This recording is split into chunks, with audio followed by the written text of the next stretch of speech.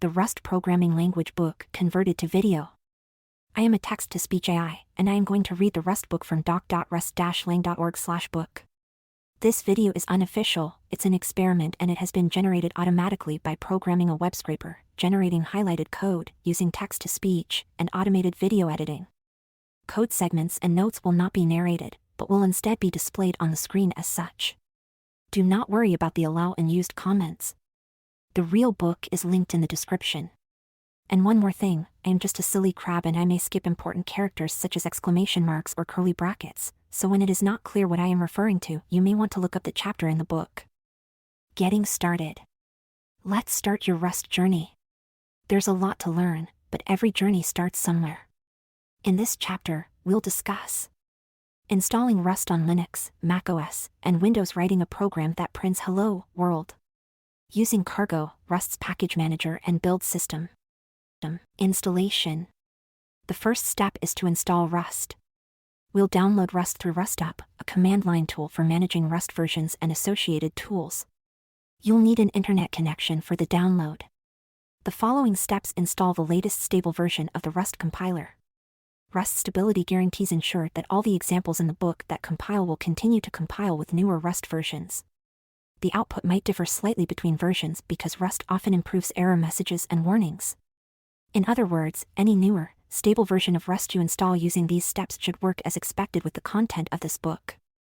Installing RustUp on Linux or macOS. If you're using Linux or macOS, open a terminal and enter the following command. The command downloads a script and starts the installation of the RustUp tool, which installs the latest stable version of Rust. You might be prompted for your password. If the install is successful, the following line will appear. You will also need a linker, which is a program that Rust uses to join its compiled outputs into one file. It is likely you already have one. If you get linker errors, you should install a C compiler, which will typically include a linker. A C compiler is also useful because some common Rust packages depend on C code and will need a C compiler. On macOS, you can get a C compiler by running. Linux users should generally install GCC or Clang, according to their distribution's documentation. For example, if you use Ubuntu, you can install the Build Essential package. Installing RustUp on Windows. On Windows, go to https://www.rust-lang.org/tools/install and follow the instructions for installing Rust. At some point in the installation, you'll receive a message explaining that you'll also need the MSVC build tools for Visual Studio 2013 or later. To acquire the build tools, you'll need to install Visual Studio 2022. When asked which workloads to install, include desktop development with C++, the Windows 10 or 11 SDK, the English language pack component, along with any other language pack of your choosing. The rest of this book uses commands that work in both Command-exe and PowerShell. If there are specific differences, we'll explain which to use. Troubleshooting. To check whether you have Rust installed correctly, open a shell and enter this line. You should see the version number, commit hash, and commit date for the latest stable version that has been released, in the following format. If you see this information, you have installed Rust successfully. If you don't see this information, check that Rust is in your %path system variable as follows. In Windows CMD, use. In PowerShell, use. In Linux and macOS, use. If that's all correct and Rust still isn't working, there are a number of places you can get help. Find out how to get in touch with other Rustations, a silly nickname we call ourselves, on the community page. Updating and uninstalling. Once Rust is installed via RustUp, updating to a newly released version is easy. From your shell, run the following update script.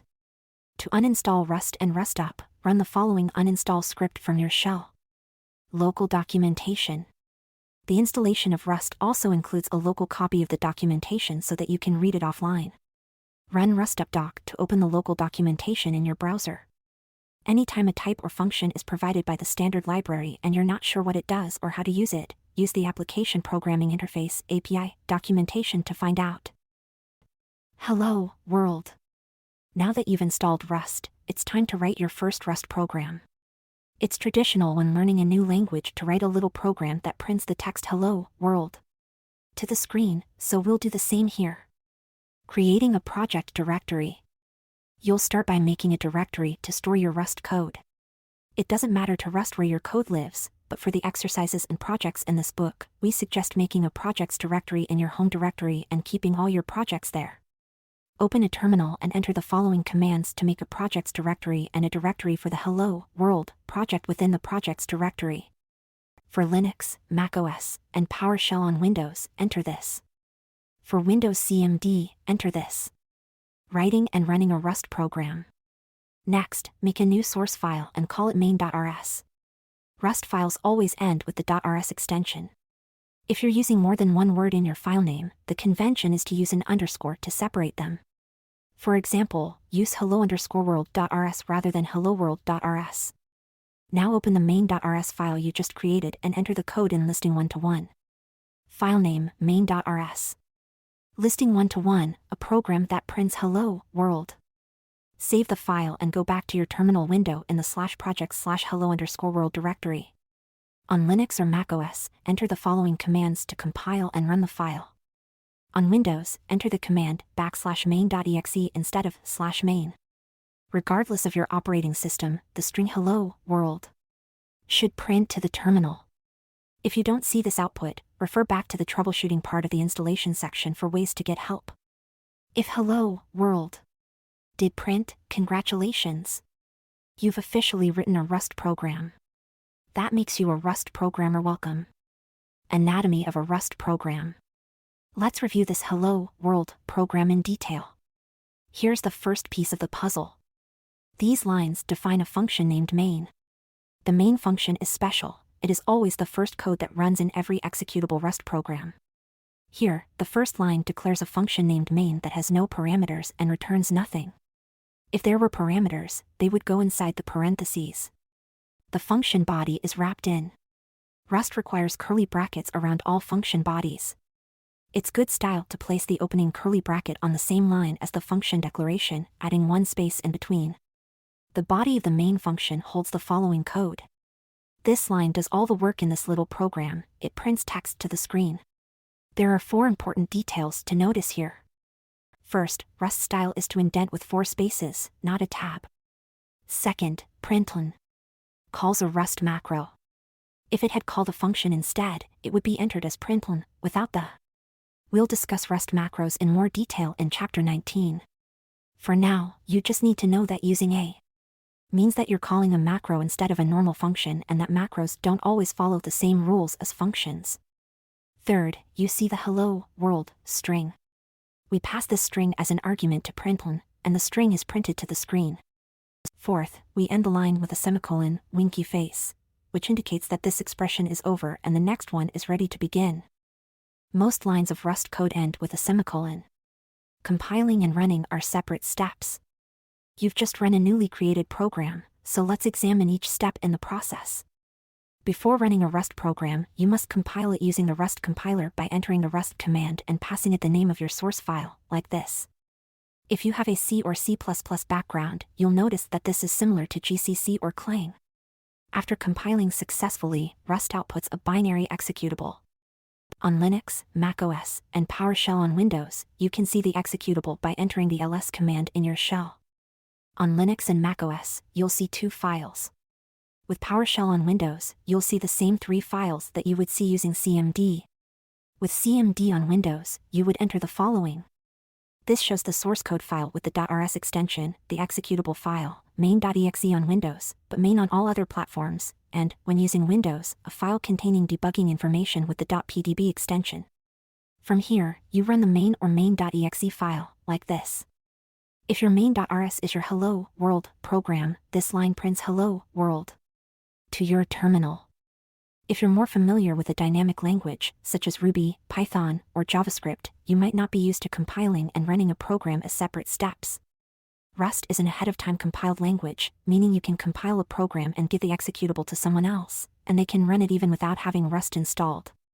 If you give someone a .rb, .py, or .js file, they need to have a Ruby, Python, or JavaScript implementation installed, respectively. But in those languages, you only need one command to compile and run your program. Everything is a trade-off in language design. Just compiling with Rust is fine for simple programs, but as your project grows, you'll want to manage all the options and make it easy to share your code.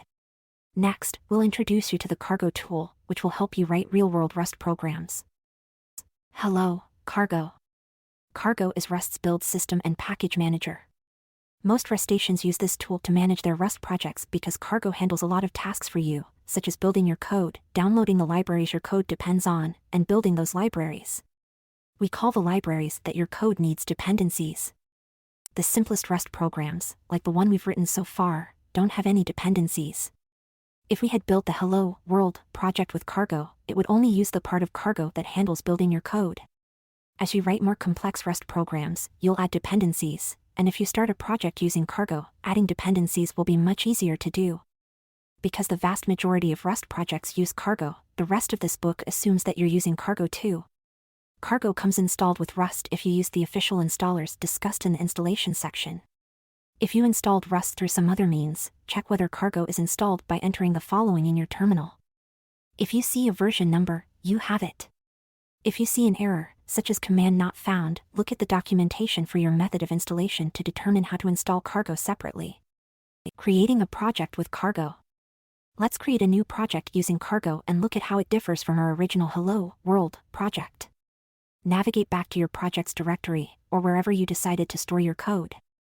Then, on any operating system, run the following. The first command creates a new directory and project called hello_cargo. We've named our project hello_cargo, and Cargo creates its files in a directory of the same name. Go into the hello_cargo directory and list the files. You'll see that Cargo has generated 2 files and 1 directory for us, a cargo.toml file and a src directory with a main.rs file inside. It has also initialized a new Git repository along with a .gitignore file. Git files won't be generated if you run Cargo new within an existing Git repository. You can override this behavior by using cargo new vcs equals git. Open cargo.toml in your text editor of choice.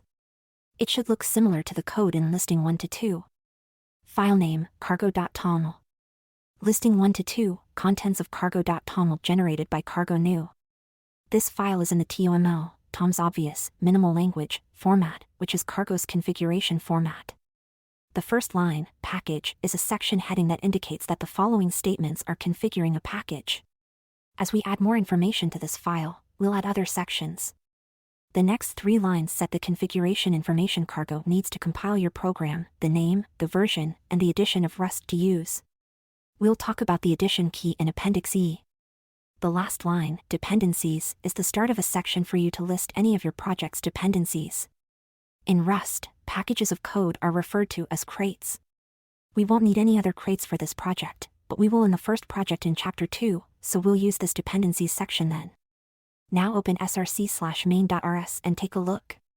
File name src/main.rs. Cargo has generated a Hello World program for you, just like the one we wrote in listing 1 to 1. So far, the differences between our project and the project Cargo generated are that Cargo placed the code in the src directory and we have a cargo.toml configuration file in the top directory. Cargo expects your source files to live inside the src directory. The top-level project directory is just for README files, license information, configuration files, and anything else not related to your code. Using Cargo helps you organize your projects. There's a place for everything, and everything is in its place. If you started a project that doesn't use Cargo, as we did with the Hello World project, you can convert it to a project that does use Cargo. Move the project code into the src directory and create an appropriate cargo.toml file. Building and running a Cargo project. Now let's look at what's different when we build and run the Hello World program with Cargo. From your hello_cargo directory, build your project by entering the following command. This command creates an executable file in target/debug/hello_cargo, or target/debug/hello_cargo.exe on Windows, rather than in your current directory. Because the default build is a debug build, Cargo puts the binary in a directory named debug. You can run the executable with this command.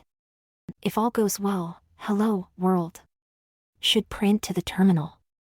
Running Cargo build for the first time also causes Cargo to create a new file at the top level, cargo.lock. This file keeps track of the exact versions of dependencies in your project. This project doesn't have dependencies, so the file is a bit sparse. You won't ever need to change this file manually, Cargo manages its contents for you.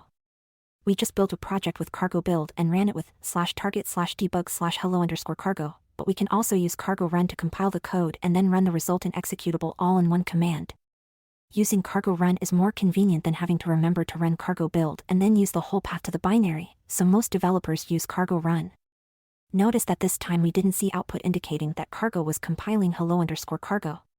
Cargo figured out that the files hadn't changed, so it didn't rebuild but just ran the binary. If you had modified your source code, cargo would have rebuilt the project before running it, and you would have seen this output. Cargo also provides a command called cargo check.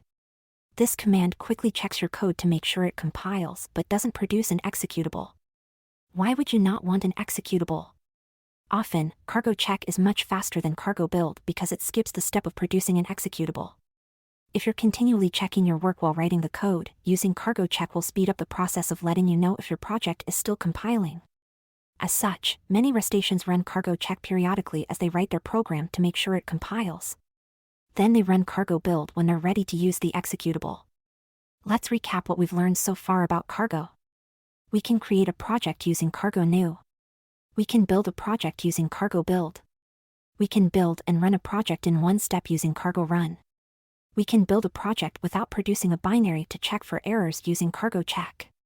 Instead of saving the result of the build in the same directory as our code, cargo stores it in the target/debug directory.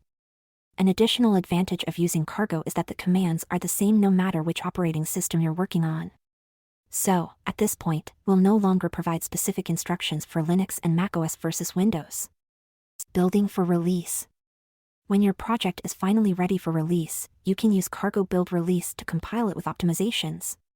This command will create an executable in target/release instead of target/debug. The optimizations make your Rust code run faster, but turning them on lengthens the time it takes for your program to compile. This is why there are two different profiles, one for development, when you want to rebuild quickly and often, and another for building the final program you'll give to a user that won't be rebuilt repeatedly and that will run as fast as possible. If you're benchmarking your code's running time, be sure to run cargo build release and benchmark with the executable in target/release. Cargo as convention. With simple projects, cargo doesn't provide a lot of value over just using Rust, but it will prove its worth as your programs become more intricate.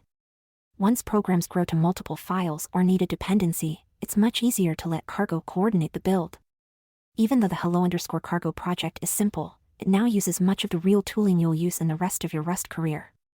In fact, to work on any existing projects, you can use the following commands to check out the code using git, change to that project's directory, and build. For more information about cargo, check out its documentation. Summary. You're already off to a great start on your Rust journey. In this chapter, you've learned how to install the latest stable version of Rust using Rust update to a newer Rust version, open locally installed documentation, write and run a hello world program using Rust, directly create and run a new project using the conventions of cargo. This is a great time to build a more substantial program to get used to reading and writing Rust code. So, in Chapter 2, we'll build a guessing game program. If you would rather start by learning how common programming concepts work in Rust, see Chapter 3 and then return to Chapter 2. Programming a guessing game. Let's jump into Rust by working through a hands-on project together. This chapter introduces you to a few common Rust concepts by showing you how to use them in a real program. You'll learn about let, match, methods, associated functions, external crates, and more. In the following chapters, we'll explore these ideas in more detail. In this chapter, you'll just practice the fundamentals. We'll implement a classic beginner programming problem, a guessing game. Here's how it works. The program will generate a random integer between 1 and 100. It will then prompt the player to enter a guess. After a guess is entered, the program will indicate whether the guess is too low or too high. If the guess is correct, the game will print a congratulatory message and exit. Setting up a new project. To set up a new project, go to the project's directory that you created in Chapter 1 and make a new project using cargo, like so. The first command, cargo new, takes the name of the project, guessing_game, as the first argument. The second command changes to the new project's directory. Look at the generated cargo.toml file. File name, cargo.toml. As you saw in Chapter 1, cargo new generates a hello world program for you. Check out the src/main.rs file. File name, src/main.rs. Now let's compile this hello world program and run it in the same step using the cargo run command. The run command comes in handy when you need to rapidly iterate on a project, as we'll do in this game, quickly testing each iteration before moving on to the next one. Reopen the src/main.rs file. You'll be writing all the code in this file. Processing a guess. The first part of the guessing game program will ask for user input, process that input, and check that the input is in the expected form. To start, we'll allow the player to input a guess. Enter the code in listing 2 to 1 into src/main.rs.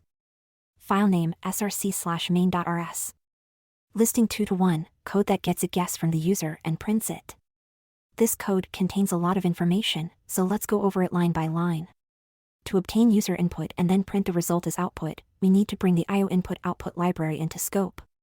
The IO library comes from the standard library, known as std. By default, Rust has a set of items defined in the standard library that it brings into the scope of every program. This set is called the prelude, and you can see everything in it in the standard library documentation. If a type you want to use isn't in the prelude, you have to bring that type into scope explicitly with a use statement. Using the std IO library provides you with a number of useful features, including the ability to accept user input. As you saw in Chapter 1, the main function is the entry point into the program. The fn syntax declares a new function, the parentheses indicate there are no parameters, and the curly bracket starts the body of the function. As you also learned in Chapter 1, println is a macro that prints a string to the screen. This code is printing a prompt stating what the game is and requesting input from the user. Storing values with variables. Next, we'll create a variable to store the user input, like this. Now the program is getting interesting. There's a lot going on in this little line. We use the let statement to create the variable. Here's another example. This line creates a new variable named apples and binds it to the value 5. In Rust, variables are immutable by default, meaning once we give the variable a value, the value won't change. We'll be discussing this concept in detail in the Variables and Mutability section in Chapter 3. To make a variable mutable, we add mut before the variable name. Returning to the guessing game program, you now know that letMutGuess will introduce a mutable variable named guess. The equals sign tells Rust we want to bind something to the variable now. On the right of the equals sign is the value that guess is bound to, which is the result of calling string new, a function that returns a new instance of a string. String is a string type provided by the standard library that is a growable, UTF-8 encoded bit of text. The syntax in the new line indicates that new is an associated function of the string type. An associated function is a function that's implemented on a type, in this case string. This new function creates a new, empty string.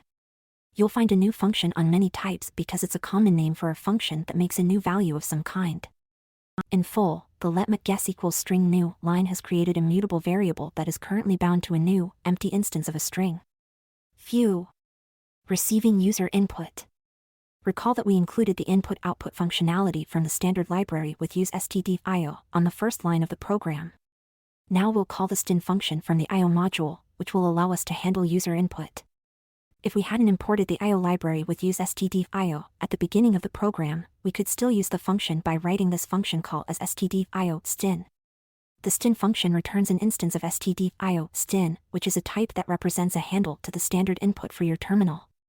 Next, the line.read_line and mutGuess calls the read_line method on the standard input handle to get input from the user. We're also passing in mutGuess as the argument to read_line to tell it what string to store the user input in. The full job of read_line is to take whatever the user types into standard input and append that into a string, without overwriting its contents, so we therefore pass that string as an argument. The string argument needs to be mutable so the method can change the string's content. The end indicates that this argument is a reference, which gives you a way to let multiple parts of your code access one piece of data without needing to copy that data into memory multiple times. References are a complex feature, and one of Rust's major advantages is how safe and easy it is to use references. You don't need to know a lot of those details to finish this program. For now, all you need to know is that, like variables, references are immutable by default. Hence, you need to write and mutGuess rather than andGuess to make it mutable. Chapter 4 will explain references more thoroughly. Handling potential failure with result. We're still working on this line of code. We're now discussing a third line of text, but note that it's still part of a single logical line of code. The next part is this method. We could have written this code as. However, one long line is difficult to read, so it's best to divide it. It's often wise to introduce a new line and other whitespace to help break up long lines when you call a method with the .method underscore name syntax. Now let's discuss what this line does. As mentioned earlier, read underscore line puts whatever the user enters into the string we pass to it, but it also returns a result value. Result is an enumeration, often called an enum, which is a type that can be in one of multiple possible states. We call each possible state a variant. Chapter 6 will cover enums in more detail. The purpose of these result types is to encode error handling information. Results variants are OK and error. The OK variant indicates the operation was successful, and inside OK is the successfully generated value. The error variant means the operation failed, and error contains information about how or why the operation failed. Values of the result type, like values of any type, have methods defined on them. An instance of result has an expect method that you can call. If this instance of result is an error value, expect will cause the program to crash and display the message that you passed as an argument to expect. If the read underscore line method returns an error, it would likely be the result of an error coming from the underlying operating system. If this instance of result is an OK value, expect will take the return value that OK is holding and return just that value to you so you can use it. In this case, that value is the number of bytes in the user's input. If you don't call expect, the program will compile, but you'll get a warning. Rust warns that you haven't used the result value returned from read underscore line, indicating that the program hasn't handled a possible error. The right way to suppress the warning is to actually write error handling code, but in our case we just want to crash this program when a problem occurs, so we can use expect. You'll learn about recovering from errors in Chapter 9. Printing values with println. Placeholders. Aside from the closing curly bracket, there's only one more line to discuss in the code so far. This line prints the string that now contains the user's input. The set of curly brackets is a placeholder, think of as little crab pincers that hold a value in place. When printing the value of a variable, the variable name can go inside the curly brackets. When printing the result of evaluating an expression, place empty curly brackets in the format string, then follow the format string with a comma-separated list of expressions to print in each empty curly bracket placeholder in the same order. Printing a variable and the result of an expression in one call to println would look like this. This code would print x equals 5 and y plus 2 is equal to 12. Testing the first part. Let's test the first part of the guessing game. Run it using cargo run. At this point, the first part of the game is done, we're getting input from the keyboard and then printing it. Generating a secret number. Next, we need to generate a secret number that the user will try to guess. The secret number should be different every time so the game is fun to play more than once. We'll use a random number between 1 and 100 so the game isn't too difficult. Rust doesn't yet include random number functionality in its standard library. However, the Rust team does provide a rand crate with said functionality. Using a crate to get more functionality. Remember that a crate is a collection of Rust source code files. The project we've been building is a binary crate, which is an executable. The rand crate is a library crate, which contains code that is intended to be used in other programs and can't be executed on its own. Cargo's coordination of external crates is where Cargo really shines. Before we can write code that uses rand, we need to modify the cargo.toml file to include the rand crate as a dependency. Open that file now and add the following line to the bottom, beneath the dependencies section header that Cargo created for you. Be sure to specify rand exactly as we have here, with this version number, or the code examples in this tutorial may not work. File name, cargo.toml. In the cargo.toml file, everything that follows a header is part of that section that continues until another section starts. In dependencies, you tell Cargo which external crates your project depends on and which versions of those crates you require. In this case, we specify the rand crate with the semantic version specifier 0.8.5. Cargo understands semantic versioning, sometimes called semver, which is a standard for writing version numbers. The specifier 0.8.5 is actually shorthand for 0.8.5, which means any version that is at least 0.8.5 but below 0.9.0. Cargo considers these versions to have public APIs compatible with version 0.8.5, and this specification ensures you'll get the latest patch release that will still compile with the code in this chapter. Any version 0.9.0 or greater is not guaranteed to have the same API as what the following examples use. Now, without changing any of the code, let's build the project, as shown in listing 2-2. Listing 2-2, the output from running cargo build after adding the rand crate as a dependency. You may see different version numbers, but they will all be compatible with the code, thanks to semver, and different lines, depending on the operating system, and the lines may be in a different order. When we include an external dependency, cargo fetches the latest versions of everything that dependency needs from the registry, which is a copy of data from crates.io. Crates.io is where people in the Rust ecosystem post their open source Rust projects for others to use. After updating the registry, cargo checks the dependencies section and downloads any crates listed that aren't already downloaded. In this case, although we only listed rand as a dependency, cargo also grabbed other crates that rand depends on to work.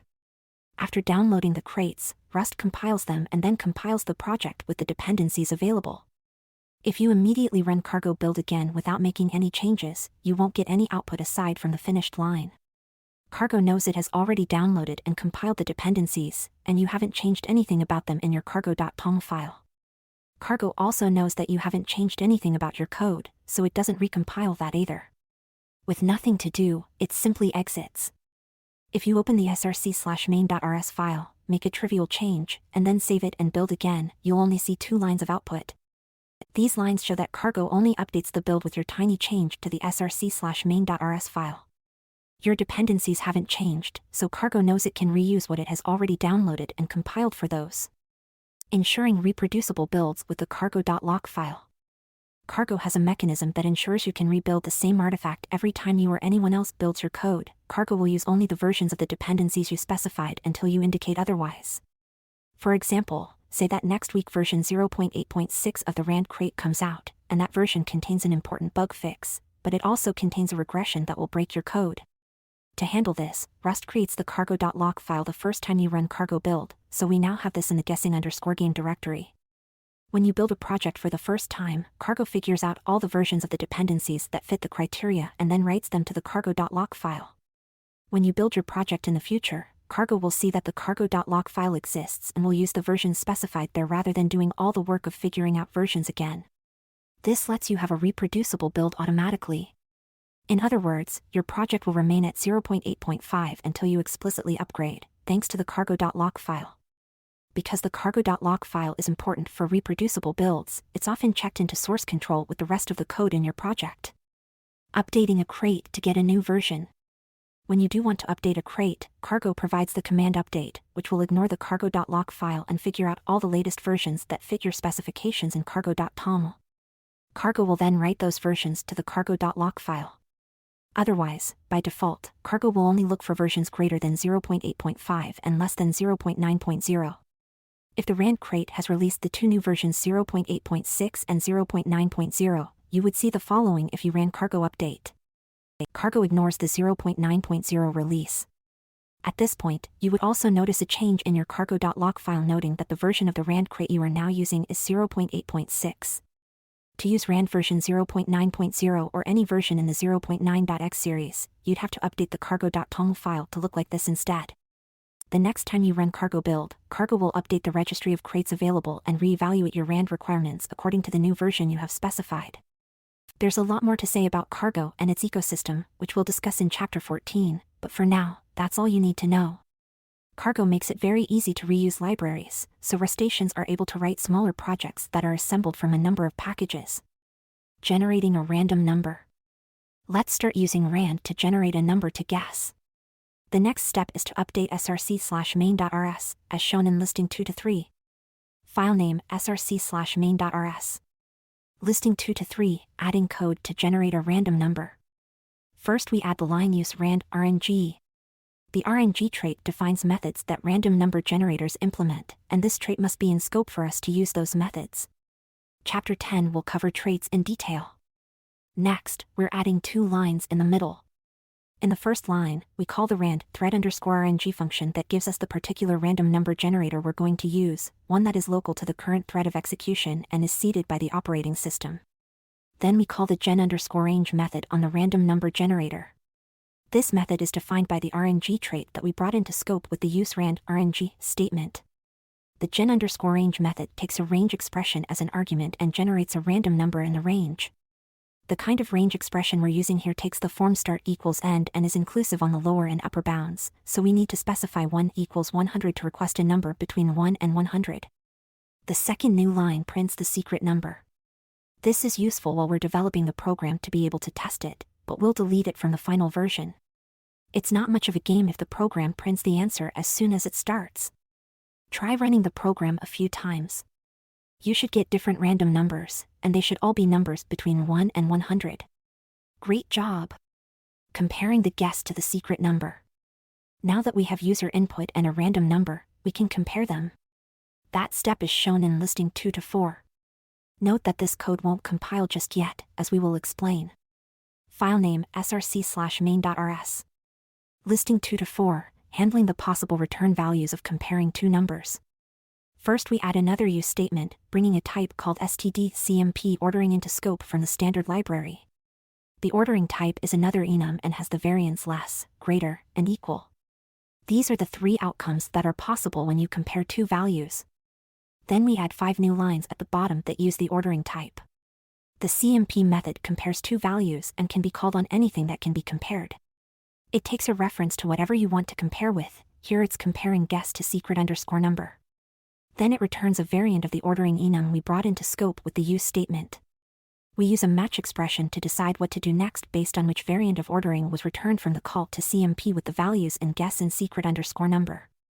A match expression is made up of arms. An arm consists of a pattern to match against, and the code that should be run if the value given to match fits that arm's pattern. Rust takes the value given to match and looks through each arm's pattern in turn.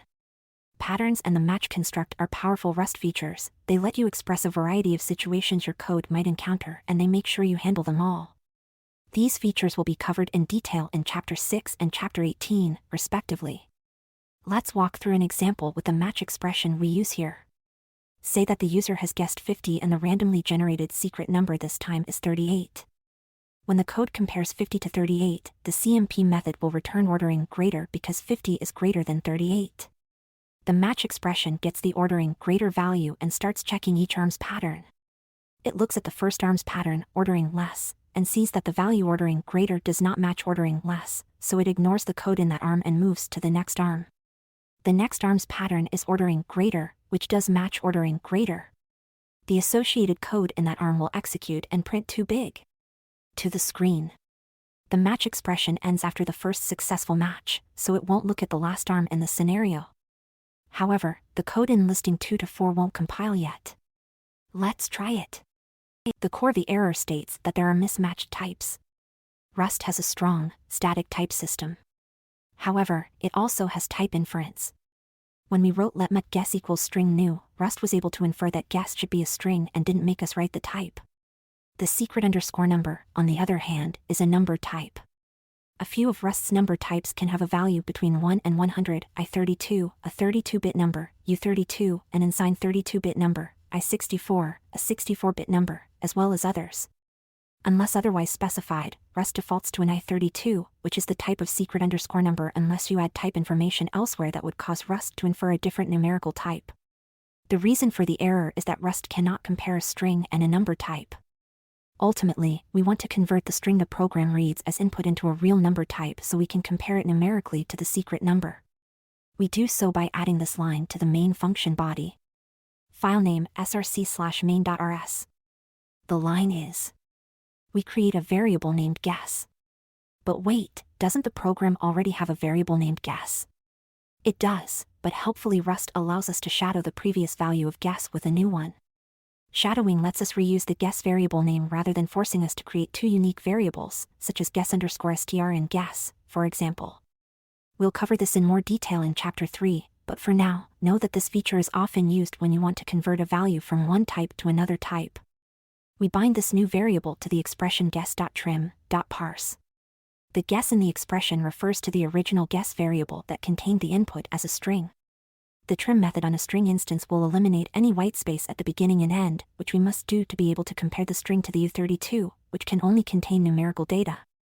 The user must press enter to satisfy read_line and input their guess, which adds a new line character to the string. For example, if the user types 5 and presses enter, guess looks like this, 5\n. The \n represents new line. On Windows, pressing enter results in a carriage return and a new line, \n. The trim method eliminates \n or \n, resulting in just 5. The parse method on strings converts a string to another type. Here, we use it to convert from a string to a number. We need to tell Rust the exact number type we want by using letGuess, U32. The colon, smiley face, after guess tells Rust we'll annotate the variable's type. Rust has a few built-in number types. The U32 seen here is an unsigned, 32-bit integer. It's a good default choice for a small positive number. You'll learn about other number types in Chapter 3. Additionally, the U32 annotation in this example program and the comparison with secret_number means Rust will infer that secret_number should be a U32 as well. So now the comparison will be between two values of the same type. The parse method will only work on characters that can logically be converted into numbers and so can easily cause errors. If, for example, the string contained %, there would be no way to convert that to a number. Because it might fail, the parse method returns a result type, much as the read_line method does, discussed earlier in handling potential failure with result. We'll treat this result the same way by using the expect method again. If parse returns an error result variant because it couldn't create a number from the string, the expect call will crash the game and print the message we give it. If parse can successfully convert the string to a number, it will return the OK variant of result, and expect will return the number that we want from the OK value. Let's run the program now. Nice. Even though spaces were added before the guess, the program still figured out that the user guessed 76. Run the program a few times to verify the different behavior with different kinds of input. Guess the number correctly, guess a number that is too high, and guess a number that is too low. We have most of the game working now, but the user can make only one guess. Let's change that by adding a loop. Allowing multiple guesses with looping. The loop keyword creates an infinite loop. We'll add a loop to give users more chances at guessing the number. Filename src/main.rs. As you can see, we've moved everything from the guess input prompt onward into a loop. Be sure to indent the lines inside the loop another 4 spaces each and run the program again. The program will now ask for another guess forever, which actually introduces a new problem. It doesn't seem like the user can quit. The user could always interrupt the program by using the keyboard shortcut Ctrl+C. But there's another way to escape this insatiable monster, as mentioned in the parse discussion in comparing the guess to the secret number. If the user enters a non-number answer, the program will crash. We can take advantage of that to allow the user to quit, as shown here.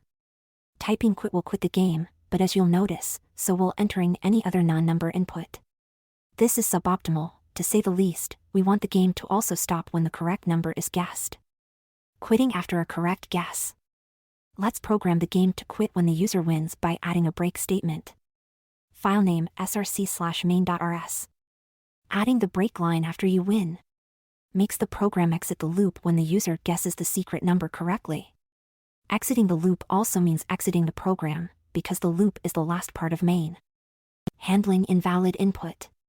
To further refine the game's behavior, rather than crashing the program when the user inputs a non-number, let's make the game ignore a non-number so the user can continue guessing. We can do that by altering the line where guess is converted from a string to a U32, as shown in listing 2 to 5.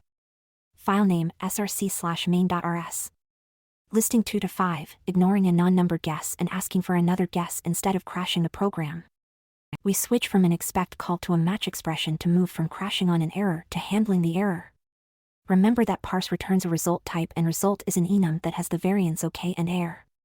We're using a match expression here, as we did with the ordering result of the CMP method.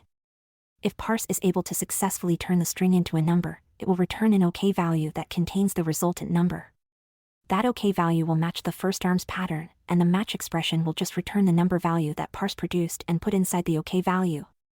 That number will end up right where we want it in the new guess variable we're creating. If parse is not able to turn the string into a number, it will return an error value that contains more information about the error. The error value does not match the OK number pattern in the first match arm, but it does match the error underscore pattern in the second arm.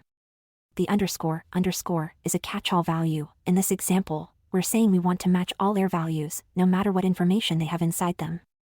So the program will execute the second arm's code, continue, which tells the program to go to the next iteration of the loop and ask for another guess. So, effectively, the program ignores all errors that parse might encounter. Now everything in the program should work as expected. Let's try it. Awesome. With one tiny final tweak, we will finish the guessing game. Recall that the program is still printing the secret number. That worked well for testing, but it ruins the game. Let's delete the println. That outputs the secret number. Listing 2 to 6 shows the final code. File name src/main.rs. Listing 2 to 6, complete guessing game code. At this point, you've successfully built the guessing game. Congratulations! Summary. This project was a hands-on way to introduce you to many new Rust concepts: let, match, functions, the use of external crates, and more. In the next few chapters, you'll learn about these concepts in more detail. Chapter 3 covers concepts that most programming languages have, such as variables, data types, and functions, and shows how to use them in Rust. Chapter 4 explores ownership, a feature that makes Rust different from other languages. Chapter 5 discusses structs and method syntax, and Chapter 6 explains how enums work. Common programming concepts. This chapter covers concepts that appear in almost every programming language and how they work in Rust. Many programming languages have much in common at their core. None of the concepts presented in this chapter are unique to Rust, but we'll discuss them in the context of Rust and explain the conventions around using these concepts. Specifically, you'll learn about variables, basic types, functions, comments, and control flow. These foundations will be in every Rust program, and learning them early will give you a strong core to start from. Variables and mutability. As mentioned in the Storing Values with Variables section, by default, variables are immutable. This is one of many nudges Rust gives you to write your code in a way that takes advantage of the safety and easy concurrency that Rust offers. However, you still have the option to make your variables mutable. Let's explore how and why Rust encourages you to favor immutability and why sometimes you might want to opt out. When a variable is immutable, once a value is bound to a name, you can't change that value. To illustrate this, generate a new project called Variables in your projects directory by using cargo new variables. Then, in your new variables directory, open src/main.rs and replace its code with the following code, which won't compile just yet. File name src/main.rs. Save and run the program using cargo run. You should receive an error message regarding an immutability error, as shown in this output. This example shows how the compiler helps you find errors in your programs. Compiler errors can be frustrating, but really they only mean your program isn't safely doing what you want it to do yet. They do not mean that you're not a good programmer. Experienced Rustaceans still get compiler errors. You receive the error message "cannot assign twice to immutable variable x" because you tried to assign a second value to the immutable x variable. It's important that we get compile time errors when we attempt to change a value that's designated as immutable because this very situation can lead to bugs. If one part of our code operates on the assumption that a value will never change and another part of our code changes that value, it's possible that the first part of the code won't do what it was designed to do. The cause of this kind of bug can be difficult to track down after the fact, especially when the second piece of code changes the value only sometimes. The Rust compiler guarantees that when you state that a value won't change, it really won't change, so you don't have to keep track of it yourself. Your code is thus easier to reason through. But mutability can be very useful, and can make code more convenient to write. Although variables are immutable by default, you can make them mutable by adding mut in front of the variable name as you did in Chapter 2. Adding mut also conveys intent to future readers of the code by indicating that other parts of the code will be changing this variable's value. For example, let's change src/main.rs to the following. File name src/main.rs. When we run the program now, we get this. We're allowed to change the value bound to x from 5 to 6 when mut is used. Ultimately, deciding whether to use mutability or not is up to you and depends on what you think is clearest in that particular situation. Constants. Like immutable variables, constants are values that are bound to a name and are not allowed to change, but there are a few differences between constants and variables. First, you aren't allowed to use mut with constants. Constants aren't just immutable by default, they're always immutable. You declare constants using the const keyword instead of the let keyword, and the type of the value must be annotated. We'll cover types and type annotations in the next section, data types, so don't worry about the details right now. Just know that you must always annotate the type. Constants can be declared in any scope, including the global scope, which makes them useful for values that many parts of code need to know about. The last difference is that constants may be set only to a constant expression, not the result of a value that could only be computed at runtime. Here's an example of a constant declaration. The constant's name is 3_hours_in_seconds, and its value is set to the result of multiplying 60, the number of seconds in a minute, by 60, the number of minutes in an hour, by 3, the number of hours we want to count in this program. Rust's naming convention for constants is to use all uppercase with underscores between words. The compiler is able to evaluate a limited set of operations at compile time, which lets us choose to write out this value in a way that's easier to understand and verify, rather than setting this constant to the value 10,800. See the Rust references section on constant evaluation for more information on what operations can be used when declaring constants. Constants are valid for the entire time a program runs, within the scope in which they were declared.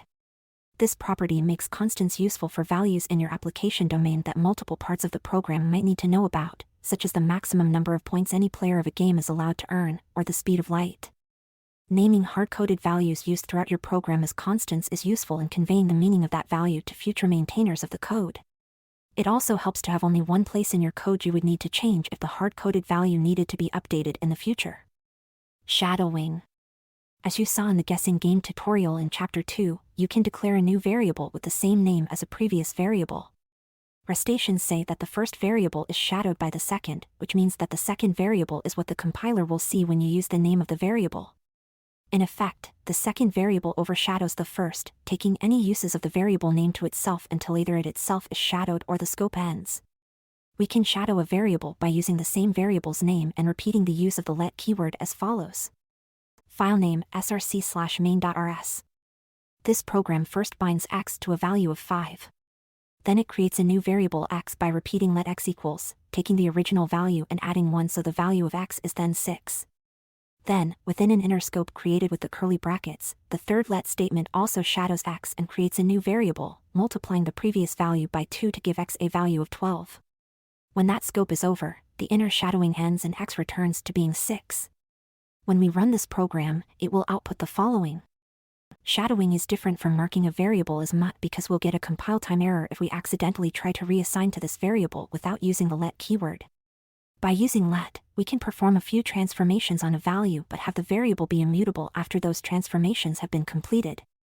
The other difference between mut and shadowing is that because we're effectively creating a new variable when we use the let keyword again, we can change the type of the value but reuse the same name. For example, say our program asks a user to show how many spaces they want between some text by inputting space characters, and then we want to store that input as a number. The first spaces variable is a string type and the second spaces variable is a number type. Shadowing thus spares us from having to come up with different names, such as spaces_str and spaces_number. Instead, we can reuse the simpler spaces name. However, if we try to use mut for this, as shown here, we'll get a compile time error. The error says we're not allowed to mutate a variable's type. Now that we've explored how variables work, let's look at more data types they can have. Data types. Every value in Rust is of a certain data type, which tells Rust what kind of data is being specified so it knows how to work with that data. We'll look at two data type subsets, scalar and compound. Keep in mind that Rust is a statically typed language, which means that it must know the types of all variables at compile time. The compiler can usually infer what type we want to use based on the value and how we use it. In cases when many types are possible, such as when we converted a string to a numeric type using parse in the comparing the guess to the secret number section in Chapter 2, we must add a type annotation, like this. If we don't add the U32 type annotation shown in the preceding code, Rust will display the following error, which means the compiler needs more information from us to know which type we want to use. You'll see different type annotations for other data types. Scalar types. A scalar type represents a single value. Rust has 4 primary scalar types: integers, floating point numbers, booleans, and characters. You may recognize these from other programming languages. Let's jump into how they work in Rust. Integer types. An integer is a number without a fractional component. We used one integer type in Chapter 2, the U32 type. This type declaration indicates that the value it's associated with should be an unsigned integer. Signed integer types start with I instead of U, that takes up 32 bits of space. Table 3, 1 shows the built-in integer types in Rust. We can use any of these variants to declare the type of an integer value. Table 3, 1, integer types in Rust. Length signed and signed 8 BD8 U8 16 BD 16 U16 32 BD 32 U32 64 BD 64 U64 128 BD 128 U128 Arcus size. Each variant can be either signed or unsigned and has an explicit size. Signed and unsigned refer to whether it's possible for the number to be negative, in other words, whether the number needs to have a sign with it, signed, or whether it will only ever be positive and can therefore be represented without a sign, unsigned. It's like writing numbers on paper. When the sign matters, a number is shown with a plus sign or a minus sign. However, when it's safe to assume the number is positive, it's shown with no sign. Signed numbers are stored using 2's complement representation. Each signed variant can store numbers from -2n1 to 2n-1 inclusive, where n is the number of bits that variant uses. So an I8 can store numbers from -27 to 27 to 1, which equals -128 to 127. Unsigned variants can store numbers from 0 to 2n1, so a U8 can store numbers from 0 to 28 to 1, which equals 0 to 255. Additionally, the isize and usize types depend on the architecture of the computer your program is running on, which is denoted in the table as arch, 64 bits if you're on a 64-bit architecture and 32 bits if you're on a 32-bit architecture. You can write integer literals in any of the forms shown in Table 3, 2. Note that number literals that can be multiple numeric types allow a type suffix, such as 57U8, to designate the type. Number literals can also use underscore as a visual separator to make the number easier to read, such as 1_000, which will have the same value as if you had specified 1000. Table 3, 2, integer literals in Rust. Number literals example decimal 98_222 hex 0 xff octal 0077 binary 0b1111_0000 byte, U8 only, BA. So how do you know which type of integer to use? If you're unsure, Rust's defaults are generally good places to start. Integer types default to I32. The primary situation in which you'd use isize or usize is when indexing some sort of collection. Floating point types. Rust also has 2 primitive types for floating point numbers, which are numbers with decimal points. Rust's floating point types are F32 and F64, which are 32 bits and 64 bits in size, respectively. The default type is F64 because on modern CPUs, it's roughly the same speed as F32 but is capable of more precision. All floating point types are signed. Here's an example that shows floating point numbers in action. Filename src/main.rs. Floating point numbers are represented according to the IEEE 754 standard. The F32 type is a single precision float, and F64 has double precision. Numeric operations. Rust supports the basic mathematical operations you'd expect for all the number types: addition, subtraction, multiplication, division, and remainder. Integer division truncates towards 0 to the nearest integer. The following code shows how you'd use each numeric operation in a let statement. Filename src/main.rs. Each expression in these statements uses a mathematical operator and evaluates to a single value, which is then bound to a variable. Appendix B contains a list of all operators that Rust provides. The Boolean type. As in most other programming languages, a Boolean type in Rust has 2 possible values, true and false. Booleans are 1 byte in size. The Boolean type in Rust is specified using bool. For example, filename src/main.rs. The main way to use Boolean values is through conditionals, such as an if expression. We'll cover how if expressions work in Rust in the control flow section. The character type. Rust's char type is the language's most primitive alphabetic type. Here are some examples of declaring char values. Filename src/main.rs. Note that we specify char literals with single quotes, as opposed to string literals, which use double quotes. Rust's char type is 4 bytes in size and represents a Unicode scalar value, which means it can represent a lot more than just ASCII. Accented letters, Chinese, Japanese, and Korean characters, emoji, and zero-width spaces are all valid char values in Rust. Unicode scalar values range from U+0000 to U+T7FF and U+E000 to U+10FFFF inclusive. However, a character isn't really a concept in Unicode, so your human intuition for what a character is may not match up with what a char is in Rust. We'll discuss this topic in detail in storing UTF-8 encoded text with strings in Chapter 8. Compound types. Compound types can group multiple values into one type. Rust has two primitive compound types, tuples and arrays. The tuple type. A tuple is a general way of grouping together a number of values with a variety of types into one compound type. Tuples have a fixed length. Once declared, they cannot grow or shrink in size. We create a tuple by writing a comma-separated list of values inside parentheses. Each position in the tuple has a type, and the types of the different values in the tuple don't have to be the same. We've added optional type annotations in this example. Filename src/main.rs. The variable tup binds to the entire tuple because a tuple is considered a single compound element. To get the individual values out of a tuple, we can use pattern matching to destructure a tuple value, like this. Filename src/main.rs. This program first creates a tuple and binds it to the variable tup. It then uses a pattern with let to take tup and turn it into three separate variables, x, y, and z. This is called destructuring because it breaks the single tuple into three parts. Finally, the program prints the value of y, which is 6.4. We can also access a tuple element directly by using a period, dot, followed by the index of the value we want to access. For example, filename src/main.rs. This program creates the tuple x and then accesses each element of the tuple using their respective indices. As with most programming languages, the first index in a tuple is 0. The tuple without any values has a special name, unit.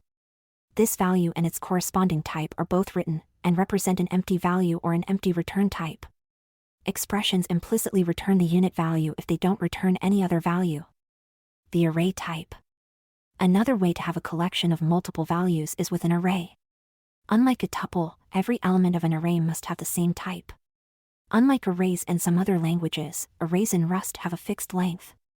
We write the values in an array as a comma-separated list inside square brackets. Filename src/main.rs.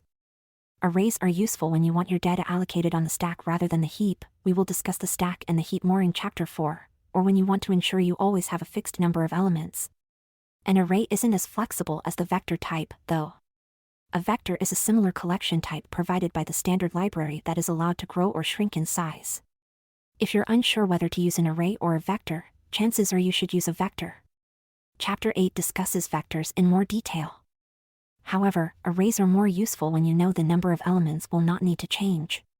For example, if you were using the names of the month in a program, you would probably use an array rather than a vector because you know it will always contain 12 elements.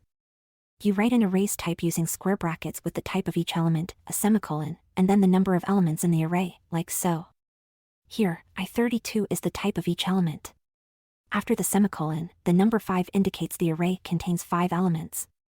You can also initialize an array to contain the same value for each element by specifying the initial value, followed by a semicolon, and then the length of the array in square brackets, as shown here. The array named will contain 5 elements that will all be set to the value 3 initially. This is the same as writing let a equals 3, 3, 3, 3, 3, but in a more concise way. Accessing array elements. An array is a single chunk of memory of a known, fixed size that can be allocated on the stack. You can access elements of an array using indexing, like this. Filename src/main.rs. In this example, the variable named first will get the value 1 because that is the value at index 0 in the array. The variable named second will get the value 2 from index 1 in the array. Invalid array element access. Let's see what happens if you try to access an element of an array that is past the end of the array. Say you run this code, similar to the guessing game in Chapter 2, to get an array index from the user. Filename src/main.rs. This code compiles successfully. If you run this code using cargo run and enter 0, 1, 2, 3, or 4, the program will print out the corresponding value at that index in the array. If you instead enter a number past the end of the array, such as 10, you'll see output like this. The program resulted in a runtime error at the point of using an invalid value in the indexing operation. The program exited with an error message and didn't execute the final println statement. When you attempt to access an element using indexing, Rust will check that the index you've specified is less than the array length. If the index is greater than or equal to the length, Rust will panic. This check has to happen at runtime, especially in this case, because the compiler can't possibly know what value a user will enter when they run the code later. This is an example of Rust's memory safety principles in action. In many low-level languages, this kind of check is not done, and when you provide an incorrect index, invalid memory can be accessed. Rust protects you against this kind of error by immediately exiting instead of allowing the memory access and continuing. Chapter 9 discusses more of Rust's error handling and how you can write readable, safe code that neither panics nor allows invalid memory access. Functions. Functions are prevalent in Rust code. You've already seen one of the most important functions in the language, the main function, which is the entry point of many programs. You've also seen the fn keyword, which allows you to declare new functions. Rust code uses snake case as the conventional style for function and variable names, in which all letters are lowercase and underscore separate words. Here's a program that contains an example function definition. Filename src/main.rs. We define a function in Rust by entering fn followed by a function name and a set of parentheses. The curly brackets tell the compiler where the function body begins and ends. We can call any function we've defined by entering its name followed by a set of parentheses. Because another underscore function is defined in the program, it can be called from inside the main function. Note that we defined another underscore function after the main function in the source code. We could have defined it before as well. Rust doesn't care where you define your functions, only that they're defined somewhere in a scope that can be seen by the caller. Let's start a new binary project named Functions to explore functions further. Place the another underscore function example in src/main.rs and run it. You should see the following output. The lines execute in the order in which they appear in the main function. First the hello world message prints, and then another underscore function is called and its message is printed. Parameters. We can define functions to have parameters, which are special variables that are part of a function's signature. When a function has parameters, you can provide it with concrete values for those parameters. Technically, the concrete values are called arguments, but in casual conversation, people tend to use the words parameter and argument interchangeably for either the variables in a function's definition or the concrete values passed in when you call a function. In this version of another underscore function, we add a parameter. Filename src/main.rs. Try running this program, you should get the following output. The declaration of another underscore function has one parameter named x. The type of x is specified as i32. When we pass 5 into another underscore function, the println macro puts 5 where the pair of curly brackets containing x was in the format string. In function signatures, you must declare the type of each parameter. This is a deliberate decision in Rust's design. Requiring type annotations in function definitions means the compiler almost never needs you to use them elsewhere in the code to figure out what type you mean. The compiler is also able to give more helpful error messages if it knows what types the function expects. When defining multiple parameters, separate the parameter declarations with commas, like this. Filename src/main.rs. This example creates a function named print_labeled_measurement with two parameters. The first parameter is named value and is an i32. The second is named unit_label and is type char. The function then prints text containing both the value and the unit_label. Let's try running this code. Replace the program currently in your functions project's src/main.rs file with the preceding example and run it using cargo run. Because we called the function with 5 as the value for value and h as the value for unit_label, the program output contains those values. Statements and expressions. Function bodies are made up of a series of statements optionally ending in an expression. So far, the functions we've covered haven't included an ending expression, but you have seen an expression as part of a statement. Because Rust is an expression-based language, this is an important distinction to understand. Other languages don't have the same distinctions, so let's look at what statements and expressions are and how their differences affect the bodies of functions. Statements are instructions that perform some action and do not return a value. Expressions evaluate to a resultant value. Let's look at some examples. We've actually already used statements and expressions. Creating a variable and assigning a value to it with the let keyword is a statement. In listing 3 to 1, let y equals 6 is a statement. Filename src/main.rs. Listing 3 to 1, a main function declaration containing one statement. Function definitions are also statements. The entire preceding example is a statement in itself. Statements do not return values. Therefore, you can't assign a let statement to another variable, as the following code tries to do. You'll get an error. Filename src/main.rs.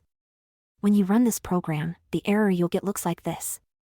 The let y equals 6 statement does not return a value, so there isn't anything for x to bind to. This is different from what happens in other languages, such as C and Ruby, where the assignment returns the value of the assignment. In those languages, you can write x equals y equals 6 and have both x and y have the value 6. That is not the case in Rust. Expressions evaluate to a value and make up most of the rest of the code that you'll write in Rust. Consider a math operation, such as 5 plus 6, which is an expression that evaluates to the value 11. Expressions can be part of statements. In listing 3 to 1, the 6 in the statement let y equals 6 is an expression that evaluates to the value 6. Calling a function is an expression. Calling a macro is an expression. A new scope block created with curly brackets is an expression, for example. Filename src/main.rs. This expression is a block that, in this case, evaluates to 4. That value gets bound to y as part of the let statement. Note that the x+1 line doesn't have a semicolon at the end, which is unlike most of the lines you've seen so far. Expressions do not include ending semicolons. If you add a semicolon to the end of an expression, you turn it into a statement, and it will then not return a value. Keep this in mind as you explore function return values and expressions next. Functions with return values. Functions can return values to the code that calls them. We don't name return values, but we must declare their type after an arrow, dash.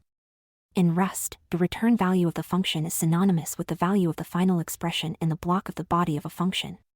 You can return early from a function by using the return keyword and specifying a value, but most functions return the last expression implicitly. Here's an example of a function that returns a value. Filename src/main.rs. There are no function calls, macros, or even let statements in the 5 function, just the number 5 by itself. That's a perfectly valid function in Rust. Note that the function's return type is specified too, as -i32. Try running this code. The output should look like this. The 5 in 5 is the function's return value, which is why the return type is i32. Let's examine this in more detail. There are 2 important bits. First, the line let x equals 5 shows that we're using the return value of a function to initialize a variable. Because the function 5 returns a 5, that line is the same as the following. Second, the 5 function has no parameters and defines the type of the return value, but the body of the function is a lonely 5 with no semicolon because it's an expression whose value we want to return. Let's look at another example. Filename src/main.rs. Running this code will print the value of x is 6, but if we place a semicolon at the end of the line containing x+1, changing it from an expression to a statement, we'll get an error. Filename src/main.rs. Compiling this code produces an error, as follows. The main error message, mismatched types, reveals the core issue with this code. The definition of the function +_1 says that it will return an i32, but statements don't evaluate to a value, which is expressed by the unit type. Therefore, nothing is returned, which contradicts the function definition and results in an error. In this output, Rust provides a message to possibly help rectify this issue. It suggests removing the semicolon, which would fix the error. Comments. All programmers strive to make their code easy to understand, but sometimes extra explanation is warranted. In these cases, programmers leave comments in their source code that the compiler will ignore but people reading the source code may find useful. Here's a simple comment. In Rust, the idiomatic comment style starts a comment with 2 slashes, and the comment continues until the end of the line. For comments that extend beyond a single line, you'll need to include // on each line, like this. Comments can also be placed at the end of lines containing code. Filename src/main.rs. But you'll more often see them used in this format, with the comment on a separate line above the code it's annotating. Filename src/main.rs. Rust also has another kind of comment, documentation comments, which we'll discuss in the Publishing a Crate to Crates.io section of Chapter 14. Control Flow. The ability to run some code depending on whether a condition is true and to run some code repeatedly while a condition is true are basic building blocks in most programming languages. The most common constructs that let you control the flow of execution of Rust code are if expressions and loops. If expressions. An if expression allows you to branch your code depending on conditions. You provide a condition and then state, if this condition is met, run this block of code. If the condition is not met, do not run this block of code. Create a new project called branches in your projects directory to explore the if expression. In the src/main.rs file, input the following. File name src/main.rs. All if expressions start with the keyword if, followed by a condition. In this case, the condition checks whether or not the variable number has a value less than 5. We place the block of code to execute if the condition is true immediately after the condition inside curly brackets. Blocks of code associated with the conditions in if expressions are sometimes called arms, just like the arms and match expressions that we discussed in the Comparing the Guess to the Secret Number section of Chapter 2. Optionally, we can also include an else expression, which we chose to do here, to give the program an alternative block of code to execute should the condition evaluate to false. If you don't provide an else expression and the condition is false, the program will just skip the if block and move on to the next bit of code. Try running this code, you should see the following output. Let's try changing the value of number to a value that makes the condition false to see what happens. Run the program again, and look at the output. It's also worth noting that the condition in this code must be a bool. If the condition isn't a bool, we'll get an error. For example, try running the following code. File name src/main.rs. The if condition evaluates to a value of 3 this time, and Rust throws an error. The error indicates that Rust expected a bool but got an integer. Unlike languages such as Ruby and JavaScript, Rust will not automatically try to convert non-Boolean types to a Boolean. You must be explicit and always provide if with a Boolean as its condition. If we want the if code block to run only when a number is not equal to 0, for example, we can change the if expression to the following. File name src/main.rs. Running this code will print number with something other than 0. Handling multiple conditions with else if. You can use multiple conditions by combining if and else in an else if expression. For example, file name src/main.rs. This program has 4 possible paths it can take. After running it, you should see the following output. When this program executes, it checks each if expression in turn and executes the first body for which the condition evaluates to true. Note that even though 6 is divisible by 2, we don't see the output number is divisible by 2, nor do we see the number is not divisible by 4, 3, or 2 text from the else block. That's because Rust only executes the block for the first true condition, and once it finds one, it doesn't even check the rest. Using too many else if expressions can clutter your code, so if you have more than one, you might want to refactor your code. Chapter 6 describes a powerful Rust branching construct called match for these cases. Using if in a let statement. Because if is an expression, we can use it on the right side of a let statement to assign the outcome to a variable, as in listing 3 to 2. File name src/main.rs. Listing 3 to 2, assigning the result of an if expression to a variable. The number variable will be bound to a value based on the outcome of the if expression. Run this code to see what happens. Remember that blocks of code evaluate to the last expression in them, and numbers by themselves are also expressions. In this case, the value of the whole if expression depends on which block of code executes. This means the values that have the potential to be results from each arm of the if must be the same type. In listing 3 to 2, the results of both the if arm and the else arm were 32 integers. If the types are mismatched, as in the following example, we'll get an error. File name src/main.rs.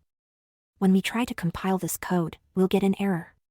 The if and else arms have value types that are incompatible, and Rust indicates exactly where to find the problem in the program.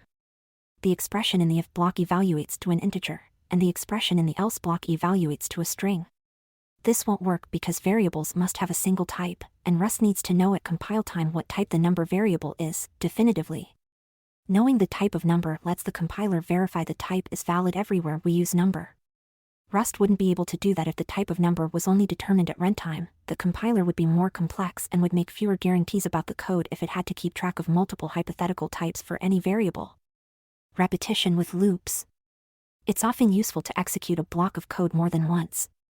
For this task, Rust provides several loops, which will run through the code inside the loop body to the end and then start immediately back at the beginning. To experiment with loops, let's make a new project called loops. Rust has 3 kinds of loops: loop, while, and for. Let's try each one. Repeating code with loop. The loop keyword tells Rust to execute a block of code over and over again forever or until you explicitly tell it to stop. As an example, change the src/main.rs file in your loops directory to look like this. File name src/main.rs. When we run this program, we'll see again. Print it over and over continuously until we stop the program manually. Most terminals support the keyboard shortcut Control-C to interrupt a program that is stuck in a continual loop. Give it a try. The symbol "C" represents where you pressed Control-C. You may or may not see the word again. Print it after the "C", depending on where the code was in the loop when it received the interrupt signal. Fortunately, Rust also provides a way to break out of a loop using code. You can place the break keyword within the loop to tell the program when to stop executing the loop. Recall that we did this in the guessing game in the quitting after a correct guess section of Chapter 2 to exit the program when the user won the game by guessing the correct number. We also used continue in the guessing game, which in a loop tells the program to skip over any remaining code in this iteration of the loop and go to the next iteration. Returning values from loops. One of the uses of a loop is to retry an operation you know might fail, such as checking whether a thread has completed its job. You might also need to pass the result of that operation out of the loop to the rest of your code. To do this, you can add the value you want returned after the break expression you used to stop the loop. That value will be returned out of the loop so you can use it, as shown here. Before the loop, we declare a variable named counter and initialize it to 0. Then we declare a variable named result to hold the value returned from the loop. On every iteration of the loop, we add 1 to the counter variable, and then check whether the counter is equal to 10. When it is, we use the break keyword with the value counter *2. After the loop, we use a semicolon to end the statement that assigns the value to result. Finally, we print the value in result, which in this case is 20. Loop labels to disambiguate between multiple loops. If you have loops within loops, break and continue apply to the innermost loop at that point. You can optionally specify a loop label on a loop that you can then use with break or continue to specify that those keywords apply to the labeled loop instead of the innermost loop. Loop labels must begin with a single quote. Here's an example with 2 nested loops. The outer loop has the label counting _up, and it will count up from 0 to 2. The inner loop without a label counts down from 10 to 9. The first break that doesn't specify a label will exit the inner loop only. The break counting _up statement will exit the outer loop. This code prints conditional loops with while. A program will often need to evaluate a condition within a loop. While the condition is true, the loop runs. When the condition ceases to be true, the program calls break, stopping the loop. It's possible to implement behavior like this using a combination of loop, if, else, and break. You could try that now in a program if you'd like. However, this pattern is so common that Rust has a built-in language construct for it, called a while loop. In listing 3 to 3, we use while to loop the program 3 times, counting down each time, and then, after the loop, print a message and exit. File name src/main.rs. Listing 3 to 3, using a while loop to run code while a condition holds true. This construct eliminates a lot of nesting that would be necessary if you used loop, if, else, and break, and it's clearer. While a condition evaluates to true, the code runs, otherwise, it exits the loop. Looping through a collection with for. You can choose to use the while construct to loop over the elements of a collection, such as an array. For example, the loop in listing 3 to 4 prints each element in the array A. File name src/main.rs. Listing 3 to 4, looping through each element of a collection using a while loop. Here, the code counts up through the elements in the array. It starts at index 0, and then loops until it reaches the final index in the array, that is, when index 5 is no longer true. Running this code will print every element in the array. All 5 array values appear in the terminal, as expected. Even though index will reach a value of 5, at some point, the loop stops executing before trying to fetch a 6th value from the array. However, this approach is error-prone. We could cause the program to panic if the index value or test condition is incorrect. For example, if you changed the definition of the array to have 4 elements but forgot to update the condition to while index 4, the code would panic. It's also slow, because the compiler adds runtime code to perform the conditional check of whether the index is within the bounds of the array on every iteration through the loop.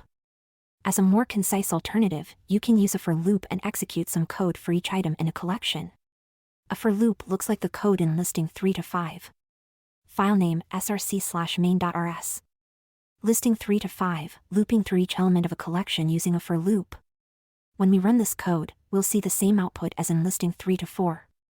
More importantly, we've now increased the safety of the code and eliminated the chance of bugs that might result from going beyond the end of the array or not going far enough and missing some items. Using the for loop, you wouldn't need to remember to change any other code if you changed the number of values in the array, as you would with the method used in listing 3 to 4. The safety and conciseness of for loops make them the most commonly used loop construct in Rust. Even in situations in which you want to run some code a certain number of times, as in the countdown example that used a while loop in listing 3 to 3, most Rustations would use a for loop. The way to do that would be to use a range, provided by the standard library, which generates all numbers in sequence starting from one number and ending before another number.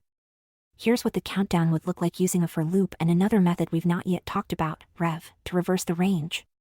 File name src/main.rs. This code is a bit nicer, isn't it? Summary. You made it!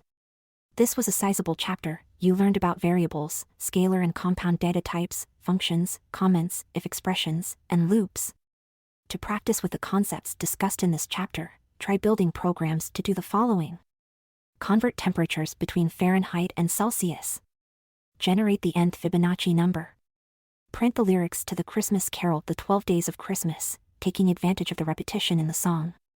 When you're ready to move on, we'll talk about a concept in Rust that doesn't commonly exist in other programming languages, ownership. Understanding ownership. Ownership is Rust's most unique feature and has deep implications for the rest of the language. It enables Rust to make memory safety guarantees without needing a garbage collector, so it's important to understand how ownership works.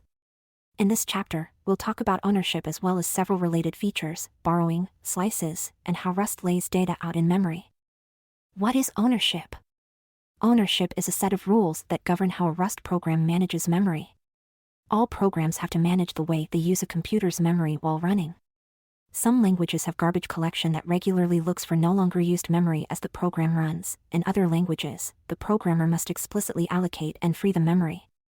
Rust uses a third approach. Memory is managed through a system of ownership with a set of rules that the compiler checks. If any of the rules are violated, the program won't compile. None of the features of ownership will slow down your program while it's running. Because ownership is a new concept for many programmers, it does take some time to get used to. The good news is that the more experienced you become with Rust and the rules of the ownership system, the easier you'll find it to naturally develop code that is safe and efficient. Keep at it. When you understand ownership, you'll have a solid foundation for understanding the features that make Rust unique. In this chapter, you'll learn ownership by working through some examples that focus on a very common data structure, strings. Ownership rules. First, let's take a look at the ownership rules. Keep these rules in mind as we work through the examples that illustrate them. Each value in Rust has an owner. There can only be one owner at a time. When the owner goes out of scope, the value will be dropped. Variable scope. Now that we're past basic Rust syntax, we won't include all the fn main code in examples, so if you're following along, make sure to put the following examples inside a main function manually. As a result, our examples will be a bit more concise, letting us focus on the actual details rather than boilerplate code. As a first example of ownership, we'll look at the scope of some variables. A scope is the range within a program for which an item is valid. Take the following variable. The variable s refers to a string literal, where the value of the string is hard-coded into the text of our program. The variable is valid from the point at which it's declared until the end of the current scope. Listing 4 to 1 shows a program with comments annotating where the variable s would be valid. Listing 4 to 1, a variable and the scope in which it is valid. In other words, there are two important points in time here. When s comes into scope, it is valid. It remains valid until it goes out of scope. At this point, the relationship between scopes and when variables are valid is similar to that in other programming languages. Now we'll build on top of this understanding by introducing the string type. The string type. To illustrate the rules of ownership, we need a data type that is more complex than those we covered in the data types section of Chapter 3. The types covered previously are of a known size, can be stored on the stack and popped off the stack when their scope is over, and can be quickly and trivially copied to make a new, independent instance if another part of code needs to use the same value in a different scope. But we want to look at data that is stored on the heap and explore how Rust knows when to clean up that data, and the string type is a great example. We'll concentrate on the parts of string that relate to ownership. These aspects also apply to other complex data types, whether they are provided by the standard library or created by you. We'll discuss string in more depth in Chapter 8. We've already seen string literals, where a string value is hard-coded into our program. String literals are convenient, but they aren't suitable for every situation in which we may want to use text. One reason is that they're immutable. Another is that not every string value can be known when we write our code. For example, what if we want to take user input and store it? For these situations, Rust has a second string type, string. This type manages data allocated on the heap and as such is able to store an amount of text that is unknown to us at compile time. You can create a string from a string literal using a from function, like so. The double colon operator allows us to namespace this particular from function under the string type rather than using some sort of name like string underscore from. We'll discuss this syntax more in the method syntax section of Chapter 5, and when we talk about namespacing with modules and paths for referring to an item in the module tree in Chapter 7. This kind of string can be mutated. So, what's the difference here? Why can string be mutated but literals cannot? The difference is in how these two types deal with memory. Memory and allocation. In the case of a string literal, we know the contents at compile time, so the text is hard-coded directly into the final executable. This is why string literals are fast and efficient. But these properties only come from the string literal's immutability. Unfortunately, we can't put a blob of memory into the binary for each piece of text whose size is unknown at compile time and whose size might change while running the program. With the string type, in order to support a mutable, growable piece of text, we need to allocate an amount of memory on the heap, unknown at compile time, to hold the contents. This means the memory must be requested from the memory allocator at runtime. We need a way of returning this memory to the allocator when we're done with our string. That first part is done by us. When we call string from, its implementation requests the memory it needs. This is pretty much universal in programming languages. However, the second part is different. In languages with a garbage collector, GC, the GC keeps track of and cleans up memory that isn't being used anymore, and we don't need to think about it. In most languages without a GC, it's our responsibility to identify when memory is no longer being used and to call code to explicitly free it, just as we did to request it. Doing this correctly has historically been a difficult programming problem. If we forget, we'll waste memory. If we do it too early, we'll have an invalid variable. If we do it twice, that's a bug too. We need to pair exactly one allocate with exactly one free. Rust takes a different path. The memory is automatically returned once the variable that owns it goes out of scope. Here's a version of our scope example from listing 4 to 1 using a string instead of a string literal. There is a natural point at which we can return the memory our string needs to the allocator, when s goes out of scope. When a variable goes out of scope, Rust calls a special function for us. This function is called drop, and it's where the author of string can put the code to return the memory. Rust calls drop automatically at the closing curly bracket. This pattern has a profound impact on the way Rust code is written. It may seem simple right now, but the behavior of code can be unexpected in more complicated situations when we want to have multiple variables use the data we've allocated on the heap. Let's explore some of those situations now. Variables and data interacting with move. Multiple variables can interact with the same data in different ways in Rust. Let's look at an example using an integer in listing 4 to 2. Listing 4 to 2, assigning the integer value of variable x to y. We can probably guess what this is doing: bind the value 5 to x, then make a copy of the value in x and bind it to y. We now have two variables, x and y, and both equal 5. This is indeed what is happening, because integers are simple values with a known, fixed size, and these two 5 values are pushed onto the stack. Now let's look at the string version. This looks very similar, so we might assume that the way it works would be the same, that is, the second line would make a copy of the value in s1 and bind it to s2. But this isn't quite what happens. Take a look at figure 4.1 to see what is happening to string under the covers. A string is made up of 3 parts, shown on the left, a pointer to the memory that holds the contents of the string, a length, and a capacity. This group of data is stored on the stack. On the right is the memory on the heap that holds the contents. Figure 4.1, representation in memory of a string holding the value hello bound to s1. The length is how much memory, in bytes, the contents of the string are currently using. The capacity is the total amount of memory, in bytes, that the string has received from the allocator. The difference between length and capacity matters, but not in this context, so for now, it's fine to ignore the capacity. When we assign S1 to S2, the string data is copied, meaning we copy the pointer, the length, and the capacity that are on the stack. We do not copy the data on the heap that the pointer refers to. In other words, the data representation in memory looks like Figure 4.2. Figure 4.2, representation in memory of the variable S2 that has a copy of the pointer, length, and capacity of S1. The representation does not look like Figure 4.3, which is what memory would look like if Rust instead copied the heap data as well. If Rust did this, the operation S2 equals S1 could be very expensive in terms of runtime performance if the data on the heap were large. Figure 4.3, another possibility for what S2 equals S1 might do if Rust copied the heap data as well. Earlier, we said that when a variable goes out of scope, Rust automatically calls the drop function and cleans up the heap memory for that variable. But Figure 4.2 shows both data pointers pointing to the same location. This is a problem. When S2 and S1 go out of scope, they will both try to free the same memory. This is known as a double free error and is one of the memory safety bugs we mentioned previously. Freeing memory twice can lead to memory corruption, which can potentially lead to security vulnerabilities. To ensure memory safety, after the line let S2 equals S1, Rust considers S1 as no longer valid. Therefore, Rust doesn't need to free anything when S1 goes out of scope. Check out what happens when you try to use S1 after S2 is created. It won't work. You'll get an error like this because Rust prevents you from using the invalidated reference. If you've heard the terms shallow copy and deep copy while working with other languages, the concept of copying the pointer, length, and capacity without copying the data probably sounds like making a shallow copy. But because Rust also invalidates the first variable, instead of being called a shallow copy, it's known as a move. In this example, we would say that S1 was moved into S2. So, what actually happens is shown in Figure 4.4.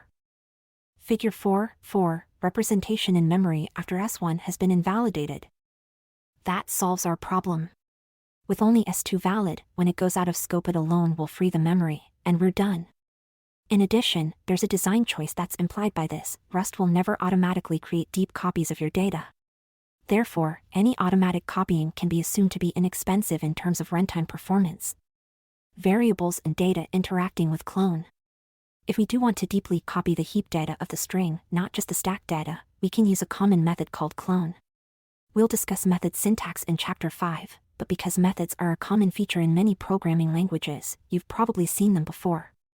Here's an example of the clone method in action. This works just fine and explicitly produces the behavior shown in Figure 4.3, where the heap data does get copied. When you see a call to clone, you know that some arbitrary code is being executed and that code may be expensive. It's a visual indicator that something different is going on. Stack-only data, copy. There's another wrinkle we haven't talked about yet. This code using integers, part of which was shown in listing 4-2, works and is valid. But this code seems to contradict what we just learned. We don't have a call to clone, but X is still valid and wasn't moved into Y. The reason is that types such as integers that have a known size at compile time are stored entirely on the stack, so copies of the actual values are quick to make. That means there's no reason we would want to prevent X from being valid after we create the variable Y.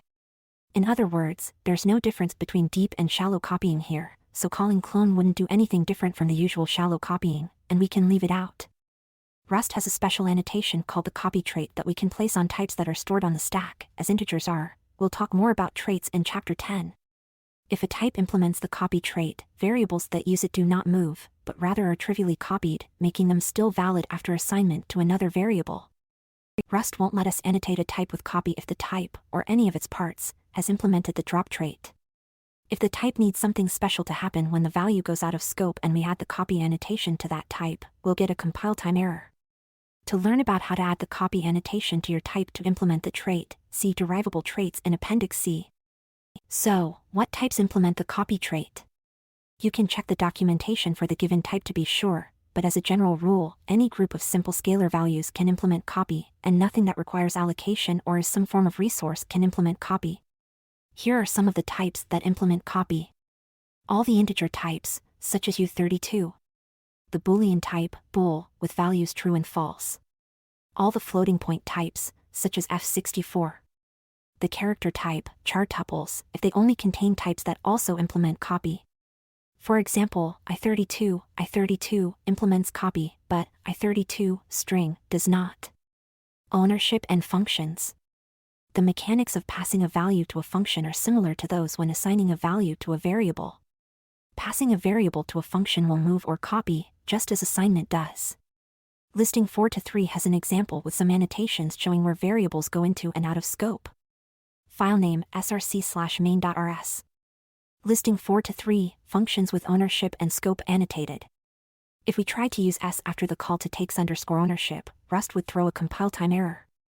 These static checks protect us from mistakes. Try adding code to main that uses s and x to see where you can use them and where the ownership rules prevent you from doing so. Return values and scope. Returning values can also transfer ownership. Listing 4-4 shows an example of a function that returns some value with similar annotations as those in listing 4-3. File name src/main.rs. Listing 4-4, transferring ownership of return values. The ownership of a variable follows the same pattern every time. Assigning a value to another variable moves it. When a variable that includes data on the heap goes out of scope, the value will be cleaned up by drop unless ownership of the data has been moved to another variable. While this works, taking ownership and then returning ownership with every function is a bit tedious. What if we want to let a function use a value but not take ownership? It's quite annoying that anything we pass in also needs to be passed back if we want to use it again, in addition to any data resulting from the body of the function that we might want to return as well.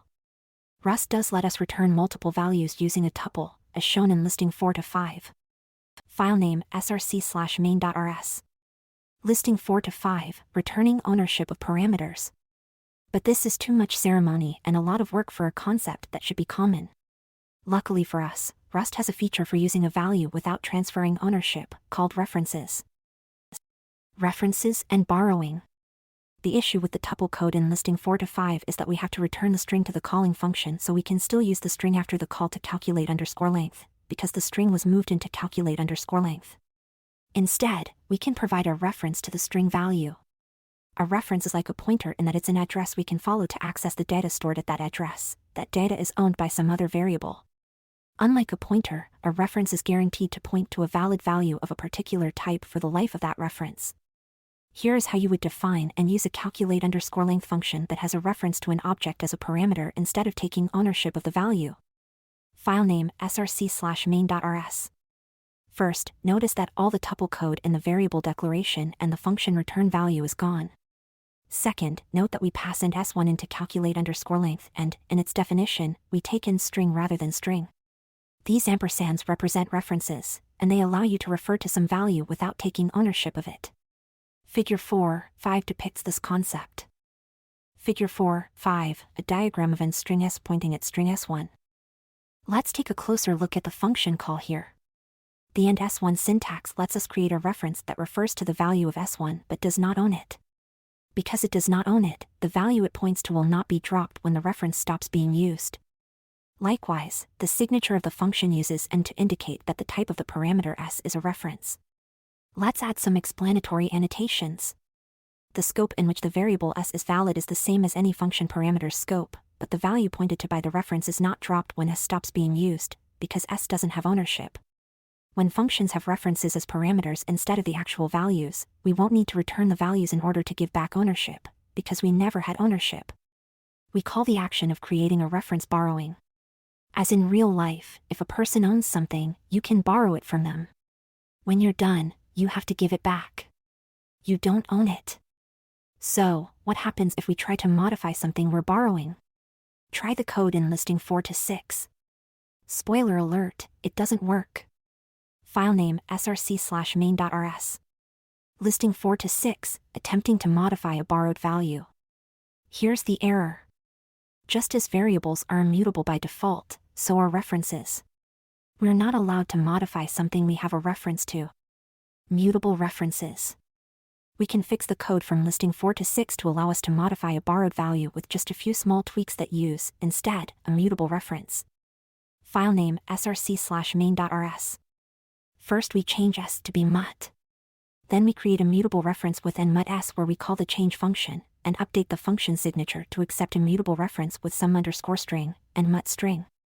This makes it very clear that the change function will mutate the value it borrows. Mutable references have one big restriction: if you have a mutable reference to a value, you can have no other references to that value. This code that attempts to create two mutable references to s will fail. Filename src/main.rs. Here's the error. This error says that this code is invalid because we cannot borrow s as mutable more than once at a time.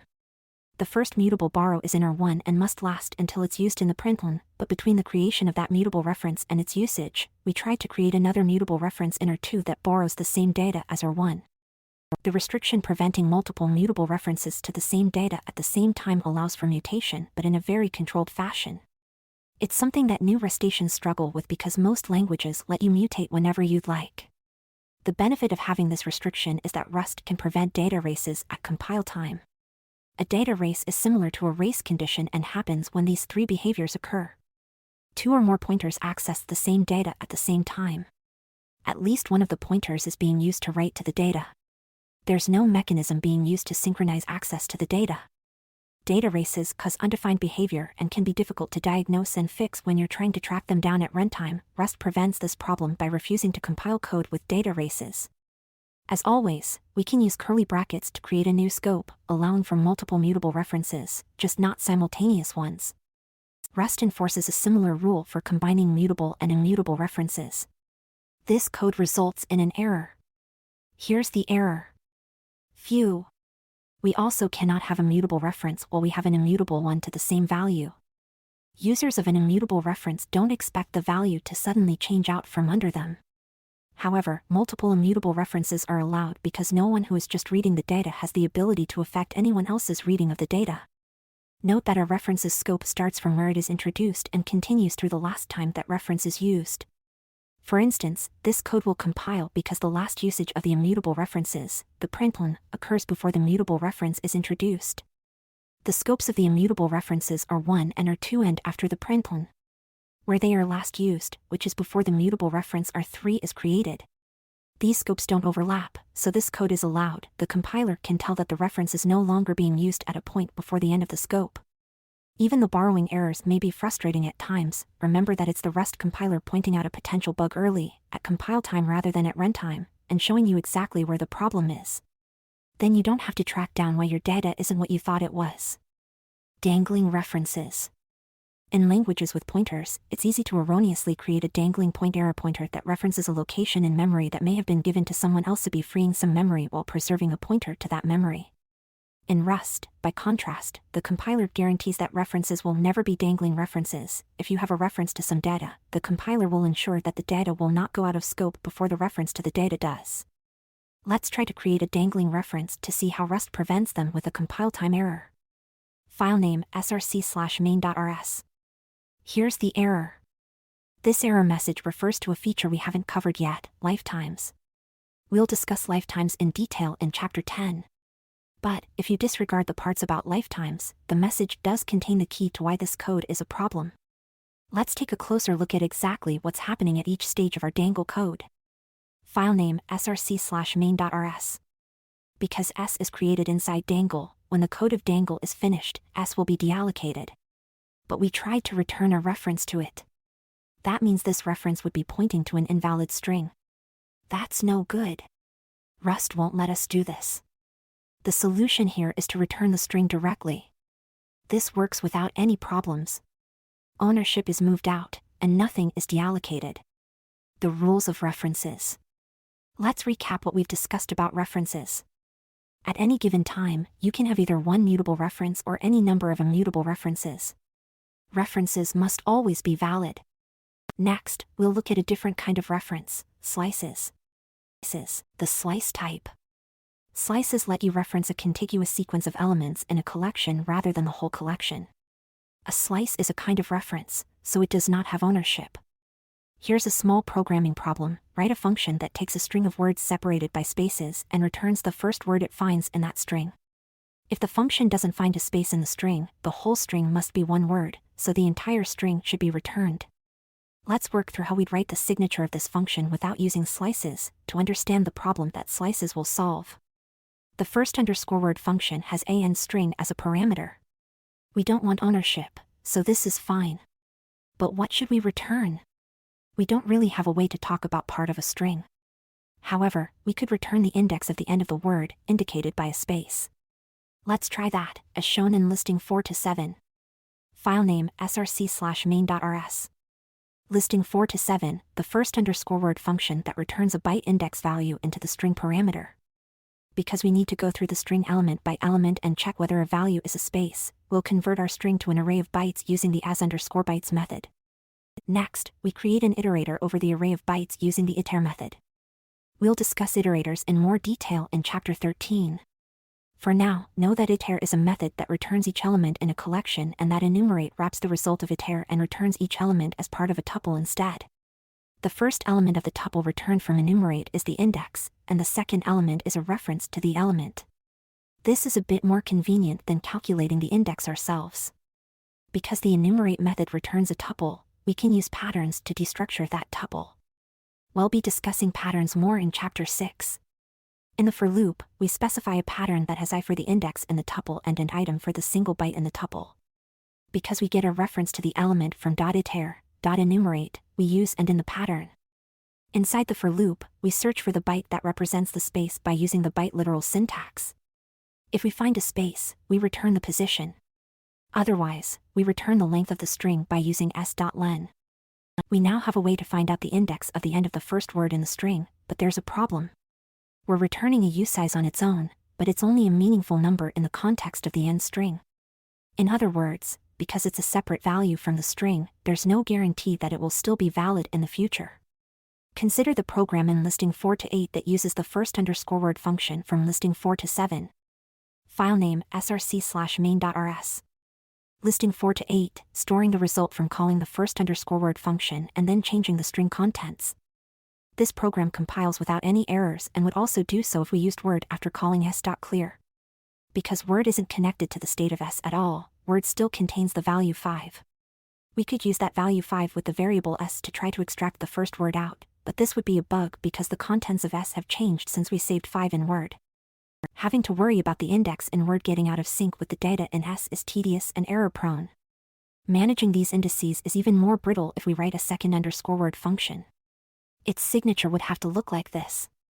Now we're tracking a starting and an ending index, and we have even more values that were calculated from data in a particular state but aren't tied to that state at all. We have 3 unrelated variables floating around that need to be kept in sync. Luckily, Rust has a solution to this problem: string slices. String slices. A string slice is a reference to part of a string, and it looks like this. Rather than a reference to the entire string, hello is a reference to a portion of the string, specified in the extra 0.5 bit. We create slices using a range within brackets by specifying starting underscore index ending underscore index, where starting underscore index is the first position in the slice and ending underscore index is one more than the last position in the slice. Internally, the slice data structure stores the starting position and the length of the slice, which corresponds to ending underscore index minus starting underscore index. So, in the case of let world equals and s, 611, world would be a slice that contains a pointer to the byte at index 6 of s with a length value of 5. Figure 4.6 shows this in a diagram. Figure 4.6, string slice referring to part of a string. With Rust's range syntax, if you want to start at index 0, you can drop the value before the 2 periods. In other words, these are equal. By the same token, if your slice includes the last byte of the string, you can drop the trailing number. That means these are equal. You can also drop both values to take a slice of the entire string. So these are equal. With all this information in mind, let's rewrite first underscore word to return a slice. The type that signifies string slice is written as endstr. File name src/main.rs. We get the index for the end of the word the same way we did in listing 4 to 7, by looking for the first occurrence of a space. When we find a space, we return a string slice using the start of the string and the index of the space as the starting and ending indices. Now when we call first underscore word, we get back a single value that is tied to the underlying data. The value is made up of a reference to the starting point of the slice and the number of elements in the slice. Returning a slice would also work for a second _word function. We now have a straightforward API that's much harder to mess up because the compiler will ensure the references into the string remain valid. Remember the bug in the program in listing 4 to 8, when we got the index to the end of the first word but then cleared the string so our index was invalid? That code was logically incorrect but didn't show any immediate errors. The problems would show up later if we kept trying to use the first word index with an emptied string.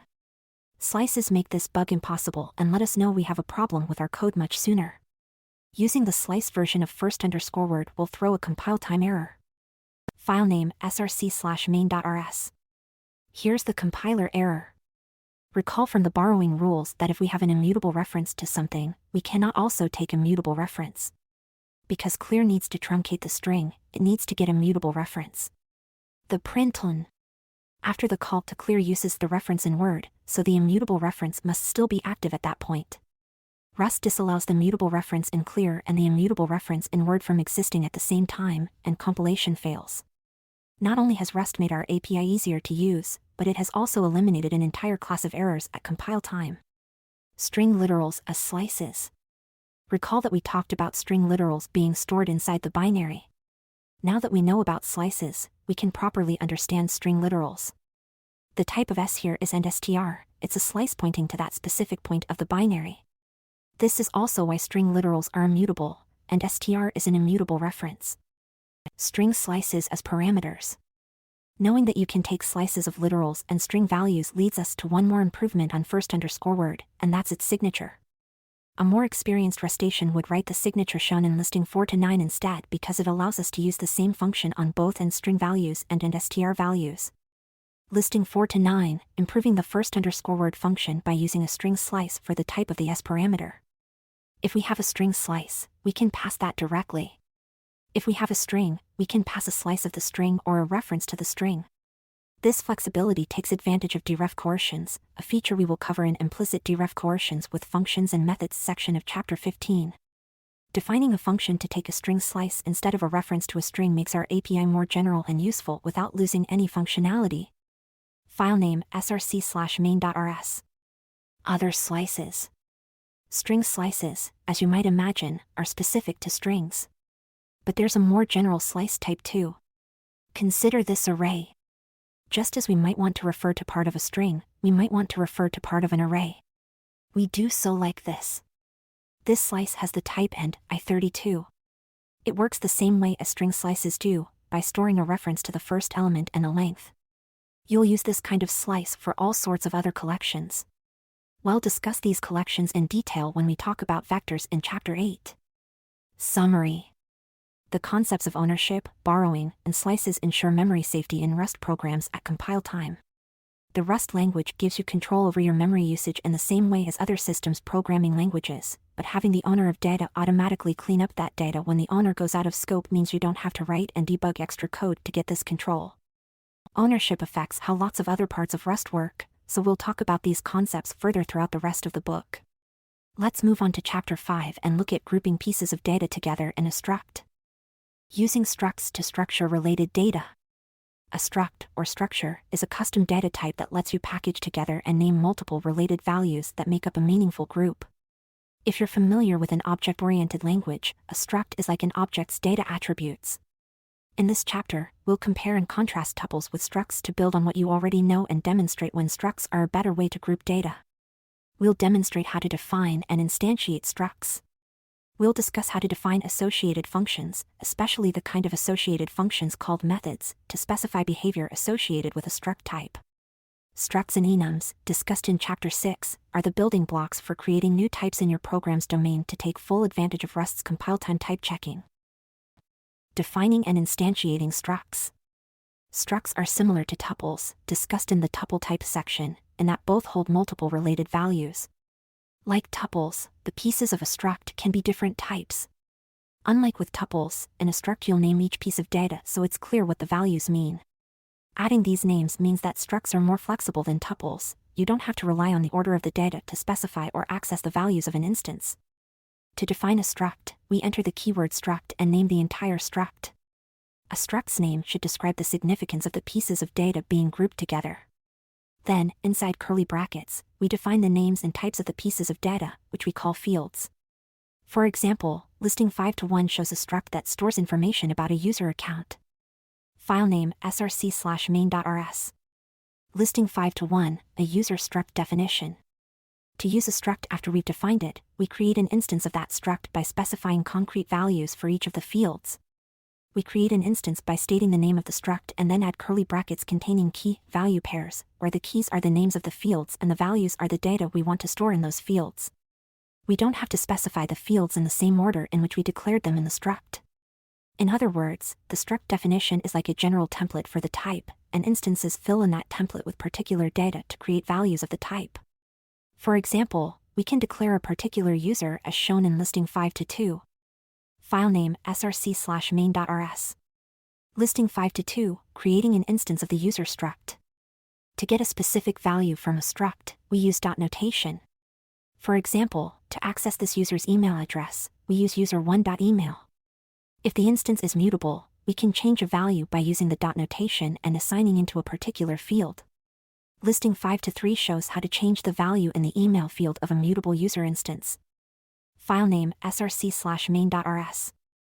Listing 5 to 3, changing the value in the email field of a user instance. Note that the entire instance must be mutable. Rust doesn't allow us to mark only certain fields as mutable. As with any expression, we can construct a new instance of the struct as the last expression in the function body to implicitly return that new instance. Listing 5 to 4 shows a build_user function that returns a user instance with the given email and username. The active field gets the value of true, and the sign_in_count gets a value of 1. File name src/main.rs. Listing 5 to 4, a build_user function that takes an email and username and returns a user instance. It makes sense to name the function parameters with the same name as the struct fields, but having to repeat the email and username field names and variables is a bit tedious. If the struct had more fields, repeating each name would get even more annoying. Luckily, there's a convenient shorthand. Using the field init shorthand. Because the parameter names and the struct field names are exactly the same in listing 5 to 4, we can use the field init shorthand syntax to rewrite build_user so it behaves exactly the same but doesn't have the repetition of username and email, as shown in listing 5 to 5. File name src/main.rs. Listing 5 to 5, a build_user function that uses field init shorthand because the username and email parameters have the same name as struct fields. Here, we're creating a new instance of the user struct, which has a field named email. We want to set the email field's value to the value in the email parameter of the build_user function. Because the email field and the email parameter have the same name, we only need to write email rather than email. Creating instances from other instances with struct update syntax. It's often useful to create a new instance of a struct that includes most of the values from another instance, but changes some. You can do this using struct update syntax. First, in listing 5 to 6 we show how to create a new user instance in user2 regularly, without the update syntax. We set a new value for email but otherwise use the same values from user1 that we created in listing 5 to 2. File name src/main.rs. Listing 5 to 6, creating a new user instance using one of the values from user1. Using struct update syntax, we can achieve the same effect with less code, as shown in listing 5 to 7.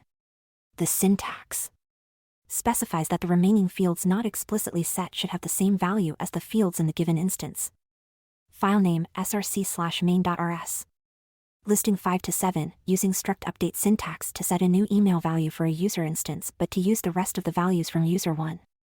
The code in listing 5 to 7 also creates an instance in user2 that has a different value for email but has the same values for the username, active, and sign_in_count fields from user1. The user1 must come last to specify that any remaining fields should get their values from the corresponding fields in user1, but we can choose to specify values for as many fields as we want in any order, regardless of the order of the fields in the struct's definition. Note that the struct update syntax uses equals like an assignment. This is because it moves the data, just as we saw in the variables and data interacting with move section. In this example, we can no longer use user1 as a whole after creating user2 because the string in the username field of user1 was moved into user2. If we had given user2 new string values for both email and username, and thus only used the active and sign_in_count values from user1, then user1 would still be valid after creating user2. Both active and sign_in_count are types that implement the copy trait, so the behavior we discussed in the stack-only data copy section would apply. Using tuple structs without named fields to create different types. Rust also supports structs that look similar to tuples, called tuple structs. Tuple structs have the added meaning the struct name provides but don't have names associated with their fields, rather, they just have the types of the fields. Tuple structs are useful when you want to give the whole tuple a name and make the tuple a different type from other tuples, and when naming each field as an irregular struct would be verbose or redundant. To define a tuple struct, start with the struct keyword and the struct name followed by the types in the tuple. For example, here we define and use two tuple structs named color and point. File name src/main.rs. Note that the black and origin values are different types because they're instances of different tuple structs. Each struct you define is its own type, even though the fields within the struct might have the same types.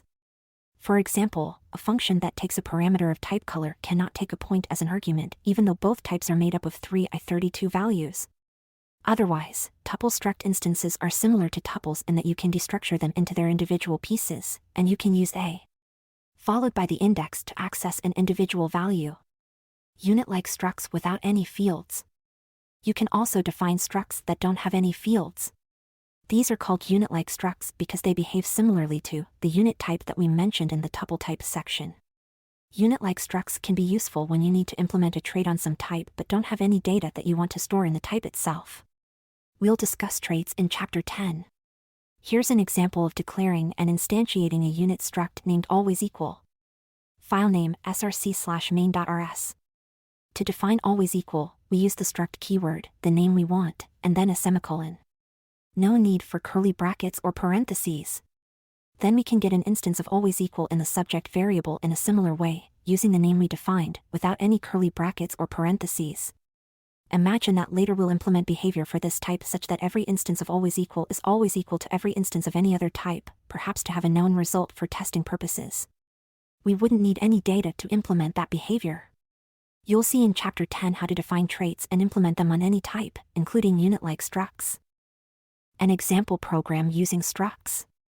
To understand when we might want to use structs, let's write a program that calculates the area of a rectangle. We'll start by using single variables, and then refactor the program until we're using structs instead. Let's make a new binary project with cargo called rectangles that will take the width and height of a rectangle specified in pixels and calculate the area of the rectangle. Listing 5 to 8 shows a short program with one way of doing exactly that in our project's src/main.rs. File name src/main.rs. Listing 5 to 8, calculating the area of a rectangle specified by separate width and height variables. Now, run this program using cargo run. This code succeeds in figuring out the area of the rectangle by calling the area function with each dimension, but we can do more to make this code clear and readable. The issue with this code is evident in the signature of area. The area function is supposed to calculate the area of one rectangle, but the function we wrote has two parameters, and it's not clear anywhere in our program that the parameters are related. It would be more readable and more manageable to group width and height together. We've already discussed one way we might do that in the tuple type section of Chapter 3, by using tuples. Refactoring with tuples. Listing 5 to 9 shows another version of our program that uses tuples. File name src/main.rs. Listing 5 to 9, specifying the width and height of the rectangle with a tuple.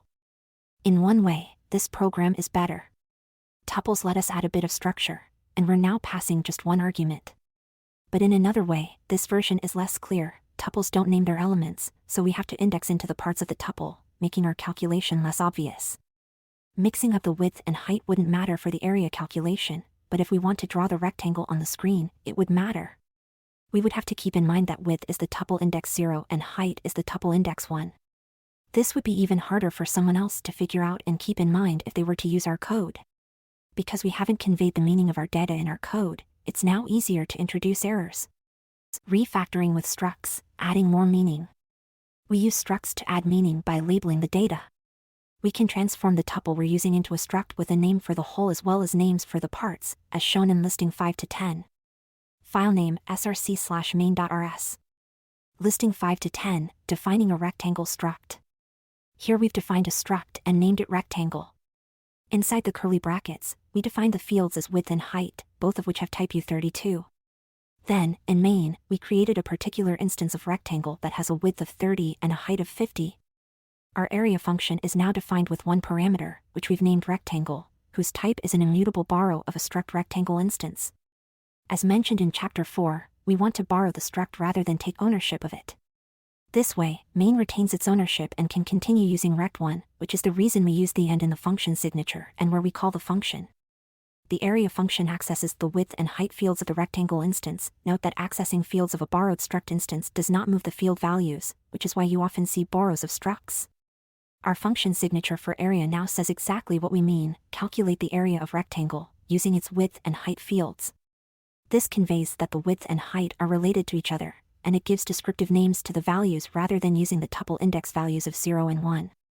This is a win for clarity. Adding useful functionality with derived traits. It'd be useful to be able to print an instance of rectangle while we're debugging our program and see the values for all its fields.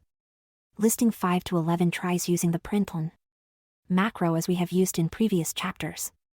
This won't work, however. File name src/main.rs. Listing 5 to 11, attempting to print a rectangle instance. When we compile this code, we get an error with this core message. The println macro can do many kinds of formatting, and by default, the curly brackets tell println to use formatting known as display output intended for direct end-user consumption. The primitive types we've seen so far implement display by default because there's only one way you'd want to show a 1 or any other primitive type to a user. But with structs, the way println should format the output is less clear because there are more display possibilities. Do you want commas or not? Do you want to print the curly brackets? Should all the fields be shown? Due to this ambiguity, Rust doesn't try to guess what we want, and structs don't have a provided implementation of display to use with println and the placeholder. If we continue reading the errors, we'll find this helpful note. Let's try it. The println macro call will now look like println rect1 is :rect1. Putting the specifier inside the curly brackets tells println we want to use an output format called debug. The debug trait enables us to print our struct in a way that is useful for developers so we can see its value while we're debugging our code. Compile the code with this change. Drat. We still get an error. But again, the compiler gives us a helpful note.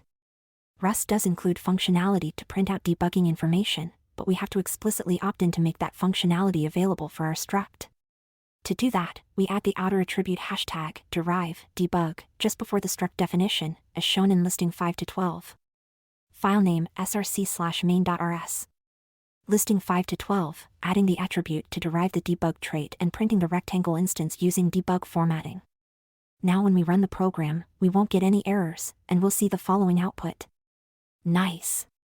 It's not the prettiest output, but it shows the values of all the fields for this instance, which would definitely help during debugging. When we have larger structs, it's useful to have output that's a bit easier to read. In those cases, we can use :# instead of : in the println string.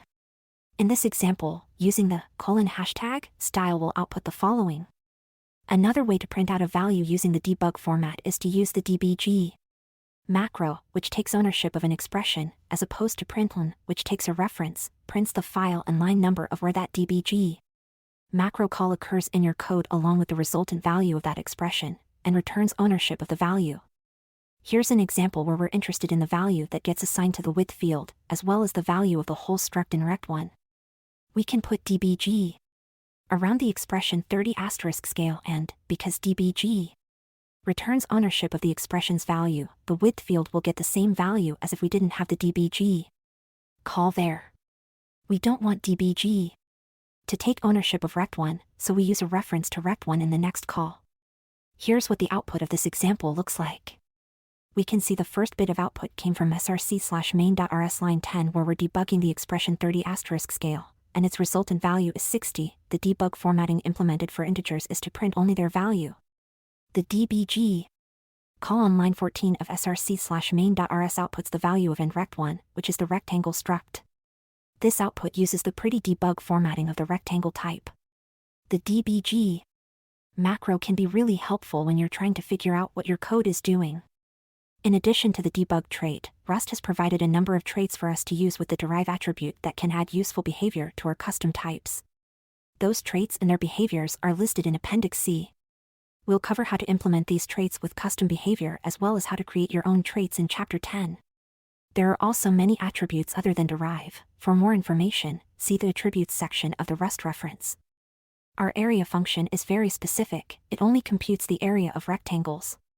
It would be helpful to tie this behavior more closely to our rectangle struct because it won't work with any other type.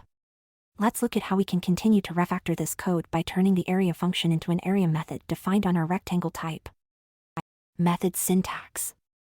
Methods are similar to functions. We declare them with the fn keyword and a name, they can have parameters and a return value, and they contain some code that's run when the method is called from somewhere else.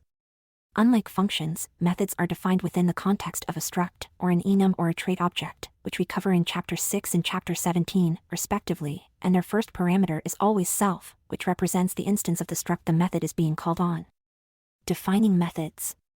Let's change the area function that has a rectangle instance as a parameter and instead make an area method defined on the rectangle struct, as shown in listing 5 to 13. File name src/main.rs. Listing 5 to 13, defining an area method on the rectangle struct.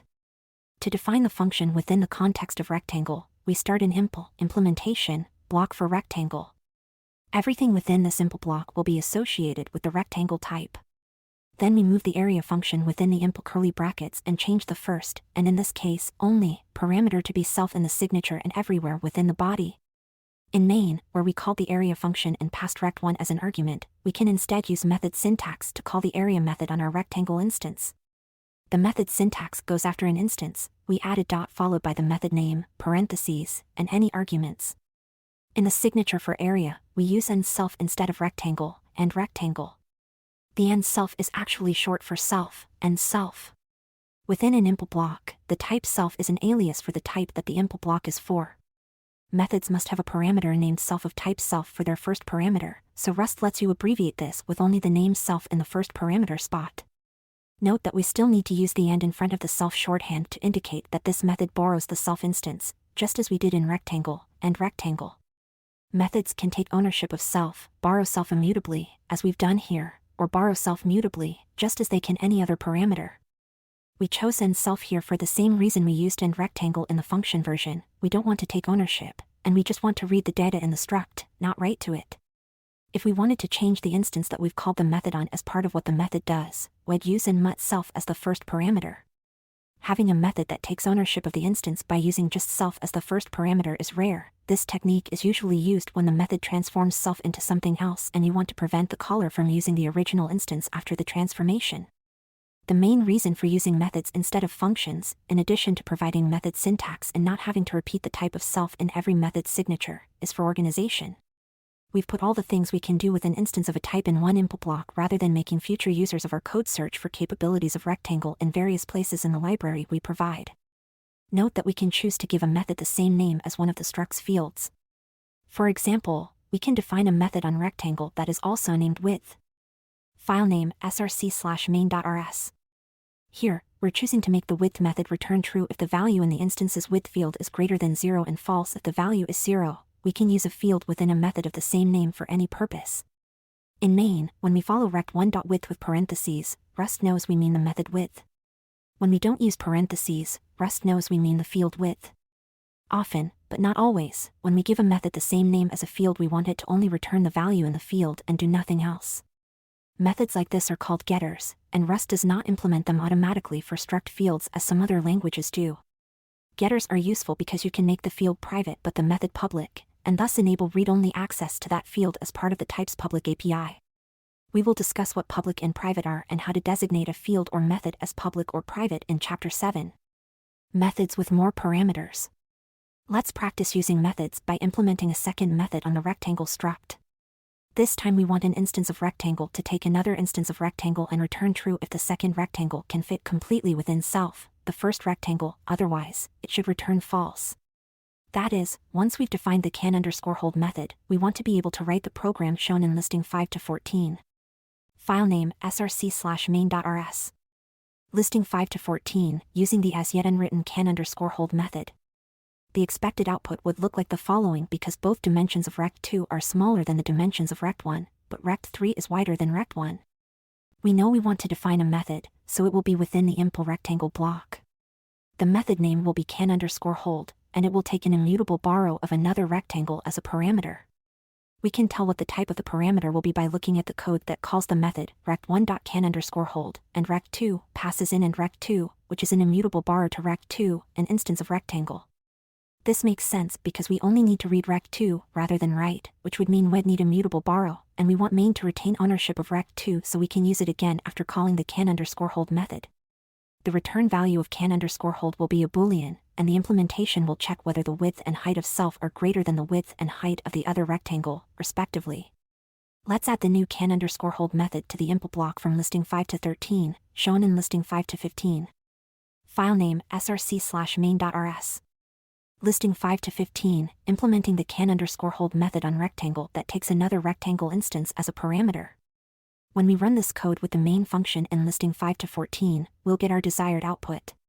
Methods can take multiple parameters that we add to the signature after the self parameter, and those parameters work just like parameters in functions. Associated functions. All functions defined within an impl block are called associated functions because they are associated with the type named after the impl.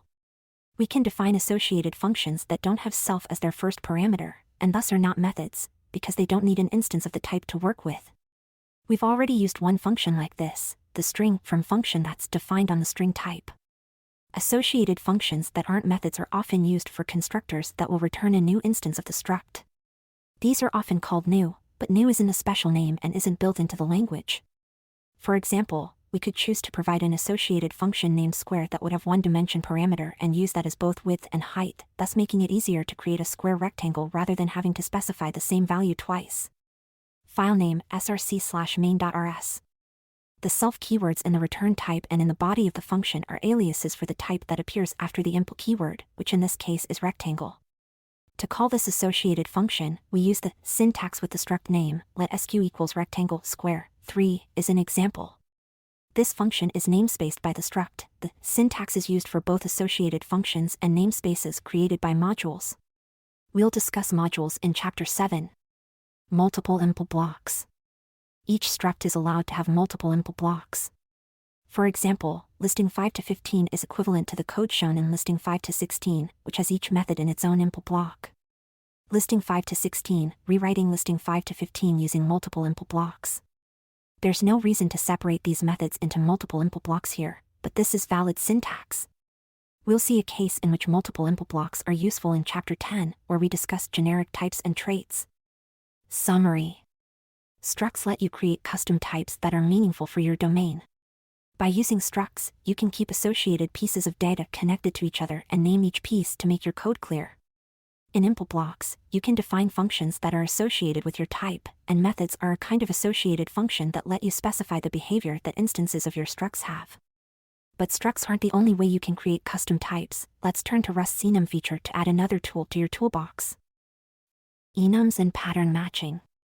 In this chapter, we'll look at enumerations, also referred to as enums. Enums allow you to define a type by enumerating its possible variants. First, we'll define and use an enum to show how an enum can encode meaning along with data. Next, we'll explore a particularly useful enum, called option, which expresses that a value can be either something or nothing. Then we'll look at how pattern matching in the match expression makes it easy to run different code for different values of an enum. Finally, we'll cover how the if-let construct is another convenient and concise idiom available to handle enums in your code. Defining an enum.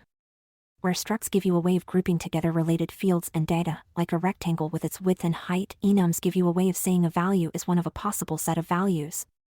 For example, we may want to say that rectangle is one of a set of possible shapes that also includes circle and triangle. To do this, Rust allows us to encode these possibilities as an enum. Let's look at a situation we might want to express in code and see why enums are useful and more appropriate than structs in this case. Say we need to work with IP addresses.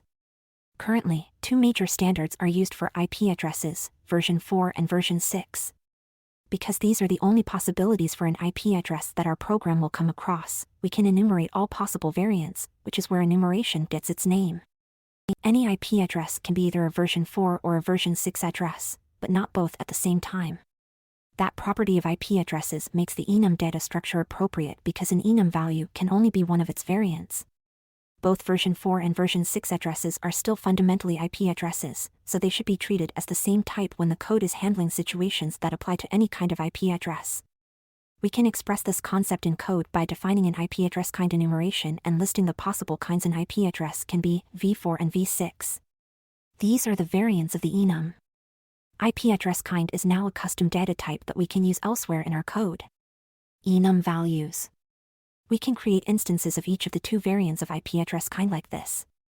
Note that the variants of the enum are namespaced under its identifier, and we use a double colon to separate the two. This is useful because now both values IP address kind v4 and IP address kind v6 are of the same type, IP address kind. We can then, for instance, define a function that takes any IP address kind. And we can call this function with either variant. Using enums has even more advantages. Thinking more about our IP address type, at the moment we don't have a way to store the actual IP address data, we only know what kind it is. Given that you just learned about structs in Chapter 5, you might be tempted to tackle this problem with structs as shown in Listing 6-1. Listing 6-1, storing the data and IP address kind variant of an IP address using a struct. Here, we've defined a struct IP address that has two fields, a kind field that is of type IP address kind, the enum we defined previously, and an address field of type string. We have two instances of this struct. The first is home, and it has the value IP address kind v4 as its kind with associated address data of 127.0.0.1. The second instance is loopback. It has the other variant of IP address kind as its kind value, v6, and has address 1 associated with it. We've used a struct to bundle the kind and address values together, so now the variant is associated with the value.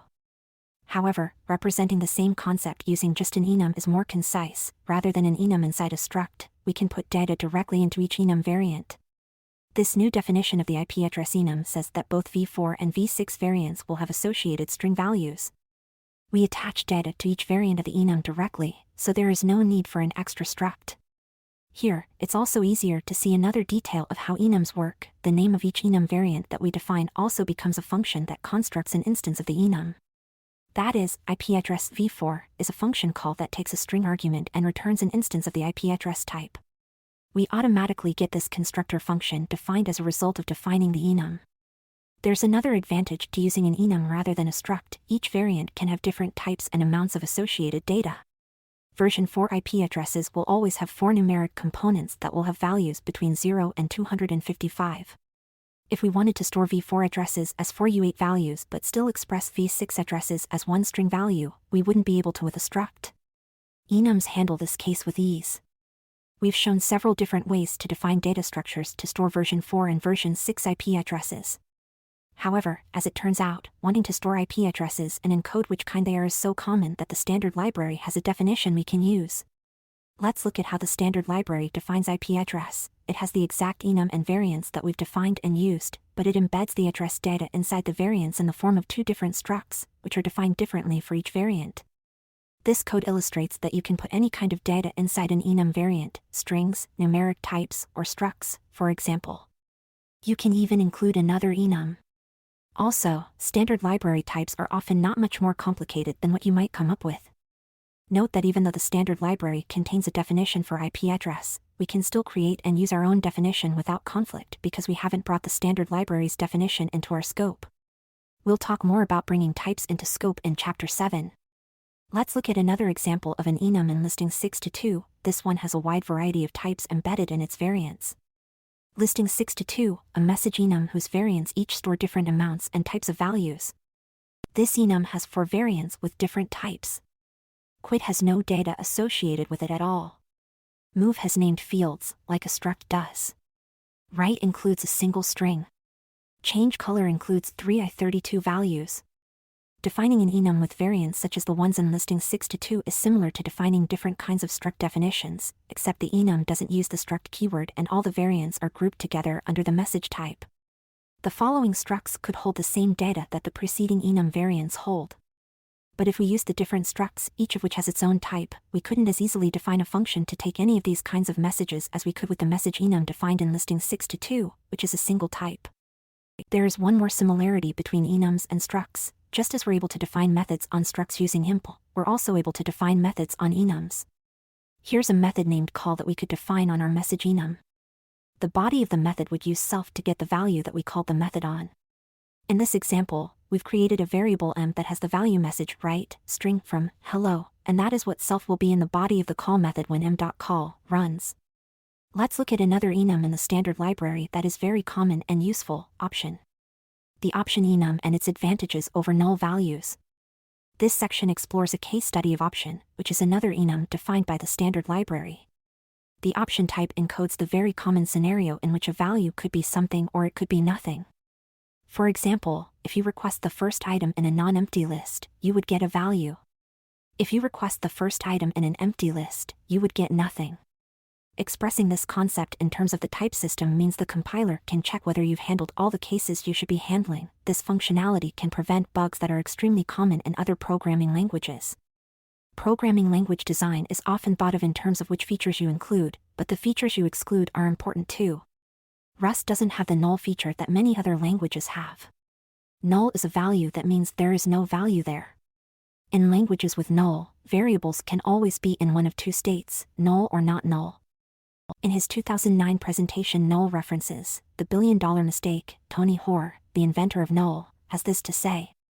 The problem with null values is that if you try to use a null value as a not null value, you'll get an error of some kind. Because this null or not null property is pervasive, it's extremely easy to make this kind of error. However, the concept that null is trying to express is still a useful one. A null is a value that is currently invalid or absent for some reason. The problem isn't really with the concept, but with the particular implementation. As such, Rust does not have nulls, but it does have an enum that can encode the concept of a value being present or absent. This enum is option t, and it is defined by the standard library as follows. The option t enum is so useful that it's even included in the prelude. You don't need to bring it into scope explicitly. Its variants are also included in the prelude. You can use some and none directly without the option prefix. The option t enum is still just a regular enum, and some, t, and none are still variants of type option t. The t syntax is a feature of Rust we haven't talked about yet.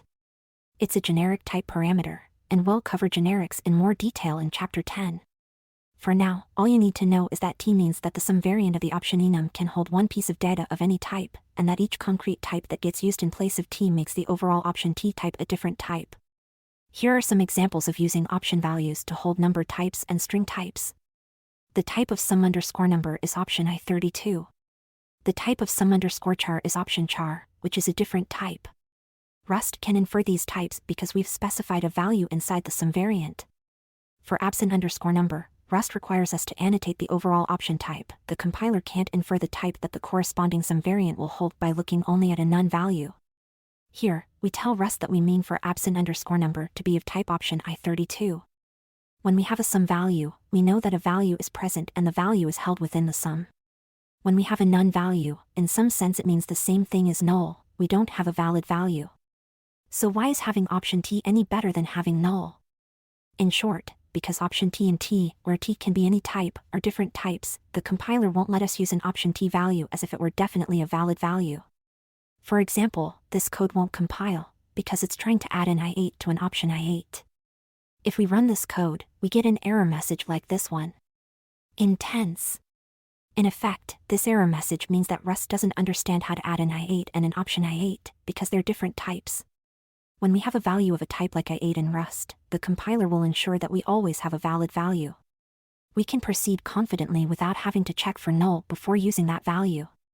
Only when we have an option I8, or whatever type of value we're working with, do we have to worry about possibly not having a value, and the compiler will make sure we handle that case before using the value. In other words, you have to convert an option t to a t before you can perform t operations with it. Generally, this helps catch one of the most common issues with null, assuming that something isn't null when it actually is. Eliminating the risk of incorrectly assuming a not null value helps you to be more confident in your code. In order to have a value that can possibly be null, you must explicitly opt in by making the type of that value option t. Then, when you use that value, you are required to explicitly handle the case when the value is null. Everywhere that a value has a type that isn't an option t, you can safely assume that the value isn't null. This was a deliberate design decision for Rust to limit null's pervasiveness and increase the safety of Rust code. So how do you get the t value out of a sum variant when you have a value of type option t so that you can use that value?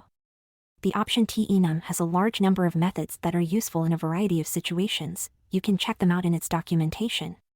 Becoming familiar with the methods on option t will be extremely useful in your journey with Rust. In general, in order to use an option t value, you want to have code that will handle each variant. You want some code that will run only when you have a sum t value, and this code is allowed to use the inner t. You want some other code to run only if you have a none value, and that code doesn't have a t value available. The match expression is a control flow construct that does just this when used with enums. It will run different code depending on which variant of the enum it has, and that code can use the data inside the matching value. The match control flow construct. Rust has an extremely powerful control flow construct called match that allows you to compare a value against a series of patterns and then execute code based on which pattern matches. Patterns can be made up of literal values, variable names, wildcards, and many other things. Chapter 18 covers all the different kinds of patterns and what they do. The power of match comes from the expressiveness of the patterns and the fact that the compiler confirms that all possible cases are handled. Think of a match expression as being like a coin sorting machine. Coins slide down a track with variously sized holes along it, and each coin falls through the first hole it encounters that it fits into. In the same way, values go through each pattern in a match, and at the first pattern the value fits, the value falls into the associated code block to be used during execution. Speaking of coins, let's use them as an example using match. We can write a function that takes an unknown US coin and, in a similar way as the counting machine, determines which coin it is and returns its value in cents, as shown in listing 6 to 3. Listing 6 to 3, an enum and a match expression that has the variance of the enum as its patterns. Let's break down the match in the value_in_cents function. First we list the match keyword followed by an expression, which in this case is the value coin. This seems very similar to a conditional expression used with if, but there's a big difference. With if, the condition needs to evaluate to a Boolean value, but here it can be any type. The type of coin in this example is the coin enum that we defined on the first line. Next are the match arms. An arm has two parts, a pattern and some code. The first arm here has a pattern that is the value coin penny and then the equals operator that separates the pattern and the code to run. The code in this case is just the value 1. Each arm is separated from the next with a comma. When the match expression executes, it compares the resultant value against the pattern of each arm in order. If a pattern matches the value, the code associated with that pattern is executed. If that pattern doesn't match the value, execution continues to the next arm, much as in a coin sorting machine. We can have as many arms as we need. In listing 6 to 3, our match has 4 arms. The code associated with each arm is an expression, and the resultant value of the expression in the matching arm is the value that gets returned for the entire match expression. We don't typically use curly brackets if the match arm code is short, as it is in listing 6 to 3 where each arm just returns a value. If you want to run multiple lines of code in a match arm, you must use curly brackets, and the comma following the arm is then optional. For example, the following code prints lucky penny every time the method is called with a coin penny, but still returns the last value of the block, 1. Patterns that bind to values. Another useful feature of match arms is that they can bind to the parts of the values that match the pattern. This is how we can extract values out of enum variants. As an example, let's change one of our enum variants to hold data inside it. From 1999 through 2008, the United States minted quarters with different designs for each of the 50 states on one side. No other coins got state designs, so only quarters have this extra value. We can add this information to our enum by changing the quarter variant to include a state value stored inside it, which we've done in listing 6 to 4. Listing 6 to 4, a coin enum in which the quarter variant also holds a state value. Let's imagine that a friend is trying to collect all 50 state quarters.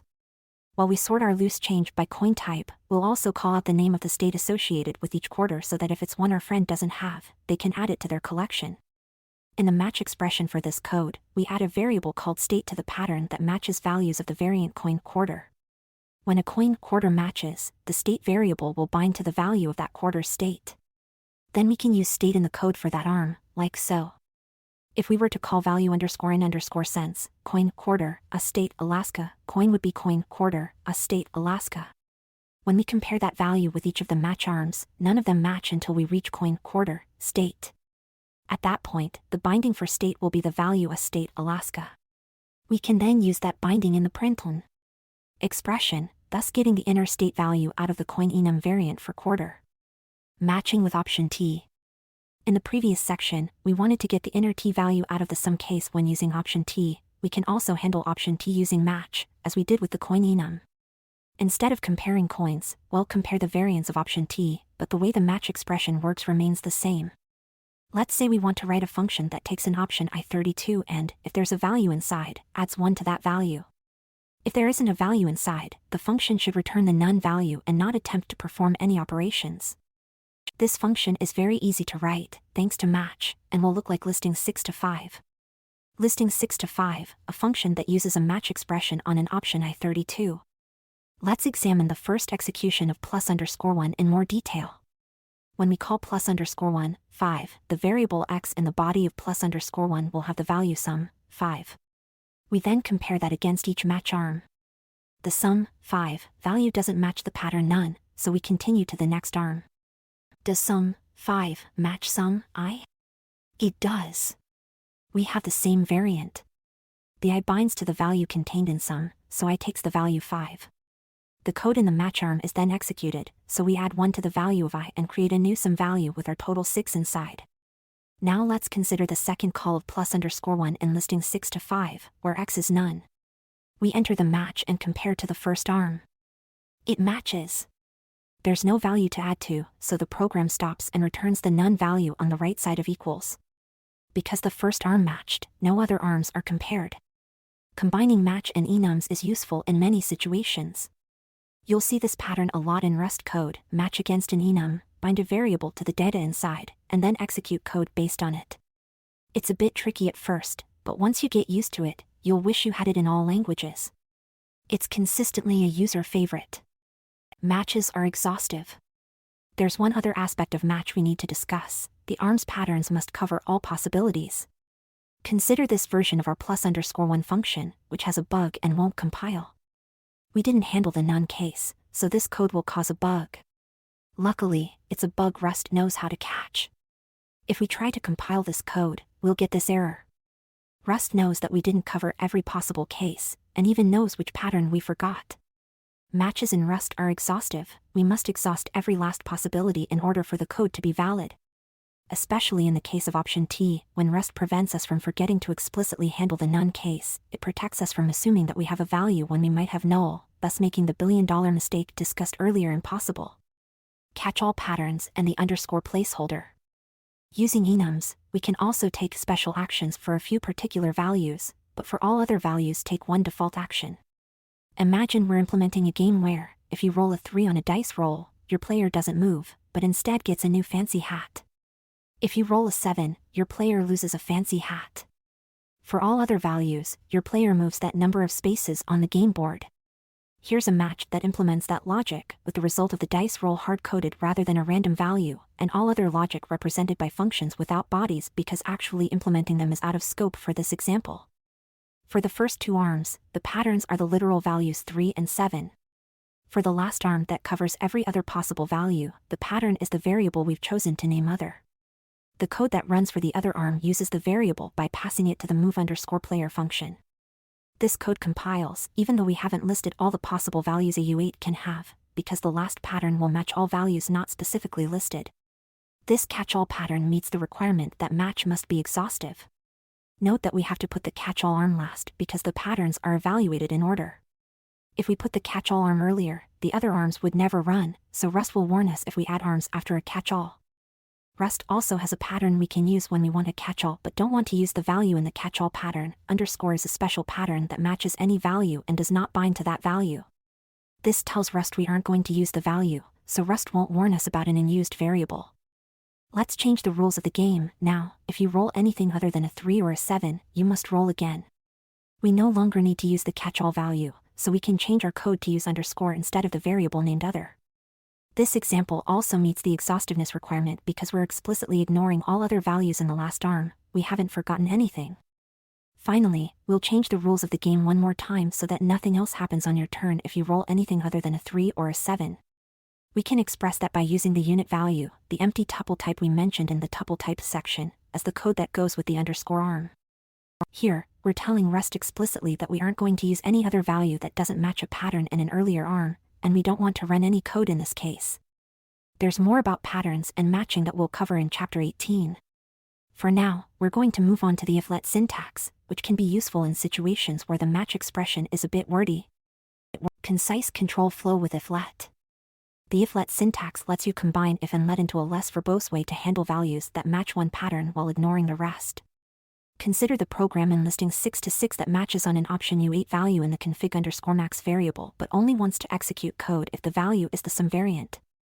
Listing 6, a match that only cares about executing code when the value is sum. If the value is sum, we print out the value in the sum variant by binding the value to the variable max in the pattern. We don't want to do anything with the none value. To satisfy the match expression, we have to add underscore equals, after processing just one variant, which is annoying boilerplate code to add. Instead, we could write this in a shorter way using if-let. The following code behaves the same as the match in listing 6.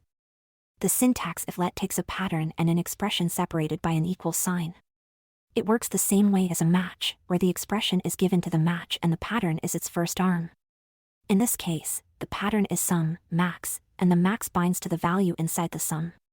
We can then use max in the body of the if-let block in the same way we used max in the corresponding match arm. The code in the if-let block isn't run if the value doesn't match the pattern. Using if-let means less typing, less indentation, and less boilerplate code. However, you lose the exhaustive checking that match enforces.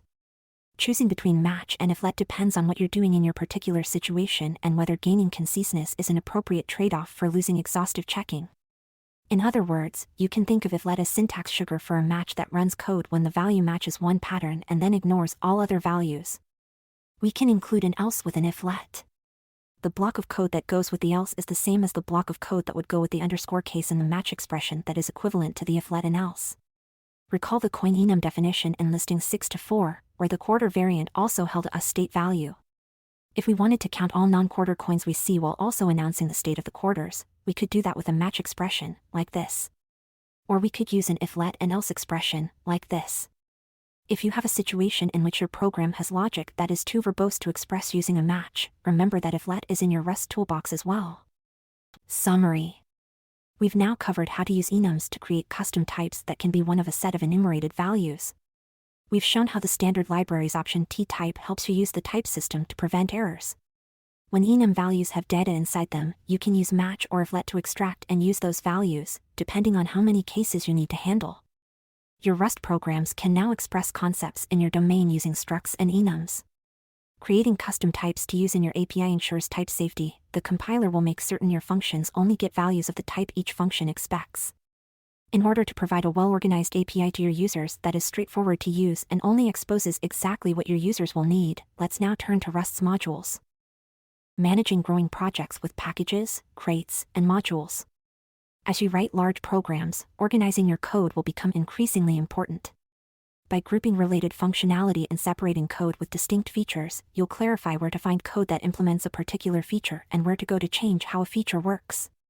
The programs we've written so far have been in one module in one file. As a project grows, you should organize code by splitting it into multiple modules and then multiple files. A package can contain multiple binary crates and optionally one library crate. As a package grows, you can extract parts into separate crates that become external dependencies. This chapter covers all these techniques. For very large projects comprising a set of interrelated packages that evolve together, Cargo provides Workspaces, which we'll cover in the Cargo Workspaces section in Chapter 14. We'll also discuss encapsulating implementation details, which lets you reuse code at a higher level. Once you've implemented an operation, other code can call your code via its public interface without having to know how the implementation works. The way you write code defines which parts are public for other code to use and which parts are private implementation details that you reserve the right to change. This is another way to limit the amount of detail you have to keep in your head. A related concept is scope. The nested context in which code is written has a set of names that are defined as in scope. When reading, writing, and compiling code, programmers and compilers need to know whether a particular name at a particular spot refers to a variable, function, struct, enum, module, constant, or other item and what that item means. You can create scopes and change which names are in or out of scope. You can't have two items with the same name in the same scope. Tools are available to resolve name conflicts. Rust has a number of features that allow you to manage your code's organization, including which details are exposed, which details are private, and what names are in each scope in your programs. These features, sometimes collectively referred to as the module system, include packages, a cargo feature that lets you build, test, and share crates, a tree of modules that produces a library or executable modules and use, let you control the organization, scope, and privacy of paths, a way of naming an item, such as a struct, function, or module. In this chapter, we'll cover all these features, discuss how they interact, and explain how to use them to manage scope. By the end, you should have a solid understanding of the module system and be able to work with scopes like a pro. Packages and crates. The first parts of the module system we'll cover are packages and crates. A crate is the smallest amount of code that the Rust compiler considers at a time. Even if you run Rust rather than cargo and pass a single source code file, as we did all the way back in the writing and running a Rust program section of Chapter 1, the compiler considers that file to be a crate. Crates can contain modules, and the modules may be defined in other files that get compiled with the crate, as we'll see in the coming sections. A crate can come in one of two forms, a binary crate or a library crate.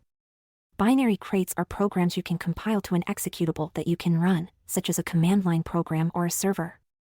Each must have a function called main that defines what happens when the executable runs. All the crates we've created so far have been binary crates. Library crates don't have a main function, and they don't compile to an executable.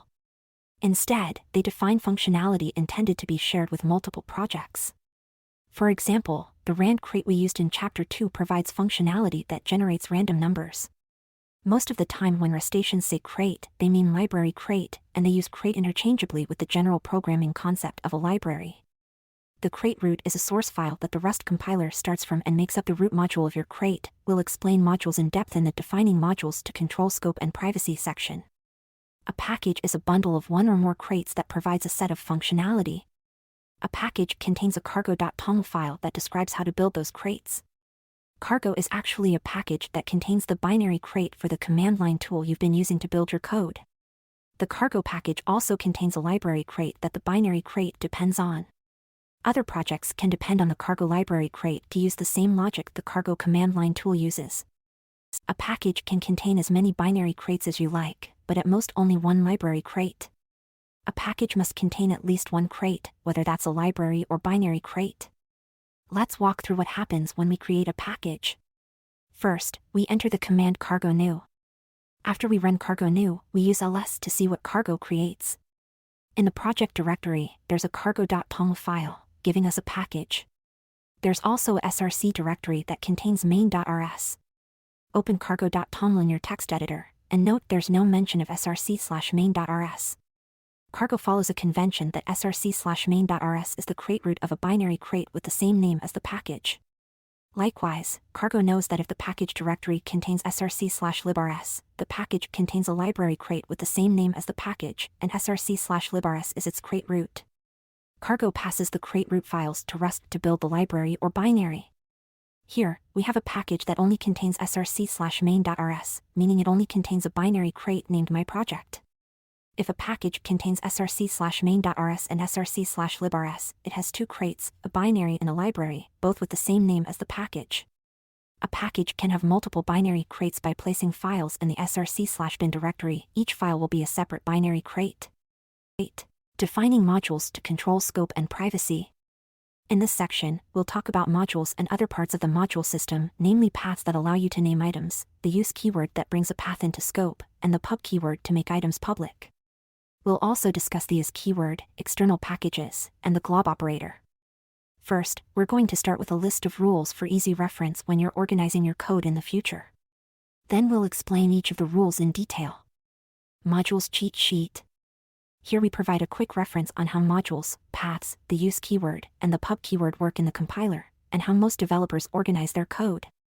We'll be going through examples of each of these rules throughout this chapter, but this is a great place to refer to as a reminder of how modules work.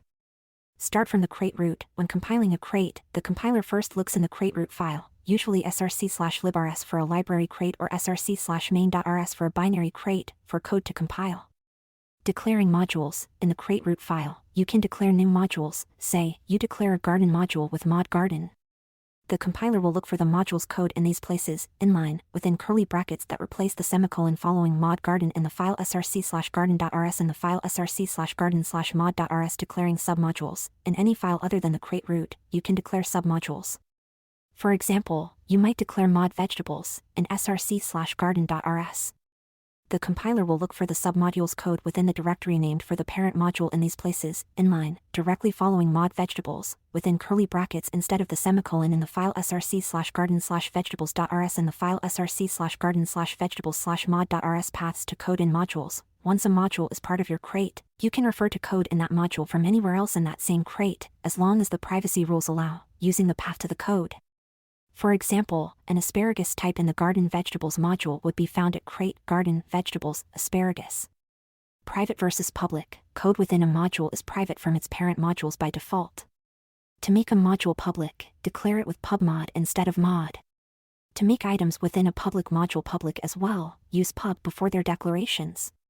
The use keyword. Within a scope, the use keyword creates shortcuts to items to reduce repetition of long paths. In any scope that can refer to crate garden vegetables asparagus, you can create a shortcut with use crate garden vegetables asparagus, and from then on you only need to write asparagus to make use of that type in the scope. Here we create a binary crate named backyard that illustrates these rules.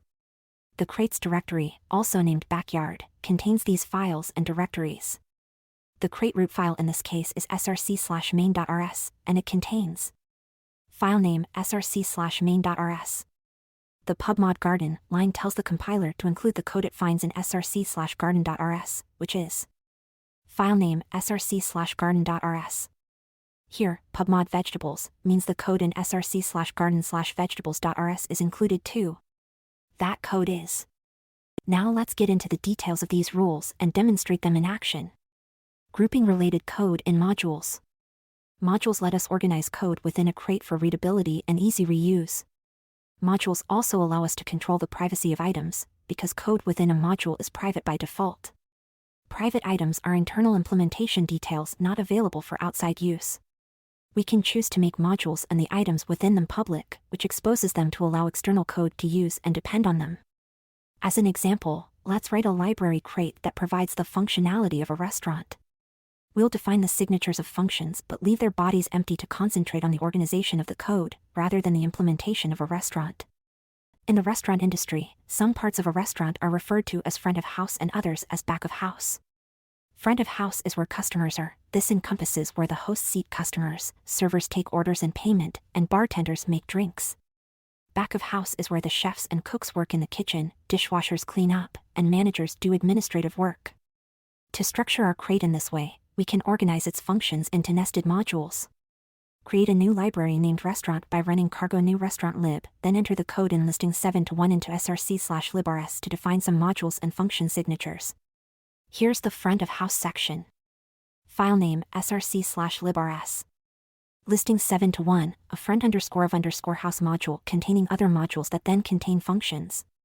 We define a module with the mod keyword followed by the name of the module, in this case, front_of_house.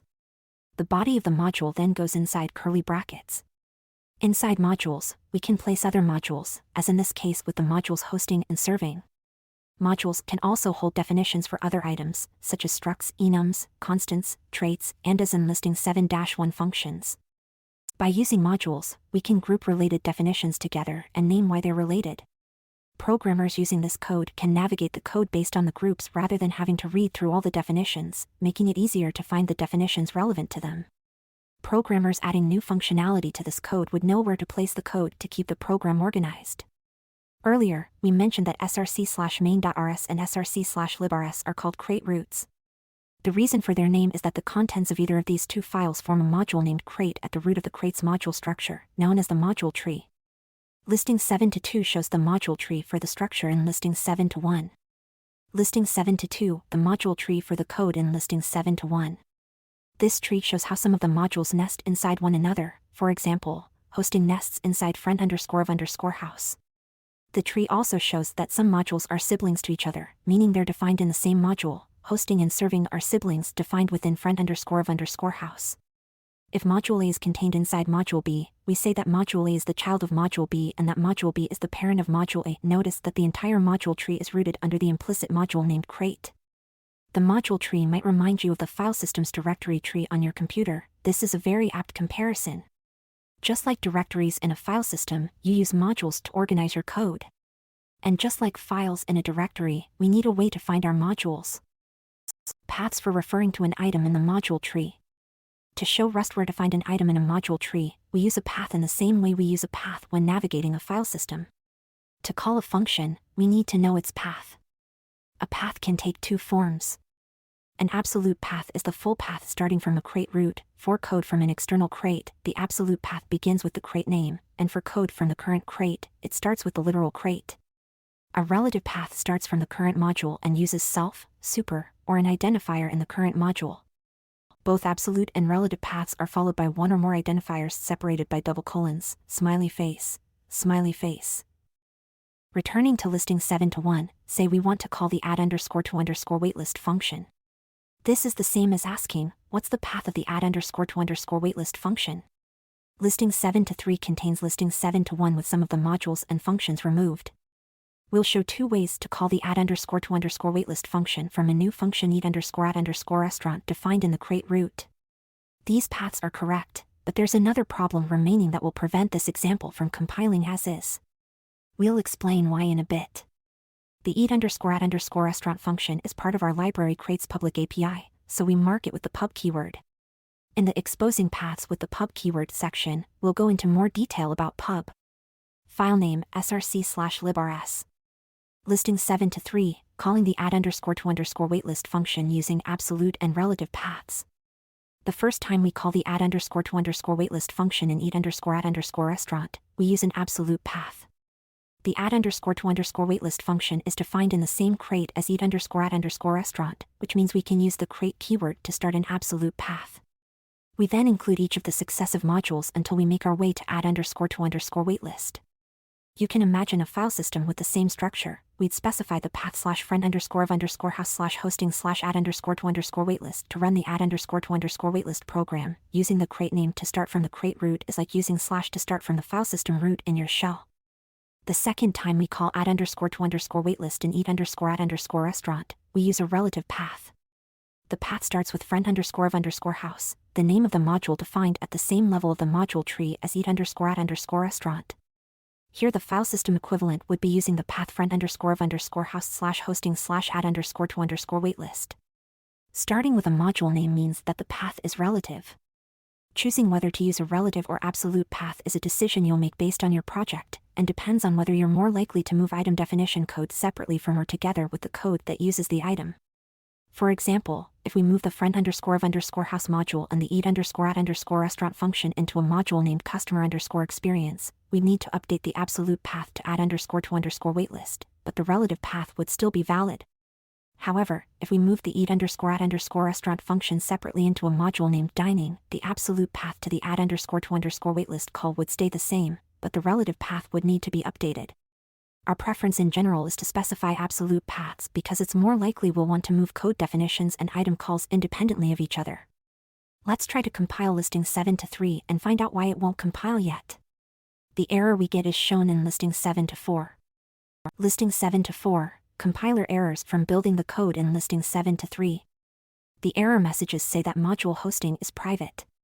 In other words, we have the correct paths for the hosting module and the add_to_waitlist function, but Rust won't let us use them because it doesn't have access to the private sections. In Rust, all items, functions, methods, structs, enums, modules, and constants are private to parent modules by default. If you want to make an item like a function or struct private, you put it in a module.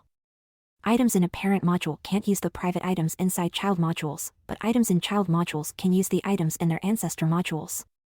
This is because child modules wrap and hide their implementation details, but the child modules can see the context in which they're defined. To continue with our metaphor, think of the privacy rules as being like the back office of a restaurant. What goes on in there is private to restaurant customers, but office managers can see and do everything in the restaurant they operate. Rust chose to have the module system function this way so that hiding inner implementation details is the default. That way, you know which parts of the inner code you can change without breaking outer code. However, Rust does give you the option to expose inner parts of child modules code to outer ancestor modules by using the pub keyword to make an item public. Exposing paths with the pub keyword. Let's return to the error in listing 7-4 that told us the hosting module is private. We want the eat_add_restaurant function in the parent module to have access to the add_to_waitlist function in the child module, so we mark the hosting module with the pub keyword, as shown in listing 7-5. File name src/librs. Listing 7-5, declaring the hosting module as pub to use it from eat_add_restaurant. Unfortunately, the code in listing 7-5 still results in an error, as shown in listing 7-6. Listing 7-6, compiler errors from building the code in listing 7-5. What happened? Adding the pub keyword in front of mod hosting makes the module public. With this change, if we can access friend_of_house, we can access hosting. But the contents of hosting are still private, making the module public doesn't make its contents public. The pub keyword on a module only lets code in its ancestor modules refer to it, not access its inner code. Because modules are containers, there's not much we can do by only making the module public. We need to go further and choose to make one or more of the items within the module public as well. The errors in listing 7-6 say that the add_to_waitlist function is private. The privacy rules apply to structs, enums, functions, and methods as well as modules. Let's also make the add_to_waitlist function public by adding the pub keyword before its definition, as in listing 7-7. File name src/librs. Listing 7-7, adding the pub keyword to mod hosting and fn add_to_waitlist lets us call the function from eat_add_restaurant. Now the code will compile. To see why adding the pub keyword lets us use these paths in add_to_waitlist with respect to the privacy rules, let's look at the absolute and the relative paths. In the absolute path, we start with crate, the root of our crate's module tree. The friend_of_house module is defined in the crate root. While friend_of_house isn't public, because the eat_add_restaurant function is defined in the same module as friend_of_house, that is, eat_add_restaurant and friend_of_house are siblings, we can refer to friend_of_house from eat_add_restaurant. Next is the hosting module marked with pub. We can access the parent module of hosting, so we can access hosting. Finally, the add_to_waitlist function is marked with pub and we can access its parent module, so this function call works.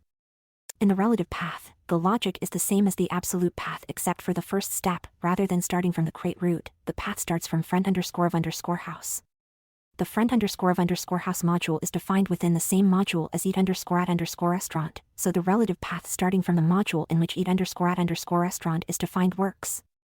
Then, because hosting and add_to_waitlist are marked with pub, the rest of the path works, and this function call is valid. If you plan on sharing your library crate so other projects can use your code, your public API is your contract with users of your crate that determines how they can interact with your code. There are many considerations around managing changes to your public API to make it easier for people to depend on your crate. These considerations are out of the scope of this book. If you're interested in this topic, see the Rust API guidelines. Starting relative paths with super. We can construct relative paths that begin in the parent module, rather than the current module or the crate root, by using super at the start of the path. This is like starting a file system path with the syntax. Using super allows us to reference an item that we know is in the parent module, which can make rearranging the module tree easier when the module is closely related to the parent, but the parent might be moved elsewhere in the module tree someday. Consider the code in listing 7-8 that models the situation in which a chef fixes an incorrect order and personally brings it out to the customer. The function fix_incorrect_order defined in the back_of_house module calls the function deliver_order defined in the parent module by specifying the path to deliver_order starting with super. File name src/librs. Listing 7-8, calling the function using a relative path starting with super. The fix_incorrect_order function is in the back_of_house module, so we can use super to go to the parent module of back_of_house, which in this case is crate, the root. From there, we look for deliver_order and find it. Success! We think the back_of_house module and the deliver_order function are likely to stay in the same relationship to each other and get moved together should we decide to reorganize the crate's module tree. Therefore, we used super so we'll have fewer places to update code in the future if this code gets moved to a different module. Making structs and enums public. We can also use pub to designate structs and enums as public, but there are a few details extra to the usage of pub with structs and enums. If we use pub before a struct definition, we make the struct public, but the structs fields will still be private. We can make each field public or not on a case-by-case basis. In listings 7 to 9, we've defined a public back_of_house breakfast struct with a public toast field but a private seasonal_fruit field. This models the case in a restaurant where the customer can pick the type of bread that comes with a meal, but the chef decides which fruit accompanies the meal based on what's in season and in stock. The available fruit changes quickly, so customers can't choose the fruit or even see which fruit they'll get. File name src/librs. Listing 7 to 9, a struct with some public fields and some private fields. Because the toast field in the back_of_house breakfast struct is public, in eat_at_restaurant we can write and read to the toast field using dot notation. Notice that we can't use the seasonal_fruit field in eat_at_restaurant because seasonal_fruit is private. Try uncommenting the line modifying the seasonal_fruit field value to see what error you get. Also, note that because back_of_house breakfast has a private field, the struct needs to provide a public associated function that constructs an instance of breakfast. We've named it summer here. If breakfast didn't have such a function, we couldn't create an instance of breakfast in eat_at_restaurant because we couldn't set the value of the private seasonal_fruit field in eat_at_restaurant. In contrast, if we make an enum public, all of its variants are then public. We only need the pub before the enum keyword, as shown in listing 7 to 10. File name src/librs. Listing 7 to 10, designating an enum as public makes all its variants public. Because we made the appetizer enum public, we can use the soup and salad variants in eat_at_restaurant. Enums aren't very useful unless their variants are public. It would be annoying to have to annotate all enum variants with pub in every case, so the default for enum variants is to be public. Structs are often useful without their fields being public, so struct fields follow the general rule of everything being private by default unless annotated with pub. There's one more situation involving pub that we haven't covered, and that is our last module system feature, the use keyword. We'll cover use by itself first, and then we'll show how to combine pub and use. Bringing paths into scope with the use keyword. Having to write out the paths to call functions can feel inconvenient and repetitive. In listing 7 to 7, whether we chose the absolute or relative path to the add_to_waitlist function, every time we wanted to call add_to_waitlist we had to specify friend_of_house and hosting too. Fortunately, there's a way to simplify this process. We can create a shortcut to a path with the use keyword once, and then use the shorter name everywhere else in the scope. In listing 7 to 11, we bring the create friend_of_house hosting module into the scope of the eat_at_restaurant function, so we only have to specify hosting add_to_waitlist to call the add_to_waitlist function in eat_at_restaurant. File name src/librs. Listing 7 to 11, bringing a module into scope with use. Adding use and a path in a scope is similar to creating a symbolic link in the file system. By adding use create friend_of_house hosting in the create root, hosting is now a valid name in that scope, just as though the hosting module had been defined in the create root. Paths brought into scope with use also check privacy, like any other paths. Note that use only creates the shortcut for the particular scope in which the use occurs. Listing 7 to 12 moves the eat_at_restaurant function into a new child module named customer, which is then a different scope than the use statement, so the function body won't compile. File name src/librs. Listing 7 to 12, a use statement only applies in the scope it's in. The compiler error shows that the shortcut no longer applies within the customer module. Notice there's also a warning that the use is no longer used in its scope. To fix this problem, move the use within the customer module too, or reference the shortcut in the parent module with super hosting within the child customer module. Creating idiomatic use paths. In listing 7 to 11, you might have wondered why we specified use create friend_of_house hosting and then called hosting add_to_waitlist in eat_at_restaurant rather than specifying the use path all the way out to the add_to_waitlist function to achieve the same result as in listing 7 to 13. File name src/librs. Listing 7 to 13, bringing the add_to_waitlist function into scope with use, which is unidiomatic. Although both listing 7 to 11 and 7 to 13 accomplish the same task, listing 7 to 11 is the idiomatic way to bring a function into scope with use. Bringing the function's parent module into scope with use means we have to specify the parent module when calling the function. Specifying the parent module when calling the function makes it clear that the function isn't locally defined while still minimizing repetition of the full path. The code in listings 7 to 13 is unclear as to where add_to_waitlist is defined.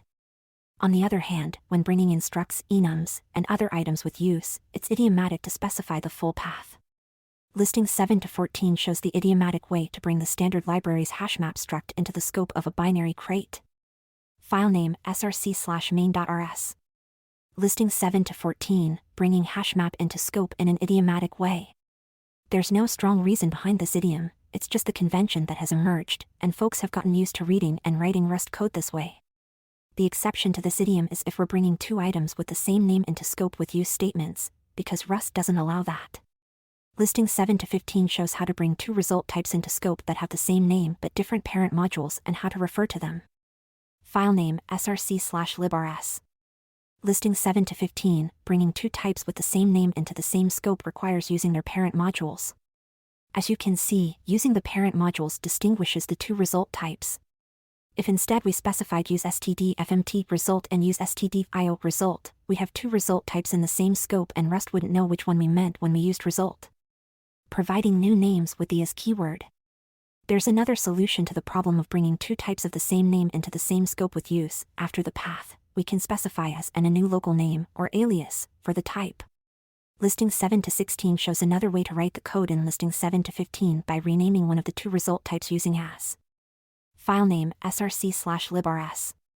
Listing 7 to 16, renaming a type when it's brought into scope with the as keyword.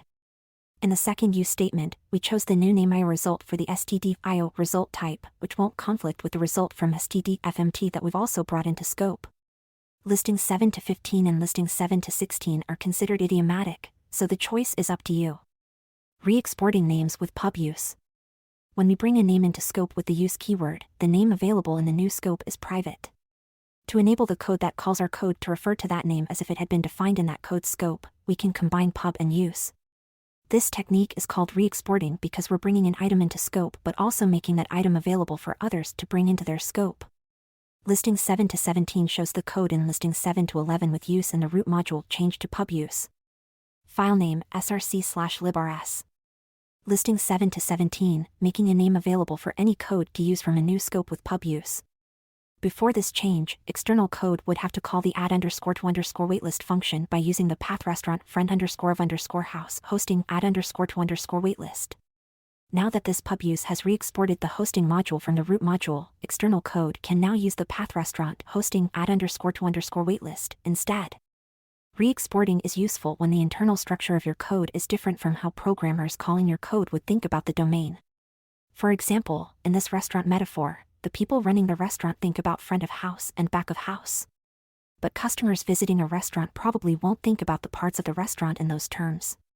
With pub use, we can write our code with one structure but expose a different structure. Doing so makes our library well organized for programmers working on the library and programmers calling the library. We'll look at another example of pub use and how it affects your crates documentation in the Exporting a Convenient Public API with Pub Use section of Chapter 14.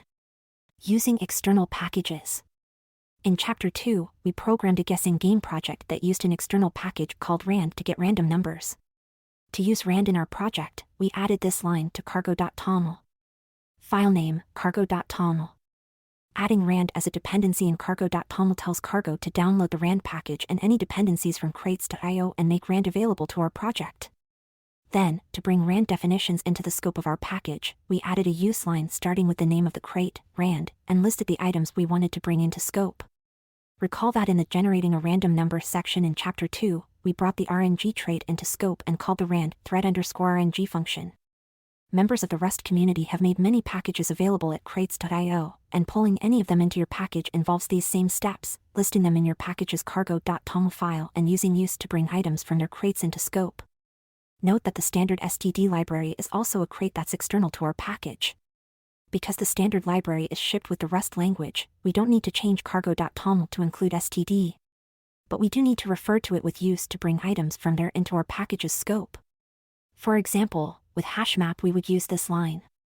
This is an absolute path starting with std, the name of the standard library crate. Using nested paths to clean up large use lists. If we're using multiple items defined in the same crate or same module, listing each item on its own line can take up a lot of vertical space in our files. For example, these two use statements we had in the guessing game in listing 2 to 4 bring items from std into scope. Filename src/main.rs. Instead, we can use nested paths to bring the same items into scope in one line. We do this by specifying the common part of the path, followed by 2 colons, and then curly brackets around a list of the parts of the paths that differ, as shown in listing 7 to 18. Filename src/main.rs. Listing 7 to 18, specifying a nested path to bring multiple items with the same prefix into scope. In bigger programs, bringing many items into scope from the same crate or module using nested paths can reduce the number of separate use statements needed by a lot. We can use a nested path at any level in a path, which is useful when combining 2 use statements that share a subpath. For example, listing 7 to 19 shows 2 use statements, one that brings std.io into scope and one that brings std.io right into scope. Filename src/librs. Listing 7 to 19, 2 use statements where one is a subpath of the other. The common part of these 2 paths is std.io, and that's the complete first path. To merge these 2 paths into one use statement, we can use self in the nested path, as shown in listing 7 to 20. Filename src/librs. Listing 7 to 20, combining the paths in listing 7 to 19 into one use statement. This line brings std.io and std.io right into scope. The glob operator. If we want to bring all public items defined in a path into scope, we can specify that path followed by the * glob operator. This use statement brings all public items defined in std collections into the current scope. Be careful when using the glob operator. Glob can make it harder to tell what names are in scope and where a name used in your program was defined.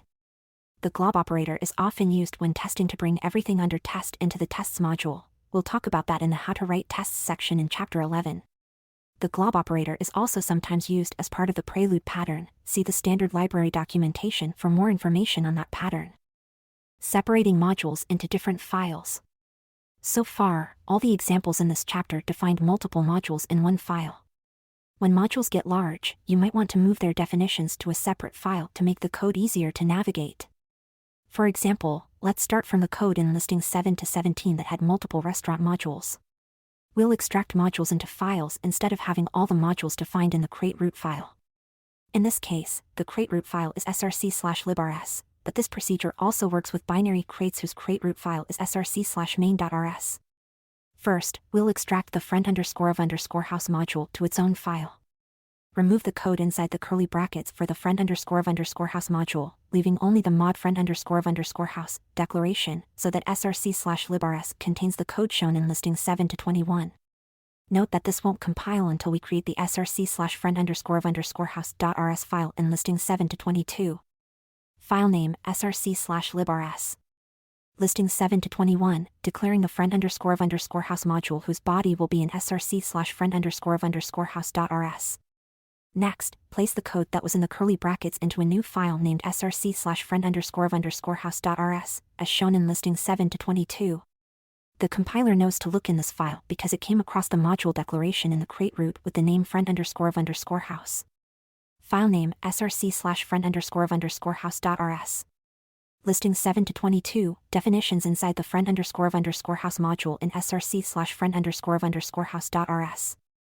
Note that you only need to load a file using a mod declaration once in your module tree. Once the compiler knows the file is part of the project, and knows where in the module tree the code resides because of where you've put the mod statement, other files in your project should refer to the loaded files code using a path to where it was declared, as covered in the paths for referring to an item in the module tree section. In other words, mod is not an include operation that you may have seen in other programming languages. Next, we'll extract the hosting module to its own file. The process is a bit different because hosting is a child module of friend_of_house, not of the root module. We'll place the file for hosting in a new directory that will be named for its ancestors in the module tree, in this case src/friend_of_house/. To start moving hosting, we change src/friend_of_house.rs to contain only the declaration of the hosting module. Filename src/friend_of_house.rs. Then we create a src/friend_of_house directory and a file hosting.rs to contain the definitions made in the hosting module. file name src/friend_of_house/hosting.rs. If we instead put hosting.rs in the src directory, the compiler would expect the hosting.rs code to be in a hosting module declared in the crate root, and not declared as a child of the friend_of_house module. The compiler's rules for which files to check for which module's code means the directories and files more closely match the module tree. We've moved each module's code to a separate file, and the module tree remains the same. The function calls in eat_at_restaurant will work without any modification, even though the definitions live in different files. This technique lets you move modules to new files as they grow in size. Note that the pub use crate friend_of_house hosting statement in src/librs also hasn't changed, nor does use have any impact on what files are compiled as part of the crate. The mod keyword declares modules, and Rust looks in a file with the same name as the module for the code that goes into that module. Summary. Rust lets you split a package into multiple crates and a crate into modules so you can refer to items defined in one module from another module. You can do this by specifying absolute or relative paths. These paths can be brought into scope with a use statement so you can use a shorter path for multiple uses of the item in that scope. Module code is private by default, but you can make definitions public by adding the pub keyword. In the next chapter, we'll look at some collection data structures in the standard library that you can use in your neatly organized code. Common collections. Rust's standard library includes a number of very useful data structures called collections. Most other data types represent one specific value, but collections can contain multiple values. Unlike the built-in array and tuple types, the data these collections point to is stored on the heap, which means the amount of data does not need to be known at compile time and can grow or shrink as the program runs. Each kind of collection has different capabilities and costs, and choosing an appropriate one for your current situation is a skill you'll develop over time. In this chapter, we'll discuss 3 collections that are used very often in Rust programs. A vector allows you to store a variable number of values next to each other. A string is a collection of characters. We've mentioned the string type previously, but in this chapter we'll talk about it in depth. A hash map allows you to associate a value with a particular key. It's a particular implementation of the more general data structure called a map. To learn about the other kinds of collections provided by the standard library, see the documentation. We'll discuss how to create and update vectors, strings, and hash maps, as well as what makes each special. Storing lists of values with vectors. The first collection type we'll look at is vect, also known as a vector. Vectors allow you to store more than one value in a single data structure that puts all the values next to each other in memory. Vectors can only store values of the same type. They are useful when you have a list of items, such as the lines of text in a file or the prices of items in a shopping cart. Creating a new vector. To create a new empty vector, we call the vec_new function, as shown in listing 8-1. Listing 8-1, creating a new, empty vector to hold values of type i32. Note that we added a type annotation here. Because we aren't inserting any values into this vector, Rust doesn't know what kind of elements we intend to store. This is an important point. Vectors are implemented using generics. We'll cover how to use generics with your own types in Chapter 10. For now, know that the vect type provided by the standard library can hold any type. When we create a vector to hold a specific type, we can specify the type within angle brackets. In listing 8-1, we've told Rust that the vect in v will hold elements of the i32 type. More often, you'll create a vect with initial values and Rust will infer the type of value you want to store, so you rarely need to do this type annotation. Rust conveniently provides the vec macro, which will create a new vector that holds the values you give it. Listing 8-2 creates a new vec i32 that holds the values 1, 2, and 3. The integer type is i32 because that's the default integer type, as we discussed in the data types section of Chapter 3. Listing 8-2, creating a new vector containing values.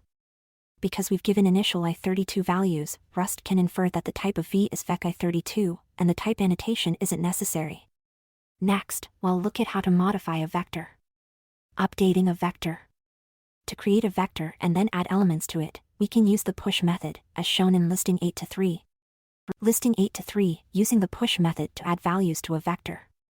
As with any variable, if we want to be able to change its value, we need to make it mutable using the mut keyword, as discussed in Chapter 3. The numbers we place inside are all of type i32, and Rust infers this from the data, so we don't need the vec i32 annotation. Reading elements of vectors.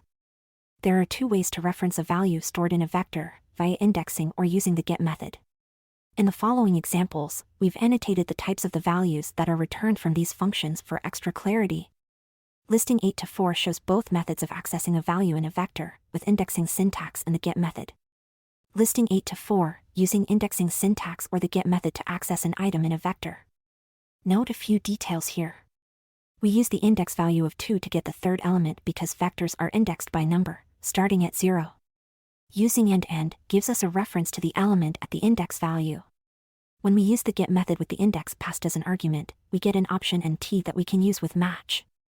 The reason Rust provides these two ways to reference an element is so you can choose how the program behaves when you try to use an index value outside the range of existing elements. As an example, let's see what happens when we have a vector of 5 elements and then we try to access an element at index 100 with each technique, as shown in listing 8 to 5. Listing 8 to 5, attempting to access the element at index 100 in a vector containing 5 elements. When we run this code, the first method will cause the program to panic because it references a non-existent element. This method is best used when you want your program to crash if there's an attempt to access an element past the end of the vector. When the get method is passed an index that is outside the vector, it returns none without panicking. You would use this method if accessing an element beyond the range of the vector may happen occasionally under normal circumstances. Your code will then have logic to handle having either some and element or none, as discussed in Chapter 6. For example, the index could be coming from a person entering a number.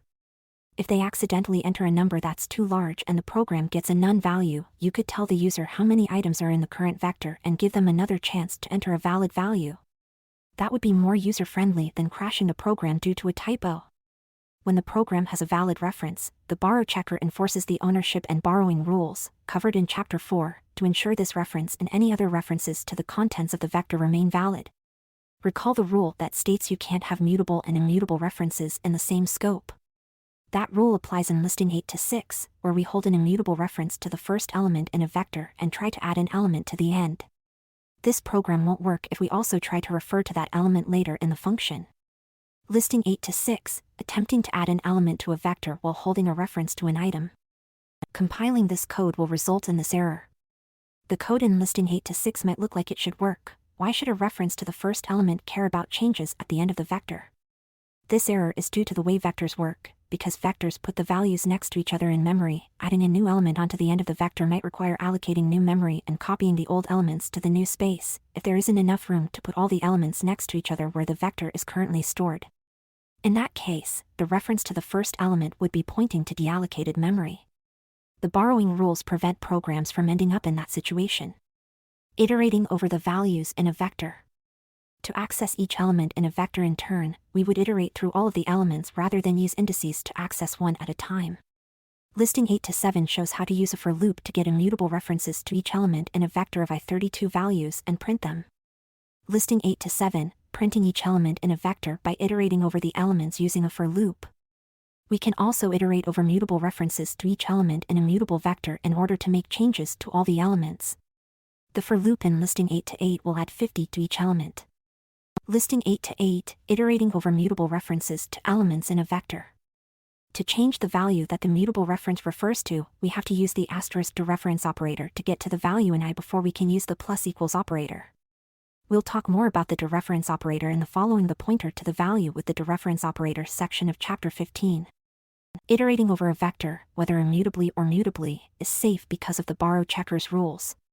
If we attempted to insert or remove items in the for loop bodies in listing 8 to 7 and listing 8 to 8, we would get a compiler error similar to the one we got with the code in listing 8 to 6. The reference to the vector that the for loop holds prevents simultaneous modification of the whole vector. Using an enum to store multiple types. Vectors can only store values that are the same type. This can be inconvenient. There are definitely use cases for needing to store a list of items of different types.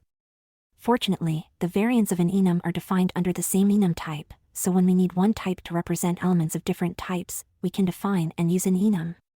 For example, say we want to get values from a row in a spreadsheet in which some of the columns in the row contain integers, some floating point numbers, and some strings. We can define an enum whose variants will hold the different value types, and all the enum variants will be considered the same type, that of the enum. Then we can create a vector to hold that enum and so, ultimately, holds different types. We've demonstrated this in listing 8 to 9. Listing 8 to 9, defining an enum to store values of different types in one vector. Rust needs to know what types will be in the vector at compile time so it knows exactly how much memory on the heap will be needed to store each element. We must also be explicit about what types are allowed in this vector.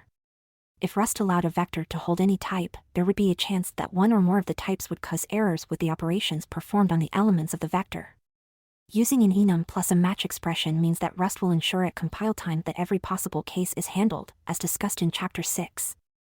If you don't know the exhaustive set of types a program will get at runtime to store in a vector, the enum technique won't work. Instead, you can use a trait object, which we'll cover in Chapter 17. Now that we've discussed some of the most common ways to use vectors, be sure to review the API documentation for all the many useful methods defined on vect by the standard library. For example, in addition to push, a pop method removes and returns the last element. Dropping a vector drops its elements. Like any other struct, a vector is freed when it goes out of scope, as annotated in listing 8 to 10. Listing 8 to 10, showing where the vector and its elements are dropped.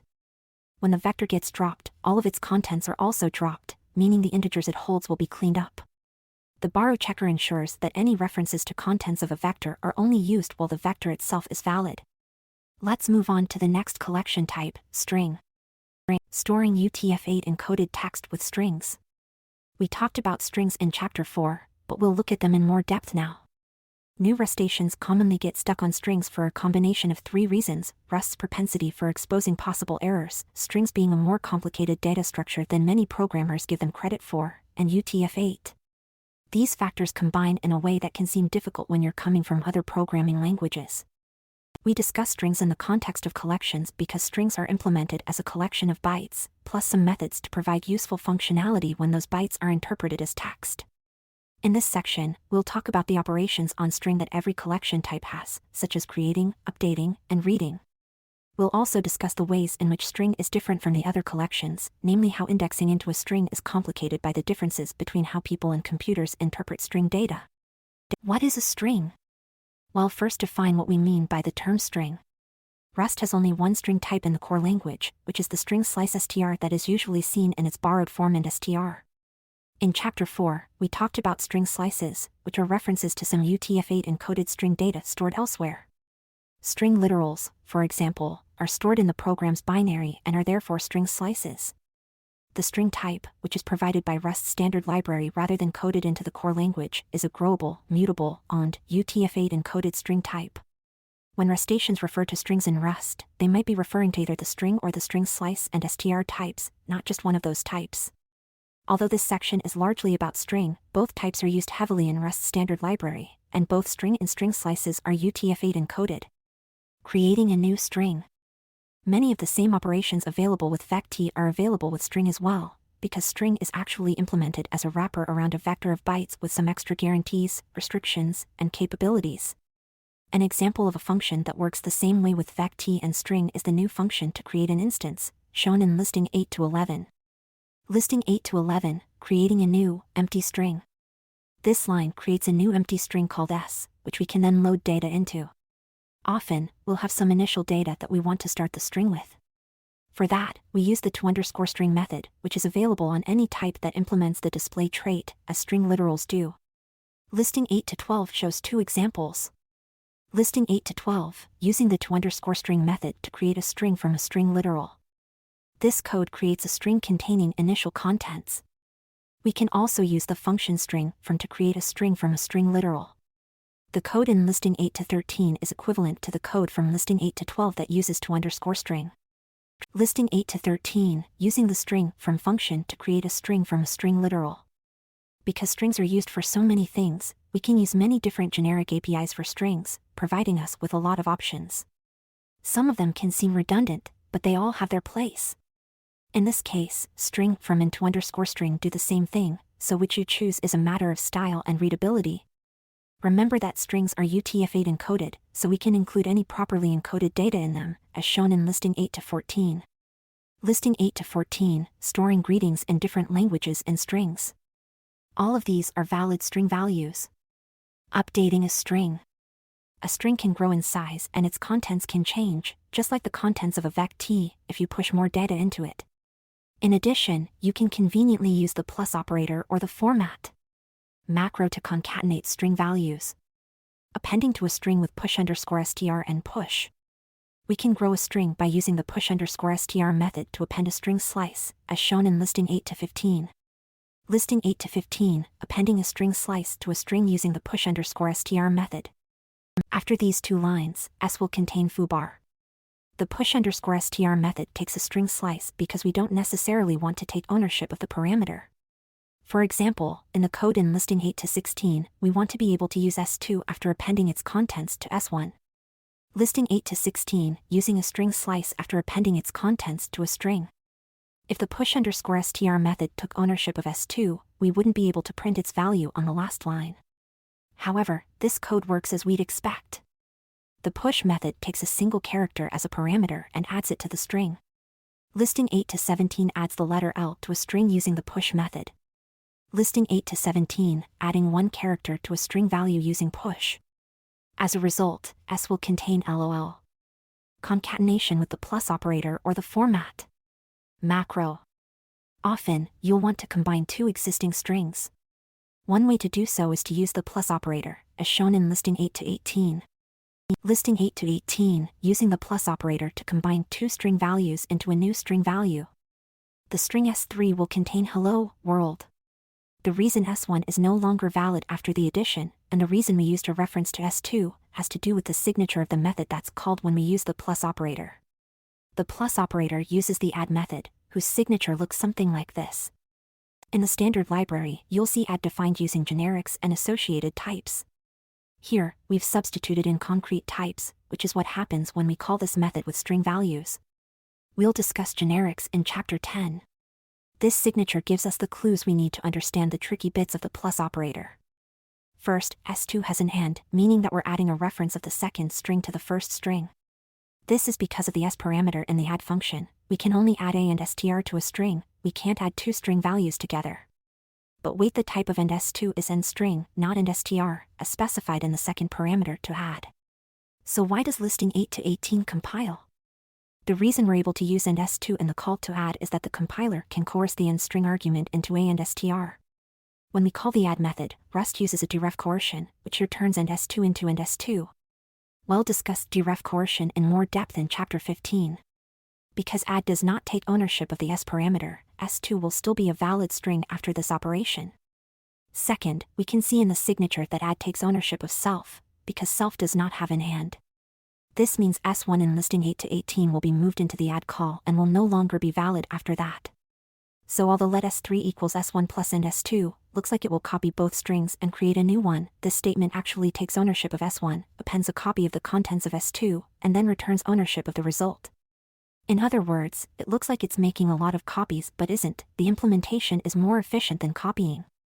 If we need to concatenate multiple strings, the behavior of the plus operator gets unwieldy. At this point, S will be tic-tac-toe. With all of the plus and characters, it's difficult to see what's going on. For more complicated string combining, we can instead use the format macro. This code also sets S to tic-tac-toe. The format macro works like println, but instead of printing the output to the screen, it returns a string with the contents.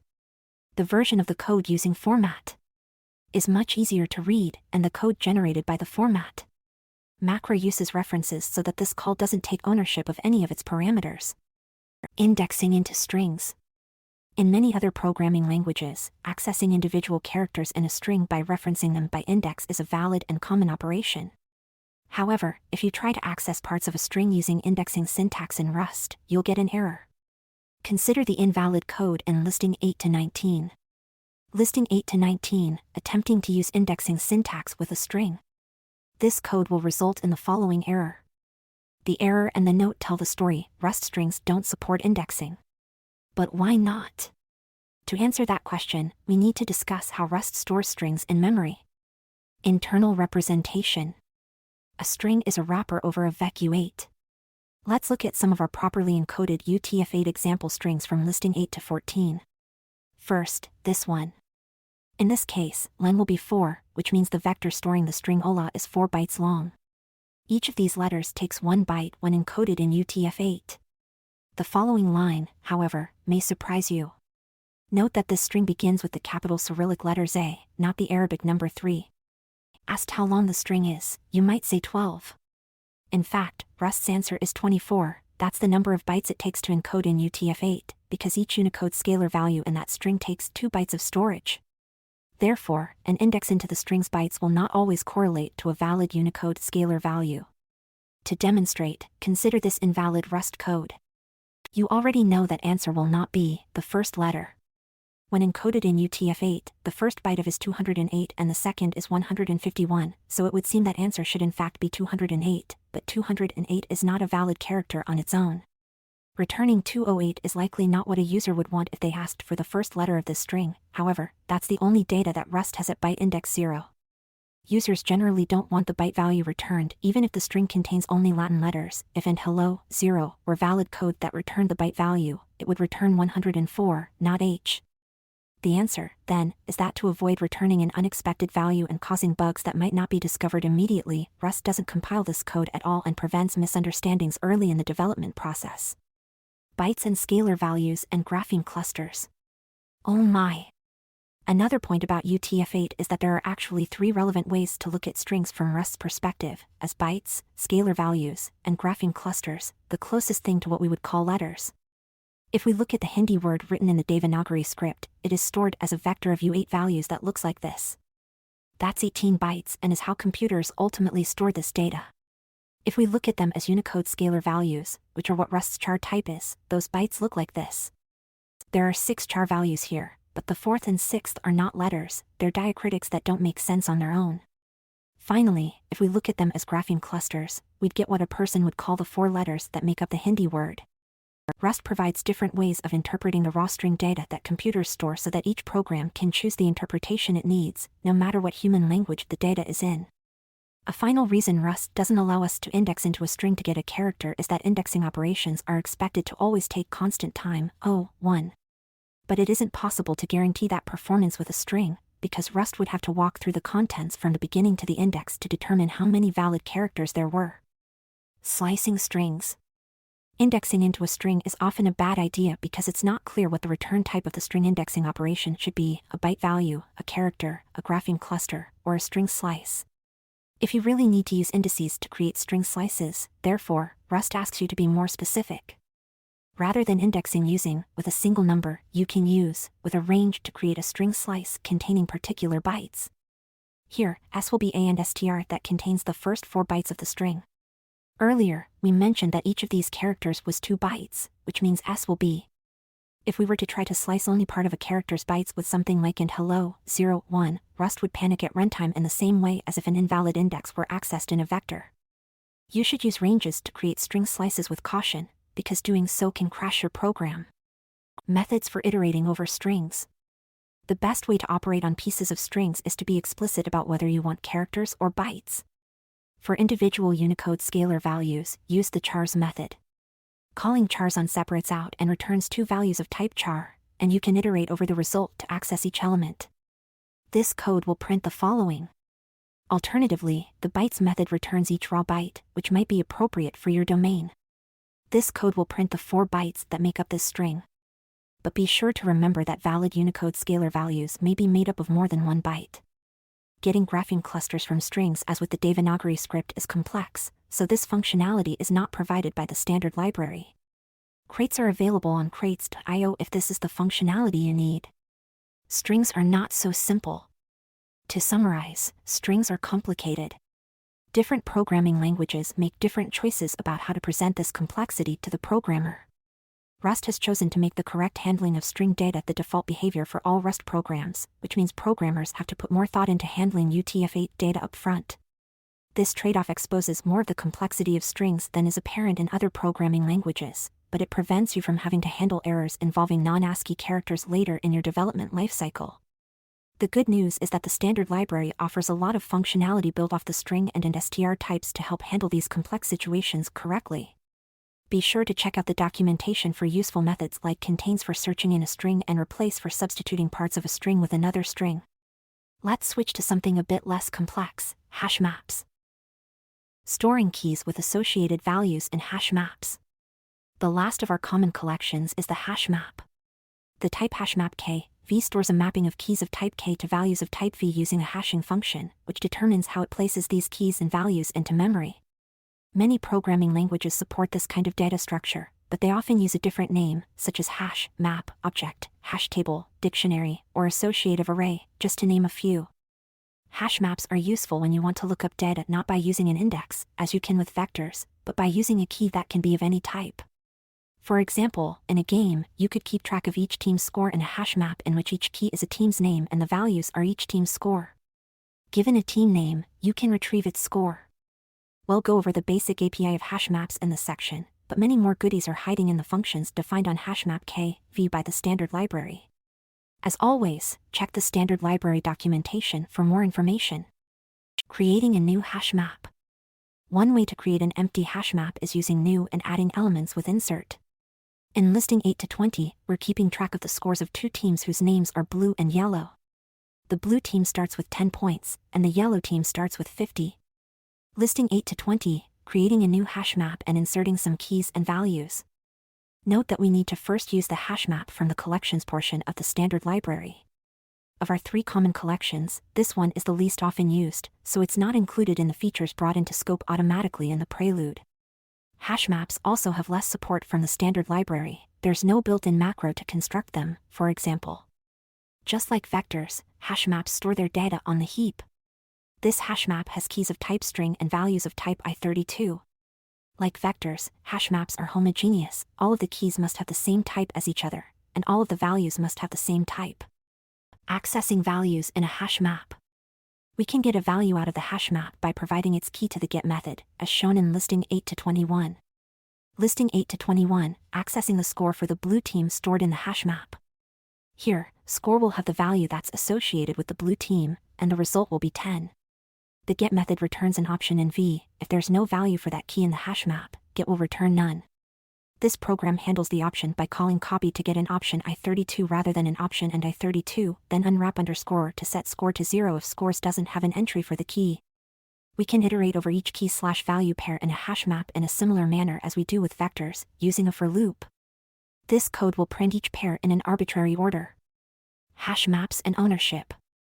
For types that implement the copy trait, like i32, the values are copied into the hash map. For owned values like string, the values will be moved and the hash map will be the owner of those values, as demonstrated in listing 8 to 22. Listing 8 to 22, showing that keys and values are owned by the hash map once they're inserted. We aren't able to use the variables field_name and field_value after they've been moved into the hash map with the call to insert. If we insert references to values into the hash map, the values won't be moved into the hash map. The values that the references point to must be valid for at least as long as the hash map is valid. We'll talk more about these issues in the validating references with lifetimes section in Chapter 10. Updating a hash map. Although the number of key and value pairs is growable, each unique key can only have one value associated with it at a time, but not vice versa. For example, both the blue team and the yellow team could have value 10 stored in the scores hash map. When you want to change the data in a hash map, you have to decide how to handle the case when a key already has a value assigned. You could replace the old value with the new value, completely disregarding the old value. You could keep the old value and ignore the new value, only adding the new value if the key doesn't already have a value. Or you could combine the old value and the new value. Let's look at how to do each of these. Overwriting a value. If we insert a key and a value into a hash map and then insert that same key with a different value, the value associated with that key will be replaced. Even though the code in listing 8 to 23 calls insert twice, the hash map will only contain one key/value pair because we're inserting the value for the blue team's key both times. Listing 8 to 23, replacing a value stored with a particular key. This code will print blue 25. The original value of 10 has been overwritten. Adding a key and value only if a key isn't present. It's common to check whether a particular key already exists in the hash map with a value, then take the following actions. If the key does exist in the hash map, the existing value should remain the way it is.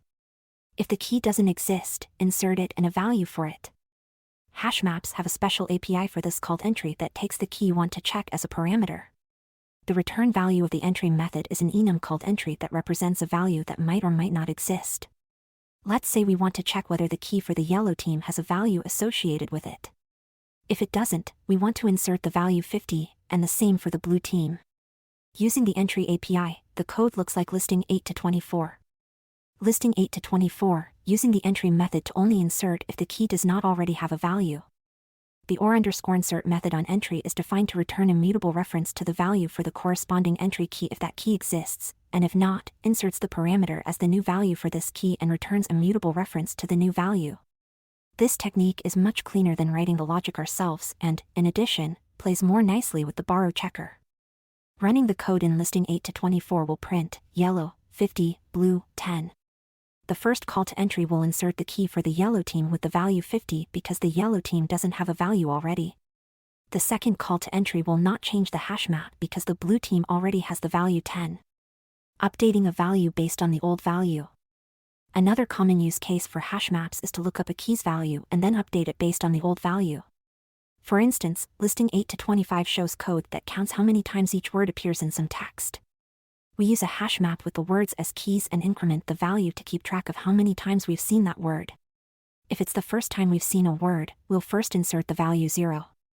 Listing 8 to 25, counting occurrences of words using a hash map that stores words and counts.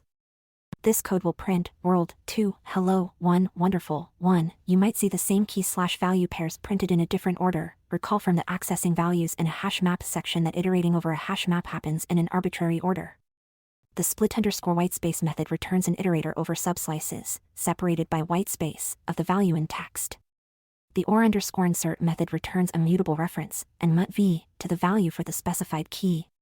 Here we store that mutable reference in the count variable, so in order to assign to that value, we must first dereference count using the asterisk.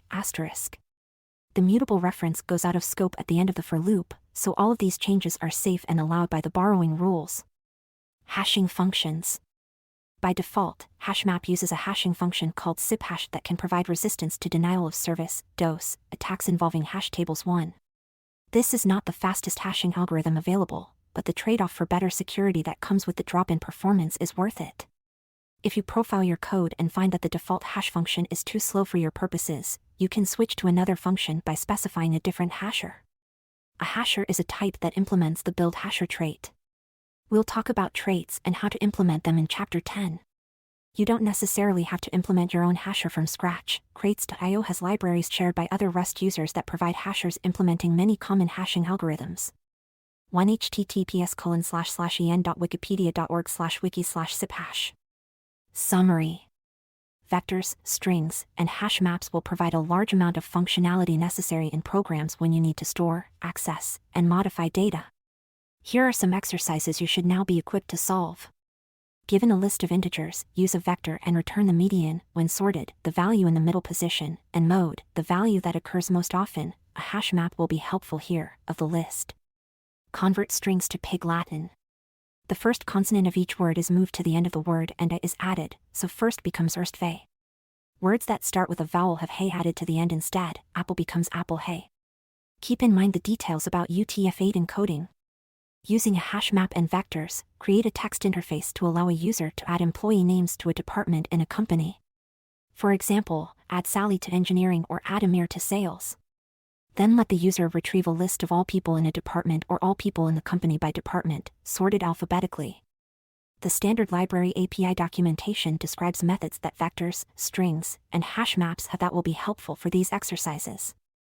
We're getting into more complex programs in which operations can fail, so it's a perfect time to discuss error handling. We'll do that next. Error handling. Errors are a fact of life in software, so Rust has a number of features for handling situations in which something goes wrong.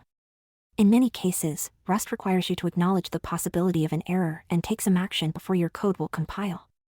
This requirement makes your program more robust by ensuring that you'll discover errors and handle them appropriately before you've deployed your code to production. Rust groups errors into two major categories, recoverable and unrecoverable errors. For a recoverable error, such as a file not found error, we most likely just want to report the problem to the user and retry the operation. Unrecoverable errors are always symptoms of bugs, like trying to access a location beyond the end of an array, and so we want to immediately stop the program. Most languages don't distinguish between these two kinds of errors and handle both in the same way, using mechanisms such as exceptions. Rust doesn't have exceptions. Instead, it has the type result T for recoverable errors and the panic macro that stops execution when the program encounters an unrecoverable error. This chapter covers calling panic first and then talks about returning result T values. Additionally, we'll explore considerations when deciding whether to try to recover from an error or to stop execution. Unrecoverable errors with panic. Sometimes, bad things happen in your code, and there's nothing you can do about it. In these cases, Rust has the panic macro. There are two ways to cause a panic in practice: by taking an action that causes our code to panic, such as accessing an array past the end, or by explicitly calling the panic macro. In both cases, we cause a panic in our program. By default, these panics will print a failure message, unwind, clean up the stack, and quit. Via an environment variable, you can also have Rust display the call stack when a panic occurs to make it easier to track down the source of the panic. Let's try calling panic in a simple program. Filename src/main.rs. When you run the program, you'll see something like this.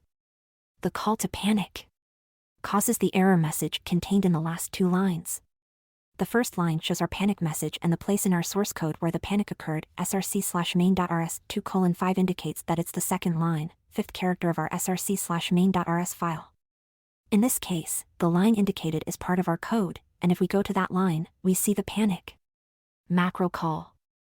In other cases, the panic call might be in code that our code calls, and the file name and line number reported by the error message will be someone else's code where the panic macro is called, not the line of our code that eventually led to the panic call.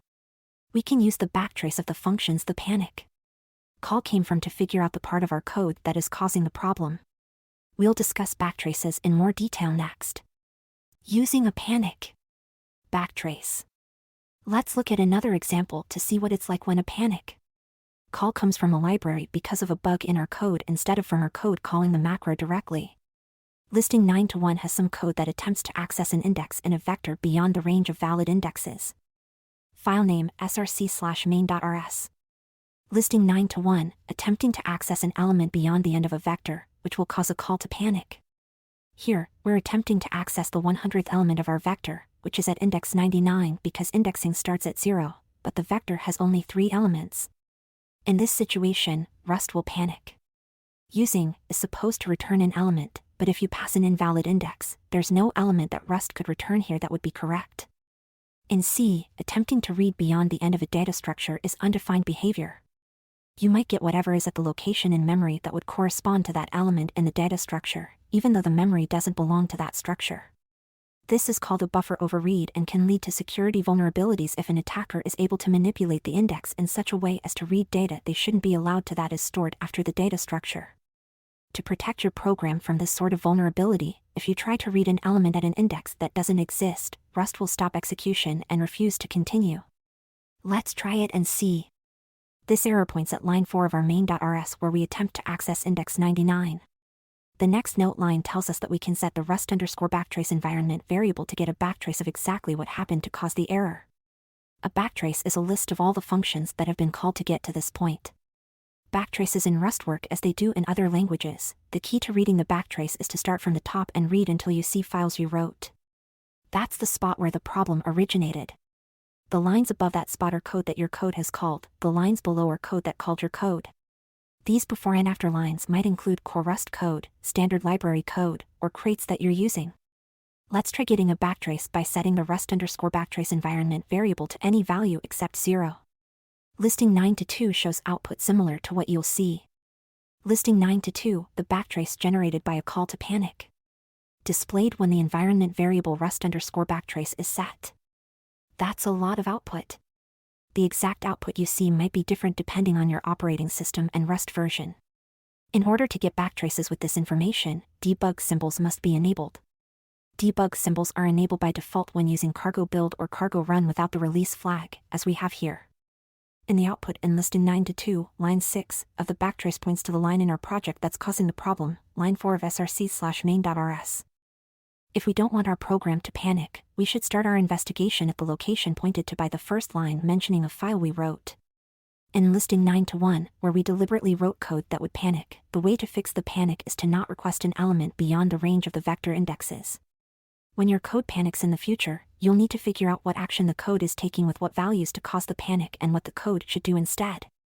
We'll come back to panic, and when we should and should not use panic, to handle error conditions in the to panic or not to panic section later in this chapter. Next, we'll look at how to recover from an error using result. Recoverable errors with result. Most errors aren't serious enough to require the program to stop entirely. Sometimes, when a function fails, it's for a reason that you can easily interpret and respond to. For example, if you try to open a file and that operation fails because the file doesn't exist, you might want to create the file instead of terminating the process. Recall from handling potential failure with result in Chapter 2 that the result enum is defined as having two variants, OK and err, as follows. The T and E are generic type parameters. We'll discuss generics in more detail in Chapter 10. What you need to know right now is that T represents the type of the value that will be returned in a success case within the OK variant, and E represents the type of the error that will be returned in a failure case within the err variant. Because result has these generic type parameters, we can use the result type and the functions defined on it in many different situations where the successful value and error value we want to return may differ. Let's call a function that returns a result value because the function could fail. In listing 9 to 3 we try to open a file. File name src/main.rs. Listing 9 to 3, opening a file. The return type of file open is a result T, E.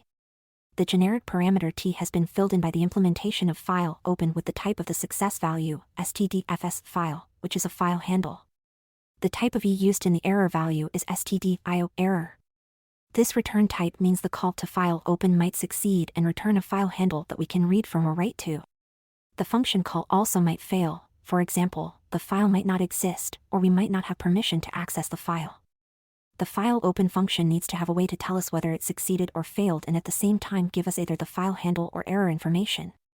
This information is exactly what the result enum conveys. In the case where file open succeeds, the value in the variable greeting_file_result will be an instance of OK that contains a file handle. In the case where it fails, the value in greeting_file_result will be an instance of error that contains more information about the kind of error that happened. We need to add to the code in listing 9 to 3 to take different actions depending on the value file open returns. Listing 9 to 4 shows one way to handle the result using a basic tool, the match expression that we discussed in Chapter 6. File name src/main.rs. Listing 9 to 4, using a match expression to handle the result variants that might be returned. Note that, like the option enum, the result enum and its variants have been brought into scope by the prelude, so we don't need to specify result before the OK and err variants in the match arms. When the result is OK, this code will return the inner file value out of the OK variant, and we then assign that file handle value to the variable greeting_file. After the match, we can use the file handle for reading or writing. The other arm of the match handles the case where we get an error value from file open. In this example, we've chosen to call the panic macro. If there's no file named hello.txt in our current directory and we run this code, we'll see the following output from the panic macro. As usual, this output tells us exactly what has gone wrong. Matching on different errors. The code in listing 9 to 4 will panic, no matter why file open failed. However, we want to take different actions for different failure reasons. If file open failed because the file doesn't exist, we want to create the file and return the handle to the new file. If file open failed for any other reason, for example, because we didn't have permission to open the file, we still want the code to panic, in the same way as it did in listing 9 to 4. For this we add an inner match expression, shown in listing 9 to 5. File name src/main.rs. Listing 9 to 5, handling different kinds of errors in different ways. The type of the value that file open returns inside the error variant is io error, which is a struct provided by the standard library. This struct has a method kind that we can call to get an io error kind value. The enum io error kind is provided by the standard library and has variants representing the different kinds of errors that might result from an io operation. The variant we want to use is error kind not found, which indicates the file we're trying to open doesn't exist yet. So we match on greeting_file_result, but we also have an inner match on error.kind. The condition we want to check in the inner match is whether the value returned by error.kind is the not found variant of the error kind enum. If it is, we try to create the file with file create. However, because file create could also fail, we need a second arm in the inner match expression. When the file can't be created, a different error message is printed. The second arm of the outer match stays the same, so the program panics on any error besides the missing file error. Shortcuts for panic on error: unwrap and expect. Using match works well enough, but it can be a bit verbose and doesn't always communicate intent well. The result TE type has many helper methods defined on it to do various, more specific tasks. The unwrap method is a shortcut method implemented just like the match expression we wrote in listing 9-4. If the result value is the OK variant, unwrap will return the value inside the OK. If the result is the error variant, unwrap will call the panic macro for us. Here is an example of unwrap in action. File name src/main.rs.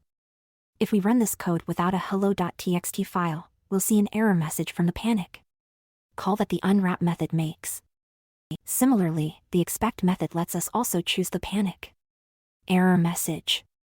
Using expect instead of unwrap and providing good error messages can convey your intent and make tracking down the source of a panic easier. The syntax of expect looks like this. File name src/main.rs. We use expect in the same way as unwrap, to return the file handle or call the panic macro.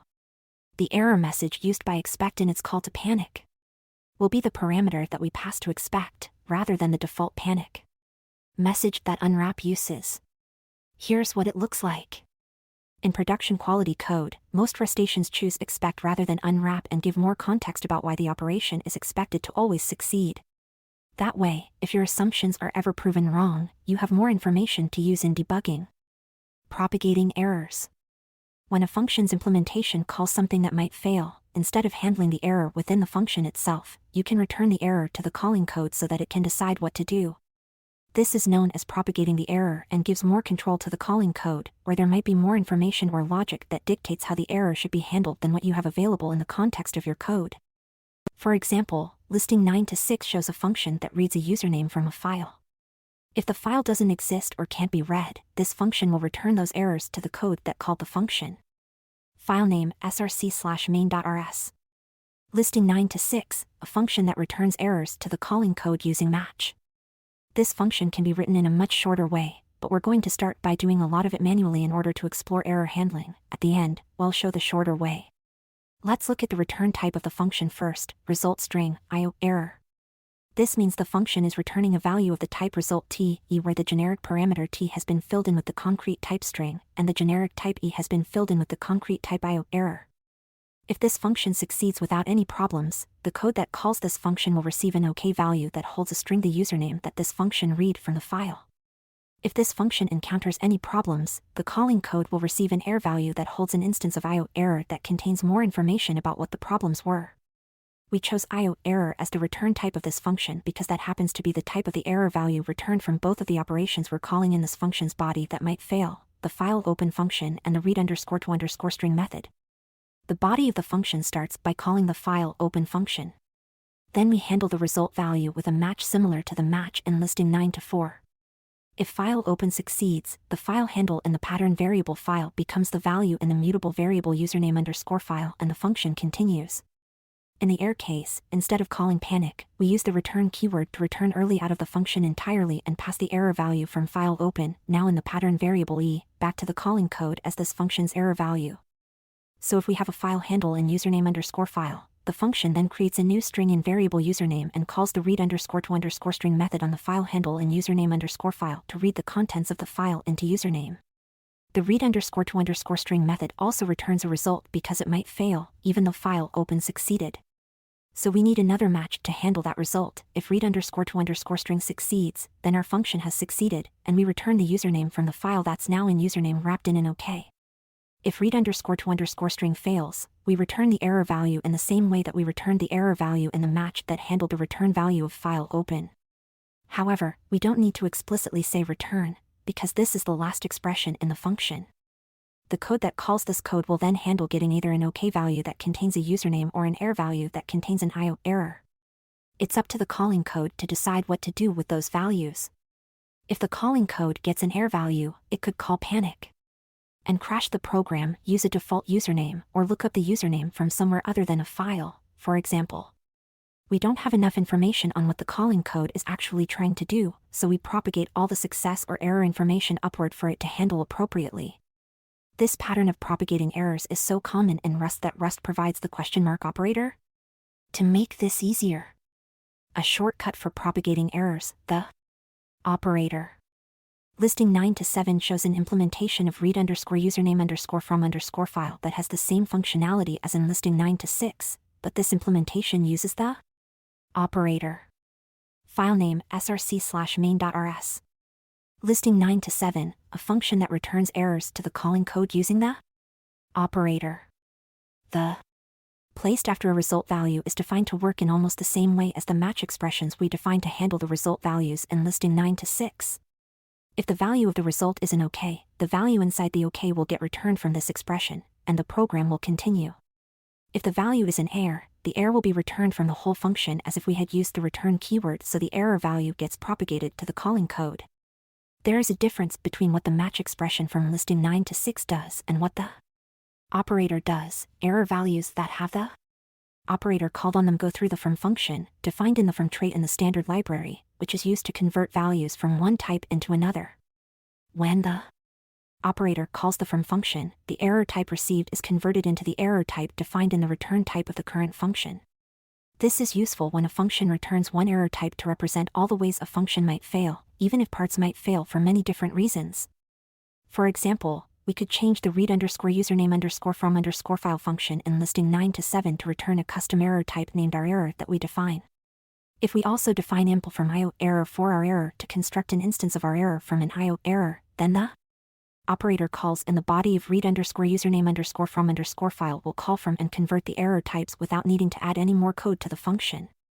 In the context of listing 9 to 7, the at the end of the file open call will return the value inside an OK to the variable username_file. If an error occurs, the operator will return early out of the whole function and give any error value to the calling code. The same thing applies to the at the end of the read_to_string call. The operator eliminates a lot of boilerplate and makes this function's implementation simpler. We could even shorten this code further by chaining method calls immediately after the, as shown in listing 9 to 8. Filename src/main.rs. Listing 9 to 8, chaining method calls after the operator. We've moved the creation of the new string in username to the beginning of the function. That part hasn't changed. Instead of creating a variable username_file, we've chained the call to read_to_string directly onto the result of file open hello.txt. We still have a at the end of the read_to_string call, and we still return an OK value containing username when both file open and read_to_string succeed rather than returning errors. The functionality is again the same as in listing 9 to 6 and listing 9 to 7, this is just a different, more ergonomic way to write it. Listing 9 to 9 shows a way to make this even shorter using fs read_to_string. Filename src/main.rs. Listing 9 to 9, using fs read_to_string instead of opening and then reading a file. Reading a file into a string is a fairly common operation, so the standard library provides the convenient fs read_to_string function that opens the file, creates a new string, reads the contents of the file, puts the contents into that string, and returns it. Of course, using fs read_to_string doesn't give us the opportunity to explain all the error handling, so we did it the longer way first. Where the operator can be used. The operator can only be used in functions whose return type is compatible with the value the is used on. This is because the operator is defined to perform an early return of a value out of the function, in the same manner as the match expression we defined in listing 9 to 6. In listing 9 to 6, the match was using a result value, and the early return arm returned an error, value. The return type of the function has to be a result so that it's compatible with this return. In listing 9 to 10, let's look at the error we'll get if we use the operator in a main function with a return type incompatible with the type of the value we use. On filename src/main.rs. Listing 9 to 10, attempting to use the in the main function that returns won't compile. This code opens a file, which might fail.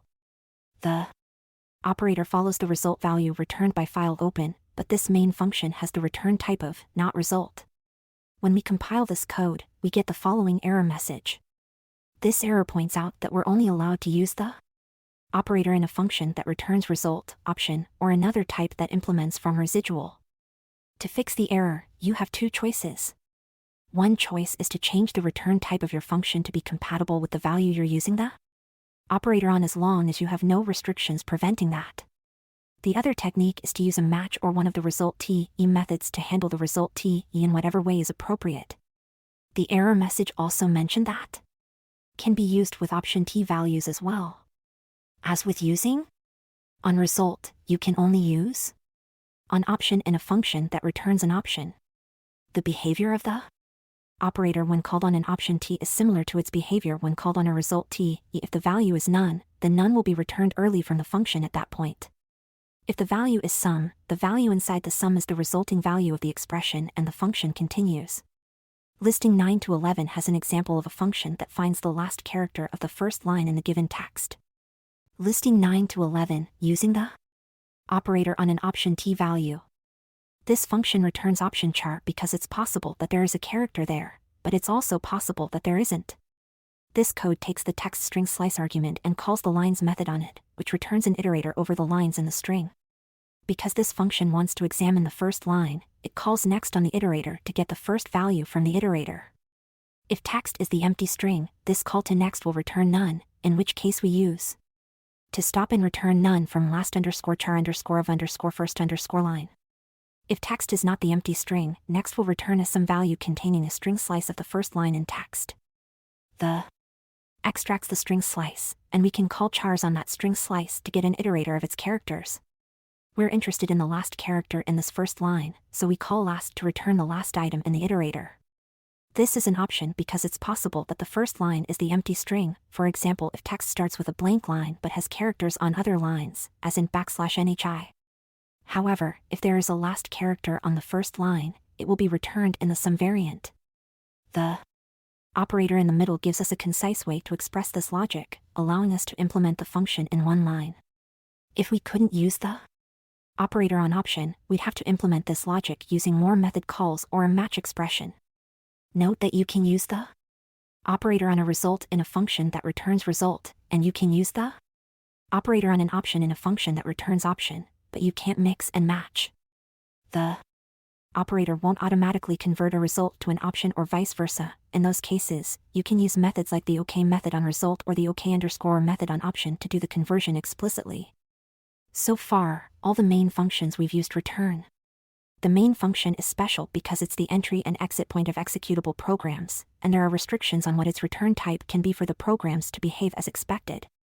Luckily, main can also return a result, e. Listing 9 to 12 has the code from listing 9 to 10, but we've changed the return type of main to be result, box-dine error, and added a return value OK to the end.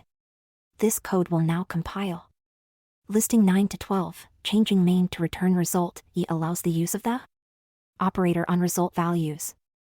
The box-dine error type is a trait object, which we'll talk about in the using trait objects that allow for values of different types section in Chapter 17. For now, you can read box-dine error to mean any kind of error. Using on a result value in a main function with the error type box-dine error is allowed, because it allows any error value to be returned early. Even though the body of this main function will only ever return errors of type stdio error, by specifying box-dine error, this signature will continue to be correct even if more code that returns other errors is added to the body of main.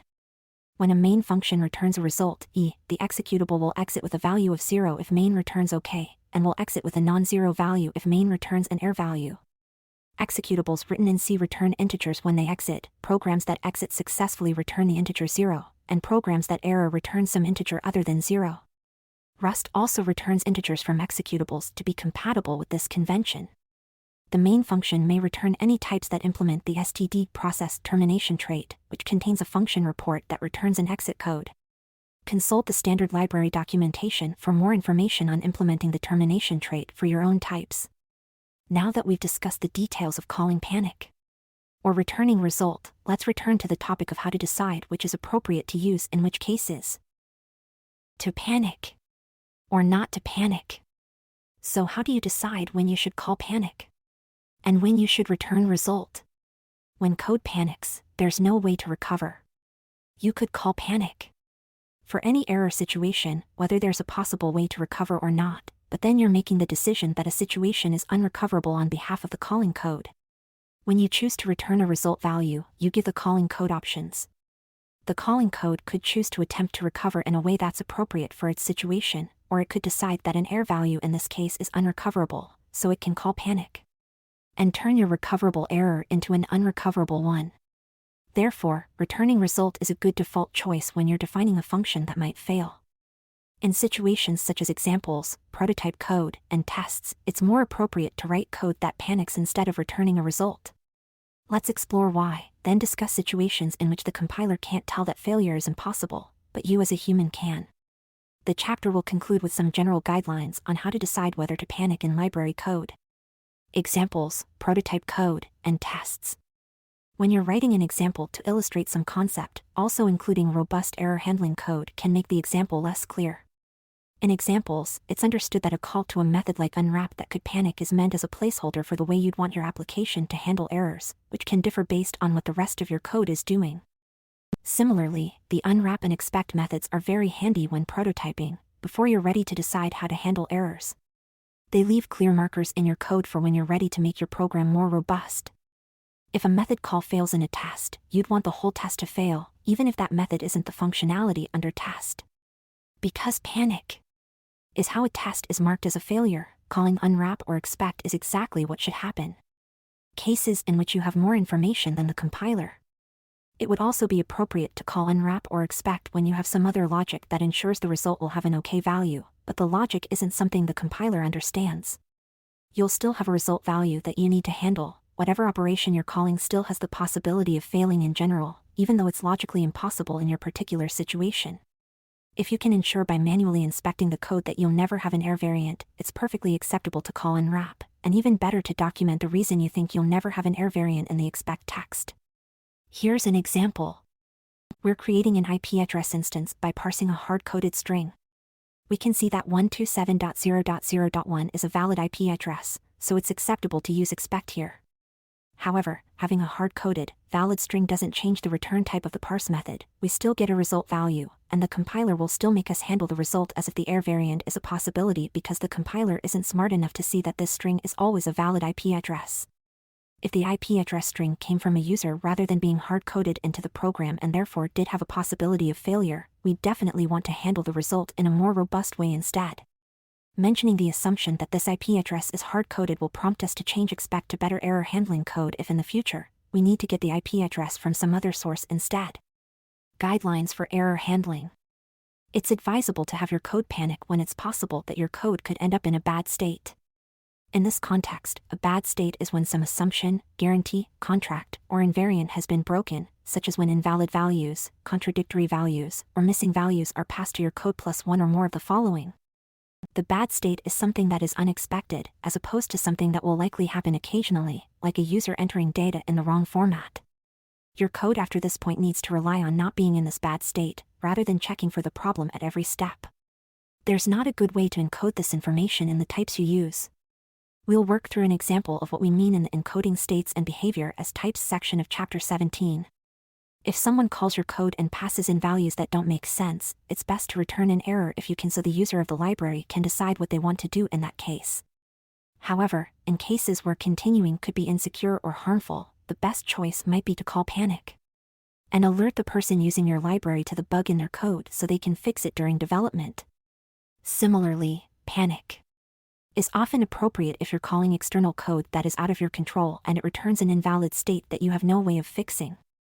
However, when failure is expected, it's more appropriate to return a result than to make a panic call. Examples include a parser being given malformed data or an HTTP request returning a status that indicates you have hit a rate limit. In these cases, returning a result indicates that failure is an expected possibility that the calling code must decide how to handle. When your code performs an operation that could put a user at risk if it's called using invalid values, your code should verify the values are valid first and panic if the values aren't valid.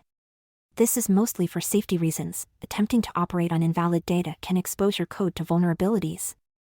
This is the main reason the standard library will call panic. If you attempt an out-of-bounds memory access, trying to access memory that doesn't belong to the current data structure is a common security problem. Functions often have contracts. Their behavior is only guaranteed if the inputs meet particular requirements. Panicking when the contract is violated makes sense because a contract violation always indicates a caller-side bug, and it's not a kind of error you want the calling code to have to explicitly handle.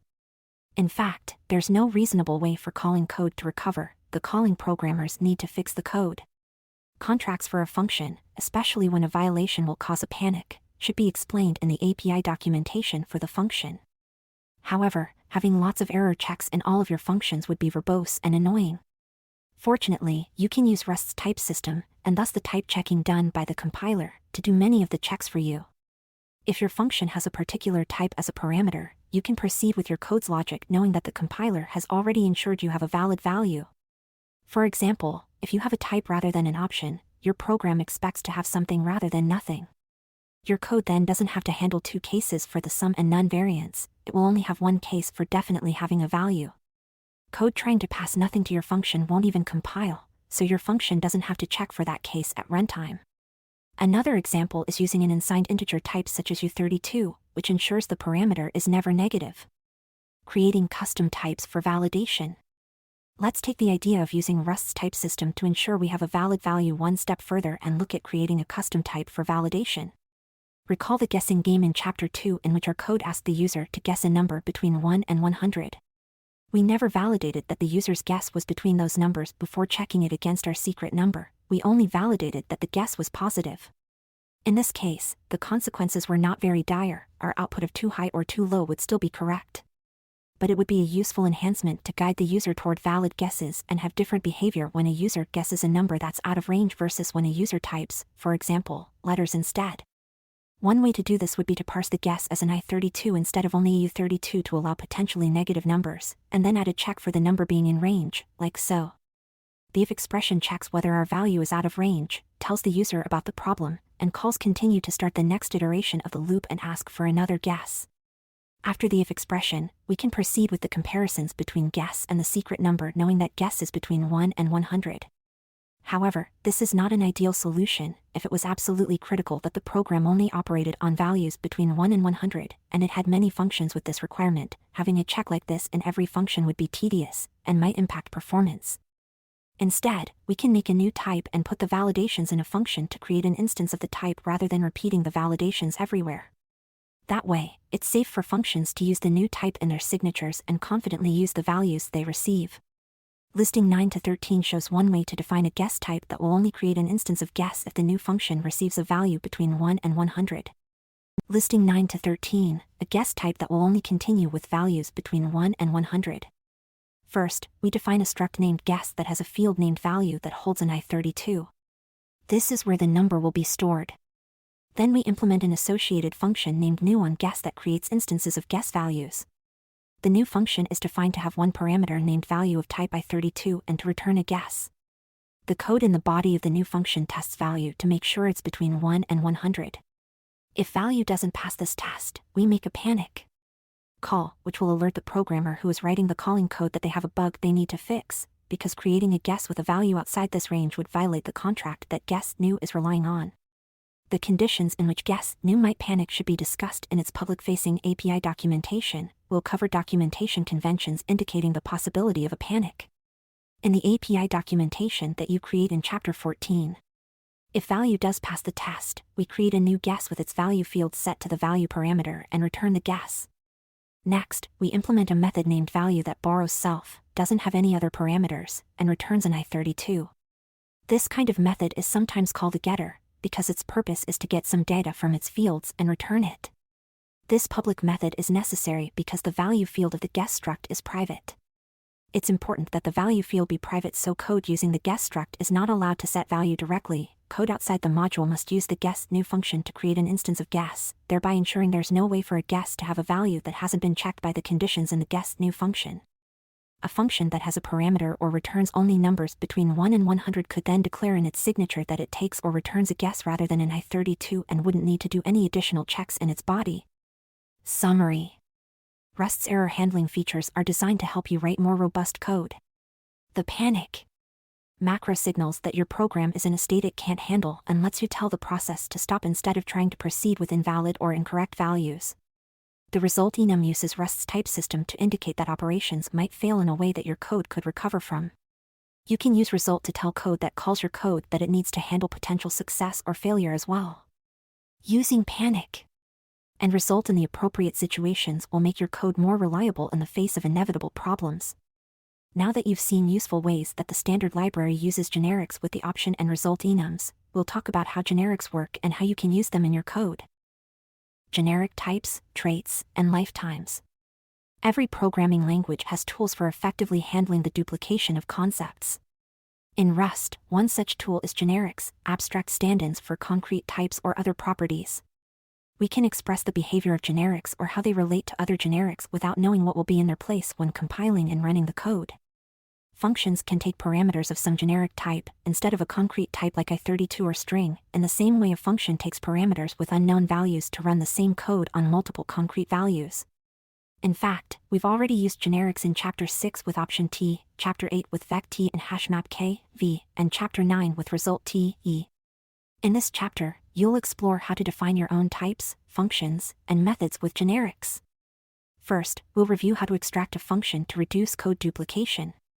We'll then use the same technique to make a generic function from two functions that differ only in the types of their parameters. We'll also explain how to use generic types in struct and enum definitions. Then you'll learn how to use traits to define behavior in a generic way. You can combine traits with generic types to constrain a generic type to accept only those types that have a particular behavior, as opposed to just any type. Finally, we'll discuss lifetimes, a variety of generics that give the compiler information about how references relate to each other. Lifetimes allow us to give the compiler enough information about borrowed values so that it can ensure references will be valid in more situations than it could without our help. Removing duplication by extracting a function. Generics allow us to replace specific types with a placeholder that represents multiple types to remove code duplication. Before diving into generic syntax, then, let's first look at how to remove duplication in a way that doesn't involve generic types by extracting a function that replaces specific values with a placeholder that represents multiple values. Then we'll apply the same technique to extract a generic function. By looking at how to recognize duplicated code you can extract into a function, you'll start to recognize duplicated code that can use generics. We begin with the short program in listing 10 to 1 that finds the largest number in a list. File name src/main.rs. Listing 10 to 1, finding the largest number in a list of numbers. We store a list of integers in the variable number_list and place a reference to the first number in the list in a variable named largest. We then iterate through all the numbers in the list, and if the current number is greater than the number stored in largest, replace the reference in that variable. However, if the current number is less than or equal to the largest number seen so far, the variable doesn't change, and the code moves on to the next number in the list. After considering all the numbers in the list, largest should refer to the largest number, which in this case is 100. We've now been tasked with finding the largest number in two different lists of numbers. To do so, we can choose to duplicate the code in listing 10 to 1 and use the same logic at two different places in the program, as shown in listing 10 to 2. File name src/main.rs. Listing 10 to 2, code to find the largest number in two lists of numbers. Although this code works, duplicating code is tedious and error-prone. We also have to remember to update the code in multiple places when we want to change it. To eliminate this duplication, we'll create an abstraction by defining a function that operates on any list of integers passed in a parameter. This solution makes our code clearer and lets us express the concept of finding the largest number in a list abstractly. In listing 10 to 3, we extract the code that finds the largest number into a function named largest. Then we call the function to find the largest number in the two lists from listing 10 to 2. We could also use the function on any other list of i32 values we might have in the future. File name src/main.rs. Listing 10 to 3, abstracted code to find the largest number in two lists. The largest function has a parameter called list, which represents any concrete slice of i32 values we might pass into the function. As a result, when we call the function, the code runs on the specific values that we pass in. In summary, here are the steps we took to change the code from listing 10 to 2 to listing 10 to 3. Identify duplicate code. Extract the duplicate code into the body of the function and specify the inputs and return values of that code in the function signature. Update the two instances of duplicated code to call the function instead. Next, we'll use these same steps with generics to reduce code duplication. In the same way that the function body can operate on an abstract list instead of specific values, generics allow code to operate on abstract types. For example, say we had two functions, one that finds the largest item in a slice of i32 values and one that finds the largest item in a slice of char values. How would we eliminate that duplication? Let's find out. Generic data types. We use generics to create definitions for items like function signatures or structs, which we can then use with many different concrete data types. Let's first look at how to define functions, structs, enums, and methods using generics. Then we'll discuss how generics affect code performance. In function definitions. When defining a function that uses generics, we place the generics in the signature of the function where we would usually specify the data types of the parameters and return value. Doing so makes our code more flexible and provides more functionality to callers of our function while preventing code duplication. Continuing with our largest function, listing 10 to 4 shows two functions that both find the largest value in a slice. We'll then combine these into a single function that uses generics. Filename src/main.rs. Listing 10 to 4, two functions that differ only in their names and the types in their signatures. The largest _i32 function is the one we extracted in listing 10 to 3 that finds the largest i32 in a slice. The largest _char function finds the largest char in a slice. The function bodies have the same code, so let's eliminate the duplication by introducing a generic type parameter in a single function. To parameterize the types in a new single function, we need to name the type parameter, just as we do for the value parameters to a function. You can use any identifier as a type parameter name. But we'll use T because, by convention, type parameter names in Rust are short, often just a letter, and Rust's type naming convention is upper camel case.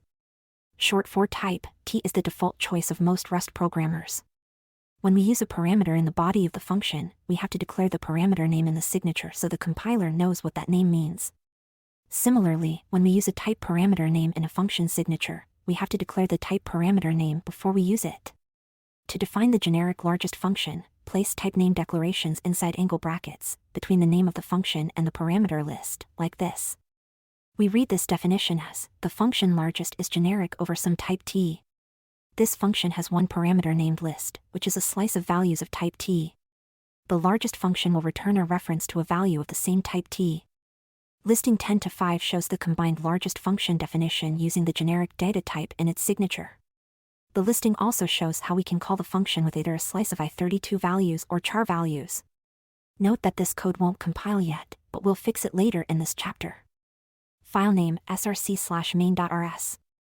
Listing 10 to 5, the largest function using generic type parameters, this doesn't yet compile. If we compile this code right now, we'll get this error. The help text mentions std_cmp partialord, which is a trait, and we're going to talk about traits in the next section. For now, know that this error states that the body of largest won't work for all possible types that T could be. Because we want to compare values of type T in the body, we can only use types whose values can be ordered. To enable comparisons, the standard library has the std_cmp partialord trait that you can implement on types. See Appendix C for more on this trait. By following the help text suggestion, we restrict the types valid for T to only those that implement partialord, and this example will compile, because the standard library implements partialord on both i32 and char. In struct definitions, we can also define structs to use a generic type parameter in one or more fields using the syntax. Listing 10 to 6 defines a point T struct to hold x and y coordinate values of any type. Filename src/main.rs.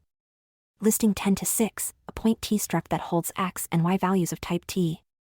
The syntax for using generics in struct definitions is similar to that used in function definitions.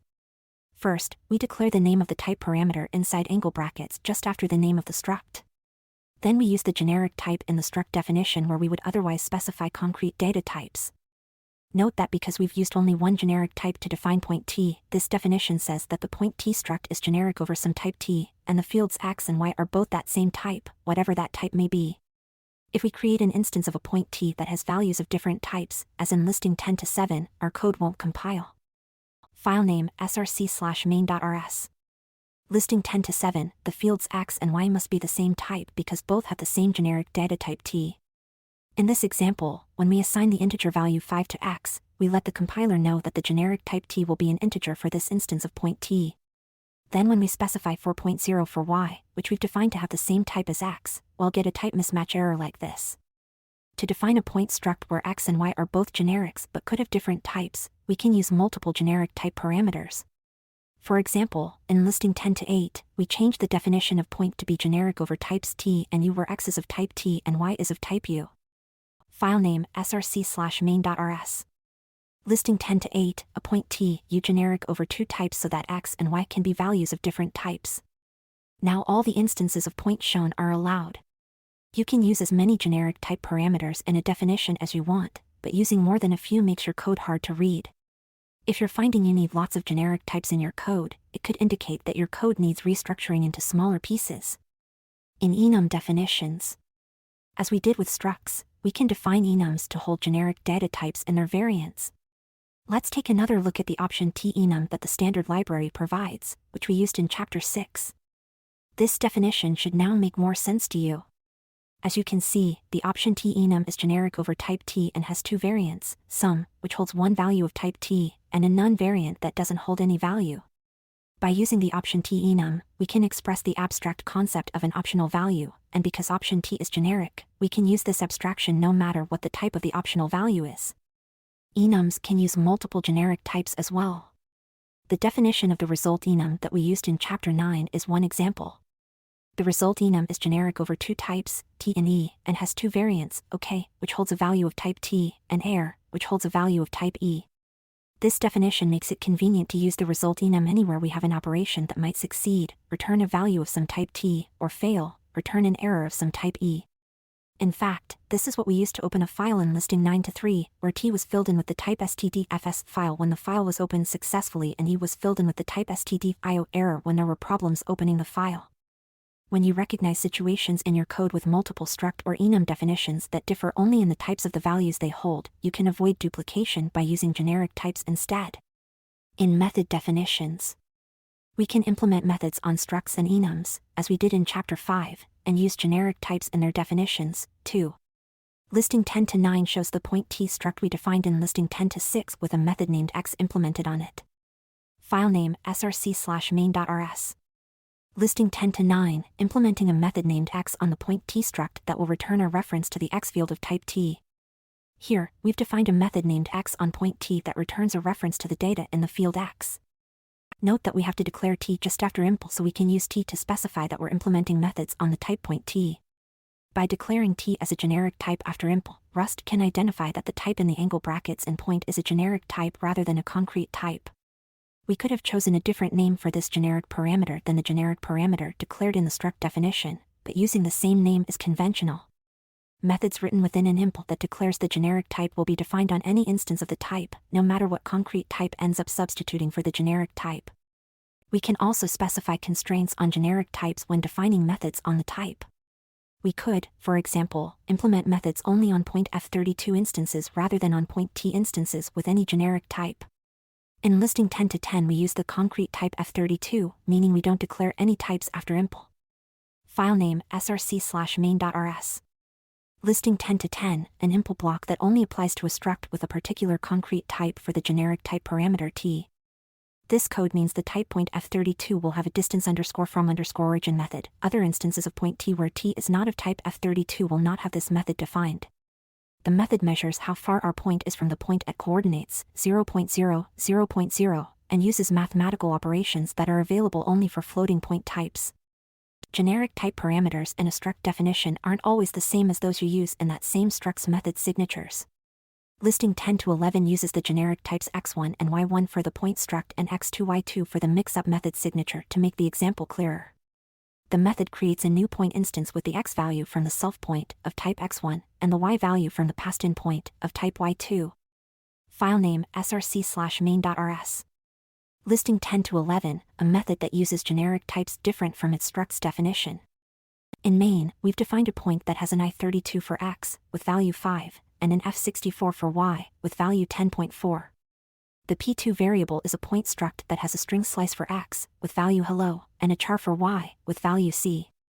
Calling mixup on P1 with the argument P2 gives us P3, which will have an I32 for x, because x came from P1. The P3 variable will have a char for y, because y came from P2. The println macro call will print p3.x equals 5, p3.y equals c. The purpose of this example is to demonstrate a situation in which some generic parameters are declared with impl and some are declared with the method definition. Here, the generic parameters x1 and y1 are declared after impl because they go with the struct definition. The generic parameters x2 and y2 are declared after fn mixup, because they're only relevant to the method. Performance of code using generics. You might be wondering whether there is a runtime cost when using generic type parameters. The good news is that using generic types won't make your program run any slower than it would with concrete types. Rust accomplishes this by performing monomorphization of the code using generics at compile time. Monomorphization is the process of turning generic code into specific code by filling in the concrete types that are used when compiled. In this process, the compiler does the opposite of the steps we use to create the generic function in listing 10 to 5. The compiler looks at all the places where generic code is called and generates code for the concrete types the generic code is called with. Let's look at how this works by using the standard library's generic option Enum. When Rust compiles this code, it performs monomorphization. During that process, the compiler reads the values that have been used in option T instances and identifies two kinds of option T. One is I32 and the other is F64. As such, it expands the generic definition of option T into two definitions specialized to I32 and F64, thereby replacing the generic definition with the specific ones. The monomorphized version of the code looks similar to the following. The compiler uses different names than what we're using here for illustration. File name src/main.rs. The generic option T is replaced with the specific definitions created by the compiler. Because Rust compiles generic code into code that specifies the type in each instance, we pay no runtime cost for using generics. When the code runs, it performs just as it would if we had duplicated each definition by hand. The process of monomorphization makes Rust's generics extremely efficient at runtime. Traits, defining shared behavior. A trait defines functionality a particular type has and can share with other types.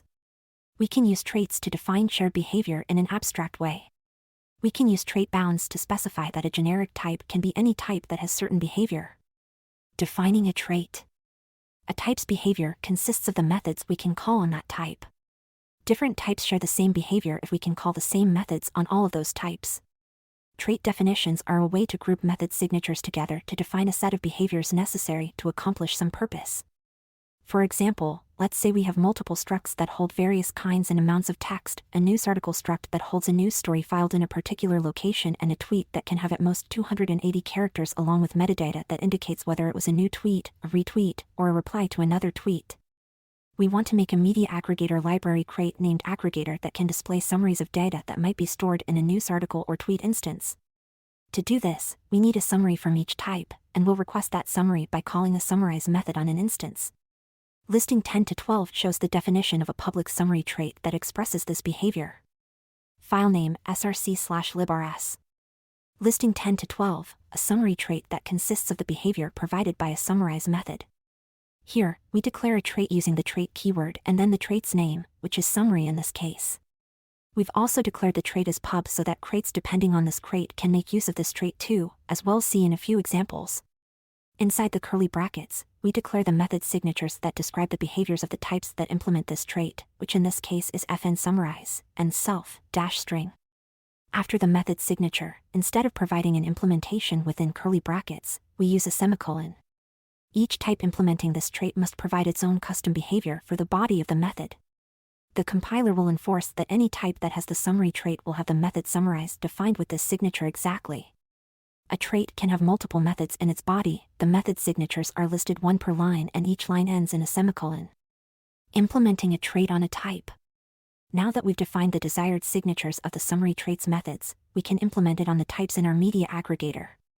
Listing 10 to 13 shows an implementation of the summary trait on the news article struct that uses the headline, the author, and the location to create the return value of summarize. For the tweet struct, we define summarize as the username followed by the entire text of the tweet, assuming that tweet content is already limited to 280 characters. File name src/librs. Listing 10 to 13, implementing the summary trait on the news article and tweet types. Implementing a trait on a type is similar to implementing regular methods. The difference is that after impl, we put the trait name we want to implement, then use the for keyword, and then specify the name of the type we want to implement the trait for.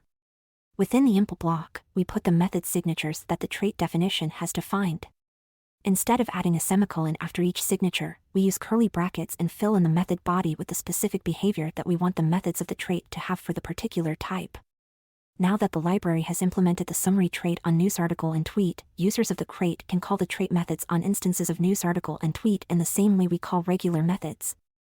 The only difference is that the user must bring the trait into scope as well as the types. Here's an example of how a binary crate could use our aggregator library crate. This code prints one new tweet, horse_ebooks, of course, as you probably already know, people.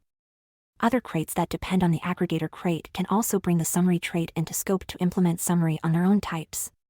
One restriction to note is that we can implement a trait on a type only if at least one of the trait or the type is local to our crate.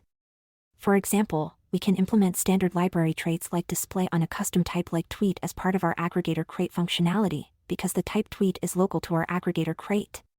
We can also implement summary on vect in our aggregator crate, because the trait summary is local to our aggregator crate. But we can't implement external traits on external types. For example, we can't implement the display trait on vect within our aggregator crate, because display and vect are both defined in the standard library and aren't local to our aggregator crate.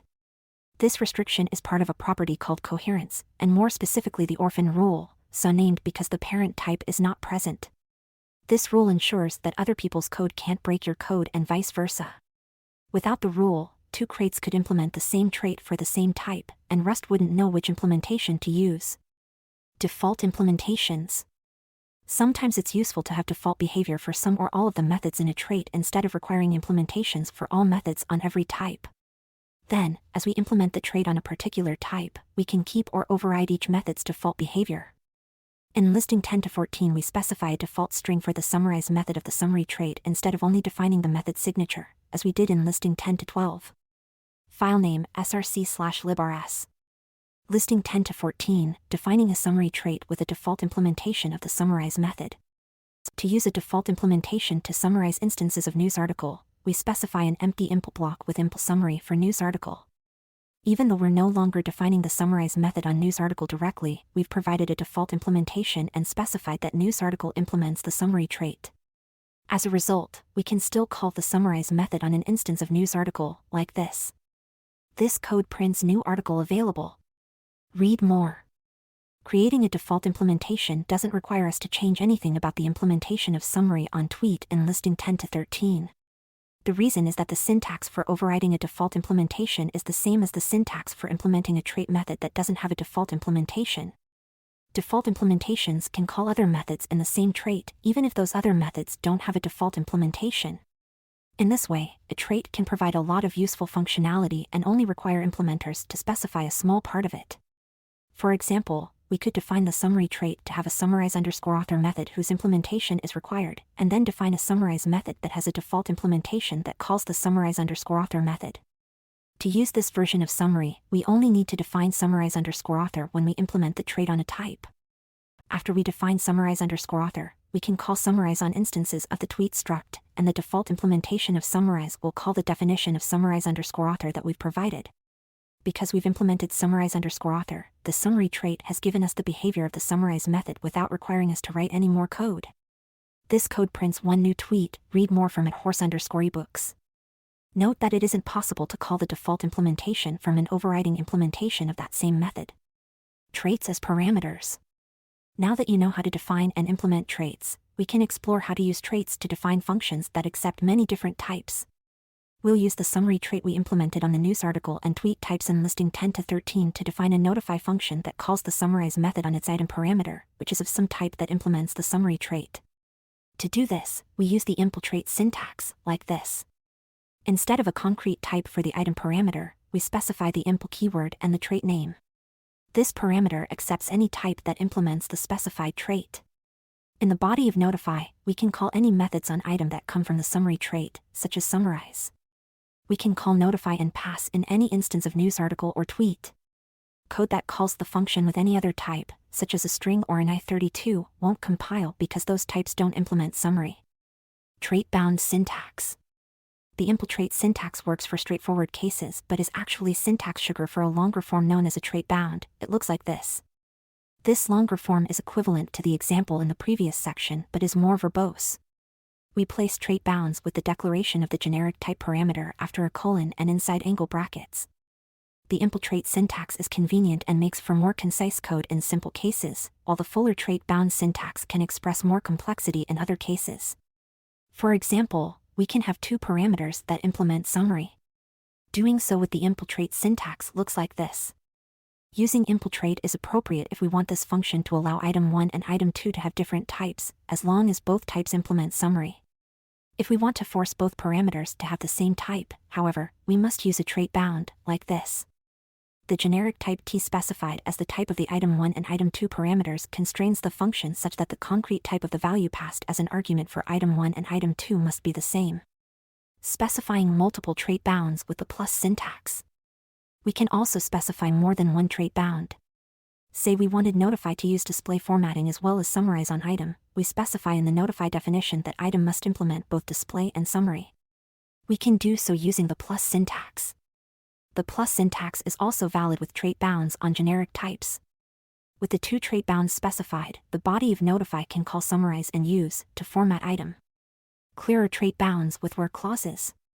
Using too many trait bounds has its downsides. Each generic has its own trait bounds, so functions with multiple generic type parameters can contain lots of trait bound information between the function's name and its parameter list, making the function signature hard to read. For this reason, Rust has alternate syntax for specifying trait bounds inside a where clause after the function signature. So instead of writing this, we can use a where clause, like this.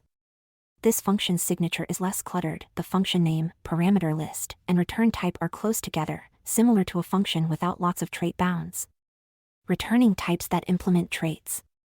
We can also use the impl-trait syntax in the return position to return a value of some type that implements a trait, as shown here.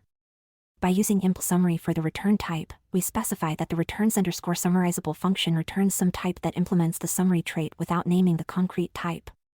In this case, returns_summarizable returns a tweet, but the code calling this function doesn't need to know that. The iteability to specify a return type only by the trait it implements is especially useful in the context of closures and iterators, which we cover in Chapter 13. Closures and iterators create types that only the compiler knows or types that are very long to specify. The impl-trait syntax lets you concisely specify that a function returns some type that implements the iterator trait without needing to write out a very long type. However, you can only use impl-trait if you're returning a single type. For example, this code that returns either a news article or a tweet with the return type specified as impl-summary wouldn't work. Returning either a news article or a tweet isn't allowed due to restrictions around how the impl-trait syntax is implemented in the compiler. We'll cover how to write a function with this behavior in the Using Trait Objects that allow for values of different types section of Chapter 17. Using trait bounds to conditionally implement methods. By using a trait bound with an impl block that uses generic type parameters, we can implement methods conditionally for types that implement the specified traits.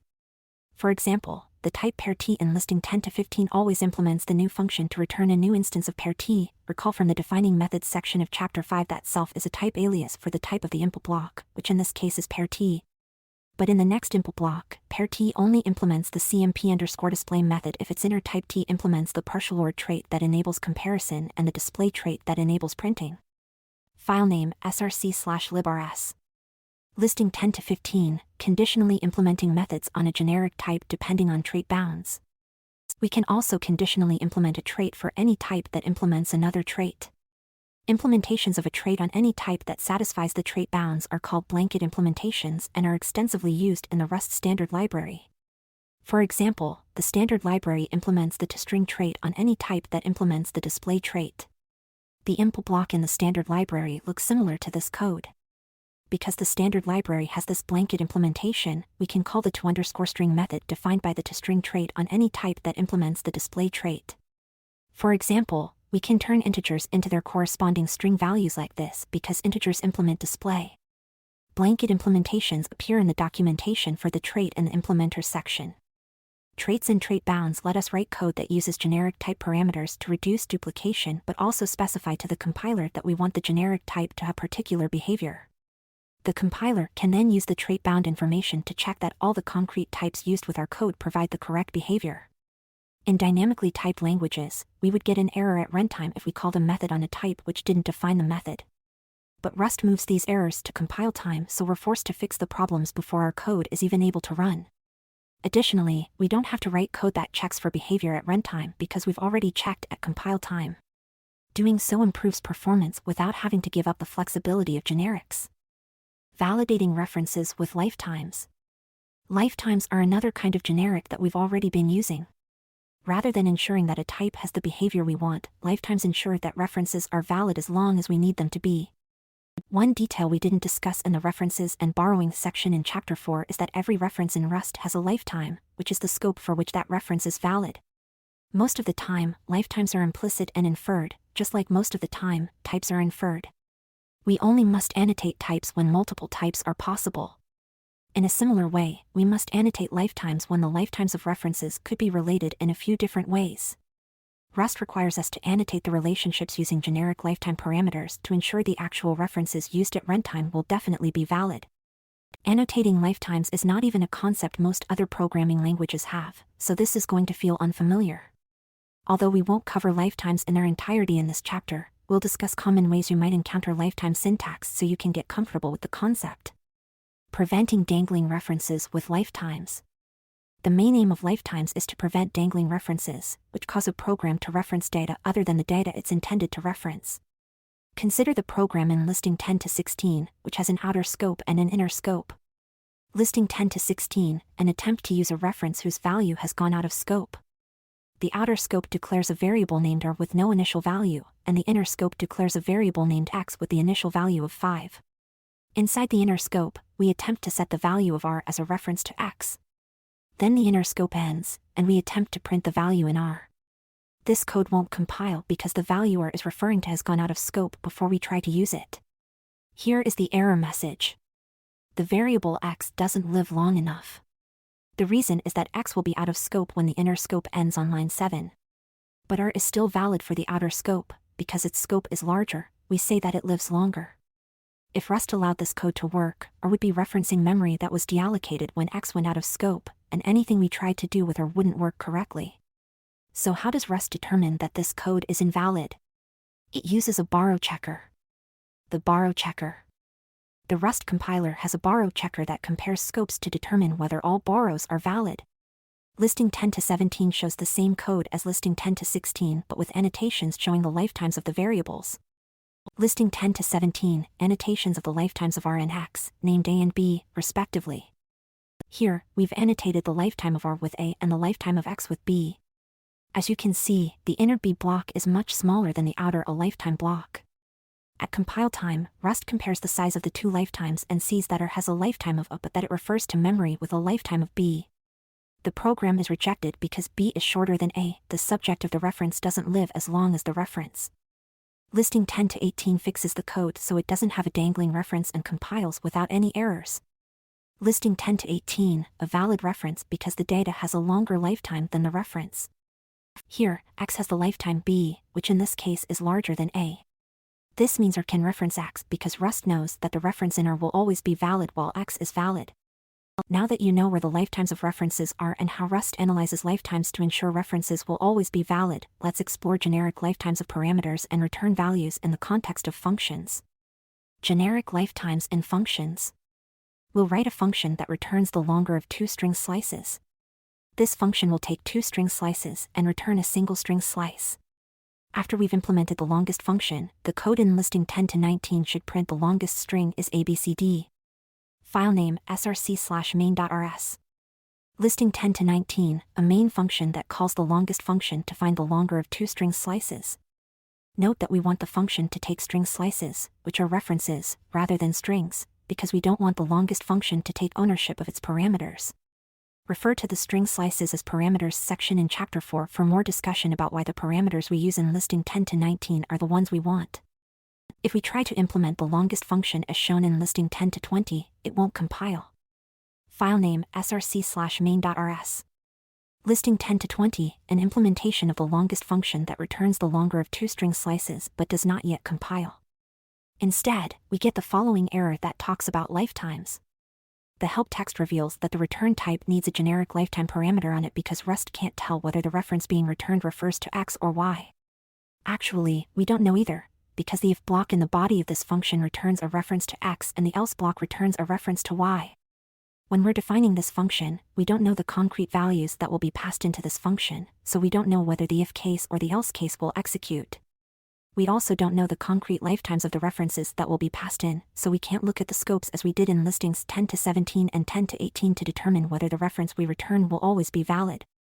The borrow checker can't determine this either, because it doesn't know how the lifetimes of X and Y relate to the lifetime of the return value. To fix this error, we'll add generic lifetime parameters that define the relationship between the references so the borrow checker can perform its analysis. Lifetime annotation syntax. Lifetime annotations don't change how long any of the references live. Rather, they describe the relationships of the lifetimes of multiple references to each other without affecting the lifetimes. Just as functions can accept any type when the signature specifies a generic type parameter, functions can accept references with any lifetime by specifying a generic lifetime parameter. Lifetime annotations have a slightly unusual syntax. The names of lifetime parameters must start with an apostrophe, and are usually all lowercase and very short, like generic types. Most people use the name for the first lifetime annotation. We place lifetime parameter annotations after the end of a reference, using a space to separate the annotation from the reference's type. Here are some examples: a reference to an I32 without a lifetime parameter, a reference to an I32 that has a lifetime parameter named A, and a mutable reference to an I32 that also has the lifetime A. One lifetime annotation by itself doesn't have much meaning, because the annotations are meant to tell Rust how generic lifetime parameters of multiple references relate to each other. Let's examine how the lifetime annotations relate to each other in the context of the longest function. Lifetime annotations in function signatures. To use lifetime annotations in function signatures, we need to declare the generic lifetime parameters inside angle brackets between the function name and the parameter list, just as we did with generic type parameters.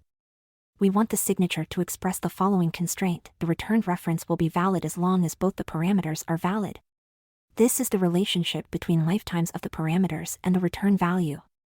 We'll name the lifetime A and then add it to each reference, as shown in listing 10 to 21. File name src/main.rs. Listing 10 to 21, the longest function definition specifying that all the references in the signature must have the same lifetime A. This code should compile and produce the result we want when we use it with the main function in listing 10 to 19. The function signature now tells Rust that for some lifetime A, the function takes two parameters, both of which are string slices that live at least as long as lifetime A. The function signature also tells Rust that the string slice returned from the function will live at least as long as lifetime A. In practice, it means that the lifetime of the reference returned by the longest function is the same as the smaller of the lifetimes of the values referred to by the function arguments. These relationships are what we want Rust to use when analyzing this code. Remember, when we specify the lifetime parameters in this function signature, we're not changing the lifetimes of any values passed in or returned. Rather, we're specifying that the borrow checker should reject any values that don't adhere to these constraints. Note that the longest function doesn't need to know exactly how long X and Y will live, only that some scope can be substituted for that will satisfy this signature. When annotating lifetimes in functions, the annotations go in the function signature, not in the function body. The lifetime annotations become part of the contract of the function, much like the types in the signature. Having function signatures contain the lifetime contract means the analysis the Rust compiler does can be simpler. If there's a problem with the way a function is annotated or the way it is called, the compiler errors can point to the part of our code and the constraints more precisely. If, instead, the Rust compiler made more inferences about what we intended the relationships of the lifetimes to be, the compiler might only be able to point to a use of our code many steps away from the cause of the problem. When we pass concrete references to longest, the concrete lifetime that is substituted for is the part of the scope of X that overlaps with the scope of Y. In other words, the generic lifetime will get the concrete lifetime that is equal to the smaller of the lifetimes of X and Y. Because we've annotated the returned reference with the same lifetime parameter A, the returned reference will also be valid for the length of the smaller of the lifetimes of X and Y. Let's look at how the lifetime annotations restrict the longest function by passing in references that have different concrete lifetimes. Listing 10 to 22 is a straightforward example. File name src/main.rs. Listing 10 to 22, using the longest function with references to string values that have different concrete lifetimes. In this example, string 1 is valid until the end of the outer scope, string 2 is valid until the end of the inner scope, and result reference is something that is valid until the end of the inner scope. Run this code, and you'll see that the borrow checker approves. It will compile and print the longest string is long. Next, let's try an example that shows that the lifetime of the reference in result must be the smaller lifetime of the two arguments. We'll move the declaration of the result variable outside the inner scope but leave the assignment of the value to the result variable inside the scope with string 2. Then we'll move the println. That uses result to outside the inner scope, after the inner scope has ended. The code in listing 10 to 23 will not compile. Filename src/main.rs. Listing 10 to 23, attempting to use result after string 2 has gone out of scope. When we try to compile this code, we get this error. The error shows that for result to be valid for the println statement, string 2 would need to be valid until the end of the outer scope. Rust knows this because we annotated the lifetimes of the function parameters and return values using the same lifetime parameter a. As humans, we can look at this code and see that string 1 is longer than string 2 and therefore result will contain a reference to string 1. Because string 1 has not gone out of scope yet, a reference to string 1 will still be valid for the println statement. However, the compiler can't see that the reference is valid in this case. We've told Rust that the lifetime of the reference returned by the longest function is the same as the smaller of the lifetimes of the references passed in. Therefore, the borrow checker disallows the code in listing 10 to 23 as possibly having an invalid reference. Try designing more experiments that vary the values and lifetimes of the references passed into the longest function and how the returned reference is used. Make hypotheses about whether or not your experiments will pass the borrow checker before you compile, then check to see if you're right. Thinking in terms of lifetimes. The way in which you need to specify lifetime parameters depends on what your function is doing. For example, if we change the implementation of the longest function to always return the first parameter rather than the longest string slice, we wouldn't need to specify a lifetime on the y parameter. The following code will compile. Filename src/main.rs. We've specified a lifetime parameter for the parameter x and the return type, but not for the parameter y, because the lifetime of y does not have any relationship with the lifetime of x or the return value. When returning a reference from a function, the lifetime parameter for the return type needs to match the lifetime parameter for one of the parameters. If the reference returned does not refer to one of the parameters, it must refer to a value created within this function. However, this would be a dangling reference because the value will go out of scope at the end of the function. Consider this attempted implementation of the longest function that won't compile. Filename src/main.rs. Here, even though we've specified a lifetime parameter for the return type, this implementation will fail to compile because the return value lifetime is not related to the lifetime of the parameters at all. Here is the error message we get. The problem is that result goes out of scope and gets cleaned up at the end of the longest function. We're also trying to return a reference to result from the function. There is no way we can specify lifetime parameters that would change the dangling reference, and Rust won't let us create a dangling reference. In this case, the best fix would be to return an own data type rather than a reference so the calling function is then responsible for cleaning up the value. Ultimately, lifetime syntax is about connecting the lifetimes of various parameters and return values of functions. Once they're connected, Rust has enough information to allow memory-safe operations and disallow operations that would create dangling pointers or otherwise violate memory safety. Lifetime annotations and struct definitions. So far, the structs we've defined all hold own types. We can define structs to hold references, but in that case we would need to add a lifetime annotation on every reference in the structs definition. Listing 10 to 24 has a struct named important excerpt that holds a string slice. Filename src/main.rs. Listing 10 to 24, a struct that holds a reference, requiring a lifetime annotation. This struct has the single field part that holds a string slice, which is a reference. As with generic data types, we declare the name of the generic lifetime parameter inside angle brackets after the name of the struct so we can use the lifetime parameter in the body of the struct definition. This annotation means an instance of important excerpt can't outlive the reference it holds in its part field. The main function here creates an instance of the important excerpt struct that holds a reference to the first sentence of the string owned by the variable novel. The data in novel exists before the important excerpt instance is created. In addition, novel doesn't go out of scope until after the important excerpt goes out of scope, so the reference in the important excerpt instance is valid. Lifetime elision.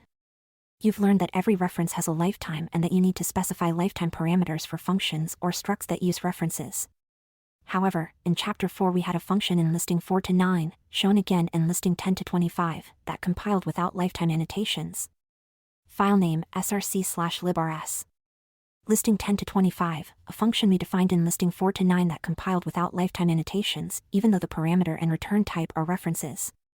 The reason this function compiles without lifetime annotations is historical. In early versions, pre-1.0, of Rust, this code wouldn't have compiled because every reference needed an explicit lifetime. At that time, the function signature would have been written like this.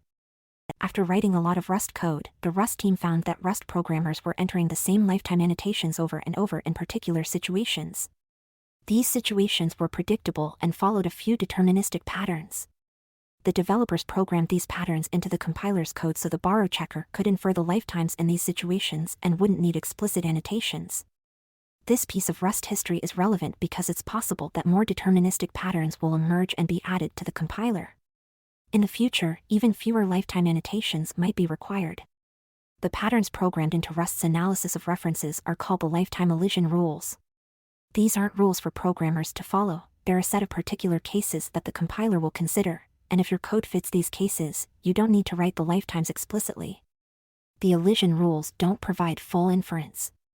If Rust deterministically applies the rules but there is still ambiguity as to what lifetimes the references have, the compiler won't guess what the lifetime of the remaining references should be. Instead of guessing, the compiler will give you an error that you can resolve by adding the lifetime annotations. Lifetimes on function or method parameters are called input lifetimes, and lifetimes on return values are called output lifetimes. The compiler uses 3 rules to figure out the lifetimes of the references when there aren't explicit annotations. The first rule applies to input lifetimes, and the second and third rules apply to output lifetimes.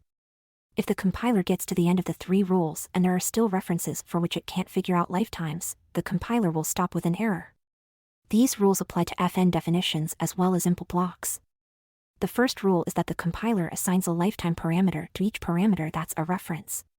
In other words, a function with one parameter gets one lifetime parameter, fn foo x, and ai32. A function with 2 parameters gets 2 separate lifetime parameters, fn foo b x, and ai32 y, and bi32, and so on. The second rule is that, if there is exactly one input lifetime parameter, that lifetime is assigned to all output lifetime parameters, fn foo x, and ai32 and ai32. The third rule is that, if there are multiple input lifetime parameters, but one of them is in self or in mut_self because this is a method, the lifetime of self is assigned to all output lifetime parameters. This third rule makes methods much nicer to read and write because fewer symbols are necessary. Let's pretend we're the compiler. We'll apply these rules to figure out the lifetimes of the references in the signature of the first _word function in listing 10 to 25. The signature starts without any lifetimes associated with the references. Then the compiler applies the first rule, which specifies that each parameter gets its own lifetime. We'll call it as usual, so now the signature is this. The second rule applies because there is exactly one input lifetime. The second rule specifies that the lifetime of the one input parameter gets assigned to the output lifetime, so the signature is now this. Now all the references in this function signature have lifetimes, and the compiler can continue its analysis without needing the programmer to annotate the lifetimes in this function signature. Let's look at another example, this time using the longest function that had no lifetime parameters when we started working with it in listing 10 to 20. Let's apply the first rule, each parameter gets its own lifetime. This time we have 2 parameters instead of 1, so we have 2 lifetimes. You can see that the second rule doesn't apply because there is more than one input lifetime. The third rule doesn't apply either, because longest is a function rather than a method, so none of the parameters are self. After working through all 3 rules, we still haven't figured out what the return type's lifetime is. This is why we got an error trying to compile the code in listing 10 to 20. The compiler worked through the lifetime elision rules but still couldn't figure out all the lifetimes of the references in the signature. Because the third rule really only applies in method signatures, we'll look at lifetimes in that context next to see why the third rule means we don't have to annotate lifetimes in method signatures very often. Lifetime annotations in method definitions. When we implement methods on a struct with lifetimes, we use the same syntax as that of generic type parameters shown in listing 10 to 11. Where we declare and use the lifetime parameters depends on whether they're related to the struct fields or the method parameters and return values. Lifetime names for struct fields always need to be declared after the input keyword and then used after the struct's name, because those lifetimes are part of the struct's type. In method signatures inside the input block, references might be tied to the lifetime of references in the structs fields, or they might be independent. In addition, the lifetime elision rules often make it so that lifetime annotations aren't necessary in method signatures. Let's look at some examples using the struct named important excerpt that we defined in listing 10 to 24. First, we'll use a method named level whose only parameter is a reference to self and whose return value is an I32, which is not a reference to anything. The lifetime parameter declaration after impl and its use after the type name are required, but we're not required to annotate the lifetime of the reference to self because of the first elision rule. Here is an example where the third lifetime elision rule applies. There are two input lifetimes, so Rust applies the first lifetime elision rule and gives both enself and announcement their own lifetimes. Then, because one of the parameters is enself, the return type gets the lifetime of enself, and all lifetimes have been accounted for. The static lifetime. One special lifetime we need to discuss is static, which denotes that the affected reference can live for the entire duration of the program. All string literals have the static lifetime, which we can annotate as follows. The text of this string is stored directly in the program's binary, which is always available. Therefore, the lifetime of all string literals is static. You might see suggestions to use the static lifetime in error messages. But before specifying static as the lifetime for a reference, think about whether the reference you have actually lives the entire lifetime of your program or not, and whether you want it to. Most of the time, an error message suggesting the static lifetime results from attempting to create a dangling reference or a mismatch of the available lifetimes. In such cases, the solution is fixing those problems, not specifying the static lifetime. Generic type parameters, trait bounds, and lifetimes together. Let's briefly look at the syntax of specifying generic type parameters, trait bounds, and lifetimes all in one function. This is the longest function from listing 10 to 21 that returns the longer of two string slices. But now it has an extra parameter named n of the generic type t, which can be filled in by any type that implements the display trait as specified by the where clause. This extra parameter will be printed using, which is why the display trait bound is necessary. Because lifetimes are a type of generic, the declarations of the lifetime parameter a and the generic type parameter t go in the same list inside the angle brackets after the function name. Summary. We covered a lot in this chapter. Now that you know about generic type parameters, traits and trait bounds, and generic lifetime parameters, you're ready to write code without repetition that works in many different situations. Generic type parameters let you apply the code to different types. Traits and trait bounds ensure that even though the types are generic, they'll have the behavior the code needs. You learned how to use lifetime annotations to ensure that this flexible code won't have any dangling references. And all of this analysis happens at compile time, which doesn't affect runtime performance. Believe it or not, there is much more to learn on the topics we discussed in this chapter. Chapter 17 discusses trait objects, which are another way to use traits. There are also more complex scenarios involving lifetime annotations that you will only need in very advanced scenarios. For those, you should read the Rust reference. But next, you'll learn how to write tests in Rust so you can make sure your code is working the way it should. Writing automated tests. In his 1972 essay The Humble Programmer, Edgar W. Dijkstra said that program testing can be a very effective way to show the presence of bugs, but it is hopelessly inadequate for showing their absence. That doesn't mean we shouldn't try to test as much as we can. Correctness in our programs is the extent to which our code does what we intend it to do. Rust is designed with a high degree of concern about the correctness of programs, but correctness is complex and not easy to prove. Rust's type system shoulders a huge part of this burden, but the type system cannot catch everything. As such, Rust includes support for writing automated software tests. Say we write a function add_2 that adds 2 to whatever number is passed to it.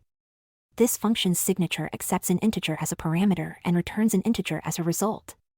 When we implement and compile that function, Rust does all the type checking and borrow checking that you've learned so far to ensure that, for instance, we aren't passing a string value or an invalid reference to this function. But Rust can't check that this function will do precisely what we intend, which is return the parameter +2 rather than, say, the parameter +10 or the parameter -50. That's where tests come in. We can write tests that assert, for example, that when we pass 3 to the add_2 function, the return value is 5. We can run these tests whenever we make changes to our code to make sure any existing correct behavior has not changed. Testing is a complex skill. Although we can't cover every detail about how to write good tests in one chapter, we'll discuss the mechanics of Rust's testing facilities. We'll talk about the annotations and macros available to you in writing your tests, the default behavior and options provided for running your tests, and how to organize tests into unit tests and integration tests. How to write tests. Tests are Rust functions that verify that the non-test code is functioning in the expected manner.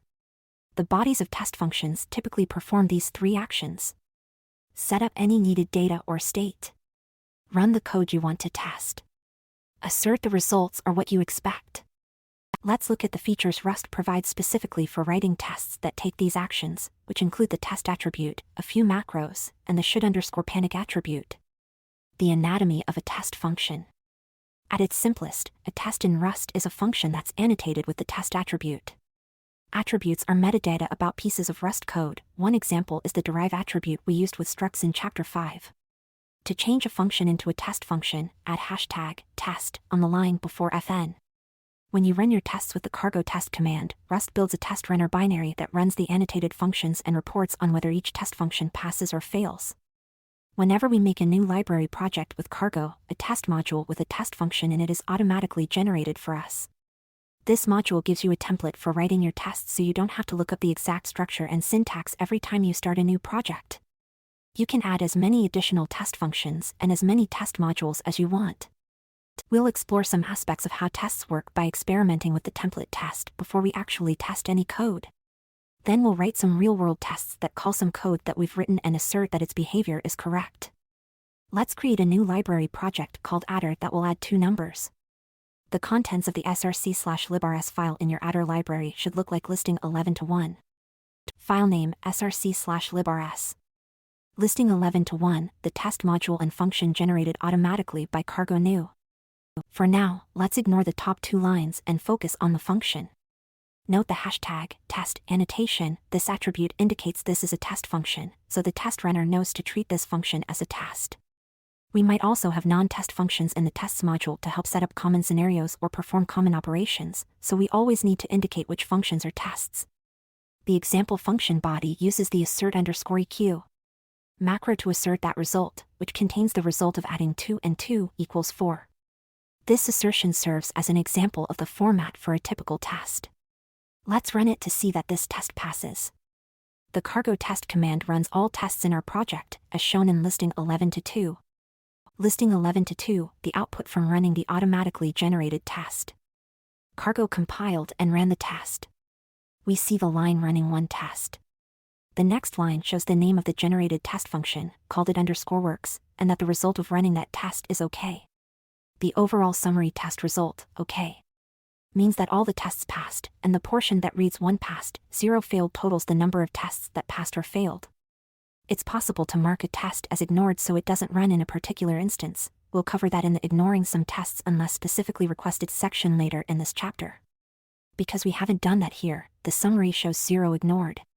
We can also pass an argument to the cargo test command to run only tests whose name matches a string. This is called filtering, and we'll cover that in the running a subset of tests by name section. We also haven't filtered the tests being run, so the end of the summary shows 0 filtered out. The 0 measured statistic is for benchmark tests that measure performance. Benchmark tests are, as of this writing, only available in nightly Rust. See the documentation about benchmark tests to learn more. The next part of the test output starting at doctests adder is for the results of any documentation tests. We don't have any documentation tests yet, but Rust can compile any code examples that appear in our API documentation. This feature helps keep your docs and your code in sync. We'll discuss how to write documentation tests in the documentation comments as tests section of Chapter 14. For now, we'll ignore the doctests output. Let's start to customize the test to our own needs. First, change the name of the it_works function to a different name, such as exploration, like so. File name src/librs. Then run cargo test again. The output now shows exploration instead of it_works. Now we'll add another test, but this time we'll make a test that fails. Tests fail when something in the test function panics. Each test is run in a new thread, and when the main thread sees that a test thread has died, the test is marked as failed. In Chapter 9, we talked about how the simplest way to panic is to call the panic macro. Enter the new test as a function named another, so your src/librs file looks like listing 11 to 3. File name src/librs. Listing 11 to 3, adding a second test that will fail because we call the panic. Macro. Run the tests again using cargo test. The output should look like listing 11 to 4, which shows that our exploration test passed and another failed. Listing 11 to 4, test results when one test passes and one test fails. Instead of OK, the line test tests another shows failed. Two new sections appear between the individual results and the summary. The first displays the detailed reason for each test failure. In this case, we get the details that another failed because it panicked at make this test fail on line 10 in the src/librs file. The next section lists just the names of all the failing tests, which is useful when there are lots of tests and lots of detailed failing test output. We can use the name of a failing test to run just that test to more easily debug it. We'll talk more about ways to run tests in the Controlling How Tests Are Run section. The summary line displays at the end, overall, our test result is failed. We had one test pass and one test fail. Now that you've seen what the test results look like in different scenarios, let's look at some macros other than panic that are useful in tests. Checking results with the assert macro. The assert macro, provided by the standard library, is useful when you want to ensure that some condition in a test evaluates to true. We give the assert macro an argument that evaluates to a Boolean. If the value is true, nothing happens and the test passes. If the value is false, the assert macro calls panic to cause the test to fail. Using the assert macro helps us check that our code is functioning in the way we intend. In Chapter 5, listing 5 to 15, we used a rectangle struct and a can_hold method, which are repeated here in listing 11 to 5. Let's put this code in the src/librs file, then write some tests for it using the assert macro. File name src/librs. Listing 11 to 5, using the rectangle struct and its can_hold method from Chapter 5. The can_hold method returns a Boolean, which means it's a perfect use case for the assert macro. In listing 11 to 6, we write a test that exercises the can_hold method by creating a rectangle instance that has a width of 8 and a height of 7 and asserting that it can hold another rectangle instance that has a width of 5 and a height of 1. File name src/librs. Listing 11 to 6, a test for can_hold that checks whether a larger rectangle can indeed hold a smaller rectangle. Note that we've added a new line inside the tests module, use super asterisk. The tests module is a regular module that follows the usual visibility rules we covered in Chapter 7 in the paths for referring to an item in the module tree section. Because the tests module is an inner module, we need to bring the code under test in the outer module into the scope of the inner module. We use a glob here so anything we define in the outer module is available to this tests module. We've named our test larger_can_hold_smaller, and we've created the two rectangle instances that we need. Then we called the assert macro and passed it the result of calling larger.can_hold and smaller. This expression is supposed to return true, so our test should pass. Let's find out. It does pass. Let's add another test, this time asserting that a smaller rectangle cannot hold a larger rectangle. File name src/librs. Because the correct result of the can_hold function in this case is false, we need to negate that result before we pass it to the assert macro. As a result, our test will pass if can_hold returns false. Two tests that pass. Now let's see what happens to our test results when we introduce a bug in our code. We'll change the implementation of the can_hold method by replacing the greater than sign with a less than sign when it compares the widths. Running the tests now produces the following. Our tests caught the bug. Because larger.width is 8 and smaller.width is 5, the comparison of the widths in can_hold now returns false, 8 is not less than 5.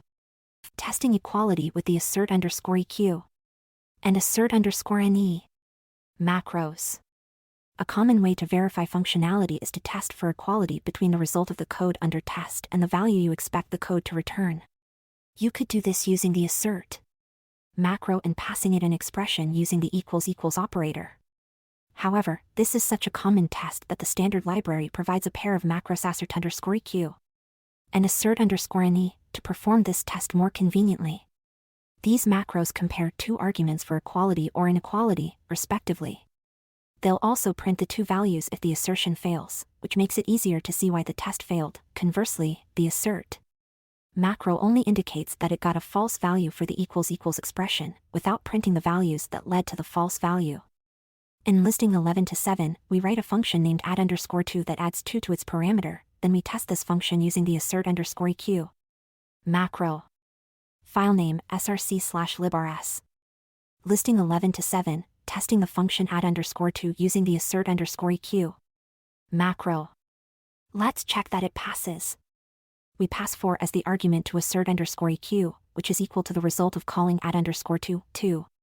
The line for this test is tests it_adds_2, OK, and the OK text indicates that our test passed.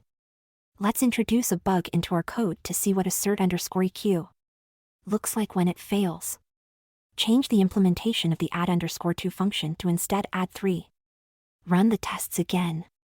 Our test caught the bug. The it_adds_2 test failed, and the message tells us that the assertion that fails was assertion failed, left equals right, and what the left and right values are. This message helps us start debugging. The left argument was 4, but the right argument, where we had add_2, 2, was 5. You can imagine that this would be especially helpful when we have a lot of tests going on. Note that in some languages and test frameworks, the parameters to equality assertion functions are called expected and actual, and the order in which we specify the arguments matters. However, in Rust, they're called left and right, and the order in which we specify the value we expect and the value the code produces doesn't matter. We could write the assertion in this test as assert_eq add_2, 2, 4, which would result in the same failure message that displays assertion failed, left equals right. The assert_ne macro will pass if the two values we give it are not equal and fail if they're equal. This macro is most useful for cases when we're not sure what a value will be, but we know what the value definitely shouldn't be. For example, if we're testing a function that is guaranteed to change its input in some way, but the way in which the input is changed depends on the day of the week that we run our tests, the best thing to assert might be that the output of the function is not equal to the input. Under the surface, the assert_eq and assert_ne macros use the operators equals and equals, respectively. When the assertions fail, these macros print their arguments using debug formatting, which means the values being compared must implement the partial EQ and debug traits. All primitive types and most of the standard library types implement these traits. For structs and enums that you define yourself, you'll need to implement partial EQ to assert equality of those types. You'll also need to implement debug to print the values when the assertion fails. Because both traits are derivable traits, as mentioned in listing 5 to 12 in chapter 5, this is usually as straightforward as adding the hashtag derive partial EQ debug annotation to your struct or enum definition. See Appendix C, Derivable Traits, for more details about these and other derivable traits. Adding custom failure messages. You can also add a custom message to be printed with the failure message as optional arguments to the assert_eq, and assert_ne macros. Any arguments specified after the required arguments are passed along to the format macro, discussed in Chapter 8 in the concatenation with the plus operator or the format macro section, so you can pass a format string that contains placeholders and values to go in those placeholders. Custom messages are useful for documenting what an assertion means. When a test fails, you'll have a better idea of what the problem is with the code. For example, let's say we have a function that greets people by name and we want to test that the name we pass into the function appears in the output. Filename src/librs. The requirements for this program haven't been agreed upon yet, and we're pretty sure the hello text at the beginning of the greeting will change. We decided we don't want to have to update the test when the requirements change, so instead of checking for exact equality to the value returned from the greeting function, we'll just assert that the output contains the text of the input parameter. Now let's introduce a bug into this code by changing greeting to exclude name to see what the default test failure looks like. Running this test produces the following. This result just indicates that the assertion failed and which line the assertion is on. A more useful failure message would print the value from the greeting function. Let's add a custom failure message composed of a format string with a placeholder filled in with the actual value we got from the greeting function. Now when we run the test, we'll get a more informative error message. We can see the value we actually got in the test output, which would help us debug what happened instead of what we were expecting to happen. Checking for panics with should_panic. In addition to checking return values, it's important to check that our code handles error conditions as we expect. For example, consider the guest type that we created in Chapter 9, listing 9 to 13. Other code that uses guess depends on the guarantee that guess instances will contain only values between 1 and 100. We can write a test that ensures that attempting to create a guess instance with a value outside that range panics. We do this by adding the attribute should_panic to our test function. The test passes if the code inside the function panics. The test fails if the code inside the function doesn't panic. Listing 11 to 8 shows a test that checks that the error conditions of guess new happen when we expect them to. Filename src/librs. Listing 11 to 8, testing that a condition will cause a panic. We place the hashtag should_panic attribute after the hashtag test attribute and before the test function it applies to. Let's look at the result when this test passes. Looks good. Now let's introduce a bug in our code by removing the condition that the new function will panic if the value is greater than 100. When we run the test in listing 11 to 8, it will fail. We don't get a very helpful message in this case, but when we look at the test function, we see that it's annotated with hashtag should_panic. The failure we got means that the code in the test function did not cause a panic. Tests that use should_panic can be imprecise. A should_panic test would pass even if the test panics for a different reason from the one we were expecting. To make should_panic tests more precise, we can add an optional expected parameter to the should_panic attribute. The test harness will make sure that the failure message contains the provided text. For example, consider the modified code for guess in listing 11 to 9 where the new function panics with different messages depending on whether the value is too small or too large. Filename src/librs. Listing 11 to 9, testing for a panic. With a panic message containing a specified substring. This test will pass because the value we put in the should_panic attribute's expected parameter is a substring of the message that the guess new function panics with. We could have specified the entire panic message that we expect, which in this case would be guess value must be less than or equal to 100, got 200. What you choose to specify depends on how much of the panic message is unique or dynamic and how precise you want your test to be. In this case, a substring of the panic message is enough to ensure that the code in the test function executes the else if value greater than 100 case. To see what happens when a should_panic test with an expected message fails, let's again introduce a bug into our code by swapping the bodies of the if value 1 and the else if value greater than 100 blocks. This time when we run the should_panic test, it will fail. The failure message indicates that this test did indeed panic as we expected, but the panic message did not include the expected string guess value must be less than or equal to 100. The panic message that we did get in this case was guess value must be greater than or equal to 1, got 200. Now we can start figuring out where our bug is. Using result T, E in tests. Our tests so far all panic when they fail. We can also write tests that use result T, E. Erase the test from listing 11 to 1, rewritten to use result T, E and return an error instead of panicking. The it_works function now has the result, string return type. In the body of the function, rather than calling the assert_eq macro, we return OK when the test passes and an error with a string inside when the test fails. Writing tests so they return a result T, E enables you to use the question mark operator in the body of tests, which can be a convenient way to write tests that should fail if any operation within them returns an error variant. You can't use the hashtag should_panic annotation on tests that use result T, E. To assert that an operation returns an error variant, don't use the question mark operator on the result T, E value. Instead, use assert value.is_error. Now that you know several ways to write tests, let's look at what is happening when we run our tests and explore the different options we can use with cargo test. Controlling how tests are run. Just as cargo run compiles your code and then runs the resulting binary, cargo test compiles your code in test mode and runs the resulting test binary. The default behavior of the binary produced by cargo test is to run all the tests in parallel and capture output generated during test runs, preventing the output from being displayed and making it easier to read the output related to the test results. You can, however, specify command line options to change this default behavior.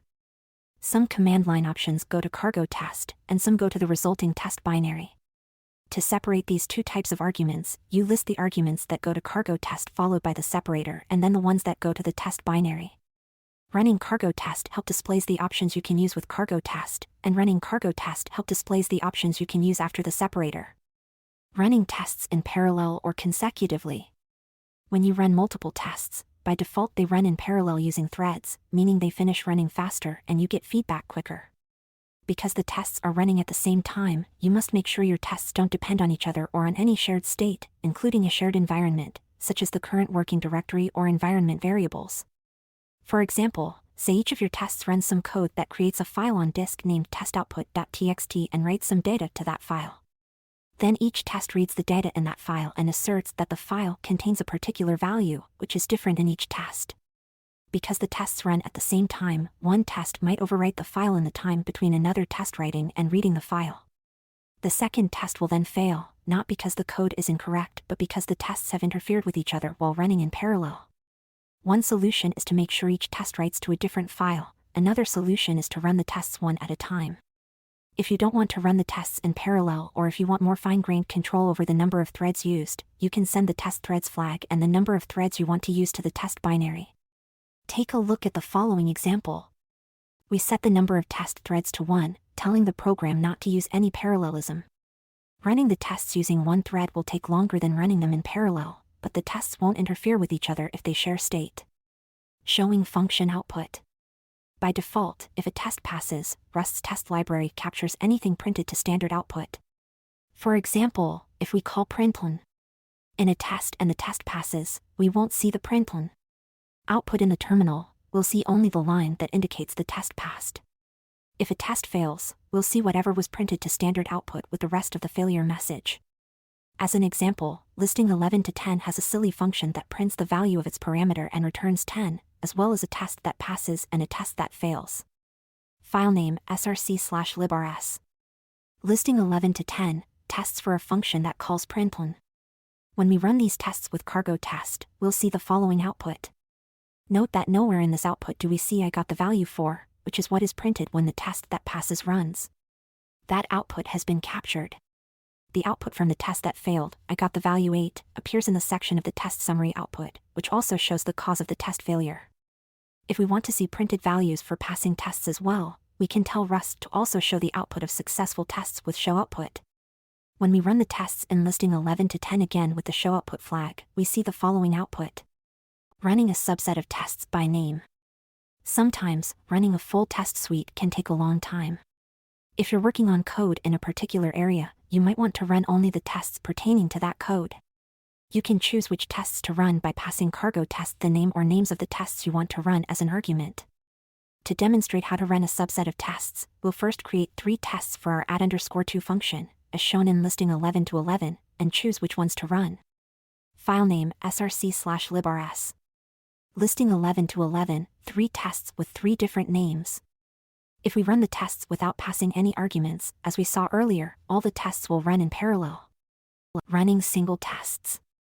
We can pass the name of any test function to cargo test to run only that test. Only the test with the name 1_100 ran, the other 2 tests didn't match that name. The test output lets us know we had more tests that didn't run by displaying 2 filtered out at the end. We can't specify the names of multiple tests in this way, only the first value given to cargo test will be used. But there is a way to run multiple tests. Filtering to run multiple tests.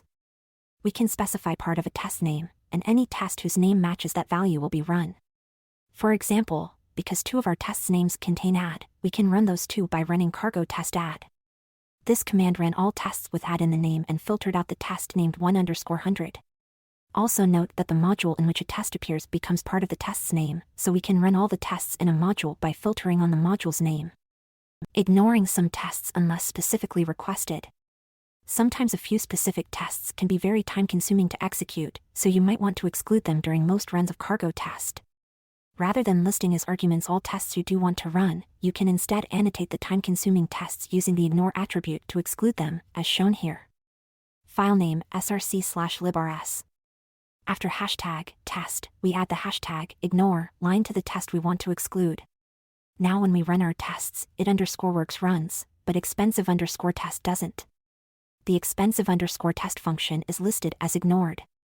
If we want to run only the ignored tests, we can use cargo test ignored. By controlling which tests run, you can make sure your cargo test results will be fast.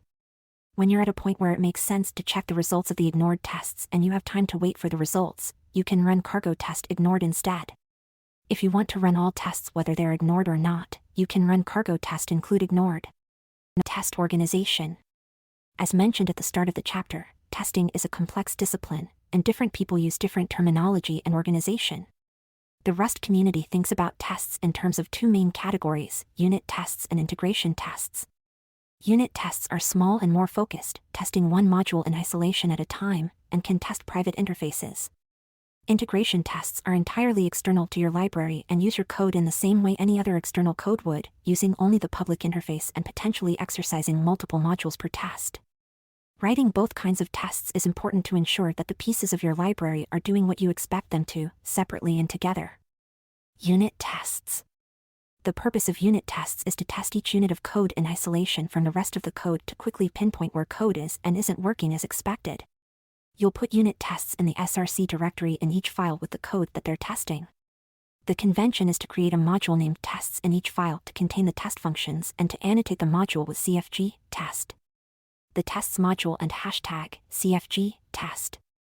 The hashtag CFG test annotation on the tests module tells Rust to compile and run the test code only when you run cargo test, not when you run cargo build. This saves compile time when you only want to build the library and save space in the resulting compiled artifact because the tests are not included. You'll see that because integration tests go in a different directory, they don't need the hashtag CFG test annotation. However, because unit tests go in the same files as the code, you'll use hashtag CFG test to specify that they shouldn't be included in the compiled result.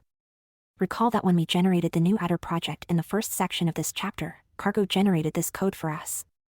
File name src/librs. This code is the automatically generated test module. The attribute CFG stands for configuration and tells Rust that the following item should only be included given a certain configuration option. In this case, the configuration option is test, which is provided by Rust for compiling and running tests. By using the CFG attribute, Cargo compiles our test code only if we actively run the tests with cargo test. This includes any helper functions that might be within this module, in addition to the functions annotated with hashtag test. Testing private functions. There's debate within the testing community about whether or not private functions should be tested directly, and other languages make it difficult or impossible to test private functions. Regardless of which testing ideology you adhere to, Rust's privacy rules do allow you to test private functions. Consider the code in listing 11 to 12 with the private function internal_adder. File name src/librs. Listing 11 to 12, testing a private function. Note that the internal_adder function is not marked as pub. Tests are just Rust code, and the tests module is just another module. As we discussed in the paths for referring to an item in the module tree section, items in child modules can use the items in their ancestor modules.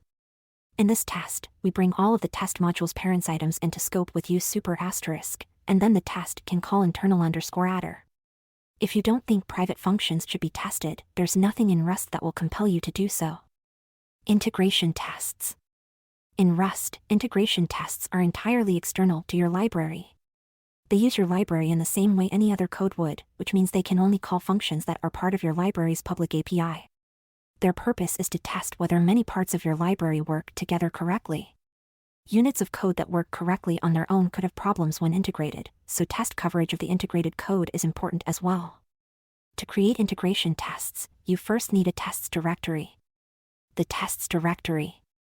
We create a tests directory at the top level of our project directory, next to src. Cargo knows to look for integration test files in this directory.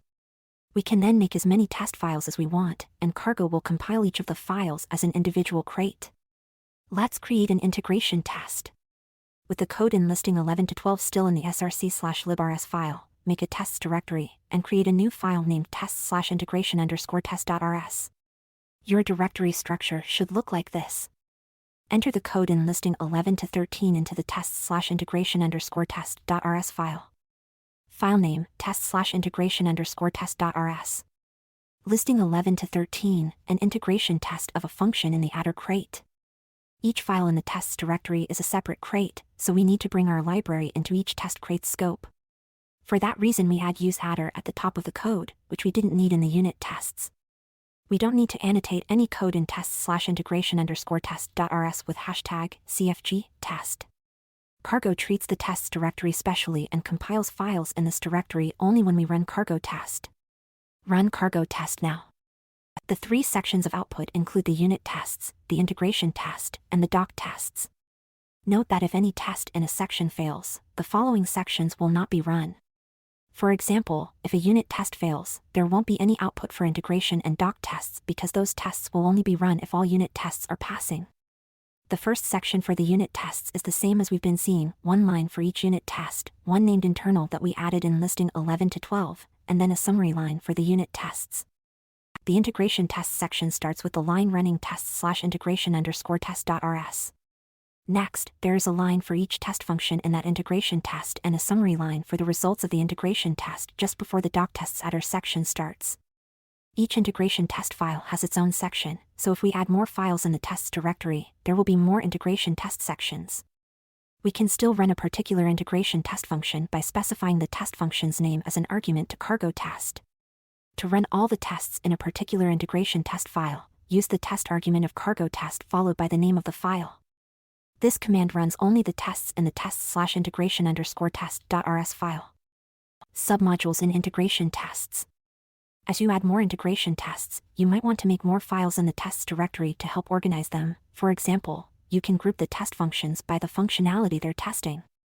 As mentioned earlier, each file in the tests directory is compiled as its own separate crate, which is useful for creating separate scopes to more closely imitate the way end users will be using your crate. However, this means files in the tests directory don't share the same behavior as files in SRC do, as you learned in Chapter 7 regarding how to separate code into modules and files. The different behavior of tests directory files is most noticeable when you have a set of helper functions to use in multiple integration test files and you try to follow the steps in the separating modules into different files section of Chapter 7 to extract them into a common module. For example, if we create tests/common.rs and place a function named setup in it, we can add some code to setup that we want to call from multiple test functions in multiple test files. File name, tests/common.rs. When we run the tests again, we'll see a new section in the test output for the common.rs file, even though this file doesn't contain any test functions nor did we call the setup function from anywhere. Having common appear in the test results with running 0 tests displayed for it is not what we wanted. We just wanted to share some code with the other integration test files. To avoid having common appear in the test output, instead of creating tests/common.rs, we'll create tests/common/mod.rs. The project directory now looks like this. This is the older naming convention that Rust also understands that we mentioned in the alternate file paths section of Chapter 7. Naming the file this way tells Rust not to treat the common module as an integration test file. When we move the setup function code into tests/common/mod.rs and delete the tests/common.rs file, the section in the test output will no longer appear. Files in subdirectories of the tests directory don't get compiled as separate crates or have sections in the test output. After we've created tests/common/mod.rs, we can use it from any of the integration test files as a module. Here's an example of calling the setup function from the it_adds_2 test in tests/integration_test.rs. File name, tests/integration_test.rs. Note that the mod common declaration is the same as the module declaration we demonstrated in listing 7 to 21. Then in the test function, we can call the common setup function. Integration tests for binary crates.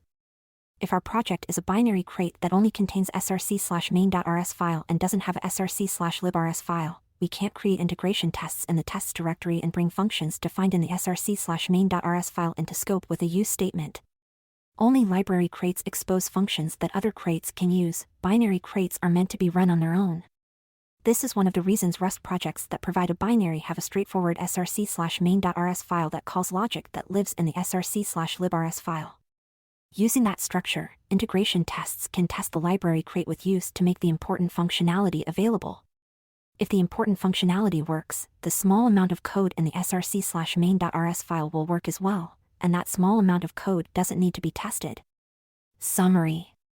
Rust's testing features provide a way to specify how code should function to ensure it continues to work as you expect, even as you make changes. Unit tests exercise different parts of a library separately and can test private implementation details. Integration tests check that many parts of the library work together correctly, and they use the library's public API to test the code in the same way external code will use it. Even though Rust's type system and ownership rules help prevent some kinds of bugs, tests are still important to reduce logic bugs having to do with how your code is expected to behave. Let's combine the knowledge you learned in this chapter and in previous chapters to work on a project. and I/O project, building a command line program.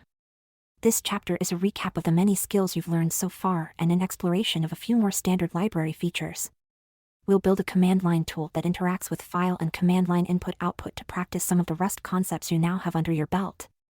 Rust speed, safety, single binary output, and cross-platform support make it an ideal language for creating command line tools, so for our project, we'll make our own version of the classic command line search tool grep, globally search a regular expression in print. In the simplest use case, grep searches a specified file for a specified string. To do so, grep takes as its arguments a file path and a string. Then it reads the file, finds lines in that file that contain the string argument, and prints those lines. Along the way, we'll show how to make our command line tool use the terminal features that many other command line tools use. We'll read the value of an environment variable to allow the user to configure the behavior of our tool. We'll also print error messages to the standard error console stream, str, instead of standard output, stout, so, for example, the user can redirect successful output to a file while still seeing error messages on screen. One Rust community member, Andrew Gallant, has already created a fully featured, very fast version of grep, called ripgrep. By comparison, our version will be fairly simple, but this chapter will give you some of the background knowledge you need to understand a real-world project such as ripgrep. Our grep project will combine a number of concepts you've learned so far. Organizing code, using what you learned about modules in Chapter 7, using vectors and strings, collections, Chapter 8, handling errors, Chapter 9, using traits and lifetimes where appropriate, Chapter 10, writing tests, Chapter 11. We'll also briefly introduce closures, iterators, and trait objects, which Chapters 13 and 17 will cover in detail. Accepting command line arguments. Let's create a new project with, as always, cargo new. We'll call our project minigrep to distinguish it from the grep tool that you might already have on your system.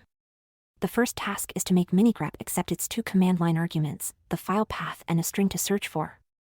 That is, we want to be able to run our program with cargo run, two hyphens to indicate the following arguments are for our program rather than for cargo, a string to search for, and a path to a file to search in, like so. Right now, the program generated by cargo new cannot process arguments we give it. Some existing libraries on crates.io can help with writing a program that accepts command line arguments, but because you're just learning this concept, let's implement this capability ourselves. Reading the argument values. To enable minigrep to read the values of command line arguments we pass to it, we'll need the stdenv args function provided in Rust's standard library. This function returns an iterator of the command line arguments passed to minigrep. We'll cover iterators fully in Chapter 13. For now, you only need to know two details about iterators. Iterators produce a series of values, and we can call the collect method on an iterator to turn it into a collection, such as a vector, that contains all the elements the iterator produces. The code in listing 12:1 allows your minigrep program to read any command line arguments passed to it and then collect the values into a vector. File name src/main.rs. Listing 12:1, collecting the command line arguments into a vector and printing them. First, we bring the stdenv module into scope with a use statement so we can use its args function. Notice that the stdenv args function is nested in two levels of modules. As we discussed in Chapter 7, in cases where the desired function is nested in more than one module, we've chosen to bring the parent module into scope rather than the function. By doing so, we can easily use other functions from stdenv. It's also less ambiguous than adding use stdenv args and then calling the function with just args, because args might easily be mistaken for a function that's defined in the current module. On the first line of main, we call env args, and we immediately use collect to turn the iterator into a vector containing all the values produced by the iterator. We can use the collect function to create many kinds of collections, so we explicitly annotate the type of args to specify that we want a vector of strings. Although we very rarely need to annotate types in Rust, collect is one function you do often need to annotate because Rust isn't able to infer the kind of collection you want. Finally, we print the vector using the debug macro. Let's try running the code first with no arguments and then with two arguments. Notice that the first value in the vector is target/debug/minigrep, which is the name of our binary. This matches the behavior of the arguments list in C, letting programs use the name by which they were invoked in their execution. It's often convenient to have access to the program name in case you want to print it in messages or change behavior of the program based on what command line alias was used to invoke the program. But for the purposes of this chapter, we'll ignore it and save only the two arguments we need. Saving the argument values in variables. the program is currently able to access the values specified as command line arguments. Now we need to save the values of the two arguments in variables so we can use the values throughout the rest of the program. We do that in listing 12:2. File name src/main.rs. Listing 12:2, creating variables to hold the query argument and file path argument. As we saw when we printed the vector, the program's name takes up the first value in the vector at args 0, so we're starting arguments at index 1. The first argument minigrep takes is the string we're searching for, so we put a reference to the first argument in the variable query. The second argument will be the file path, so we put a reference to the second argument in the variable file_path. We temporarily print the values of these variables to prove that the code is working as we intend. Let's run this program again with the arguments test and sample.txt. Great, the program is working. The values of the arguments we need are being saved into the right variables. Later we'll add some error handling to deal with certain potential erroneous situations, such as when the user provides no arguments. For now, we'll ignore that situation and work on adding file reading capabilities instead. Add reading of file. Now we'll add functionality to read the file specified in the file_path argument. First, we need a sample file to test it with. We'll use a file with a small amount of text over multiple lines with some repeated words. Listing 12:3 has an Emily Dickinson poem that will work well. Create a file called poem.txt at the root level of your project, and enter the poem I'm nobody. Who are you? File name, poem.txt. Listing 12:3, a poem by Emily Dickinson makes a good test case. With the text in place, edit src/main.rs and add code to read the file, as shown in listing 12:4. File name src/main.rs. Listing 12:4, reading the contents of the file specified by the second argument. First, we bring in a relevant part of the standard library with a use statement. We need stdfs to handle files. In main, the new statement fs read_to_string takes the file_path, opens that file, and returns stdio result string of the file's contents. After that, we again add a temporary println statement that prints the value of contents after the file is read, so we can check that the program is working so far. Let's run this code with any string as the first command line argument, because we haven't implemented the searching part yet, and the poem.txt file as the second argument. Great! The code read and then printed the contents of the file. But the code has a few flaws. At the moment, the main function has multiple responsibilities. Generally, functions are clearer and easier to maintain if each function is responsible for only one idea. The other problem is that we're not handling errors as well as we could. The program is still small, so these flaws aren't a big problem, but as the program grows, it will be harder to fix them cleanly. It's good practice to begin refactoring early on when developing a program, because it's much easier to refactor smaller amounts of code. We'll do that next. Refactoring to improve modularity and error handling. To improve our program, we'll fix 4 problems that have to do with the program structure and how it's handling potential errors. First, our main function now performs 2 tasks. It parses arguments and reads files. As our program grows, the number of separate tasks the main function handles will increase. As a function gains responsibilities, it becomes more difficult to reason about, harder to test, and harder to change without breaking one of its parts. It's best to separate functionality so each function is responsible for one task. This issue also ties into the second problem. Although query and file_path are configuration variables to our program, variables like contents are used to perform the program's logic. The longer main becomes, the more variables we'll need to bring into scope. The more variables we have in scope, the harder it will be to keep track of the purpose of each. It's best to group the configuration variables into one structure to make their purpose clear. The third problem is that we've used expect to print an error message when reading the file fails, but the error message just prints should have been able to read the file. Reading a file can fail in a number of ways. For example, the file could be missing, or we might not have permission to open it. Right now, regardless of the situation, we'd print the same error message for everything, which wouldn't give the user any information. Fourth, we use expect repeatedly to handle different errors, and if the user runs our program without specifying enough arguments, they'll get an index out of bounds error from Rust that doesn't clearly explain the problem. It would be best if all the error handling code were in one place so future maintainers had only one place to consult the code if the error handling logic needed to change. Having all the error handling code in one place will also ensure that we're printing messages that will be meaningful to our end users. Let's address these 4 problems by refactoring our project. Separation of concerns for binary projects. The organizational problem of allocating responsibility for multiple tasks to the main function is common to many binary projects. As a result, the Rust community has developed guidelines for splitting the separate concerns of a binary program when main starts getting large. This process has the following steps. Split your program into a main.rs and a librs and move your program's logic to librs. As long as your command line parsing logic is small, it can remain in main.rs. When the command line parsing logic starts getting complicated, extract it from main.rs and move it to librs. The responsibilities that remain in the main function after this process should be limited to the following. Calling the command line parsing logic with the argument values, setting up any other configuration, calling a run function in librs, handling the error if run returns an error. This pattern is about separating concerns. Main.rs handles running the program, and librs handles all the logic of the task at hand. Because you can't test the main function directly, this structure lets you test all of your program's logic by moving it into functions in librs. The code that remains in main.rs will be small enough to verify its correctness by reading it. Let's rework our program by following this process. Extracting the argument parser. We'll extract the functionality for parsing arguments into a function that main will call to prepare for moving the command line parsing logic to src/librs. Listing 12-5 shows the new start of main that calls a new function parse_config, which we'll define in src/main.rs for the moment. File name src/main.rs.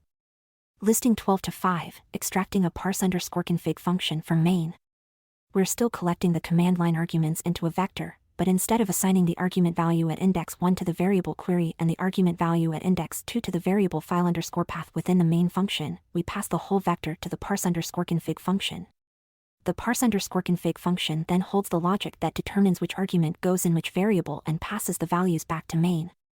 We still create the query and file_path variables in main, but main no longer has the responsibility of determining how the command line arguments and variables correspond. This rework may seem like overkill for our small program, but we're refactoring in small, incremental steps. After making this change, run the program again to verify that the argument parsing still works. It's good to check your progress often, to help identify the cause of problems when they occur. Grouping configuration values. We can take another small step to improve the parse_config function further. At the moment, we're returning a tuple, but then we immediately break that tuple into individual parts again. This is a sign that perhaps we don't have the right abstraction yet. Another indicator that shows there's room for improvement is the config part of parse_config, which implies that the two values we return are related and are both part of one configuration value. We're not currently conveying this meaning in the structure of the data other than by grouping the two values into a tuple. We'll instead put the two values into one struct and give each of the struct fields a meaningful name. Doing so will make it easier for future maintainers of this code to understand how the different values relate to each other and what their purpose is. Listing 12-6 shows the improvements to the parse_config function. File name src/main.rs. Listing 12-6, refactoring parse_config to return an instance of a config struct. We've added a struct named config defined to have fields named query and file_path. The signature of parse_config now indicates that it returns a config value. In the body of parse_config, where we used to return string slices that reference string values in args, we now define config to contain owned string values. The args variable in main is the owner of the argument values and is only letting the parse_config function borrow them, which means we'd violate Rust's borrowing rules if config tried to take ownership of the values in args. There are a number of ways we could manage the string data. The easiest, though somewhat inefficient, route is to call the clone method on the values. This will make a full copy of the data for the config instance to own, which takes more time and memory than storing a reference to the string data. However, cloning the data also makes our code very straightforward because we don't have to manage the lifetimes of the references. In this circumstance, giving up a little performance to gain simplicity is a worthwhile trade-off. We've updated main so it places the instance of config returned by parse_config into a variable named config, and we updated the code that previously used the separate query and file_path variables so it now uses the fields on the config struct instead. Now our code more clearly conveys that query and file_path are related and that their purpose is to configure how the program will work. Any code that uses these values knows to find them in the config instance in the fields named for their purpose.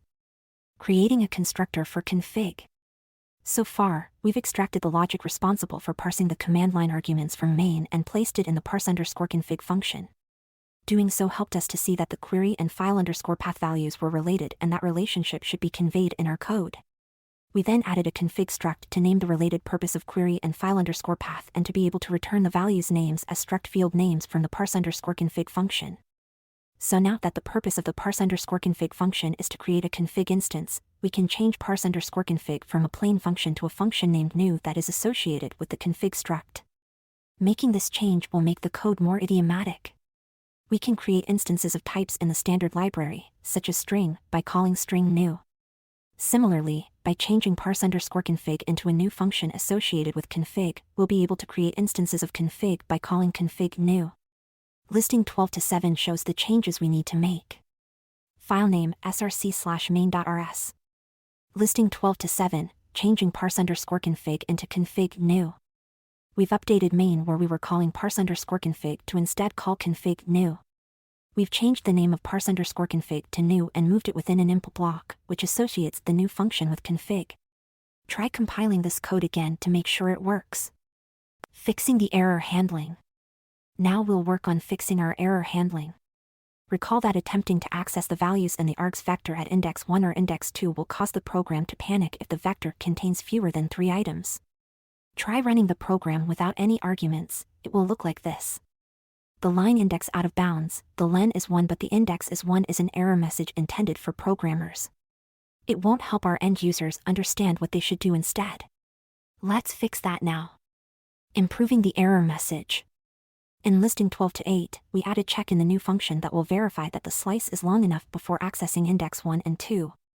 If the slice isn't long enough, the program panics and displays a better error message. File name src/main.rs. Listing 12-8, adding a check for the number of arguments. This code is similar to the guess new function we wrote in listing 9-13, where we call panic when the value argument was out of the range of valid values. Instead of checking for a range of values here, we're checking that the length of args is at least 3, and the rest of the function can operate under the assumption that this condition has been met. If args has fewer than 3 items, this condition will be true, and we call the panic macro to end the program immediately. With these extra few lines of code in new, let's run the program without any arguments again to see what the error looks like now. This output is better. We now have a reasonable error message. However, we also have extraneous information we don't want to give to our users. Perhaps using the technique we used in listing 9-13 isn't the best to use here. A call to panic is more appropriate for a programming problem than a usage problem, as discussed in Chapter 9. Instead, we'll use the other technique you learned about in Chapter 9, returning a result that indicates either success or an error. Returning a result instead of calling panic. We can instead return a result value that will contain a config instance in the successful case and will describe the problem in the error case. We're also going to change the function name from new to build because many programmers expect new functions to never fail. When config build is communicating to main, we can use the result type to signal there was a problem. Then we can change main to convert an error variant into a more practical error for our users without the surrounding text about thread main and rust_backtrace that a call to panic causes. Listing 12-9 shows the changes we need to make to the return value of the function we're now calling config build and the body of the function needed to return a result. Note that this won't compile until we update main as well, which we'll do in the next listing. File name src/main.rs. Listing 12-9, returning a result from config build. Our build function returns a result with a config instance in the success case and a static str in the error case. Our error values will always be string literals that have the static lifetime. We've made 2 changes in the body of the function, instead of calling panic. When the user doesn't pass enough arguments, we now return an error value, and we've wrapped the config return value in an OK. These changes make the function conform to its new type signature. Returning an error value from config build allows the main function to handle the result value returned from the build function and exit the process more cleanly in the error case. Calling config build and handling errors. To handle the error case and print a user-friendly message, we need to update main to handle the result being returned by config build, as shown in listing 12-10. We'll also take the responsibility of exiting the command line tool with a non-zero error code away from panic, and instead implement it by hand. A non-zero exit status is a convention to signal to the process that called our program that the program exited with an error state. File name src/main.rs. Listing 12 to 10, exiting with an error code if building a config fails. In this listing, we've used a method we haven't covered in detail yet, unwrap__else, which is defined on result TE by the standard library. Using unwrap__else allows us to define some custom, non-panic error handling. If the result is an OK value, this method's behavior is similar to unwrap. It returns the inner value OK is wrapping. However, if the value is an error value, this method calls the code in the closure, which is an anonymous function we define and pass as an argument to unwrap__else.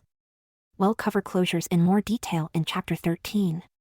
For now, you just need to know that unwrap__else will pass the inner value of the error, which in this case is the static string not enough arguments that we added in listing 12 to 9, to our closure in the argument error that appears between the vertical pipes.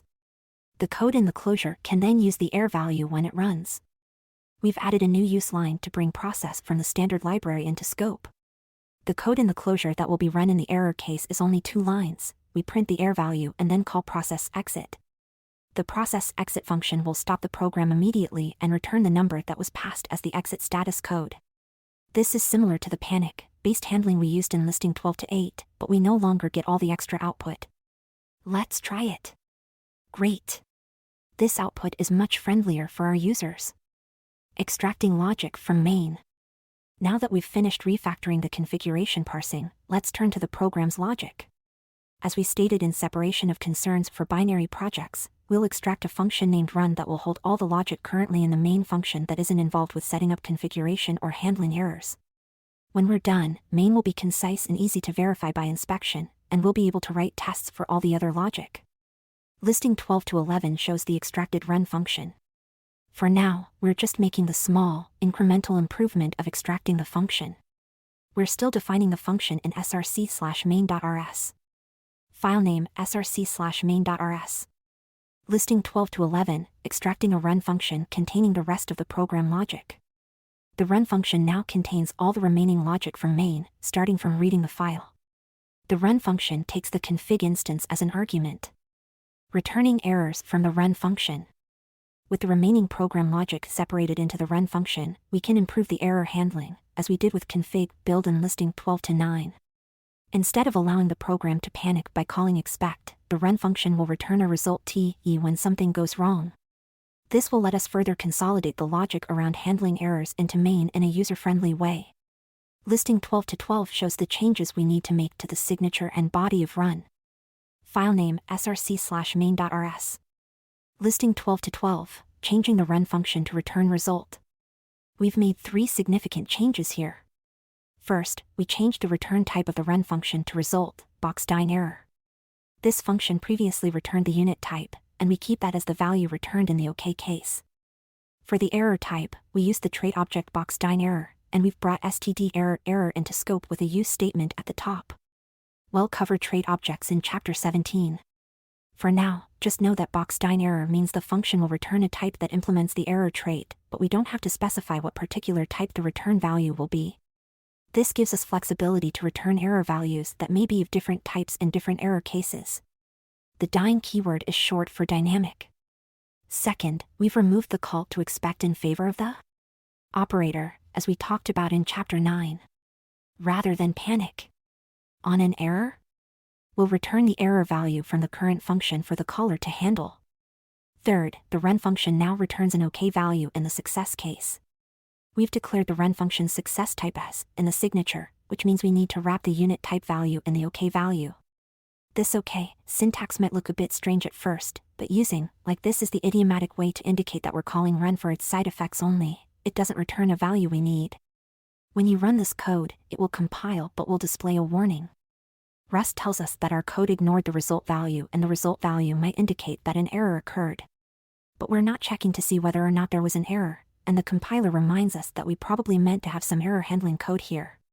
Let's rectify that problem now. Handling errors returned from run in main. We'll check for errors and handle them using a technique similar to one we used with config build and listing 12 to 10, but with a slight difference. Filename src/main.rs. We use iflet rather than unwrap__else to check whether run returns an error value and call process exit 1 if it does. The run function doesn't return a value that we want to unwrap in the same way that config build returns the config instance. because run returns, in the success case, we only care about detecting an error, so we don't need unwrap_or_else to return the unwrapped value, which would only be. The bodies of the if_let and the unwrap_or_else functions are the same in both cases. We print the error and exit. Splitting code into a library crate. Our mini-grep project is looking good so far. Now we'll split the src/main.rs file and put some code into the src/librs file. That way we can test the code and have a src/main.rs file with fewer responsibilities. Let's move all the code that isn't the main function from src/main.rs to src/librs.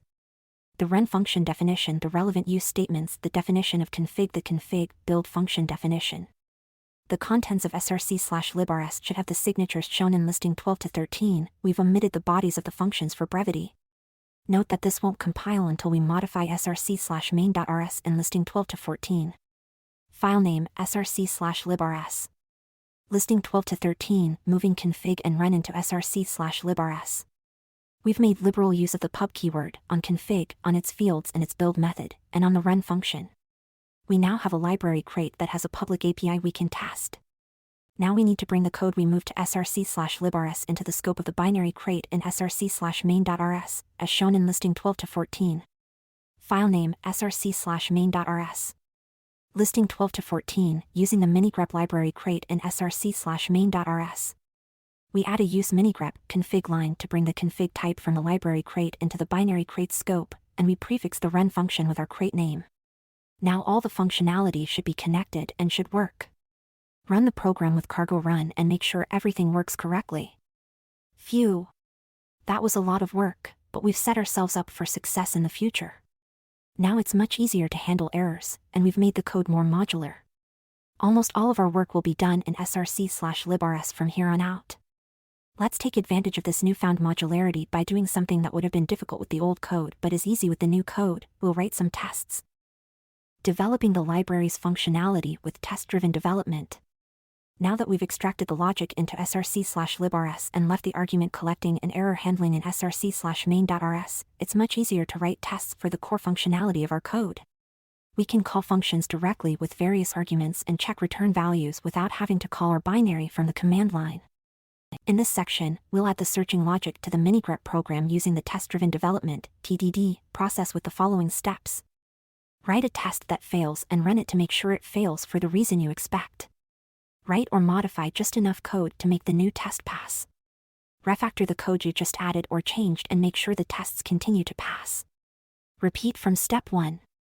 Though it's just one of many ways to write software, TDD can help drive code design. Writing the test before you write the code that makes the test pass helps to maintain high test coverage throughout the process. We'll test drive the implementation of the functionality that will actually do the searching for the query string in the file contents and produce a list of lines that match the query. We'll add this functionality in a function called search. Writing a failing test.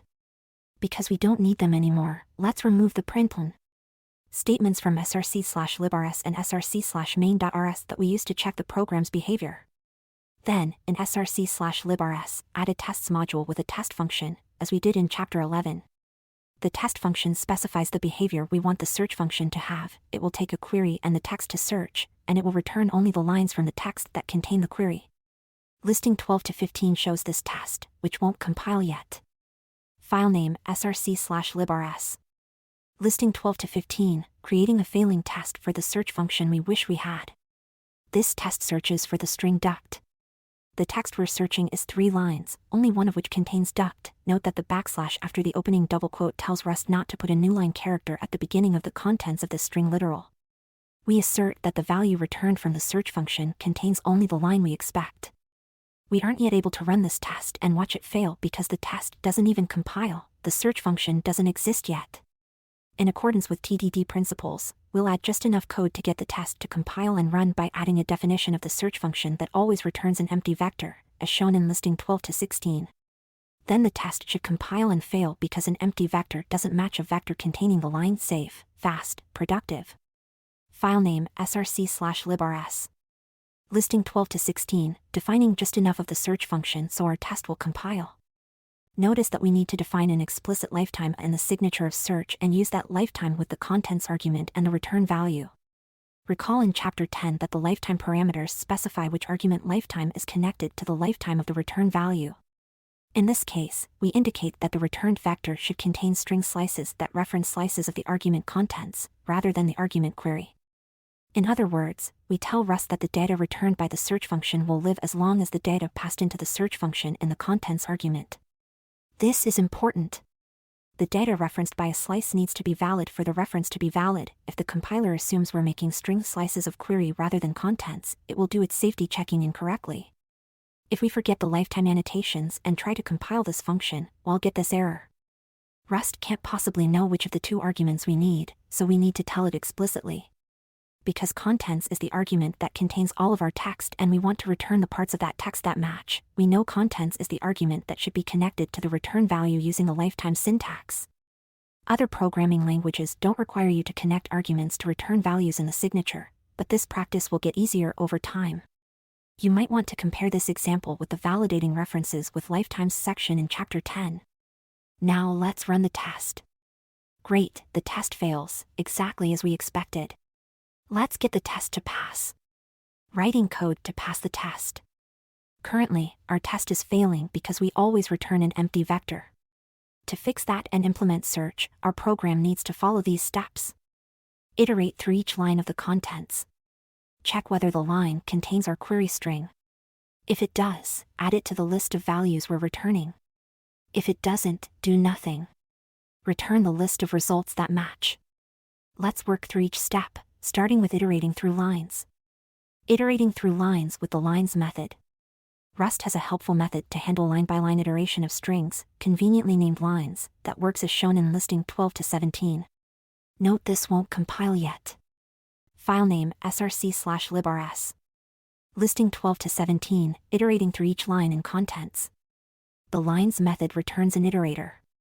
We'll talk about iterators in depth in Chapter 13, but recall that you saw this way of using an iterator in listing 3 to 5, where we used a for loop with an iterator to run some code on each item in a collection. Searching each line for the query. Next, we'll check whether the current line contains our query string. Fortunately, strings have a helpful method named contains that does this for us. Add a call to the contains method in the search function, as shown in listing 12 to 18. Note this still won't compile yet. Filename src/librs. Listing 12 to 18, adding functionality to see whether the line contains the string in query. At the moment, we're building up functionality. To get it to compile, we need to return a value from the body as we indicated we would in the function signature. Storing matching lines. To finish this function, we need a way to store the matching lines that we want to return. For that, we can make a mutable vector before the for loop and call the push method to store a line in the vector. After the for loop, we return the vector, as shown in listing 12 to 19. Filename src/librs. Listing 12 to 19, storing the lines that match so we can return them. Now the search function should return only the lines that contain query, and our test should pass. Let's run the test. Our test passed, so we know it works. At this point, we could consider opportunities for refactoring the implementation of the search function while keeping the tests passing to maintain the same functionality. The code in the search function isn't too bad, but it doesn't take advantage of some useful features of iterators. We'll return to this example in Chapter 13, where we'll explore iterators in detail, and look at how to improve it. Using the search function in the run function. Now that the search function is working and tested, we need to call search from our run function. We need to pass the config.query value and the contents that run reads from the file to the search function.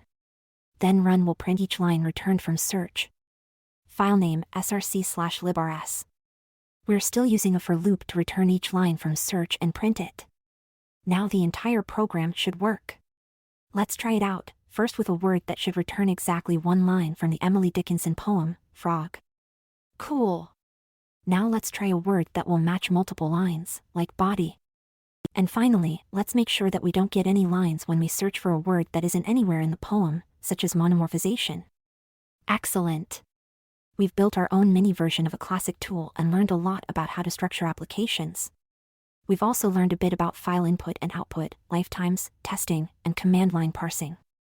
To round out this project, we'll briefly demonstrate how to work with environment variables and how to print to standard error, both of which are useful when you're writing command line programs. Working with environment variables. We'll improve minigrep by adding an extra feature, an option for case-insensitive searching that the user can turn on via an environment variable. We could make this feature a command line option and require that users enter it each time they want it to apply, but by instead making it an environment variable, we allow our users to set the environment variable once and have all their searches be case-insensitive in that terminal session. Writing a failing test for the case-insensitive search function. We first add a new search_case_insensitive function that will be called when the environment variable has a value. We'll continue to follow the TDD process, so the first step is again to write a failing test.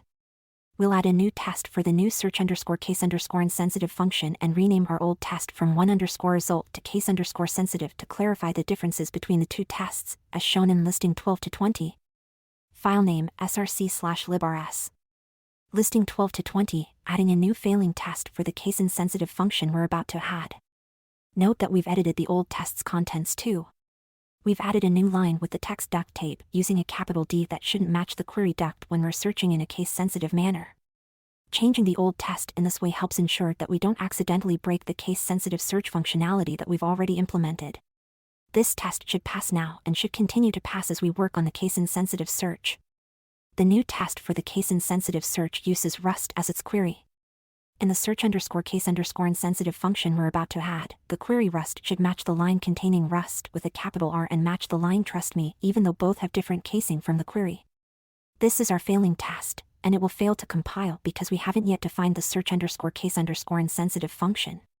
Feel free to add a skeleton implementation that always returns an empty vector, similar to the way we did for the search function in listing 12 to 16 to see the test compile and fail. Implementing the search_case_insensitive function. The search_case_insensitive function, shown in listing 12 to 21, will be almost the same as the search function. The only difference is that we'll lowercase the query in each line, so whatever the case of the input arguments, they'll be the same case when we check whether the line contains the query. File name src/librs. Listing 12 to 21, defining the search_case_insensitive function to lowercase the query and the line before comparing them. First, we lowercase the query string and store it in a shadowed variable with the same name. Calling to _lowercase on the query is necessary, so no matter whether the user's query is Rust, Rust, Rust, or Rust, we'll treat the query as if it were Rust and be insensitive to the case. While to _lowercase will handle basic Unicode, it won't be 100% accurate. If we were writing a real application, we'd want to do a bit more work here, but this section is about environment variables, not Unicode, so we'll leave it at that here. Note that query is now a string rather than a string slice, because calling to _lowercase creates new data rather than referencing existing data. Say the query is Rust, as an example, that string slice doesn't contain a lowercase u or t for us to use, so we have to allocate a new string containing Rust. When we pass query as an argument to the contains method now, we need to add an ampersand because the signature of contains is defined to take a string slice. Next, we add a call to _lowercase on each line to lowercase all characters. Now that we've converted line and query to lowercase, we'll find matches no matter what the case of the query is. Let's see if this implementation passes the tests. Great! They passed. Now, let's call the new search_case_insensitive function from the run function. First, we'll add a configuration option to the config struct to switch between case-sensitive and case-insensitive search. Adding this field will cause compiler errors because we aren't initializing this field anywhere yet. File name src/librs. We added the ignore_case field that holds a boolean. Next, we need the run function to check the ignore_case field's value and use that to decide whether to call the search function or the search_case_insensitive function, as shown in listing 12 to 22. This still won't compile yet. File name src/librs. Listing 12 to 22, calling either search or search_case_insensitive based on the value in config.ignore_case. Finally, we need to check for the environment variable. The functions for working with environment variables are in the env module in the standard library, so we bring that module into scope at the top of src/librs. Then we'll use the var function from the env module to check to see if any value has been set for an environment variable named ignore_case, as shown in listing 12 to 23. File name src/librs. Listing 12 to 23, checking for any value in an environment variable named ignore_case. Here, we create a new variable ignore_case. To set its value, we call the env var function and pass it the name of the ignore_case environment variable. The env var function returns a result that will be the successful OK variant that contains the value of the environment variable if the environment variable is set to any value. It will return the error variant if the environment variable is not set. We're using the is_OK method on the result to check whether the environment variable is set, which means the program should do a case-insensitive search. If the ignore_case environment variable isn't set to anything, is_OK will return false and the program will perform a case-sensitive search. We don't care about the value of the environment variable, just whether it's set or unset, so we're checking is_OK rather than using unwrap, expect, or any of the other methods we've seen on result. We pass the value in the ignore_case variable to the config instance so the run function can read that value and decide whether to call search_case_insensitive or search, as we implemented in listing 12 to 22. Let's give it a try. First, we'll run our program without the environment variable set and with the query to, which should match any line that contains the word to in all lowercase. Looks like that still works. Now, let's run the program with ignore_case set to 1 but with the same query to. If you're using PowerShell, you will need to set the environment variable and run the program as separate commands. This will make ignore_case persist for the remainder of your shell session. It can be unset with the remove item complete. We should get lines that contain to that might have uppercase letters. Excellent, we also got lines containing to. Our mini-grep program can now do case-insensitive searching controlled by an environment variable. Now you know how to manage options set using either command line arguments or environment variables. Some programs allow arguments and environment variables for the same configuration. In those cases, the programs decide that one or the other takes precedence. For another exercise on your own, try controlling case sensitivity through either a command line argument or an environment variable. Decide whether the command line argument or the environment variable should take precedence if the program is run with one set to case sensitive and one set to ignore case. The stdenv module contains many more useful features for dealing with environment variables. Check out its documentation to see what is available. Writing error messages to standard error instead of standard output. At the moment, we're writing all of our output to the terminal using the println macro. In most terminals, there are two kinds of output, standard output, STOUT, for general information and standard error, STER, for error messages. This distinction enables users to choose to direct the successful output of a program to a file but still print error messages to the screen. The println macro is only capable of printing to standard output, so we have to use something else to print to standard error. Checking where errors are written. First, let's observe how the content printed by minigrep is currently being written to standard output, including any error messages we want to write to standard error instead. We'll do that by redirecting the standard output stream to a file while intentionally causing an error. We won't redirect the standard error stream, so any content sent to standard error will continue to display on the screen. Command line programs are expected to send error messages to the standard error stream so we can still see error messages on the screen even if we redirect the standard output stream to a file. Our program is not currently well behaved. We're about to see that it saves the error message output to a file instead. To demonstrate this behavior, we'll run the program with and the file path, output.txt, that we want to redirect the standard output stream to. We won't pass any arguments, which should cause an error. The syntax tells the shell to write the contents of standard output to output.txt instead of the screen. We didn't see the error message we were expecting printed to the screen, so that means it must have ended up in the file. This is what output.txt contains. Yup, our error message is being printed to standard output. It's much more useful for error messages like this to be printed to standard error so only data from a successful run ends up in the file. We'll change that. Printing errors to standard error. We'll use the code in listing 12 to 24 to change how error messages are printed. Because of the refactoring we did earlier in this chapter, all the code that prints error messages is in one function, main. The standard library provides the eprintln macro that prints to the standard error stream, so let's change the two places we were calling println to print errors to use eprintln instead. File name src/main.rs. Listing 12 to 24, writing error messages to standard error instead of standard output using eprintln. Let's now run the program again in the same way, without any arguments and redirecting standard output with.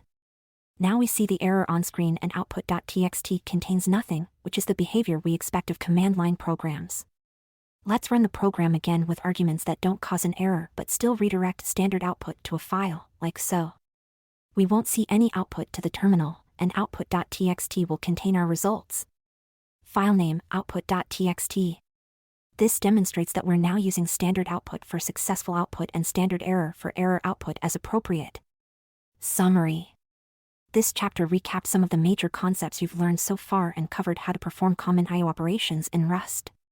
By using command line arguments, files, environment variables, and the EPRINT macro for printing errors, you're now prepared to write command line applications. Combined with the concepts in previous chapters, your code will be well organized, store data effectively in the appropriate data structures, handle errors nicely, and be well tested. Next, we'll explore some Rust features that were influenced by functional languages, closures, and iterators. Functional language features, iterators, and closures. Rust's design has taken inspiration from many existing languages and techniques, and one significant influence is functional programming. Programming in a functional style often includes using functions as values by passing them in arguments, returning them from other functions, assigning them to variables for later execution, and so forth. In this chapter, we won't debate the issue of what functional programming is or isn't, but will instead discuss some features of Rust that are similar to features in many languages often referred to as functional.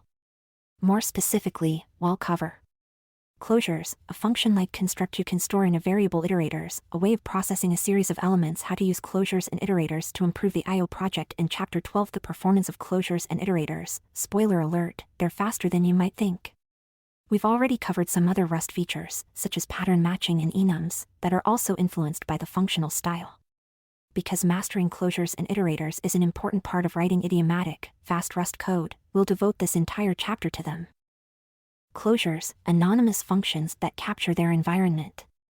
Rust's closures are anonymous functions you can save in a variable or pass as arguments to other functions. You can create the closure in one place and then call the closure elsewhere to evaluate it in a different context. Unlike functions, closures can capture values from the scope in which they're defined. We'll demonstrate how these closure features allow for code reuse and behavior customization. Capturing the environment with closures. We'll first examine how we can use closures to capture values from the environment they're defined in for later use. Here's the scenario. Every so often, our t-shirt company gives away an exclusive, limited edition shirt to someone on our mailing list as a promotion. People on the mailing list can optionally add their favorite color to their profile. If the person chosen for a free shirt has their favorite color set, they get that color shirt. If the person hasn't specified a favorite color, they get whatever color the company currently has the most of. There are many ways to implement this. For this example, we're going to use an enum called shirt color that has the variants red and blue, limiting the number of colors available for simplicity. We represent the company's inventory with an inventory struct that has a field named shirts that contains a vec shirt color representing the shirt colors currently in stock. The method giveaway defined on inventory gets the optional shirt color preference of the free shirt winner, and returns the shirt color the person will get. This setup is shown in listing 13:1. File name src/main.rs. Listing 13:1, shirt company giveaway situation. The store defined in main has 2 blue shirts and 1 red shirt remaining to distribute for this limited edition promotion. We call the giveaway method for a user with a preference for a red shirt and a user without any preference. Again, this code could be implemented in many ways, and here, to focus on closures, we've stuck to concepts you've already learned except for the body of the giveaway method that uses a closure. In the giveaway method, we get the user preference as a parameter of type option shirt color and call the unwrap__else method on user_preference. The unwrap__else method on option t is defined by the standard library. It takes one argument, a closure without any arguments that returns a value t, the same type stored in the sum variant of the option t, in this case shirt color. If the option t is the sum variant, unwrap__else returns the value from within the sum. If the option t is the non-variant, unwrap__else calls the closure and returns the value returned by the closure. We specify the closure expression, self.most_stocked, as the argument to unwrap__else. This is a closure that takes no parameters itself. If the closure had parameters, they would appear between the 2 vertical bars. The body of the closure calls self.most_stocked. We're defining the closure here, and the implementation of unwrap__else will evaluate the closure later if the result is needed. Running this code prints One interesting aspect here is that we've passed a closure that calls self.most_stocked on the current inventory instance. The standard library didn't need to know anything about the inventory or shirt color types we defined, or the logic we want to use in this scenario. The closure captures an immutable reference to the self-inventory instance and passes it with the code we specify to the unwrap_or_else method. Functions, on the other hand, are not able to capture their environment in this way. Closure type inference and annotation. There are more differences between functions and closures. Closures don't usually require you to annotate the types of the parameters or the return value like fn functions do. Type annotations are required on functions because the types are part of an explicit interface exposed to your users. Defining this interface rigidly is important for ensuring that everyone agrees on what types of values a function uses and returns. Closures, on the other hand, aren't used in an exposed interface like this. They're stored in variables and used without naming them and exposing them to users of our library. Closures are typically short and relevant only within a narrow context rather than in any arbitrary scenario. Within these limited contexts, the compiler can infer the types of the parameters and the return type, similar to how it's able to infer the types of most variables. There are rare cases where the compiler needs closure type annotations too. As with variables, we can add type annotations if we want to increase explicitness and clarity at the cost of being more verbose than is strictly necessary. Annotating the types for a closure would look like the definition shown in listing 13-2. In this example, we're defining a closure and storing it in a variable rather than defining the closure in the spot we pass it as an argument as we did in listing 13-1. File name src/main.rs. Listing 13-2, adding optional type annotations of the parameter and return value types in the closure. With type annotations added, the syntax of closures looks more similar to the syntax of functions.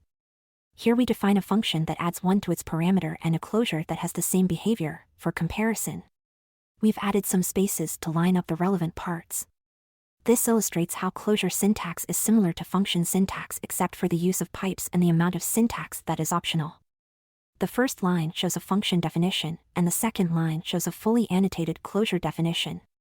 In the third line, we remove the type annotations from the closure definition. In the fourth line, we remove the brackets, which are optional because the closure body has only one expression.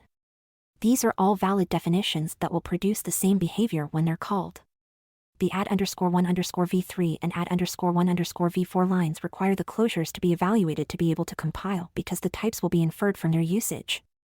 This is similar to let v equals vec new, needing either type annotations or values of some type to be inserted into the vec for Rust to be able to infer the type. For closure definitions, the compiler will infer one concrete type for each of their parameters and for their return value.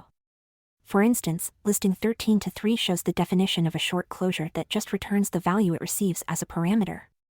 This closure isn't very useful except for the purposes of this example. Note that we haven't added any type annotations to the definition. Because there are no type annotations, we can call the closure with any type, which we've done here with string the first time. If we then try to call example_closure with an integer, we'll get an error. File name src/main.rs.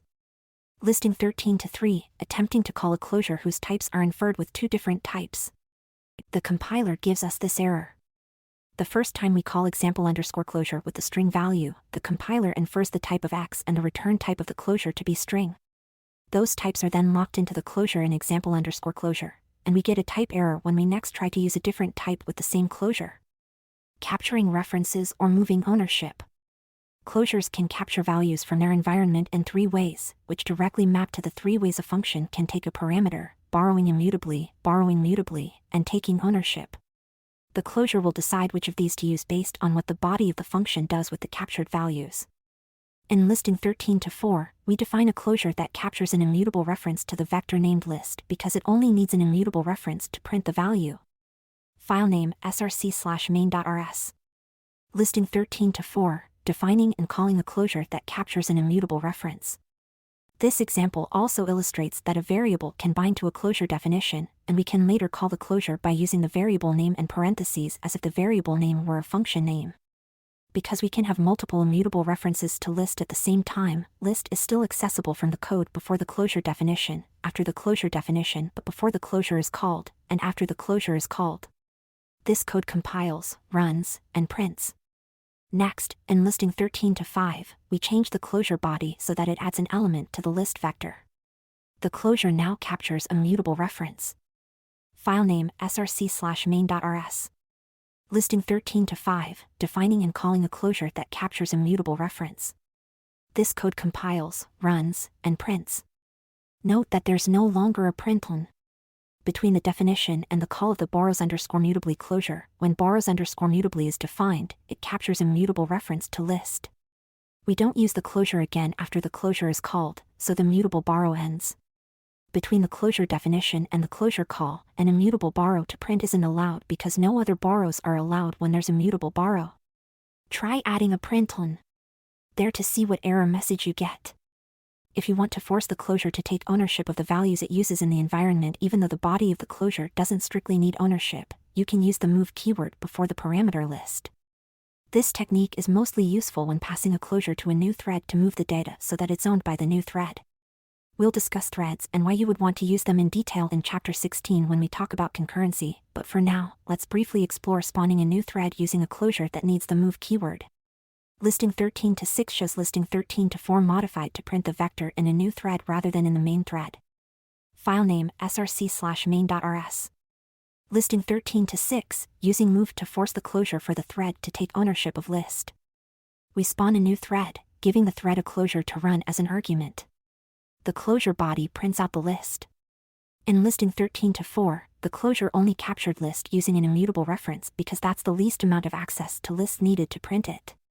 In this example, even though the closure body still only needs an immutable reference, we need to specify that list should be moved into the closure by putting the move keyword at the beginning of the closure definition. The new thread might finish before the rest of the main thread finishes, or the main thread might finish first. If the main thread maintained ownership of list but ended before the new thread did and dropped list, the immutable reference in the thread would be invalid.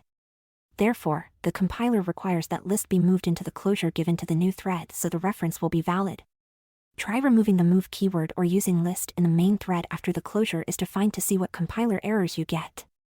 Moving captured values out of closures and the FN traits.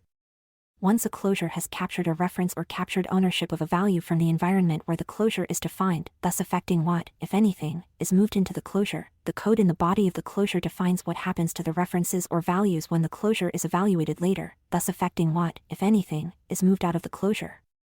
A closure body can do any of the following: move a captured value out of the closure, mutate the captured value, neither move nor mutate the value, or capture nothing from the environment to begin with. The way a closure captures and handles values from the environment affects which traits the closure implements, and traits are how functions and structs can specify what kinds of closures they can use. Closures will automatically implement 1, 2, or all 3 of these FN traits, in an additive fashion, depending on how the closure's body handles the values. FN once applies to closures that can be called once. All closures implement at least this trait, because all closures can be called. A closure that moves captured values out of its body will only implement FN once and none of the other FN traits, because it can only be called once. FNMut applies to closures that don't move captured values out of their body, but that might mutate the captured values. These closures can be called more than once. FN applies to closures that don't move captured values out of their body and that don't mutate captured values, as well as closures that capture nothing from their environment. These closures can be called more than once without mutating their environment, which is important in cases such as calling a closure multiple times concurrently. Let's look at the definition of the unwrap_else method on option T that we used in listing 13 to 1. Recall that T is the generic type representing the type of the value in the sum variant of an option. That type T is also the return type of the unwrap_else function. Code that calls unwrap_else on an option string, for example, will get a string. Next, notice that the unwrap_else function has the additional generic type parameter f. The f type is the type of the parameter named f, which is the closure we provide when calling unwrap_else. The trait bound specified on the generic type f is fn once, -t, which means f must be able to be called once, take no arguments, and return a t. Using fn once in the trait bound expresses the constraint that unwrap_else is only going to call f at most one time. In the body of unwrap_else, we can see that if the option is sum, f won't be called. If the option is none, f will be called once. Because all closures implement fn once, unwrap_else accepts the most different kinds of closures and is as flexible as it can be. Now let's look at the standard library method sort_by_key defined on slices, to see how that differs from unwrap_or_else and why sort_by_key uses fnmut instead of fn_once for the trait bound. The closure gets one argument in the form of a reference to the current item in the slice being considered, and returns a value of type k that can be ordered.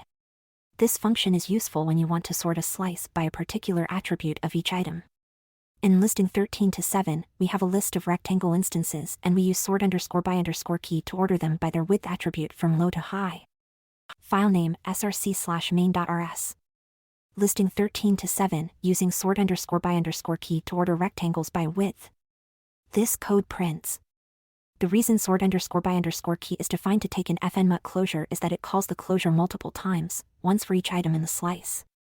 The closure r.width doesn't capture, mutate, or move out anything from its environment, so it meets the trait bound requirements. In contrast, listing 13 to 8 shows an example of a closure that implements just the fn_once trait, because it moves a value out of the environment. The compiler won't let us use this closure with sort_by_key. File name src/main.rs. Listing 13 to 8, attempting to use an fn_once closure with sort_by_key. This is a contrived, convoluted way, that doesn't work, to try and count the number of times sort_by_key gets called one sorting list. This code attempts to do this counting by pushing value a string from the closure's environment into the sort_operations vector. The closure captures value then moves value out of the closure by transferring ownership of value to the sort_operations vector. This closure can be called once. Trying to call it a second time wouldn't work because value would no longer be in the environment to be pushed into sort_operations again. Therefore, this closure only implements fn_once. When we try to compile this code, we get this error that value can't be moved out of the closure because the closure must implement fnmut. The error points to the line in the closure body that moves value out of the environment. To fix this, we need to change the closure body so that it doesn't move values out of the environment. To count the number of times sort_by_key is called, keeping a counter in the environment and incrementing its value in the closure body is a more straightforward way to calculate that. The closure in listing 13 to 9 works with sort_by_key because it is only capturing a mutable reference to the number _sort_operations counter and can therefore be called more than once. File name src/main.rs. Listing 13 to 9, using an fnmut closure with sort_by_key is allowed. The fn traits are important when defining or using functions or types that make use of closures. In the next section, we'll discuss iterators. Many iterator methods take closure arguments, so keep these closure details in mind as we continue. Processing a series of items with iterators. The iterator pattern allows you to perform some task on a sequence of items in turn. An iterator is responsible for the logic of iterating over each item and determining when the sequence has finished. When you use iterators, you don't have to re-implement that logic yourself. In Rust, iterators are lazy, meaning they have no effect until you call methods that consume the iterator to use it up. For example, the code in listing 13 to 10 creates an iterator over the items in the vector v1 by calling the iter method defined on vect. This code by itself doesn't do anything useful. Listing 13 to 10, creating an iterator. The iterator is stored in the v1_iter variable. Once we've created an iterator, we can use it in a variety of ways. In listing 3 to 5 in chapter 3, we iterated over an array using a for loop to execute some code on each of its items.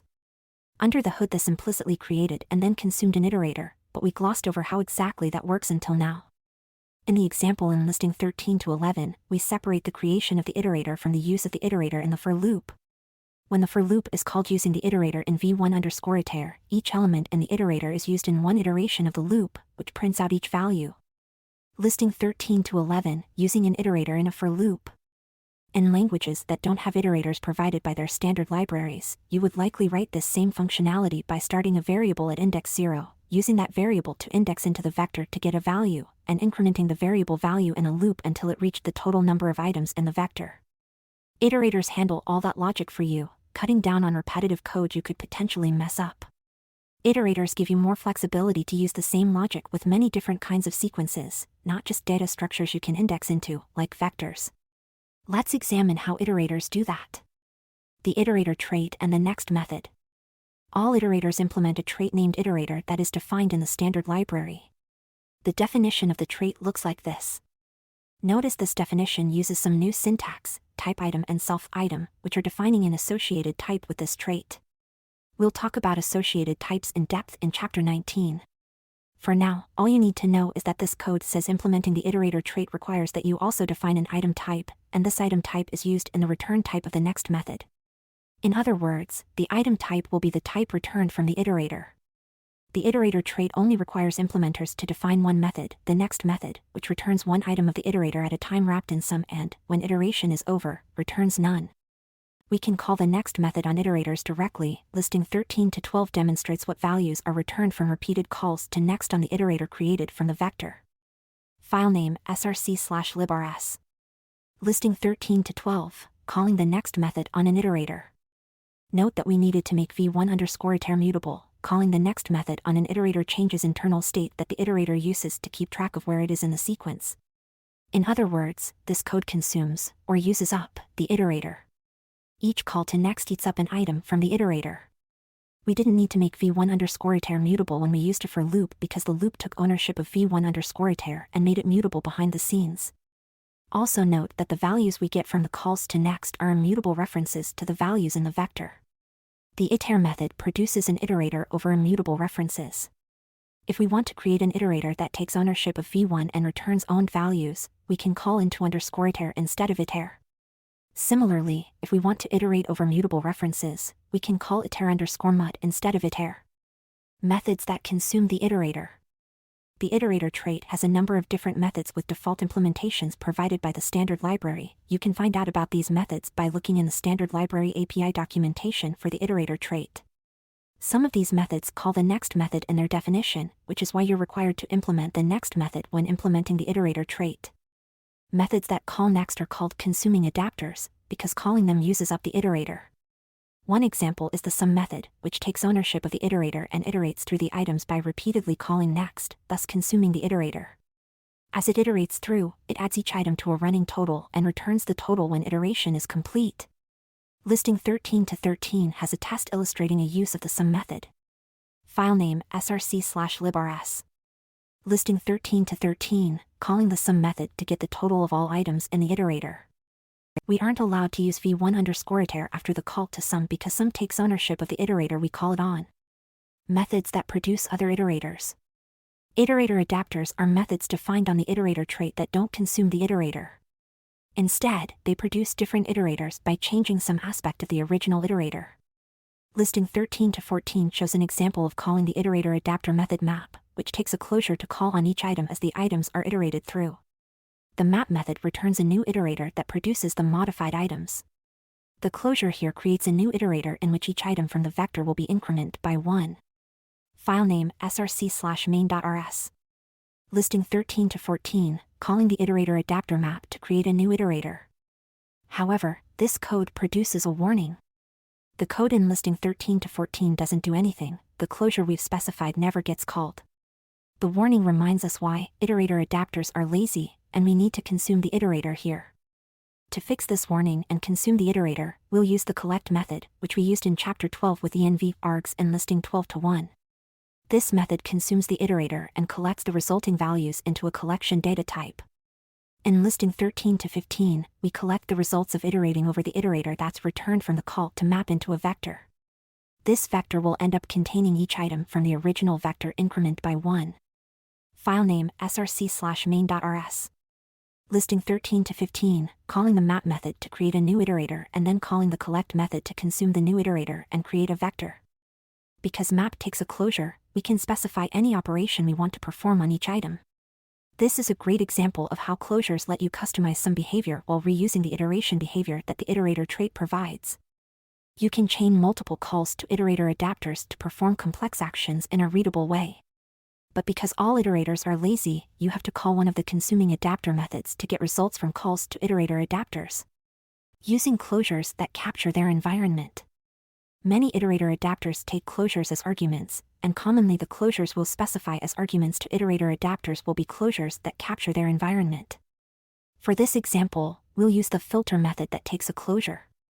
The closure gets an item from the iterator and returns a bool. If the closure returns true, the value will be included in the iteration produced by filter. If the closure returns false, the value won't be included. In listing 13 to 16, we use filter with a closure that captures the shoe_size variable from its environment to iterate over a collection of shoe struct instances. It will return only shoes that are the specified size. File name src/librs. Listing 13 to 16, using the filter method with a closure that captures shoe_size.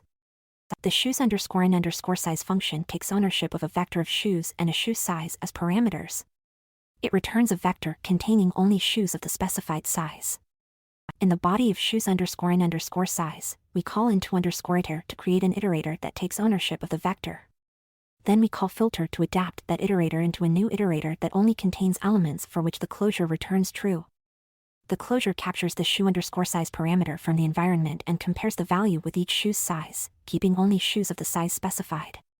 Finally, calling collect gathers the values returned by the adapted iterator into a vector that's returned by the function. The test shows that when we call shoes_in_size, we get back only shoes that have the same size as the value we specified. Improving our I/O project.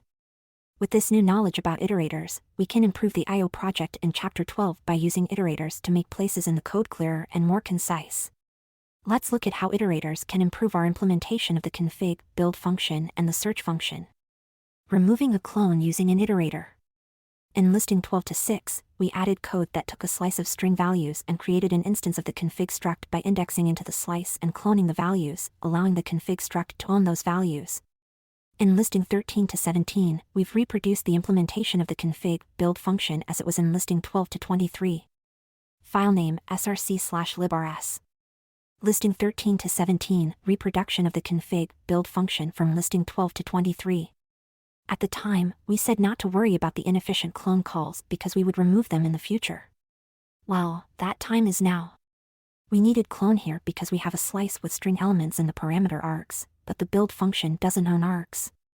To return ownership of a config instance, we had to clone the values from the query and file_path fields of config so the config instance can own its values. With our new knowledge about iterators, we can change the build function to take ownership of an iterator as its argument instead of borrowing a slice. We'll use the iterator functionality instead of the code that checks the length of the slice and indexes into specific locations. This will clarify what the config build function is doing because the iterator will access the values. Once config build takes ownership of the iterator and stops using indexing operations that borrow, we can move the string values from the iterator into config rather than calling clone and making a new allocation. Using the returned iterator directly. Open your I/O project's src/main.rs file, which should look like this. File name src/main.rs. We'll first change the start of the main function that we had in listing 12 to 24 to the code in listing 13 to 18, which this time uses an iterator. This won't compile until we update config build as well. File name src/main.rs. Listing 13 to 18, passing the return value of env args to config build. The env args function returns an iterator. Rather than collecting the iterator values into a vector and then passing a slice to config build, now we're passing ownership of the iterator returned from env args to config build directly. Next, we need to update the definition of config build. In your I/O project's src/librs file, let's change the signature of config build to look like listing 13 to 19. This still won't compile because we need to update the function body. File name src/librs. Listing 13 to 19, updating the signature of config build to expect an iterator. The standard library documentation for the env args function shows that the type of the iterator it returns is std_env args, and that type implements the iterator trait and returns string values. We've updated the signature of the config build function so the parameter args has a generic type with the trait bounds impl iterator item equals string instead of and string.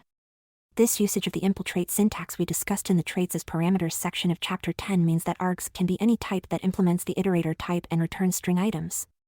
Because we're taking ownership of args and will be mutating args by iterating over it, we can add the mut keyword into the specification of the args parameter to make it mutable. Using iterator trait methods instead of indexing. Next, we'll fix the body of config build. Because args implements the iterator trait, we know we can call the next method on it. Listing 13 to 20 updates the code from listing 12 to 23 to use the next method. File name src/librs. Listing 13 to 20, changing the body of config build to use iterator methods. Remember that the first value in the return value of env args is the name of the program. We want to ignore that and get to the next value, so first we call next and do nothing with the return value. Second, we call next to get the value we want to put in the query field of config. If next returns a sum, we use a match to extract the value. If it returns none, it means not enough arguments were given and we return early with an error value. We do the same thing for the file_path value, making code clearer with iterator adapters. We can also take advantage of iterators and the search function in our IO project, which is reproduced here in listing 13 to 21 as it was in listing 12 to 19. File name src/librs. Listing 13 to 21, the implementation of the search function from listing 12 to 19. We can write this code in a more concise way using iterator adapter methods. Doing so also lets us avoid having a mutable intermediate results vector. The functional programming style prefers to minimize the amount of mutable state to make code clearer. Removing the mutable state might enable a future enhancement to make searching happen in parallel, because we wouldn't have to manage concurrent access to the results vector. Listing 13 to 22 shows this change. File name src/librs. Listing 13 to 22, using iterator adapter methods in the implementation of the search function. Recall that the purpose of the search function is to return all lines and contents that contain the query. Similar to the filter example in listing 13 to 16, this code uses the filter adapter to keep only the lines that line.contains, query, returns true for. We then collect the matching lines into another vector with collect. Much simpler. Feel free to make the same change to use iterator methods in the search_case_insensitive function as well. Choosing between loops or iterators. The next logical question is which style you should choose in your own code and why, the original implementation in listing 13 to 21 or the version using iterators in listing 13 to 22. Most Rust programmers prefer to use the iterator style. It's a bit tougher to get the hang of at first, but once you get a feel for the various iterator adapters and what they do, iterators can be easier to understand. Instead of fiddling with the various bits of looping and building new vectors, the code focuses on the high-level objective of the loop. This abstracts away some of the commonplace code so it's easier to see the concepts that are unique to this code, such as the filtering condition each element in the iterator must pass. But are the two implementations truly equivalent? The intuitive assumption might be that the more low-level loop will be faster. Let's talk about performance. Comparing performance, loops versus iterators. To determine whether to use loops or iterators, you need to know which implementation is faster, the version of the search function with an explicit for loop or the version with iterators.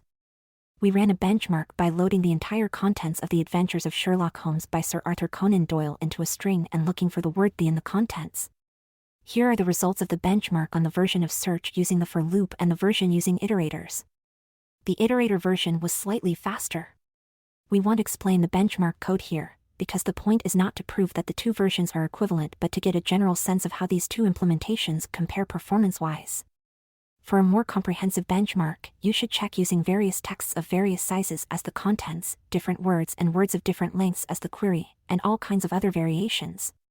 The point is this: iterators, although a high-level abstraction, get compiled down to roughly the same code as if you'd written the lower-level code yourself. Iterators are one of Rust's zero-cost abstractions, by which we mean using the abstraction imposes no additional runtime overhead. This is analogous to how Bjarne Stroustrup, the original designer and implementer of C++, defines zero overhead in Foundations of C++, 2012. As another example, the following code is taken from an audio decoder. The decoding algorithm uses the linear prediction mathematical operation to estimate future values based on a linear function of the previous samples.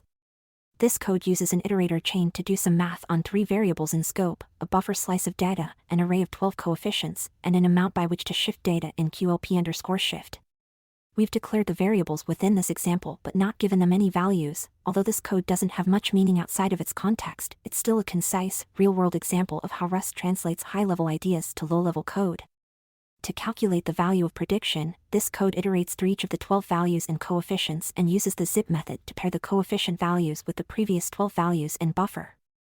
Then, for each pair, we multiply the values together, sum all the results, and shift the bits in the sum QLP_shift bits to the right. Calculations in applications like audio decoders often prioritize performance most highly. Here, we're creating an iterator, using 2 adapters, and then consuming the value. What assembly code would this Rust code compile to? Well, as of this writing, it compiles down to the same assembly you'd write by hand. There's no loop at all corresponding to the iteration over the values and coefficients. Rust knows that there are 12 iterations, so it unrolls the loop. Unrolling is an optimization that removes the overhead of the loop controlling code and instead generates repetitive code for each iteration of the loop. All of the coefficients get stored in registers, which means accessing the values is very fast. There are no bounds checks on the array access at runtime. All these optimizations that Rust is able to apply make the resulting code extremely efficient. Now that you know this, you can use iterators and closures without fear. They make code seem like it's higher level but don't impose a runtime performance penalty for doing so. Summary: closures and iterators are Rust features inspired by functional programming language ideas. They contribute to Rust's capability to clearly express high-level ideas at low-level performance. The implementations of closures and iterators are such that runtime performance is not affected. This is part of Rust's goal to strive to provide zero-cost abstractions. Now that we've improved the expressiveness of our I/O project, let's look at some more features of Cargo that will help us share the project with the world. More about Cargo and crates.io. So far we've used only the most basic features of Cargo to build, run, and test our code, but it can do a lot more. In this chapter, we'll discuss some of its other, more advanced features to show you how to do the following. Customize your build through release profiles, publish libraries on crates.io, organize large projects with workspaces, install binaries from crates.io, extend Cargo using custom commands. Cargo can do even more than the functionality we cover in this chapter, so for a full explanation of all its features, see its documentation. Customizing builds with release profiles. In Rust, release profiles are predefined and customizable profiles with different configurations that allow a programmer to have more control over various options for compiling code. Each profile is configured independently of the others. Cargo has two main profiles: the dev profile Cargo uses when you run Cargo build and the release profile Cargo uses when you run Cargo build release. The dev profile is defined with good defaults for development, and the release profile has good defaults for release builds. These profile names might be familiar from the output of your builds. The dev and release are these different profiles used by the compiler. Cargo has default settings for each of the profiles that apply when you haven't explicitly added any profile asterisk sections in the project's cargo.tom file. By adding profile asterisk sections for any profile you want to customize, you override any subset of the default settings. For example, here are the default values for the op level setting for the dev and release profiles. File name, cargo.tom. The op level setting controls the number of optimizations Rust will apply to your code, with a range of 0 to 3. Applying more optimizations extends compiling time, so if you're in development and compiling your code often, you'll want fewer optimizations to compile faster even if the resulting code runs slower. The default op level for dev is therefore 0. When you're ready to release your code, it's best to spend more time compiling. You'll only compile in release mode once, but you'll run the compiled program many times, so release mode trades longer compile time for code that runs faster. That is why the default op level for the release profile is 3.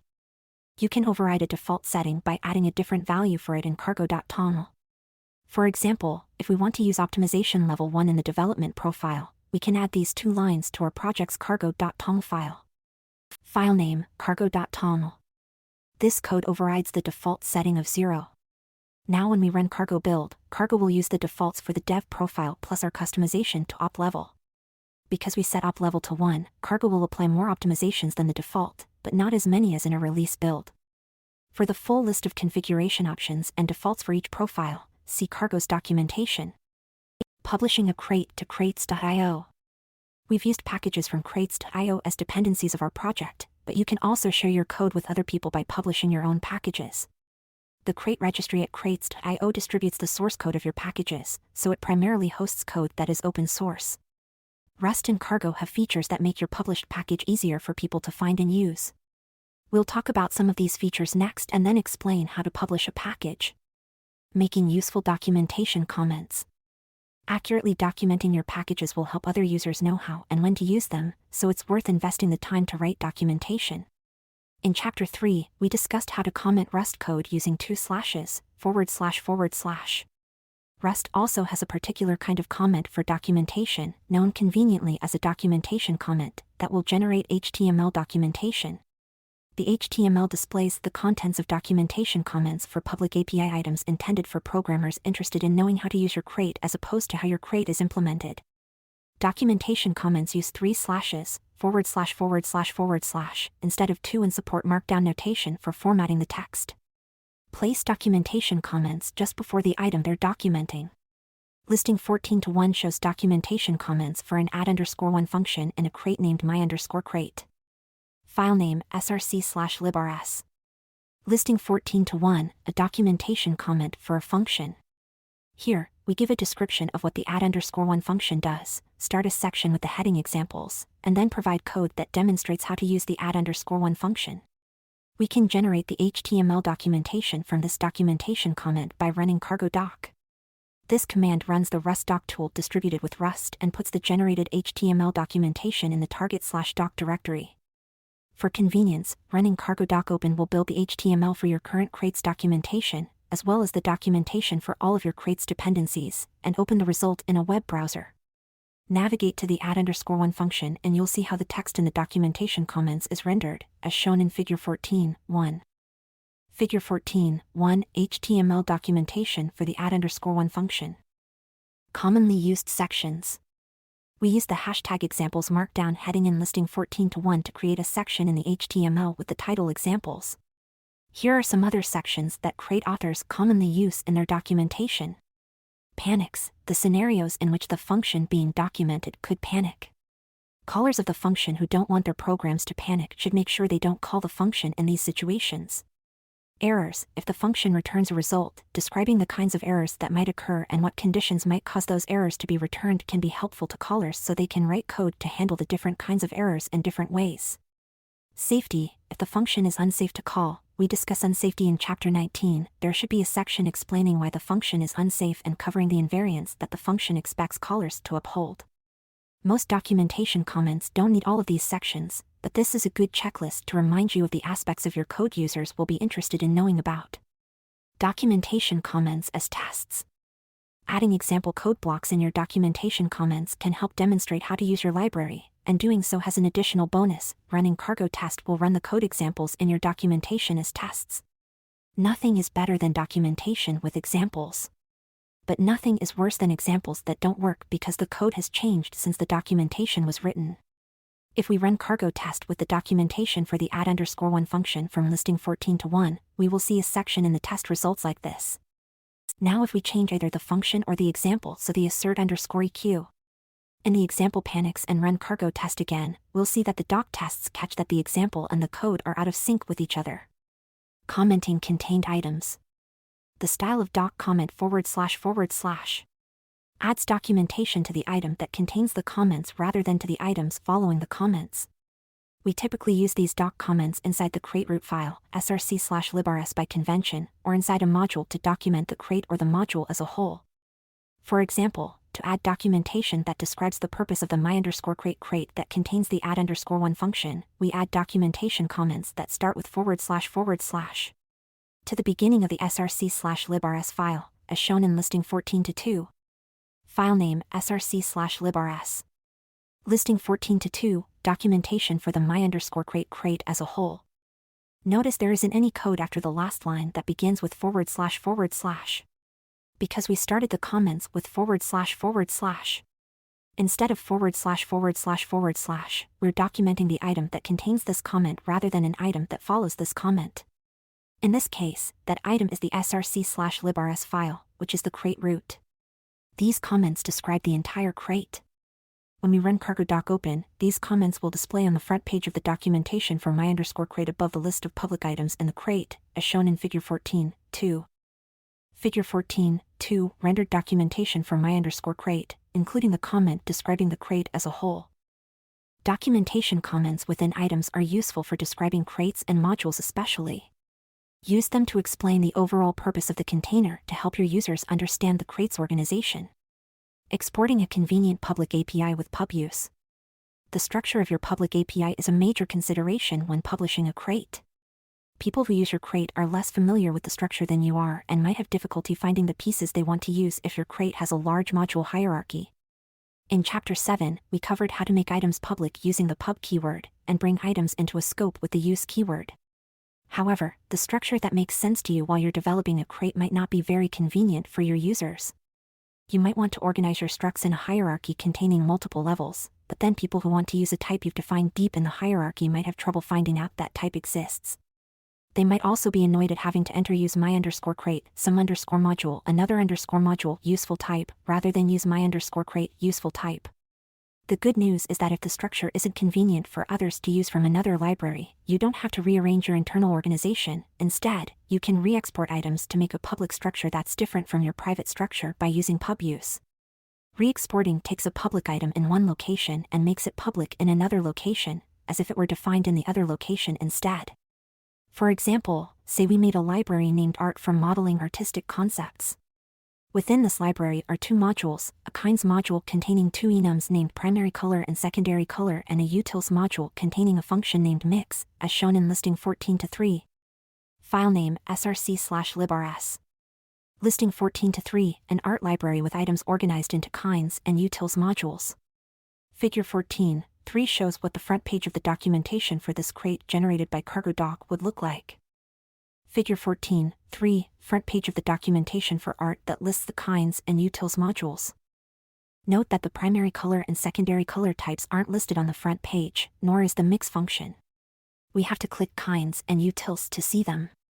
Another crate that depends on this library would need use statements that bring the items from art into scope, specifying the module structure that's currently defined. Listing 14-4 shows an example of a crate that uses the primary color and mix items from the art crate. File name src/main.rs.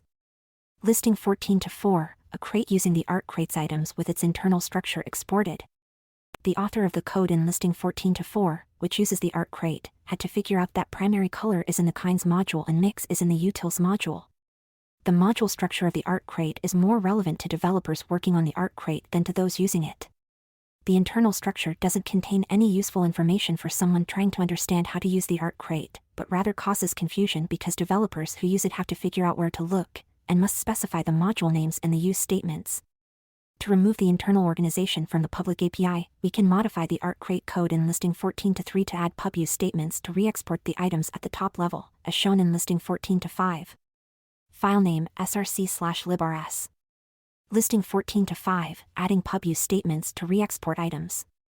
The API documentation that CargoDoc generates for this crate will now list and link re-exports on the front page, as shown in figure 14-4, making the primary color and secondary color types and the mix function easier to find. Figure 14-4, the front page of the documentation for art that lists the re-exports. The art crate users can still see and use the internal structure from listing 14-3 as demonstrated in listing 14-4, or they can use the more convenient structure in listing 14-5, as shown in listing 14-6. File name src/main.rs. Listing 14-6, a program using the re-exported items from the art crate.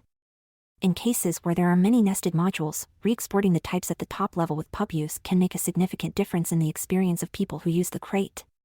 Another common use of pub use is to re-export definitions of a dependency in the current crate to make that crate's definitions part of your crate's public API. Creating a useful public API structure is more of an art than a science, and you can iterate to find the API that works best for your users. Choosing pub use gives you flexibility in how you structure your crate internally and decouples that internal structure from what you present to your users. Look at some of the code of crates you've installed to see if their internal structure differs from their public API. Setting up a crates.io account. Before you can publish any crates, you need to create an account on crates.io and get an API token. To do so, visit the homepage at crates.io and log in via a GitHub account. The GitHub account is currently a requirement, but the site might support other ways of creating an account in the future. Once you're logged in, visit your account settings at https://crates.io/me and retrieve your API key. Then run the cargo login command with your API key, like this. This command will inform Cargo of your API token and store it locally in /cargo/credentials. Note that this token is a secret, do not share it with anyone else. If you do share it with anyone for any reason, you should revoke it and generate a new token on crates.io. Adding metadata to a new crate. Let's say you have a crate you want to publish. Before publishing, you'll need to add some metadata in the package section of the crate's cargo.toml file. Your crate will need a unique name. While you're working on a crate locally, you can name a crate whatever you'd like. However, crate names on crates.io are allocated on a first-come, first-served basis. Once a crate name is taken, no one else can publish a crate with that name. Before attempting to publish a crate, search for the name you want to use.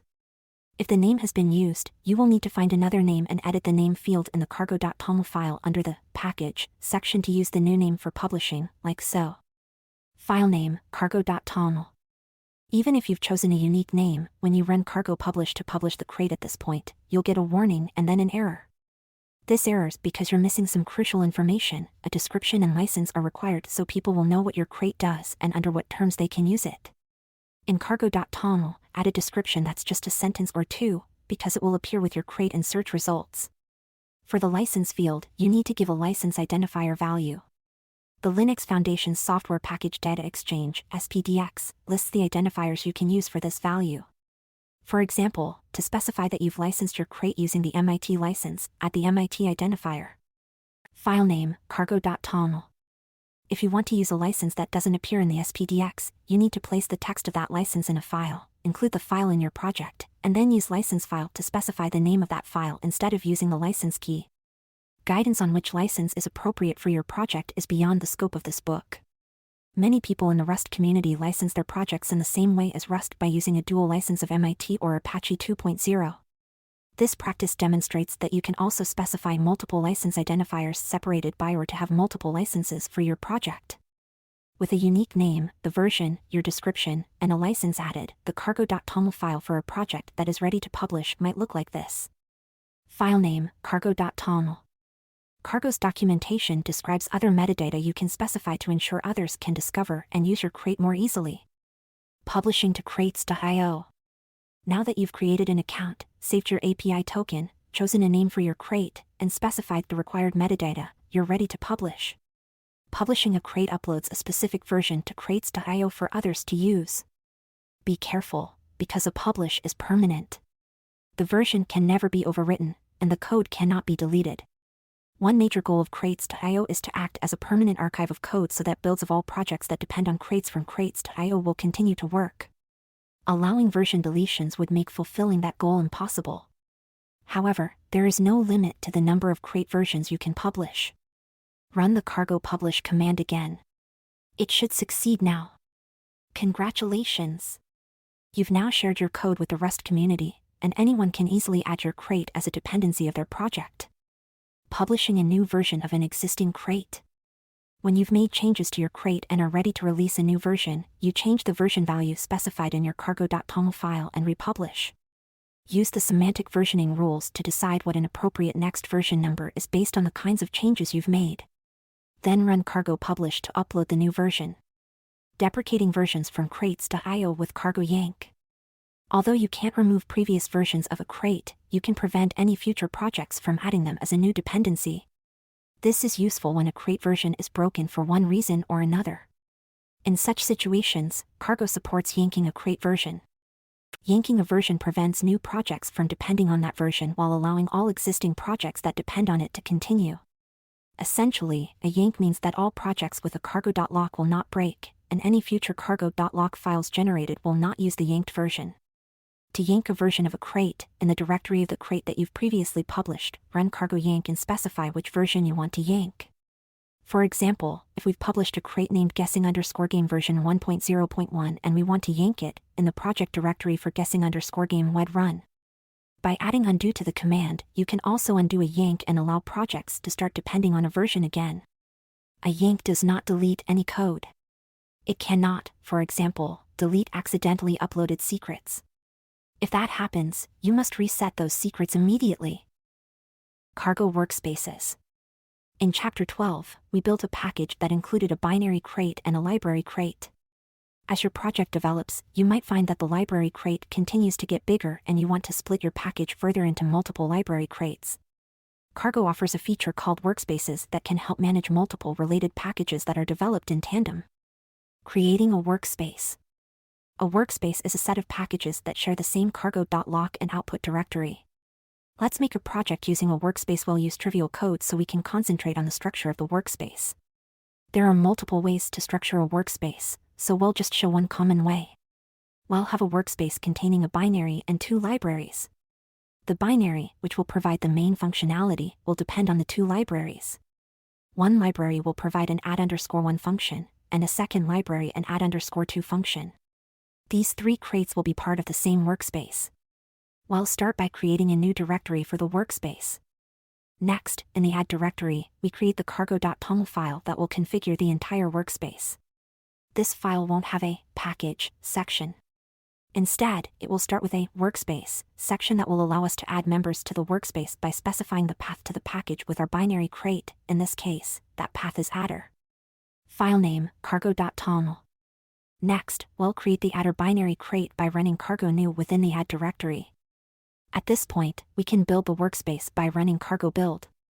The files in your add directory should look like this. The workspace has one target directory at the top level that the compiled artifacts will be placed into. The adder package doesn't have its own target directory. Even if we were to run cargo build from inside the adder directory, the compiled artifacts would still end up in add/target rather than add/adder/target. Cargo structures the target directory in a workspace like this because the crates in a workspace are meant to depend on each other.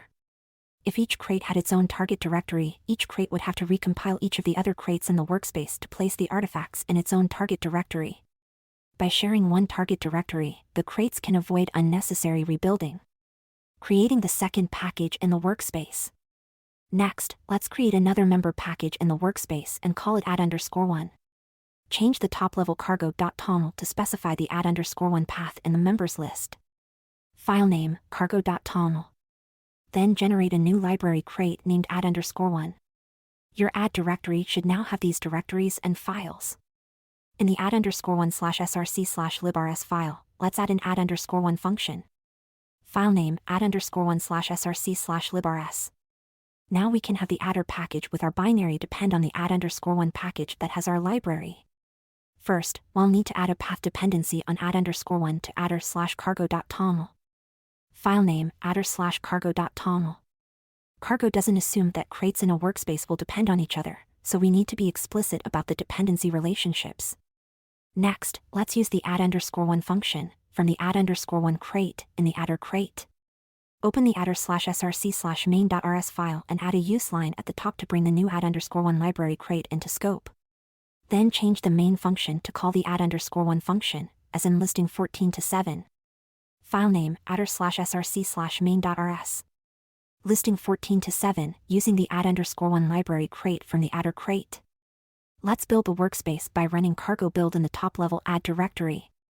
To run the binary crate from the add directory, we can specify which package in the workspace we want to run by using the p argument and the package name with cargo run. This runs the code in adder/src/main.rs, which depends on the add_1 crate. Depending on an external package in a workspace. Notice that the workspace has only one cargo.lock file at the top level, rather than having a cargo.lock in each crate's directory. This ensures that all crates are using the same version of all dependencies. If we add the rand package to the adder/cargo.toml and add_1/cargo.toml files, cargo will resolve both of those to one version of rand and record that in the one cargo.lock. Making all crates in the workspace use the same dependencies means the crates will always be compatible with each other. Let's add the rand crate to the dependencies section in the add_1/cargo.toml file so we can use the rand crate in the add_1 crate. File name, add_1/cargo.toml. We can now add use rand to the add_1/src/librs file, and building the whole workspace by running cargo build in the add directory will bring in and compile the rand crate. We will get one warning because we aren't referring to the rand we brought into scope. The top-level cargo.lock now contains information about the dependency of add_1 on rand. However, even though rand is used somewhere in the workspace, we can't use it in other crates in the workspace unless we add rand to their cargo.toml files as well. For example, if we add use rand to the adder/src/main.rs file for the adder package, we'll get an error. To fix this, edit the cargo.toml file for the adder package and indicate that rand is a dependency for it as well. Building the adder package will add rand to the list of dependencies for adder in cargo.lock, but no additional copies of rand will be downloaded. Cargo has ensured that every crate and every package in the workspace using the rand package will be using the same version, saving us space and ensuring that the crates in the workspace will be compatible with each other. Adding a test to a workspace. For another enhancement, let's add a test of the add_1 function within the add_1 crate. Filename add_1/src/librs. Now run cargo test in the top-level add directory.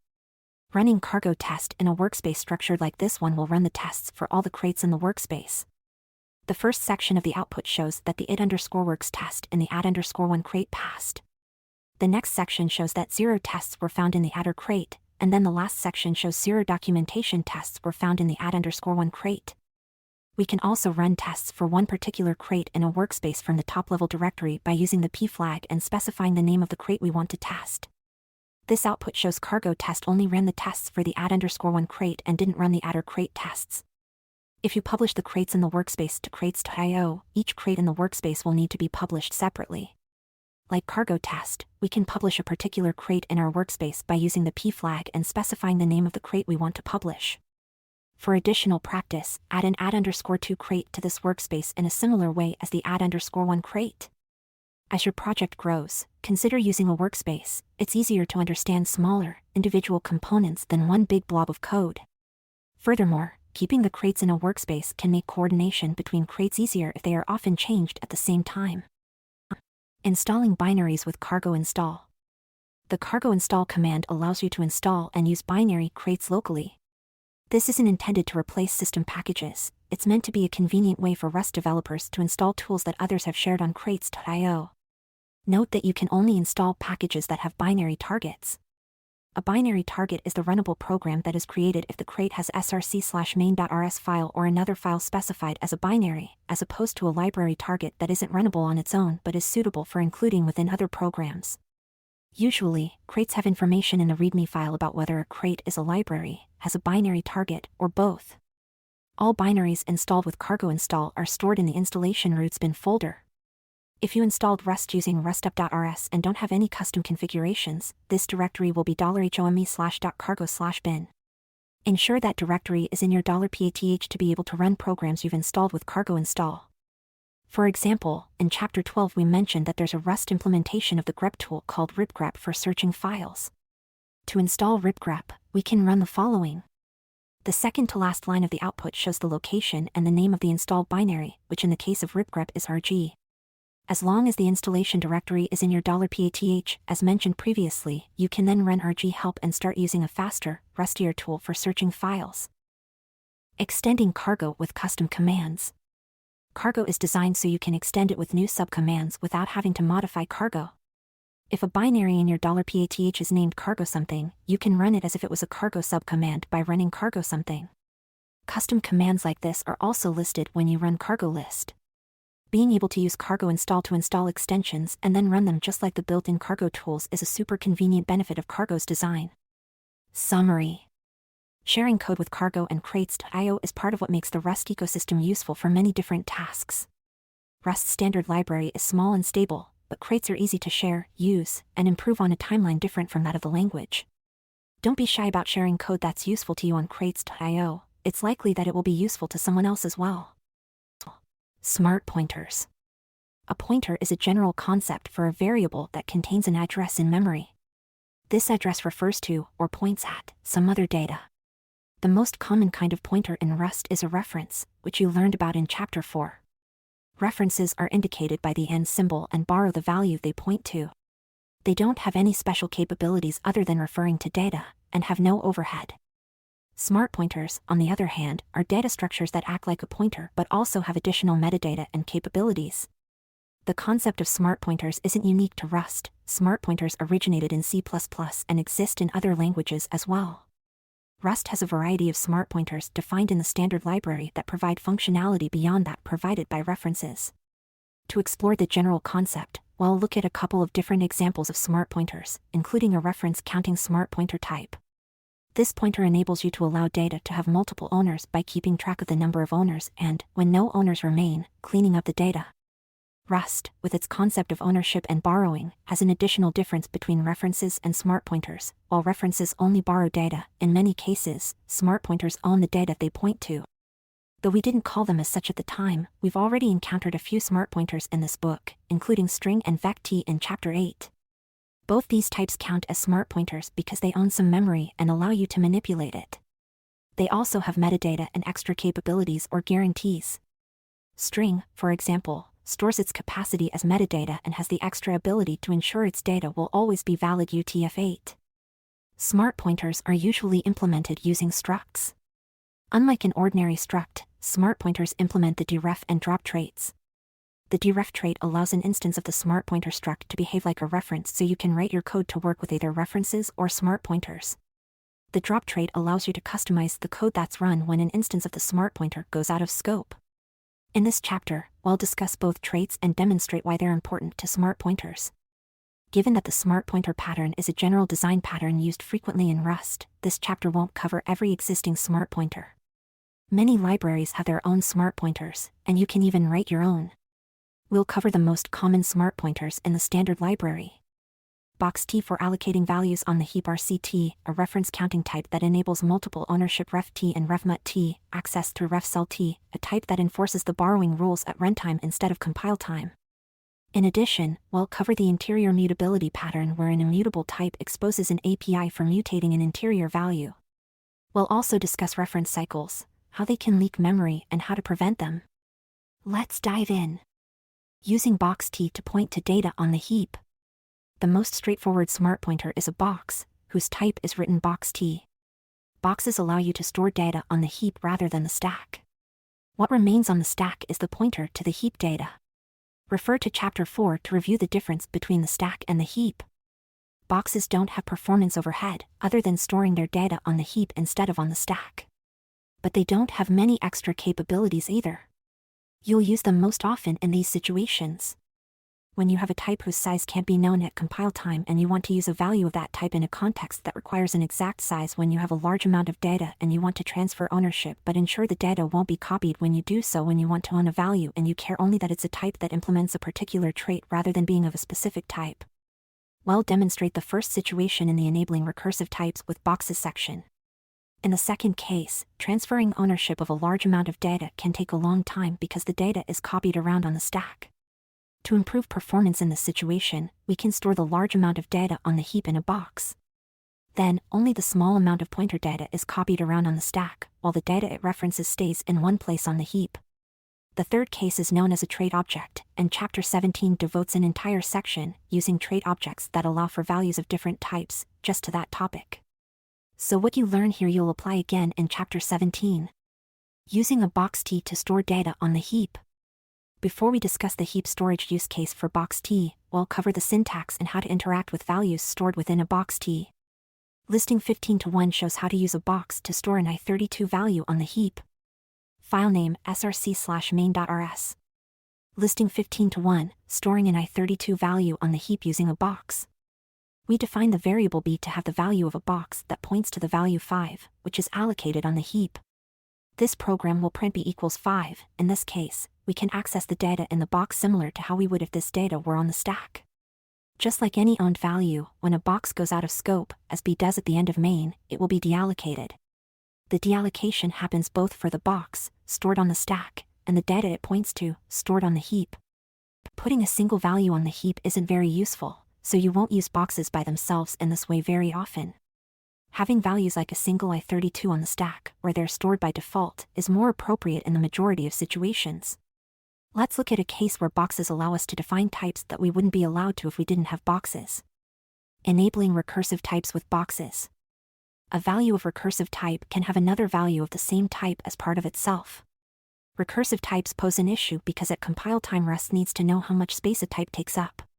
However, the nesting of values of recursive types could theoretically continue infinitely, so Rust can't know how much space the value needs. Because boxes have a known size, we can enable recursive types by inserting a box in the recursive type definition.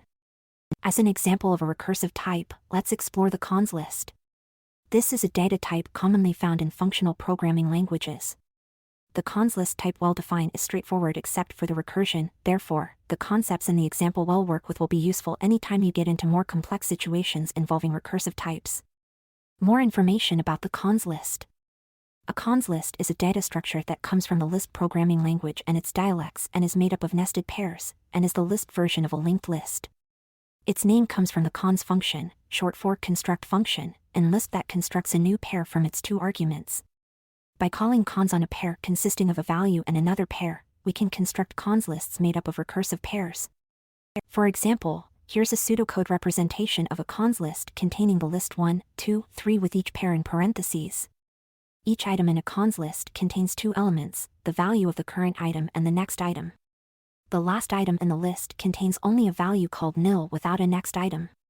A cons list is produced by recursively calling the cons function. The canonical name to denote the base case of the recursion is nil. Note that this is not the same as the null or nil concept in Chapter 6, which is an invalid or absent value. The cons list isn't a commonly used data structure in Rust. Most of the time when you have a list of items in Rust, vect is a better choice to use. Other, more complex recursive data types are useful in various situations, but by starting with the cons list in this chapter, we can explore how boxes let us define a recursive data type without much distraction. Listing 15-2 contains an enum definition for a cons list. Note that this code won't compile yet because the list type doesn't have a known size, which we'll demonstrate. File name src/main.rs. Listing 15-2, the first attempt at defining an enum to represent a cons list data structure of i32 values. Using the list type to store the list 1, 2, 3 would look like the code in listing 15-3. File name src/main.rs. Listing 15-3, using the list enum to store the list 1, 2, 3. The first cons value holds 1 and another list value. This list value is another cons value that holds 2 and another list value. This list value is one more cons value that holds 3 and a list value, which is finally nil, the non-recursive variant that signals the end of the list. If we try to compile the code in listing 15-3, we get the error shown in listing 15-4. Listing 15-4, the error we get when attempting to define a recursive enum. The error shows this type has infinite size. The reason is that we've defined list with a variant that is recursive, it holds another value of itself directly. As a result, Rust can't figure out how much space it needs to store a list value. Let's break down why we get this error. First, we'll look at how Rust decides how much space it needs to store a value of a non-recursive type. Computing the size of a non-recursive type. Recall the message enum we defined in listing 6-2 when we discussed enum definitions in Chapter 6. To determine how much space to allocate for a message value, Rust goes through each of the variants to see which variant needs the most space. Rust sees that message quit doesn't need any space, message move needs enough space to store two i32 values, and so forth. Because only one variant will be used, the most space a message value will need is the space it would take to store the largest of its variants. Contrast this with what happens when Rust tries to determine how much space a recursive type like the list enum in listing 15-2 needs. The compiler starts by looking at the cons variant, which holds a value of type i32 and a value of type list. Therefore, cons needs an amount of space equal to the size of an i32 plus the size of a list. To figure out how much memory the list type needs, the compiler looks at the variants, starting with the cons variant. The cons variant holds a value of type i32 and a value of type list, and this process continues infinitely, as shown in Figure 15.1. Figure 15.1, an infinite list consisting of infinite cons variants. Using box T to get a recursive type with a known size. Because Rust can't figure out how much space to allocate for recursively defined types, the compiler gives an error with this helpful suggestion. In this suggestion, indirection means that instead of storing a value directly, we should change the data structure to store the value indirectly by storing a pointer to the value instead. Because a box T is a pointer, Rust always knows how much space a box T needs. A pointer's size doesn't change based on the amount of data it's pointing to. This means we can put a box T inside the cons variant instead of another list value directly. The box T will point to the next list value that will be on the heap rather than inside the cons variant. Conceptually, we still have a list, created with lists holding other lists, but this implementation is now more like placing the items next to one another rather than inside one another.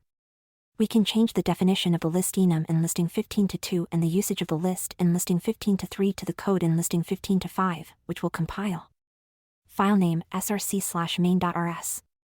Listing 15-5, definition of list that uses box T in order to have a known size. The cons variant needs the size of an i32 plus the space to store the box's pointer data. The nil variant stores no values, so it needs less space than the cons variant. We now know that any list value will take up the size of an i32 plus the size of a box's pointer data. By using a box, we've broken the infinite, recursive chain, so the compiler can figure out the size it needs to store a list value.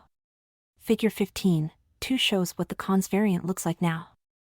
Figure 15.2, a list that is not infinitely sized because cons holds a box. Boxes provide only the indirection and heap allocation, they don't have any other special capabilities, like those we'll see with the other smart pointer types. They also don't have the performance overhead that these special capabilities incur, so they can be useful in cases like the cons list where the indirection is the only feature we need.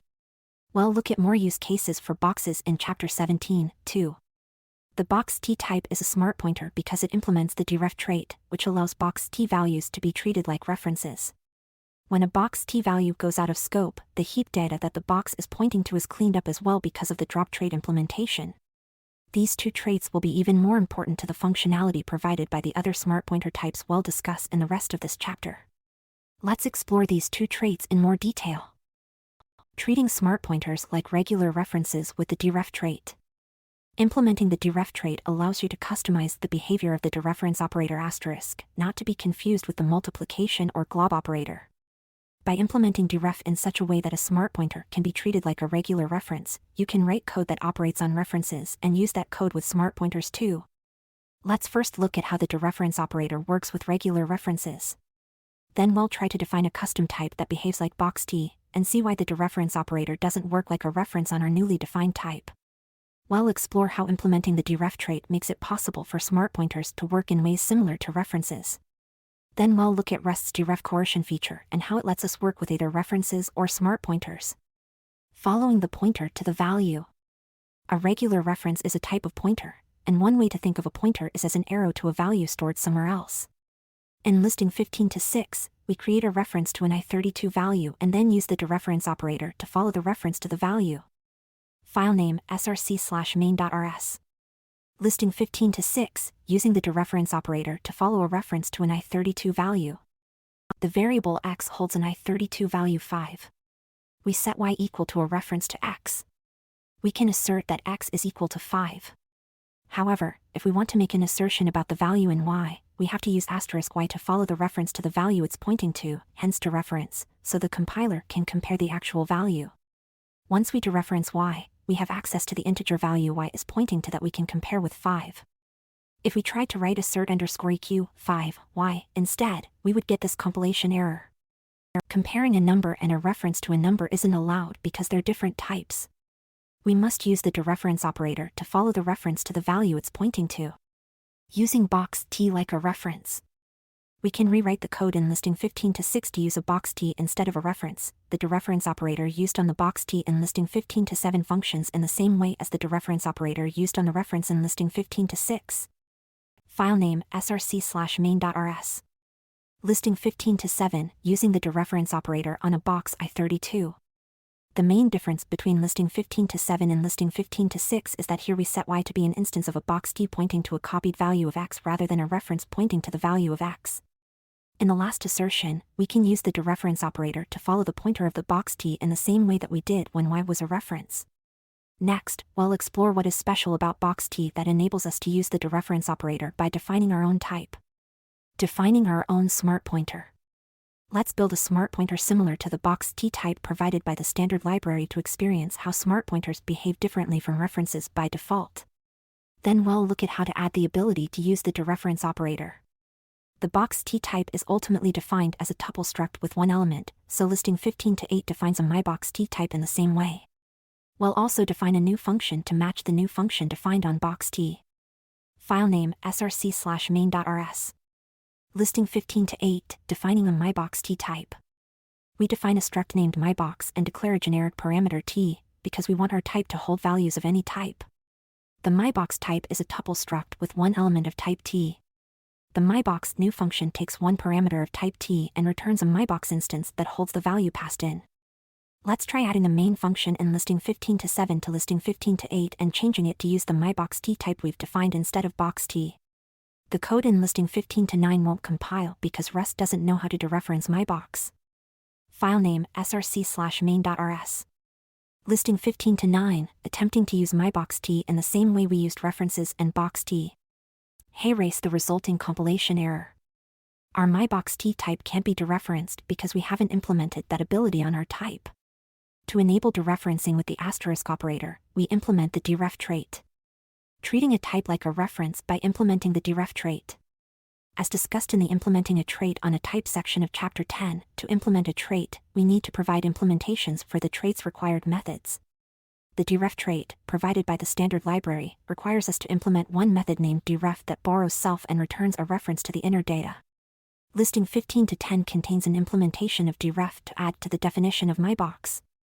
File name src/main.rs. Listing 15 to 10, implementing Deref on mybox t. The type target equals t, syntax defines an associated type for the Deref trait to use. Associated types are a slightly different way of declaring a generic parameter, but you don't need to worry about them for now. We'll cover them in more detail in Chapter 19. We fill in the body of the Deref method with n_0, so Deref returns a reference to the value we want to access with the asterisk operator. Recall from the using tuple structs without named fields to create different types section of Chapter 5 that .0 accesses the first value in a tuple struct.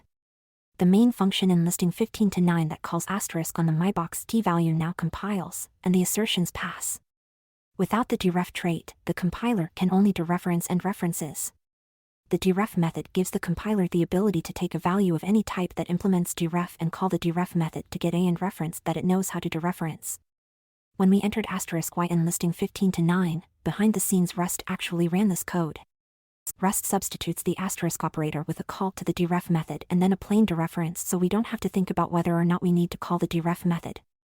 This Rust feature lets us write code that functions identically whether we have a regular reference or a type that implements Deref. The reason the Deref method returns a reference to a value, and that the plain dereference outside the parentheses in asterisk y.deref is still necessary, is to do with the ownership system. If the Deref method returned the value directly instead of a reference to the value would be moved out of self. We don't want to take ownership of the inner value inside mybox t in this case or in most cases where we use the dereference operator. Note that the asterisk operator is replaced with a call to the Deref method and then a call to the asterisk operator just once each time we use a asterisk in our code. Because the substitution of the asterisk operator does not recurse infinitely, we end up with data of type i32, which matches the 5 in assert_eq. In listing 15 to 9. Implicit Deref coercions with functions and methods. Deref coercion converts a reference to a type that implements the Deref trait into a reference to another type. For example, Deref coercion can convert an string to and str because string implements the Deref trait such that it returns and str. Deref coercion is a convenience Rust performs on arguments to functions and methods, and works only on types that implement the Deref trait. It happens automatically when we pass a reference to a particular type's value as an argument to a function or method that doesn't match the parameter type in the function or method definition. A sequence of calls to the Deref method converts the type we provided into the type the parameter needs. Deref coercion was added to Rust so that programmers writing function and method calls don't need to add as many explicit references and dereferences with and star. The Deref coercion feature also lets us write more code that can work for either references or smart pointers. To see Deref coercion in action, let's use the mybox t type we defined in listing 15 to 8 as well as the implementation of Deref that we added in listing 15 to 10. Listing 15 to 11 shows the definition of a function that has a string slice parameter. File name src/main.rs. Listing 15 to 11, a hello function that has the parameter name of type and str. We can call the hello function with a string slice as an argument, such as hello, Rust, for example. Deref coercion makes it possible to call hello with a reference to a value of type mybox string, as shown in listing 15 to 12. File name src/main.rs. Listing 15 to 12, calling hello with a reference to a mybox string value, which works because of Deref coercion. Here we're calling the hello function with the argument and which is a reference to a mybox string value. Because we implemented the Deref trait on mybox t in listing 15 to 10, Rust can turn in mybox string into an string by calling Deref. The standard library provides an implementation of Deref on string that returns a string slice, and this is in the API documentation for Deref. Rust calls Deref again to turn the end string into and str, which matches the hello function's definition. If Rust didn't implement Deref coercion, we would have to write the code in listing 15 to 13 instead of the code in listing 15 to 12 to call hello with a value of type and mybox string. File name src/main.rs. Listing 15 to 13, the code we would have to write if Rust didn't have Deref coercion. The *m dereferences the mybox string into a string. Then the and take a string slice of the string that is equal to the whole string to match the signature of hello. This code without Deref coercions is harder to read, write, and understand with all of these symbols involved. Deref coercion allows Rust to handle these conversions for us automatically. When the deref trait is defined for the types involved, Rust will analyze the types and use deref as many times as necessary to get a reference to match the parameter's type. The number of times that deref needs to be inserted is resolved at compile time, so there is no runtime penalty for taking advantage of deref coercion. How deref coercion interacts with mutability. Similar to how you use the deref trait to override the asterisk operator on immutable references, you can use the deref trait to override the asterisk operator on mutable references. Rust does deref coercion when it finds types and trait implementations in 3 cases. From nt to ng when t, deref target equals u from nmut t to nmut u when t, deref mut target equals u from nmut t to ng when t, deref target equals u. The first 2 cases are the same as each other except that the second implements mutability. The first case states that if you have a and t implements deref to some type u, you can get a and u transparently. The second case states that the same deref coercion happens for mutable references. The third case is trickier. Rust will also coerce a mutable reference to an immutable one. But the reverse is not possible. Immutable references will never coerce to mutable references. Because of the borrowing rules, if you have a mutable reference, that mutable reference must be the only reference to that data, otherwise, the program wouldn't compile. Converting one mutable reference to one immutable reference will never break the borrowing rules. Converting an immutable reference to a mutable reference would require that the initial immutable reference is the only immutable reference to that data, but the borrowing rules don't guarantee that. Therefore, Rust can't make the assumption that converting an immutable reference to a mutable reference is possible. Running code on cleanup with the drop trait. The second trait important to the smart pointer pattern is drop, which lets you customize what happens when a value is about to go out of scope. You can provide an implementation for the drop trait on any type, and that code can be used to release resources like files or network connections. We're introducing drop in the context of smart pointers because the functionality of the drop trait is almost always used when implementing a smart pointer. For example, when a box T is dropped, it will deallocate the space on the heap that the box points to. In some languages, for some types, the programmer must call code to free memory or resources every time they finish using an instance of those types. Examples include file handles, sockets, or locks. If they forget, the system might become overloaded and crash. In Rust, you can specify that a particular bit of code be run whenever a value goes out of scope, and the compiler will insert this code automatically. As a result, you don't need to be careful about placing cleanup code everywhere in a program that an instance of a particular type is finished with. You still won't leak resources. You specify the code to run when a value goes out of scope by implementing the drop trait. The drop trait requires you to implement one method named drop that takes a mutable reference to self. To see when Rust calls drop, let's implement drop with println. Statements for now. Listing 15 to 14 shows a custom smart pointer struct whose only custom functionality is that it will print dropping custom smart pointer when the instance goes out of scope, to show when Rust runs the drop function. File name src/main.rs. Listing 15 to 14, a custom smart pointer struct that implements the drop trait where we would put our cleanup code. The drop trait is included in the prelude, so we don't need to bring it into scope. We implement the drop trait on custom smart pointer and provide an implementation for the drop method that calls println. The body of the drop function is where you would place any logic that you wanted to run when an instance of your type goes out of scope. We're printing some text here to demonstrate visually when Rust will call drop. In main, we create 2 instances of custom smart pointer and then print custom smart pointers created. At the end of main, our instances of custom smart pointer will go out of scope, and Rust will call the code we put in the drop method, printing our final message. Note that we didn't need to call the drop method explicitly. When we run this program, we'll see the following output. Rust automatically called drop for us when our instances went out of scope, calling the code we specified. Variables are dropped in the reverse order of their creation, so D was dropped before C. This example's purpose is to give you a visual guide to how the drop method works. Usually you would specify the cleanup code that your type needs to run rather than a print message. Dropping a value early with std_mem drop. Unfortunately, it's not straightforward to disable the automatic drop functionality. Disabling drop isn't usually necessary. The whole point of the drop trait is that it's taken care of automatically. Occasionally, however, you might want to clean up a value early. One example is when using smart pointers that manage locks. You might want to force the drop method that releases the lock so that other code in the same scope can acquire the lock. Rust doesn't let you call the drop trait's drop method manually, Instead you have to call the std-mem drop function provided by the standard library if you want to force a value to be dropped before the end of its scope. If we try to call the drop_traits drop method manually by modifying the main function from listing 15 to 14, as shown in listing 15 to 15, we'll get a compiler error. Filename src/main.rs. Listing 15 to 15, attempting to call the drop method from the drop trait manually to clean up early. When we try to compile this code, we'll get this error. This error message states that we're not allowed to explicitly call drop.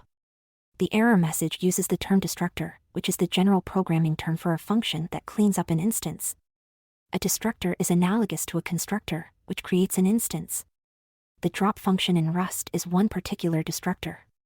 Rust doesn't let us call drop explicitly because Rust would still automatically call drop on the value at the end of main. This would cause a double free error because Rust would be trying to clean up the same value twice. We can't disable the automatic insertion of drop when a value goes out of scope, and we can't call the drop method explicitly. So, if we need to force a value to be cleaned up early, we use the std-mem drop function. The std-mem drop function is different from the drop method in the drop trait. We call it by passing as an argument the value we want to force drop. The function is in the prelude, so we can modify main in listing 15 to 15 to call the drop function, as shown in listing 15 to 16. Filename src/main.rs. Listing 15 to 16, calling std-mem drop to explicitly drop a value before it goes out of scope. Running this code will print the following. The text dropping custom smart pointer with data some data is printed between the custom smart pointer created and custom smart pointer dropped before the end of main. Text, showing that the drop method code is called to drop C at that point. You can use code specified in a drop trait implementation in many ways to make cleanup convenient and safe. For instance, you could use it to create your own memory allocator. With the drop trait and Rust's ownership system, you don't have to remember to clean up because Rust does it automatically. You also don't have to worry about problems resulting from accidentally cleaning up values still in use. The ownership system that makes sure references are always valid also ensures that drop gets called only once when the value is no longer being used. Now that we've examined box T and some of the characteristics of smart pointers, let's look at a few other smart pointers defined in the standard library. RCT, the reference counted smart pointer. In the majority of cases, ownership is clear, you know exactly which variable owns a given value. However, there are cases when a single value might have multiple owners. For example, in graph data structures, multiple edges might point to the same node, and that node is conceptually owned by all of the edges that point to it. A node shouldn't be cleaned up unless it doesn't have any edges pointing to it and so has no owners. You have to enable multiple ownership explicitly by using the Rust type RCT, which is an abbreviation for reference counting. The RCT type keeps track of the number of references to a value to determine whether or not the value is still in use. If there are 0 references to a value, the value can be cleaned up without any references becoming invalid. Imagine RCT as a TV in a family room. When one person enters to watch TV, they turn it on. Others can come into the room and watch the TV. When the last person leaves the room, they turn off the TV because it's no longer being used. If someone turns off the TV while others are still watching it, there would be uproar from the remaining TV watchers. We use the RCT type when we want to allocate some data on the heap for multiple parts of our program to read and we can't determine at compile time which part will finish using the data last. If we knew which part would finish last, we could just make that part the data's owner, and the normal ownership rules enforced at compile time would take effect. Note that RCT is only for use in single-threaded scenarios. When we discuss concurrency in Chapter 16, we'll cover how to do reference counting in multi-threaded programs. Using RCT to share data. Let's return to our cons list example in listing 15 to 5. Recall that we defined it using box T. This time, we'll create 2 lists that both share ownership of a third list. Conceptually, this looks similar to Figure 15.3. Figure 15.3, 2 lists, B and C, sharing ownership of a third list, A. We'll create list A that contains 5 and then 10. Then we'll make 2 more lists, B that starts with 3 and C that starts with 4. Both B and C lists will then continue on to the first A list containing 5 and 10. In other words, both lists will share the first list containing 5 and 10. Trying to implement this scenario using our definition of list with box T won't work, as shown in listing 15 to 17. Filename src/main.rs. Listing 15 to 17, demonstrating we're not allowed to have two lists using box T that try to share ownership of a third list. When we compile this code, we get this error. The cons variants own the data they hold, so when we create the B list, A is moved into B and B owns A. Then, when we try to use it again when creating C, we're not allowed to because it has been moved. We could change the definition of cons to hold references instead, but then we would have to specify lifetime parameters. By specifying lifetime parameters, we would be specifying that every element in the list will live at least as long as the entire list. This is the case for the elements and lists in listing 15 to 17, but not in every scenario. Instead, we'll change our definition of list to use RCT in place of box T, as shown in listing 15 to 18. Each cons variant will now hold a value and an RCT pointing to a list. When we create B, instead of taking ownership of A, we'll clone the RC list that A is holding, thereby increasing the number of references from 1 to 2 and letting A and B share ownership of the data in that RC list. We'll also clone A when creating C, increasing the number of references from 2 to 3. Every time we call RC clone, the reference count to the data within the RC list will increase, and the data won't be cleaned up unless there are 0 references to it. File name src/main.rs. Listing 15 to 18, a definition of list that uses RCT. We need to add a use statement to bring RCT into scope because it's not in the prelude. In main, we create the list holding 5 and 10 and store it in a new RC list in A. Then when we create B and C, we call the RC clone function and pass a reference to the RC list in A as an argument. We could have called A.clone, rather than RC clone, and A, but Rust's convention is to use RC clone in this case. The implementation of RC clone doesn't make a deep copy of all the data like most types implementations of clone do. The call to RC clone only increments the reference count, which doesn't take much time. Deep copies of data can take a lot of time. By using RC clone for reference counting, we can visually distinguish between the deep copy kinds of clones and the kinds of clones that increase the reference count. When looking for performance problems in the code, we only need to consider the deep copy clones and can disregard calls to RC clone. Cloning in RCT increases the reference count. Let's change our working example in listing 15 to 18 so we can see the reference counts changing as we create and drop references to the RC list in A. In listing 15 to 19, we'll change main so it has an inner scope around list C, then we can see how the reference count changes when C goes out of scope. File name src/main.rs. Listing 15 to 19, printing the reference count. At each point in the program where the reference count changes, we print the reference count, which we get by calling the RC strong_count function. This function is named strong_count rather than count because the RCT type also has a weak_count. We'll see what weak_count is used for in the preventing reference cycles, turning an RCT into a weak T section. This code prints the following. We can see that the RC list in it has an initial reference count of 1, then each time we call clone, the count goes up by 1. When C goes out of scope, the count goes down by 1.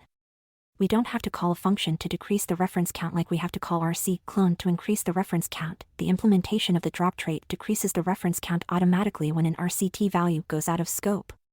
What we can't see in this example is that when B and then A go out of scope at the end of main, the count is then 0, and the RC list is cleaned up completely.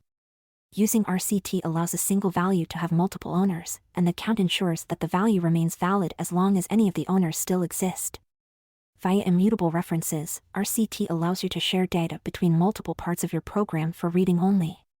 If RCT allowed you to have multiple mutable references too, you might violate one of the borrowing rules discussed in Chapter 4. Multiple mutable borrows to the same place can cause data races and inconsistencies.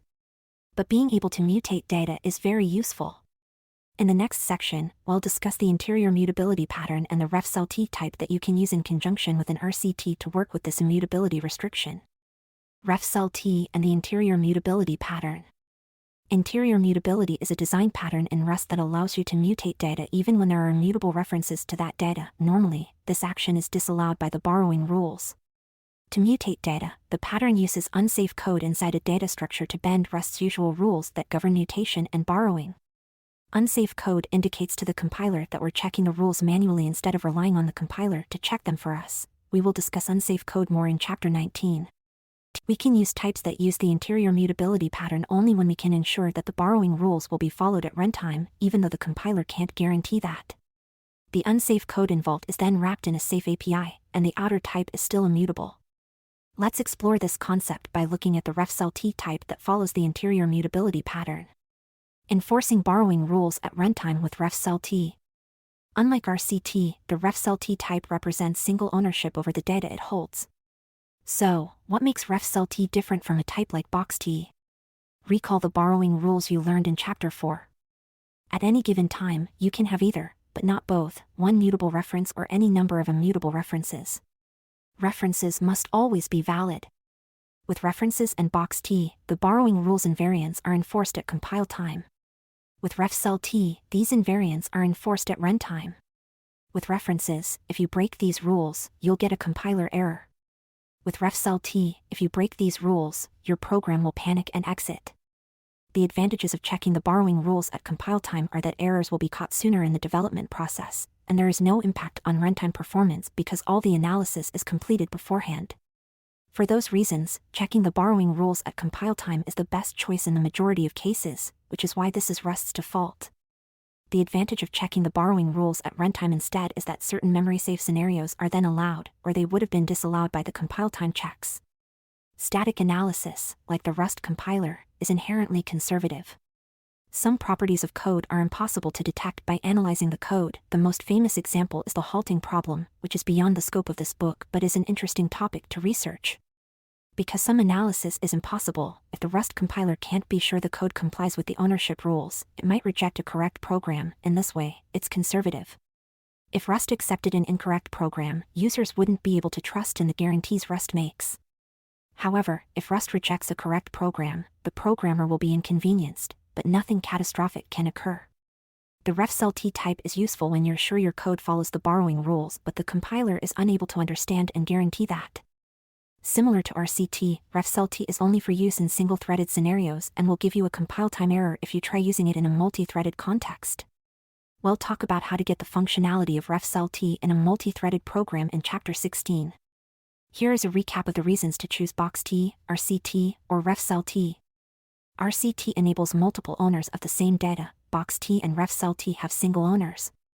Box T allows immutable or mutable borrows checked at compile time. RCT allows only immutable borrows checked at compile time. RefCell T allows immutable or mutable borrows checked at runtime. Because RefCell T allows mutable borrows checked at runtime, you can mutate the value inside the RefCell T even when the RefCell T is immutable. Mutating the value inside an immutable value is the interior mutability pattern. Let's look at a situation in which interior mutability is useful and examine how it's possible. Interior mutability, a mutable borrow to an immutable value. A consequence of the borrowing rules is that when you have an immutable value, you can't borrow it mutably. For example, this code won't compile.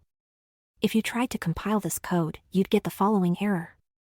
However, there are situations in which it would be useful for a value to mutate itself in its methods but appear immutable to other code. Code outside the values methods would not be able to mutate the value.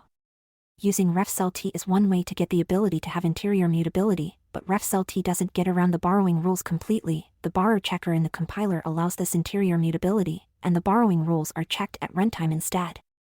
If you violate the rules, you'll get a panic instead of a compiler error. Let's work through a practical example where we can use RefCell T to mutate an immutable value and see why that is useful. A use case for interior mutability: mock objects. Sometimes during testing a programmer will use a type in place of another type in order to observe particular behavior and assert it's implemented correctly. This placeholder type is called a test double.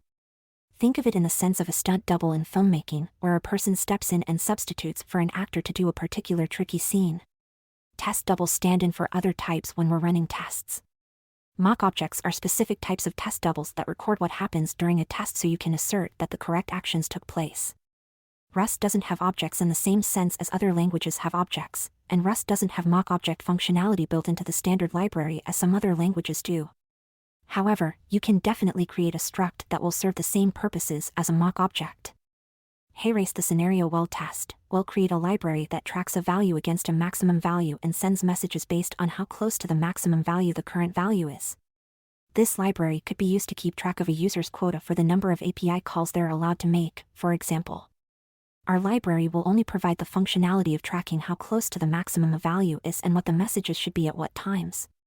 Applications that use our library will be expected to provide the mechanism for sending the messages. The application could put a message in the application, send an email, send a text message, or something else. The library doesn't need to know that detail. All it needs is something that implements a trait well provide called messenger.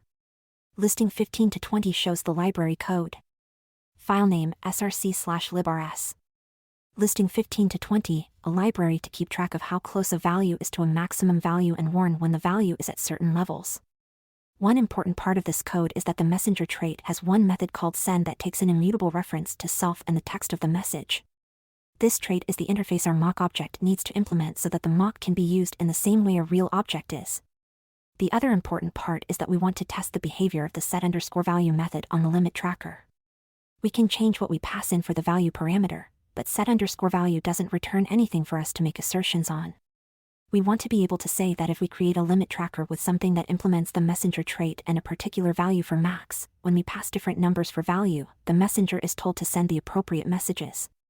We need a mock object that, instead of sending an email or text message when we call send, will only keep track of the messages it's told to send.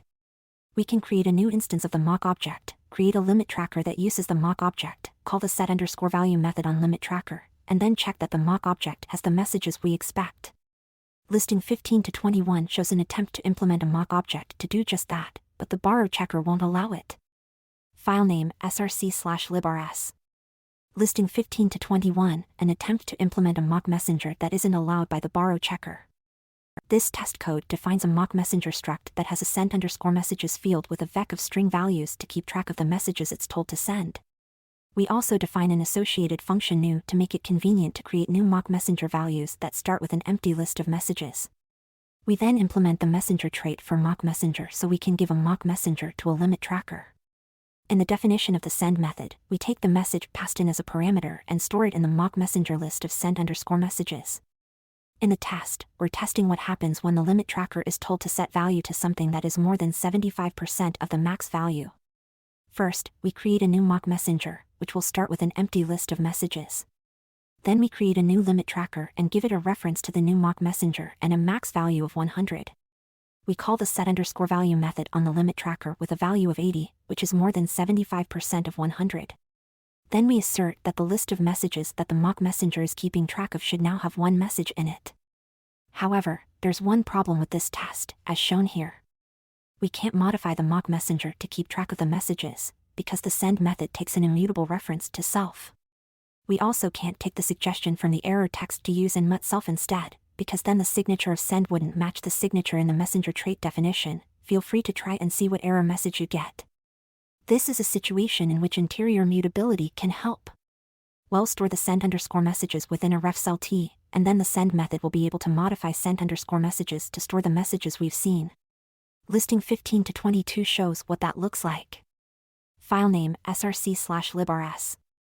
Listing 15 to 22, using RefCell T to mutate an inner value while the outer value is considered immutable. The send_messages field is now of type RefCell vecstring instead of vecstring. In the new function, we create a new RefCell vecstring instance around the empty vector. For the implementation of the send method, the first parameter is still an immutable borrow of self, which matches the trait definition. We call borrow_mut on the RefCell vecstring in self.send_messages to get a mutable reference to the value inside the RefCell vecstring, which is the vector. Then we can call push on the mutable reference to the vector to keep track of the messages sent during the test. The last change we have to make is in the assertion. To see how many items are in the inner vector, we call borrow on the RefCell vecstring to get an immutable reference to the vector. Now that you've seen how to use RefCell T, let's dig into how it works. Keeping track of borrows at runtime with RefCell T. When creating immutable and mutable references, we use the and mut syntax, respectively. With RefCell T, we use the borrow and borrow_mut methods, which are part of the safe API that belongs to RefCell T.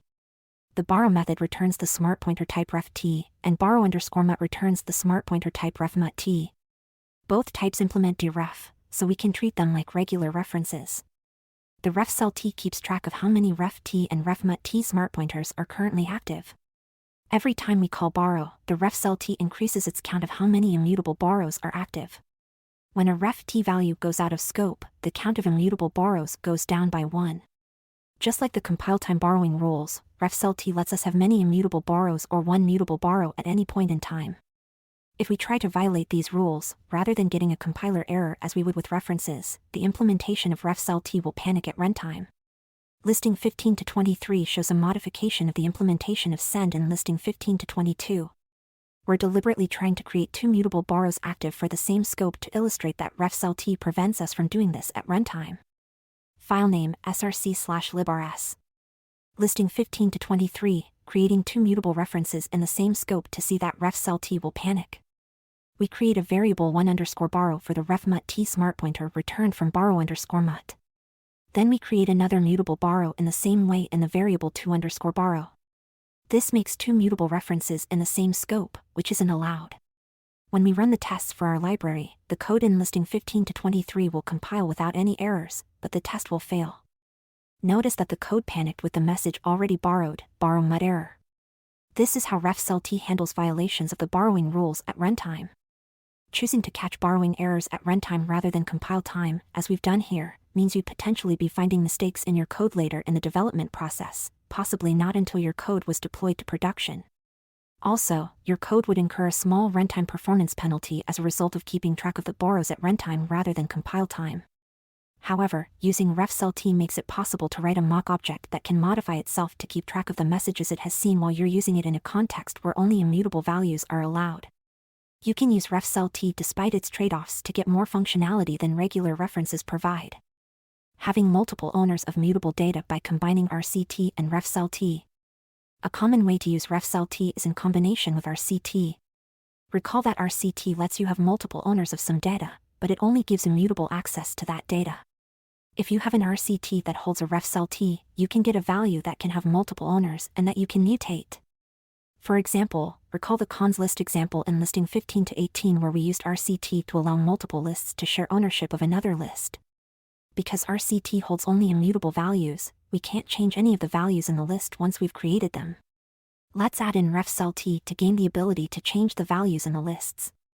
Listing 15 to 24 shows that by using a RefCell T in the cons definition, we can modify the value stored in all the lists. Filename src/main.rs. Listing 15 to 24, using rc refcell i32 to create a list that we can mutate. We create a value that is an instance of rc refcell i32 and store it in a variable named value so we can access it directly later. Then we create a list in A with a cons variant that holds value. We need to clone value so both A and value have ownership of the inner 5 value rather than transferring ownership from value to A or having a borrow from value. We wrap the list in RCT so when we create lists B and C, they can both refer to A, which is what we did in listing 15 to 18. After we've created the lists in A, B, and C, we want to add 10 to the value in value. We do this by calling borrow_mut on value, which uses the automatic dereferencing feature we discussed in Chapter 5, see the section where's the dash operator, to dereference the RCT to the inner RefCell T value. The borrow_mut method returns a refmut T smart pointer, and we use the dereference operator on it and change the inner value. When we print A, B, and C, we can see that they all have the modified value of 15 rather than 5. This technique is pretty neat. By using RefCell T, we have an outwardly immutable list value. But we can use the methods on RefCell T that provide access to its interior mutability so we can modify our data when we need to. The runtime checks of the borrowing rules protect us from data races, and it's sometimes worth trading a bit of speed for this flexibility in our data structures. Note that RefCell T does not work for multi-threaded code. MutexT is the thread-safe version of RefCell T and we'll discuss MutexT in Chapter 16. Reference cycles can leak memory. Rust's memory safety guarantees make it difficult, but not impossible, to accidentally create memory that is never cleaned up, known as a memory leak. Preventing memory leaks entirely is not one of Rust's guarantees, meaning memory leaks are memory safe in Rust. We can see that Rust allows memory leaks by using RCT and RefCell T. It's possible to create references where items refer to each other in a cycle. This creates memory leaks because the reference count of each item in the cycle will never reach 0, and the values will never be dropped. Creating a reference cycle. Let's look at how a reference cycle might happen and how to prevent it, starting with the definition of the list enum and a tail method in listing 15 to 25. Filename src/main.rs. Listing 15 to 25, a cons list definition that holds a RefCell T so we can modify what a cons variant is referring to. We're using another variation of the list definition from listing 15 to 5. The second element in the cons variant is now RefCell RC list, meaning that instead of having the ability to modify the I32 value as we did in listing 15 to 24, we want to modify the list value a cons variant is pointing to. We're also adding a tail method to make it convenient for us to access the second item if we have a cons variant. In listing 15 to 26, we're adding a main function that uses the definitions in listing 15 to 25. This code creates a list in A and a list in B that points to the list in A. Then it modifies the list in A to point to B, creating a reference cycle. There are println statements along the way to show what the reference counts are at various points in this process. File name src/main.rs. Listing 15 to 26, creating a reference cycle of two list values pointing to each other. We create an RC list instance holding a list value in the variable A with an initial list of 5, nil. We then create an RC list instance holding another list value in the variable B that contains the value 10, and points to the list in A. We modify it so it points to B instead of nil, creating a cycle. We do that by using the tail method to get a reference to the RefCell RC list in A, which we put in the variable link. Then we use the borrow_mut method on the RefCell RC list to change the value inside from an RC list that holds a nil value to the RC list in B.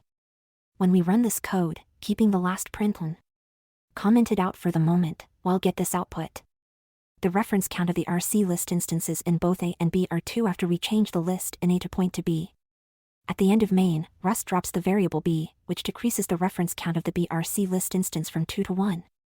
The memory that RC list has on the heap won't be dropped at this point, because its reference count is 1, not 0.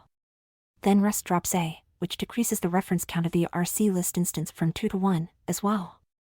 This instance's memory can't be dropped either, because the other RC list instance still refers to it. The memory allocated to the list will remain uncollected forever. To visualize this reference cycle, we've created a diagram in Figure 15.4. Figure 15.4, a reference cycle of lists A and B pointing to each other. If you uncomment the last println and run the program, Rust will try to print this cycle with a pointing to B pointing to A and so forth until it overflows the stack.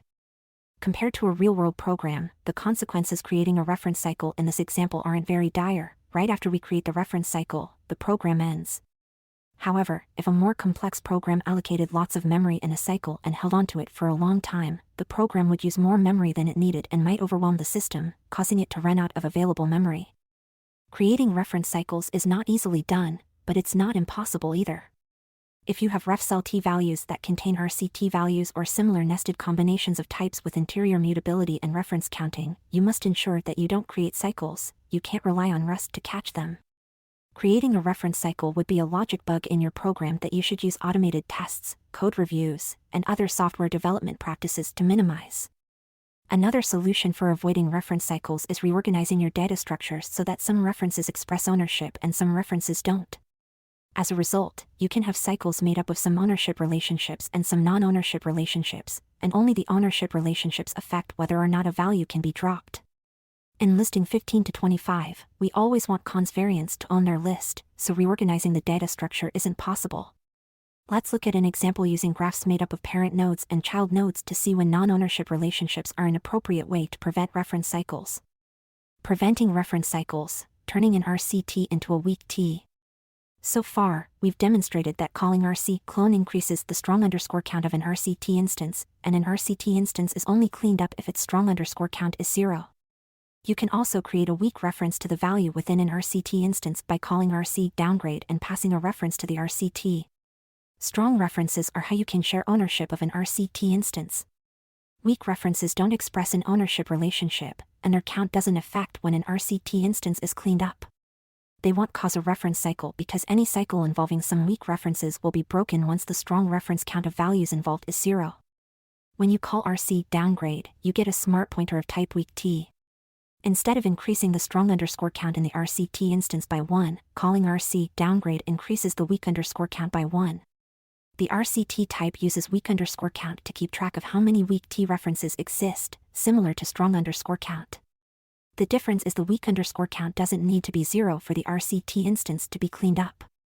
Because the value that weak T references might have been dropped, to do anything with the value that a weak T is pointing to, you must make sure the value still exists. Do this by calling the upgrade method on a weak t instance, which will return an option RCT. You'll get a result of some if the RCT value has not been dropped yet and a result of none if the RCT value has been dropped. Because upgrade returns an option RCT, Rust will ensure that the some case and the none case are handled, and there won't be an invalid pointer. As an example, rather than using a list whose items know only about the next item, we'll create a tree whose items know about their children items and their parent items. Creating a tree data structure, a node with child nodes. To start, we'll build a tree with nodes that know about their child nodes.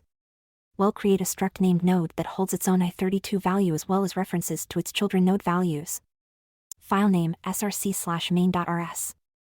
We want a node to own its children, and we want to share that ownership with variables so we can access each node in the tree directly. To do this, we define the vec t items to be values of type RC node. We also want to modify which nodes are children of another node, so we have a refcell t in children around the vec RC node. Next, we'll use our struct definition and create one node instance named leaf with the value 3 and no children, and another instance named branch with the value 5 and leaf as one of its children, as shown in listing 15 to 27. File name src/main.rs. Listing 15 to 27, creating a leaf node with no children and a branch node with leaf as one of its children. We clone the RC node in leaf and store that in branch, meaning the node in leaf now has two owners, leaf and branch. We can get from branch to leaf through branch.children, but there's no way to get from leaf to branch. The reason is that leaf has no reference to branch and doesn't know they're related. We want leaf to know that branch is its parent. We'll do that next. Adding a reference from a child to its parent. To make the child node aware of its parent, we need to add a parent field to our node struct definition. The trouble is in deciding what the type of parent should be. We know it can't contain an RCT, because that would create a reference cycle with leaf.parent pointing to branch and branch.children pointing to leaf, which would cause their strong_count values to never be 0. Thinking about the relationships another way, a parent node should own its children. If a parent node is dropped, its child nodes should be dropped as well. However, a child should not own its parent. If we drop a child node, the parent should still exist. This is a case for weak references. So instead of RCT, I'll make the type of parent use weak t, specifically a refcell weak node. Now our node struct definition looks like this. File name src/main.rs. A node will be able to refer to its parent node but doesn't own its parent. In listing 15 to 28, we update main to use this new definition so the leaf node will have a way to refer to its parent, branch. File name src/main.rs. Listing 15 to 28, a leaf node with a weak reference to its parent node branch. Creating the leaf node looks similar to listing 15 to 27 with the exception of the parent field. Leaf starts out without a parent, so we create a new, empty weak node reference instance. At this point, when we try to get a reference to the parent of leaf by using the upgrade method, we get a none value. We see this in the output from the first println statement. When we create the branch node, it will also have a new weak node reference in the parent field, because branch doesn't have a parent node. We still have leaf as one of the children of branch. Once we have the node instance in branch, we can modify leaf to give it a weak node reference to its parent. We use the borrow_mut method on the refcell weak node in the parent field of leaf, and then we use the RC downgrade function to create a weak node reference to branch from the RC node in branch. When we print the parent of leaf again, this time we'll get a some variant holding branch. Now leaf can access its parent. When we print leaf, we also avoid the cycle that eventually ended in a Stack Overflow like we had in listing 15 to 26. The weak node references are printed as weak. The lack of infinite output indicates that this code didn't create a reference cycle. We can also tell this by looking at the values we get from calling RC strong_count and RC weak_count. Visualizing changes to strong_count and weak_count. Let's look at how the strong_count and weak_count values of the RC node instances change by creating a new inner scope and moving the creation of branch into that scope. By doing so, we can see what happens when branch is created and then dropped when it goes out of scope. The modifications are shown in listing 15 to 29. File name src/main.rs.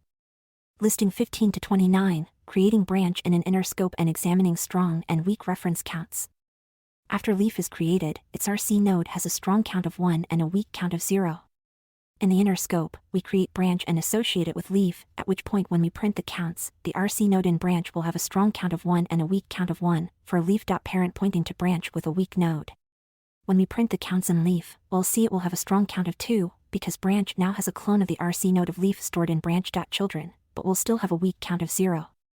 When the inner scope ends, branch goes out of scope and the strong count of the RC node decreases to 0, so its node is dropped. The weak count of 1 from leaf.parent has no bearing on whether or not node is dropped, so we don't get any memory leaks. If we try to access the parent of leaf after the end of the scope, we'll get none again. At the end of the program, the RC node in leaf has a strong count of 1 and a weak count of 0, because the variable leaf is now the only reference to the RC node again. All of the logic that manages the counts and value dropping is built into RCT and weak T and their implementations of the drop trait. By specifying that the relationship from a child to its parent should be a weak T reference in the definition of node, you're able to have parent nodes point to child nodes and vice versa without creating a reference cycle and memory leaks. Summary. This chapter covered how to use smart pointers to make different guarantees and trade-offs from those Rust makes by default with regular references. The box T type has a known size and points to data allocated on the heap. The RCT type keeps track of the number of references to data on the heap so that data can have multiple owners. The RefCell T type with its interior mutability gives us a type that we can use when we need an immutable type but need to change an inner value of that type. It also enforces the borrowing rules at runtime instead of at compile time. Also discussed were the deref and drop traits, which enable a lot of the functionality of smart pointers.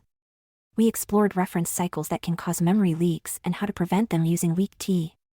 If this chapter has piqued your interest and you want to implement your own smart pointers, check out the Rustonomicon for more useful information. Next, we'll talk about concurrency in Rust. You'll even learn about a few new smart pointers. Fearless concurrency.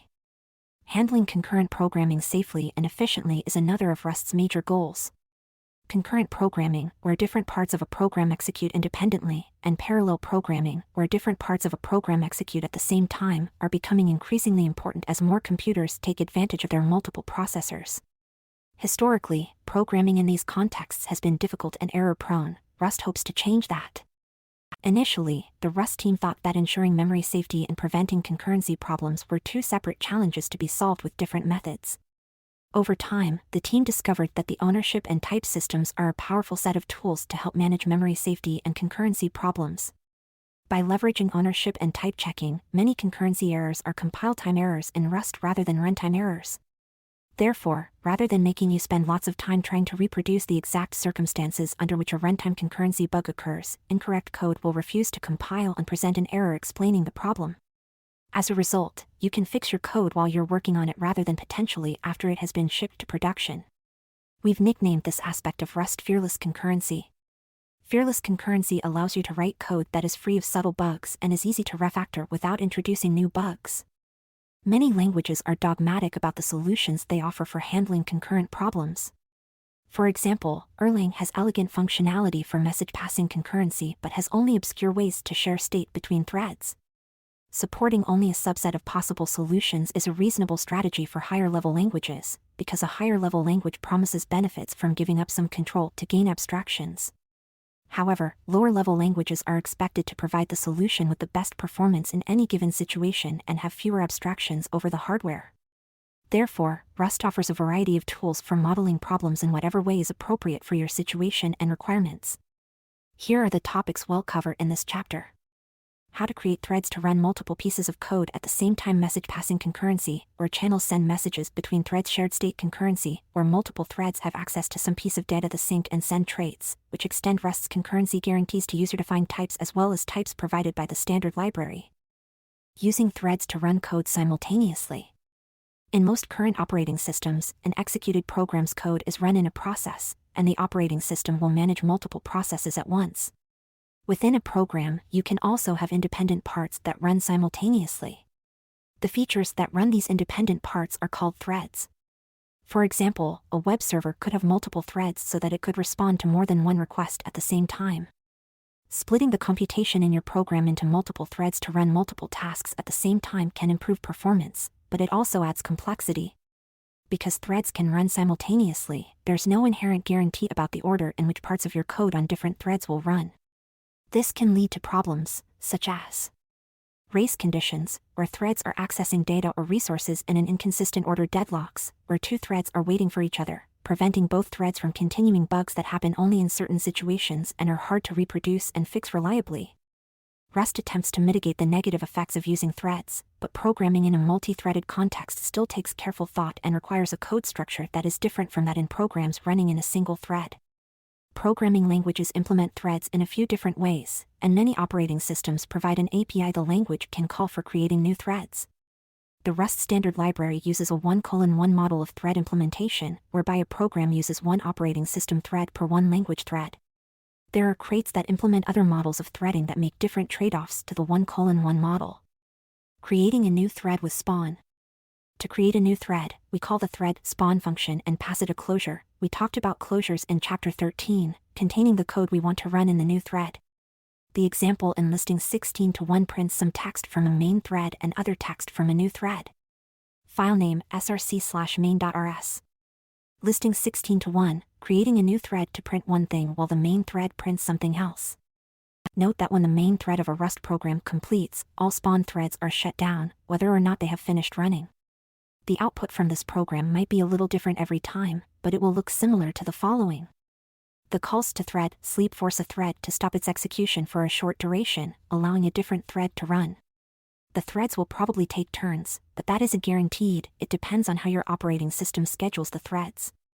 In this run, the main thread printed first, even though the print statement from the spawn thread appears first in the code. And even though we told the spawn thread to print until I is 9, it only got to 5 before the main thread shut down. If you run this code and only see output from the main thread, or don't see any overlap, try increasing the numbers in the ranges to create more opportunities for the operating system to switch between the threads. Waiting for all threads to finish using join handles. The code in listing 16:1 not only stops the spawn thread prematurely most of the time due to the main thread ending, but because there is no guarantee on the order in which threads run, we also can't guarantee that the spawn thread will get to run at all. We can fix the problem of the spawn thread not running or ending prematurely by saving the return value of thread spawn in a variable. The return type of thread spawn is join handle. A join handle is an owned value that, when we call the join method on it, will wait for its thread to finish.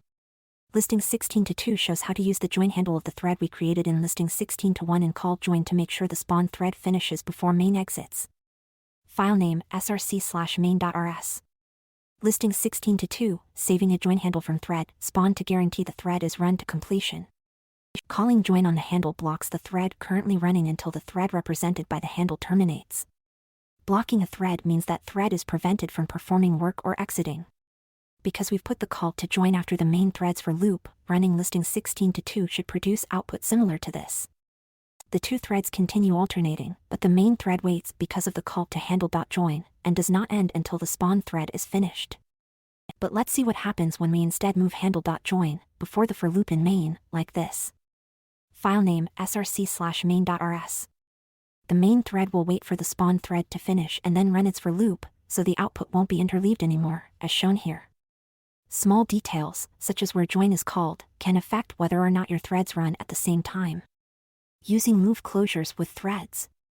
We'll often use the move keyword with closures passed to thread spawn because the closure will then take ownership of the values it uses from the environment, thus transferring ownership of those values from one thread to another. In the capturing references or moving ownership section of chapter 13, we discussed move in the context of closures. Now, we'll concentrate more on the interaction between move and thread spawn. Notice in listing 16:1 that the closure we pass to thread spawn takes no arguments. We're not using any data from the main thread in the spawn thread's code. To use data from the main thread in the spawn thread's closure must capture the values it needs. Listing 16:3 shows an attempt to create a vector in the main thread and use it in the spawn thread. However, this won't yet work, as you'll see in a moment. File name src/main.rs. Listing 16:3, attempting to use a vector created by the main thread in another thread. The closure uses v, so it will capture v and make it part of the closure's environment. Because thread spawn runs this closure in a new thread, we should be able to access v inside that new thread. But when we compile this example, we get the following error. Rust infers how to capture v, and because println only needs a reference to v, the closure tries to borrow v. However, there's a problem. Rust can't tell how long the spawn thread will run, so it doesn't know if the reference to v will always be valid. Listing 16:4 provides a scenario that's more likely to have a reference to v that won't be valid. File name src/main.rs. Listing 16-4, a thread with a closure that attempts to capture a reference to v from a main thread that drops v. If Rust allowed us to run this code, there's a possibility the spawn thread would be immediately put in the background without running at all. The spawn thread has a reference to v inside, but the main thread immediately drops v, using the drop function we discussed in Chapter 15. Then, when the spawn thread starts to execute, v is no longer valid, so a reference to it is also invalid. Oh no! To fix the compiler error in listing 16-3, we can use the error message's advice. By adding the move keyword before the closure, we force the closure to take ownership of the values it's using rather than allowing Rust to infer that it should borrow the values. The modification to listing 16-3 shown in listing 16-5 will compile and run as we intend. File name src/main.rs. Listing 16-5, using the move keyword to force a closure to take ownership of the values it uses. We might be tempted to try the same thing to fix the code in listing 16-4 where the main thread called drop by using a move closure. However, this fix will not work because what listing 16-4 is trying to do is disallowed for a different reason. If we added move to the closure, we would move v into the closure's environment, and we could no longer call drop on it in the main thread. We would get this compiler error instead. Rust's ownership rules have saved us again. We got an error from the code in listing 16-3 because Rust was being conservative and only borrowing v for the thread, which meant the main thread could theoretically invalidate the spawn thread's reference. By telling Rust to move ownership of v to the spawn thread, we're guaranteeing Rust that the main thread won't use v anymore. If we change listing 16-4 in the same way, we're then violating the ownership rules when we try to use v in the main thread. The move keyword overrides Rust's conservative default of borrowing. It doesn't let us violate the ownership rules. With a basic understanding of threads and the thread API, let's look at what we can do with threads. Threads, using message passing to transfer data between threads. One increasingly popular approach to ensuring safe concurrency is message passing, where threads or actors communicate by sending each other messages containing data. Erase the idea in a slogan from the Go language documentation: do not communicate by sharing memory, instead, share memory by communicating. To accomplish message-sending concurrency, Rust's standard library provides an implementation of channels. A channel is a general programming concept by which data is sent from one thread to another. You can imagine a channel in programming as being like a directional channel of water, such as a stream or a river. If you put something like a rubber duck into a river, it will travel downstream to the end of the waterway. A channel has two halves, a transmitter and a receiver. The transmitter half is the upstream location where you put rubber ducks into the river, and the receiver half is where the rubber duck ends up downstream. One part of your code calls methods on the transmitter with the data you want to send, and another part checks the receiving end for arriving messages. A channel is said to be closed if either the transmitter or receiver half is dropped. Here, we'll work up to a program that has one thread to generate values and send them down a channel, and another thread that will receive the values and print them out. We'll be sending simple values between threads using a channel to illustrate the feature.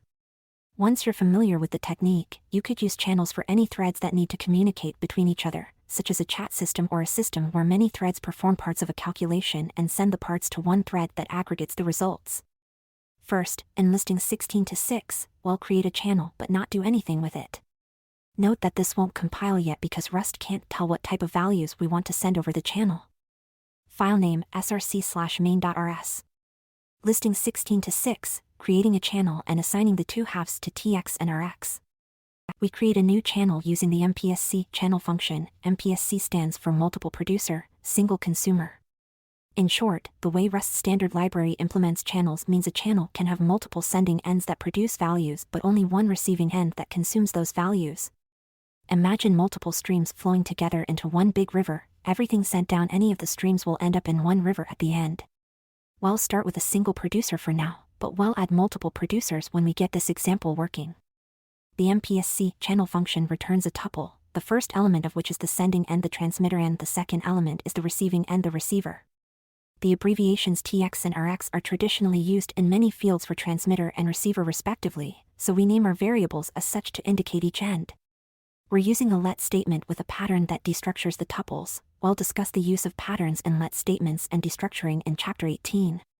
For now, know that using a let statement this way is a convenient approach to extract the pieces of the tuple returned by MPSC channel.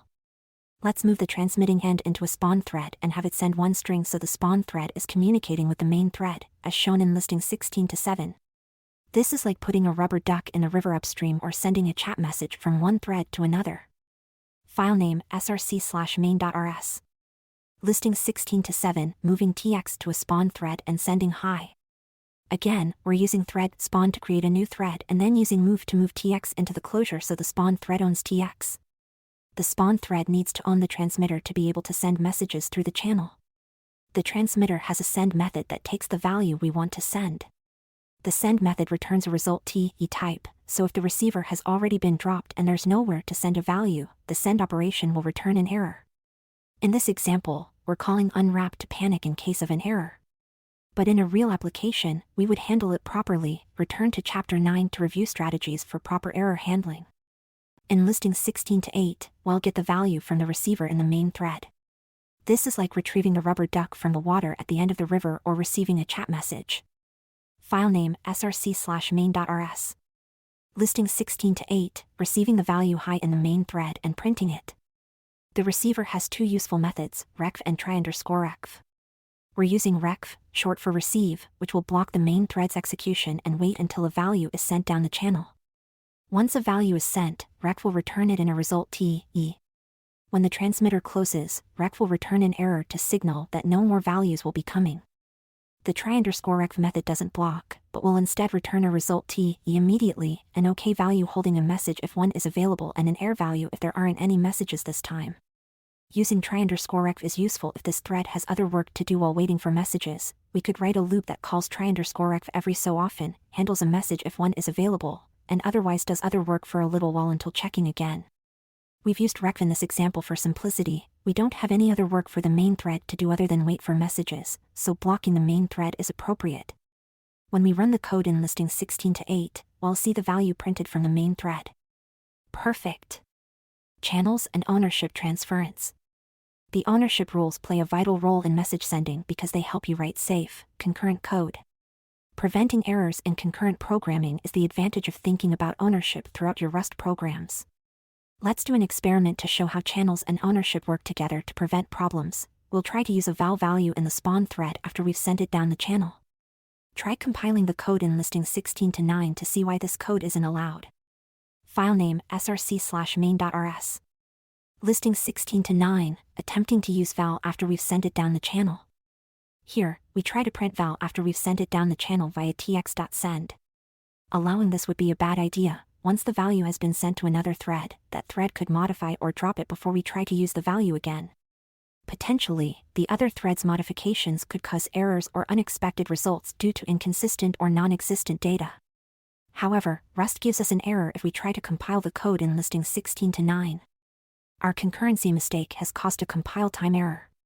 The send function takes ownership of its parameter, and when the value is moved, the receiver takes ownership of it.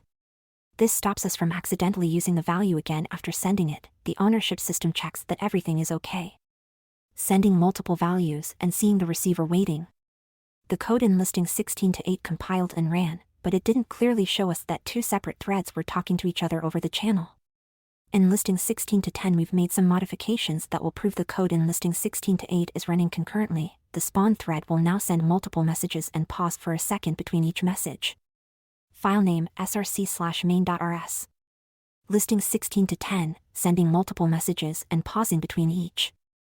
This time, the spawn thread has a vector of strings that we want to send to the main thread. We iterate over them, sending each individually, and pause between each by calling the thread sleep function with a duration value of 1 second. In the main thread, we're not calling the rec function explicitly anymore. Instead, we're treating our x as an iterator. For each value received, we're printing it. When the channel is closed, iteration will end. When running the code in listing 16 to 10, you should see the following output with a 1-second pause in between each line. Because we don't have any code that pauses or delays in the for loop in the main thread, we can tell that the main thread is waiting to receive values from the spawn thread. Creating multiple producers by cloning the transmitter. Earlier we mentioned that MPSC was an acronym for multiple producer, single consumer. Let's put MPSC to use and expand the code in listing 16 to 10 to create multiple threads that all send values to the same receiver. We can do so by cloning the transmitter, as shown in listing 16 to 11. File name src/main.rs. Listing 16 to 11, sending multiple messages from multiple producers. This time, before we create the first spawn thread, we call clone on the transmitter. This will give us a new transmitter we can pass to the first spawn thread. We pass the original transmitter to a second spawn thread. This gives us 2 threads, each sending different messages to the one receiver. When you run the code, your output should look something like this.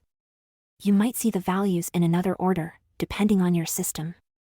This is what makes concurrency interesting as well as difficult. If you experiment with thread sleep, giving it various values in the different threads, each run will be more non-deterministic and create different output each time. Now that we've looked at how channels work, let's look at a different method of concurrency. Shared state concurrency. Message passing is a fine way of handling concurrency, but it's not the only one. Another method would be for multiple threads to access the same shared data. Consider this part of the slogan from the Go language documentation again: do not communicate by sharing memory. What would communicating by sharing memory look like? In addition, why would message passing enthusiasts caution not to use memory sharing? In a way, channels in any programming language are similar to single ownership, because once you transfer a value down a channel, you should no longer use that value. Shared memory concurrency is like multiple ownership. Multiple threads can access the same memory location at the same time. As you saw in Chapter 15, where smart pointers made multiple ownership possible, multiple ownership can add complexity because these different owners need managing. Rust's type system and ownership rules greatly assist in getting this management correct. For an example, let's look at mutexes, one of the more common concurrency primitives for shared memory. Using mutexes to allow access to data from one thread at a time. Mutex is an abbreviation for mutual exclusion, as in, a mutex allows only one thread to access some data at any given time. To access the data in a mutex, a thread must first signal that it wants access by asking to acquire the mutex's lock. The lock is a data structure that is part of the mutex that keeps track of who currently has exclusive access to the data. Therefore, the mutex is described as guarding the data it holds via the locking system. Mutexes have a reputation for being difficult to use because you have to remember 2 rules. You must attempt to acquire the lock before using the data. When you're done with the data that the mutex guards, you must unlock the data so other threads can acquire the lock. For a real-world metaphor for a mutex, imagine a panel discussion at a conference with only one microphone. Before a panelist can speak, they have to ask or signal that they want to use the microphone. When they get the microphone, they can talk for as long as they want to and then hand the microphone to the next panelist who requests to speak. If a panelist forgets to hand the microphone off when they're finished with it, no one else is able to speak. If management of the shared microphone goes wrong, the panel won't work as planned. Management of mutexes can be incredibly tricky to get right, which is why so many people are enthusiastic about channels. However, thanks to Rust's type system and ownership rules, you can't get locking and unlocking wrong. The API of mutex.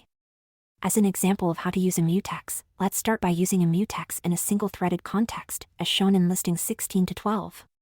File name src/main.rs. Listing 16 to 12, exploring the API of mutex in a single-threaded context for simplicity. As with many types, we create a mutex using the associated function new.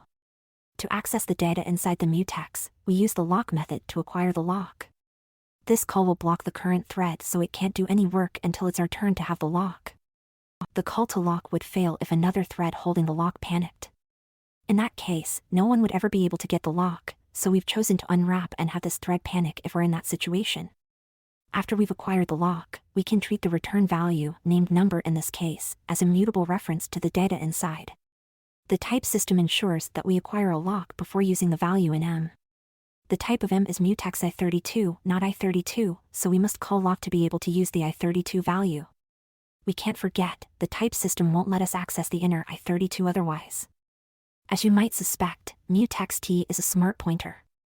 More accurately, the call to lock returns a smart pointer called mutexGuard, wrapped in a lock result that we handled with the call to unwrap.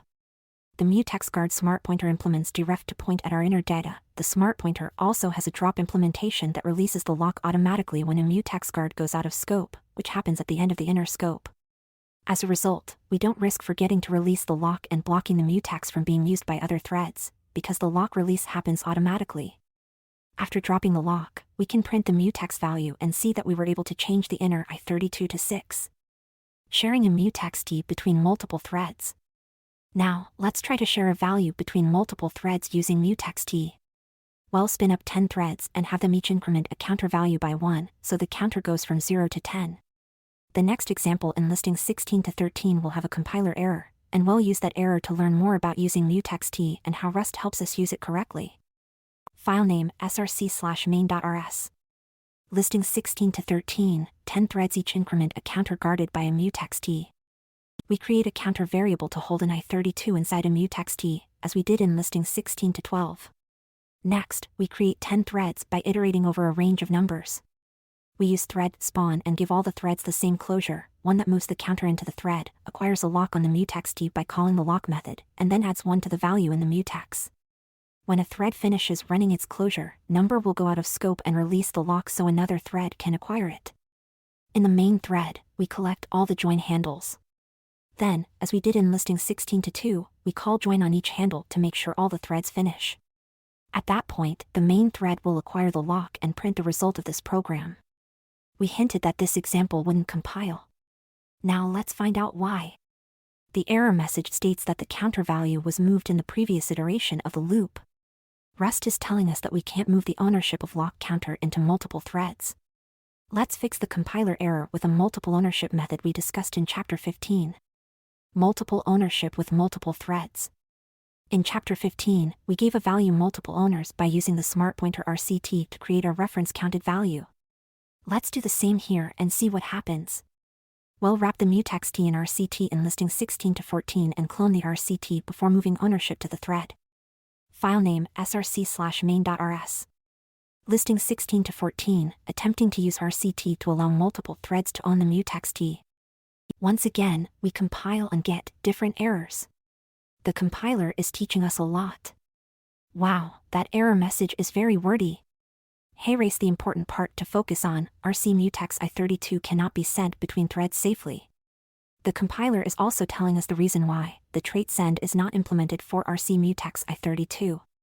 We'll talk about send in the next section. It's one of the traits that ensures the types we use with threads are meant for use in concurrent situations. Unfortunately, RCT is not safe to share across threads. When RCT manages the reference count, it adds to the count for each call to clone and subtracts from the count when each clone is dropped. But it doesn't use any concurrency primitives to make sure that changes to the count can't be interrupted by another thread. This could lead to wrong count subtle bugs that could in turn lead to memory leaks or a value being dropped before we're done with it. What we need is a type exactly like RCT but one that makes changes to the reference count in a thread-safe way. Atomic reference counting with argt. Fortunately, argt is a type like RCT that is safe to use in concurrent situations. The A stands for atomic, meaning it's an atomically reference-counted type. Atomics are an additional kind of concurrency primitive that we won't cover in detail here. See the standard library documentation for std::sync atomic for more details. At this point, you just need to know that atomics work like primitive types but are safe to share across threads. You might then wonder why all primitive types aren't atomic and why standard library types aren't implemented to use argt by default. The reason is that thread safety comes with a performance penalty that you only want to pay when you really need to. If you're just performing operations on values within a single thread, your code can run faster if it doesn't have to enforce the guarantees atomics provide. Let's return to our example. Argt and RCT have the same API, so we fix our program by changing the use line, the call to new, and the call to clone. The code in listing 16 to 15 will finally compile and run. File name src/main.rs. Listing 16 to 15, using an argt to wrap the mutxt to be able to share ownership across multiple threads. This code will print the following. We did it! We counted from 0 to 10, which may not seem very impressive, but it did teach us a lot about mutxt and thread safety. You could also use this program structure to do more complicated operations than just incrementing a counter. Using this strategy, you can divide a calculation into independent parts, split those parts across threads, and then use a mutxt to have each thread update the final result with its part. Note that if you are doing simple numerical operations, there are types simpler than mutxt types provided by the std::sync atomic module of the standard library. These types provide safe, concurrent, atomic access to primitive types. We chose to use mutxt with a primitive type for this example so we could concentrate on how mutxt works. Similarities between RefCell T/RCT and mutxt/argt. You might have noticed that counter is immutable, but we could get a mutable reference to the value inside it. This means mutext provides interior mutability, as the cell family does. In the same way we used RefCell in Chapter 15 to allow us to mutate contents inside an RCT, we use mutext to mutate contents inside an ArcT. Another detail to note is that Rust can't protect you from all kinds of logic errors when you use mutext. Recall in Chapter 15 that using RCT came with the risk of creating reference cycles, where two RCT values refer to each other, causing memory leaks. Similarly, mutext comes with the risk of creating deadlocks. These occur when an operation needs to lock two resources and two threads have each acquired one of the locks, causing them to wait for each other forever. If you're interested in deadlocks, try creating a Rust program that has a deadlock, then research deadlock mitigation strategies for mutexes in any language and have a go at implementing them in Rust. The standard library API documentation for mutext and mutexguard offers useful information. We'll round out this chapter by talking about the send and sync traits and how we can use them with custom types. Extensible concurrency with the sync and send traits. Interestingly, the Rust language has very few concurrency features. Almost every concurrency feature we've talked about so far in this chapter has been part of the standard library, not the language. Your options for handling concurrency are not limited to the language or the standard library. You can write your own concurrency features or use those written by others.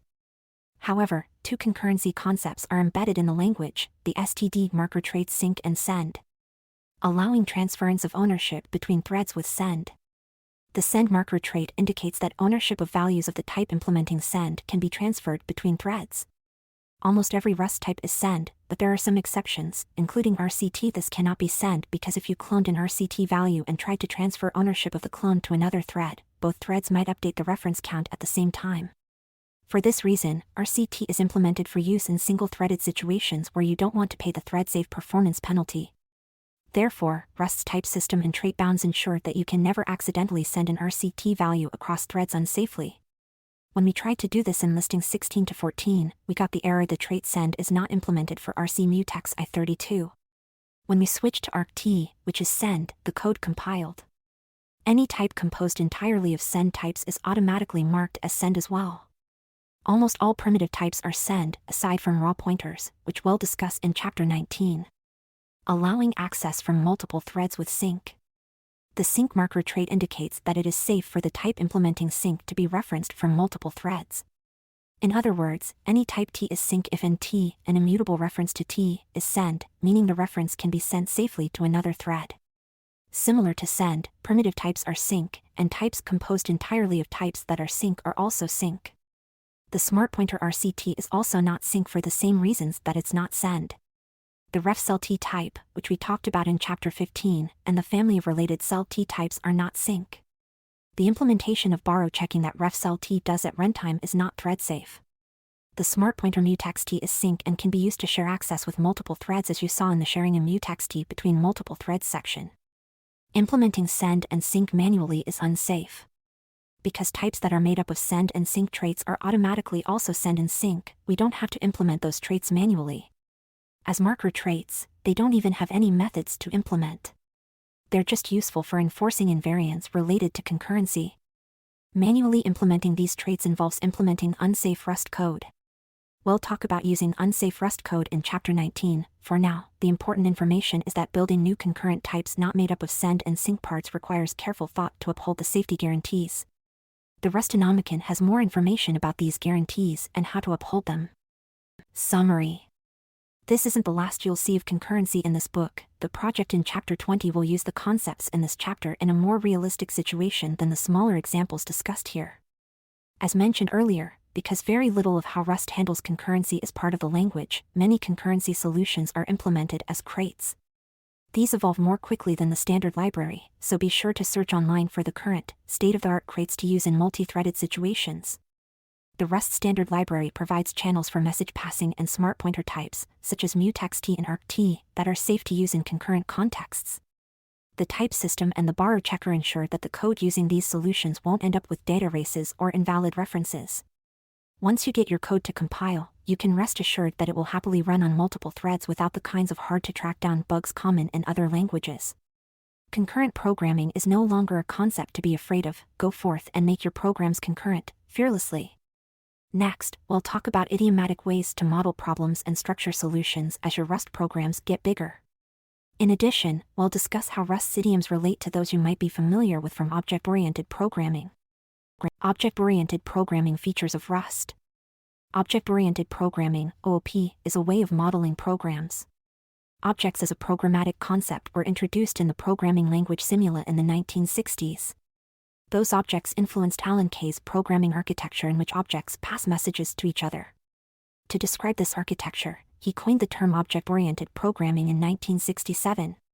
Many competing definitions describe what OOP is, and by some of these definitions Rust is object-oriented, but by others it is not. In this chapter, we'll explore certain characteristics that are commonly considered object-oriented and how those characteristics translate to idiomatic Rust.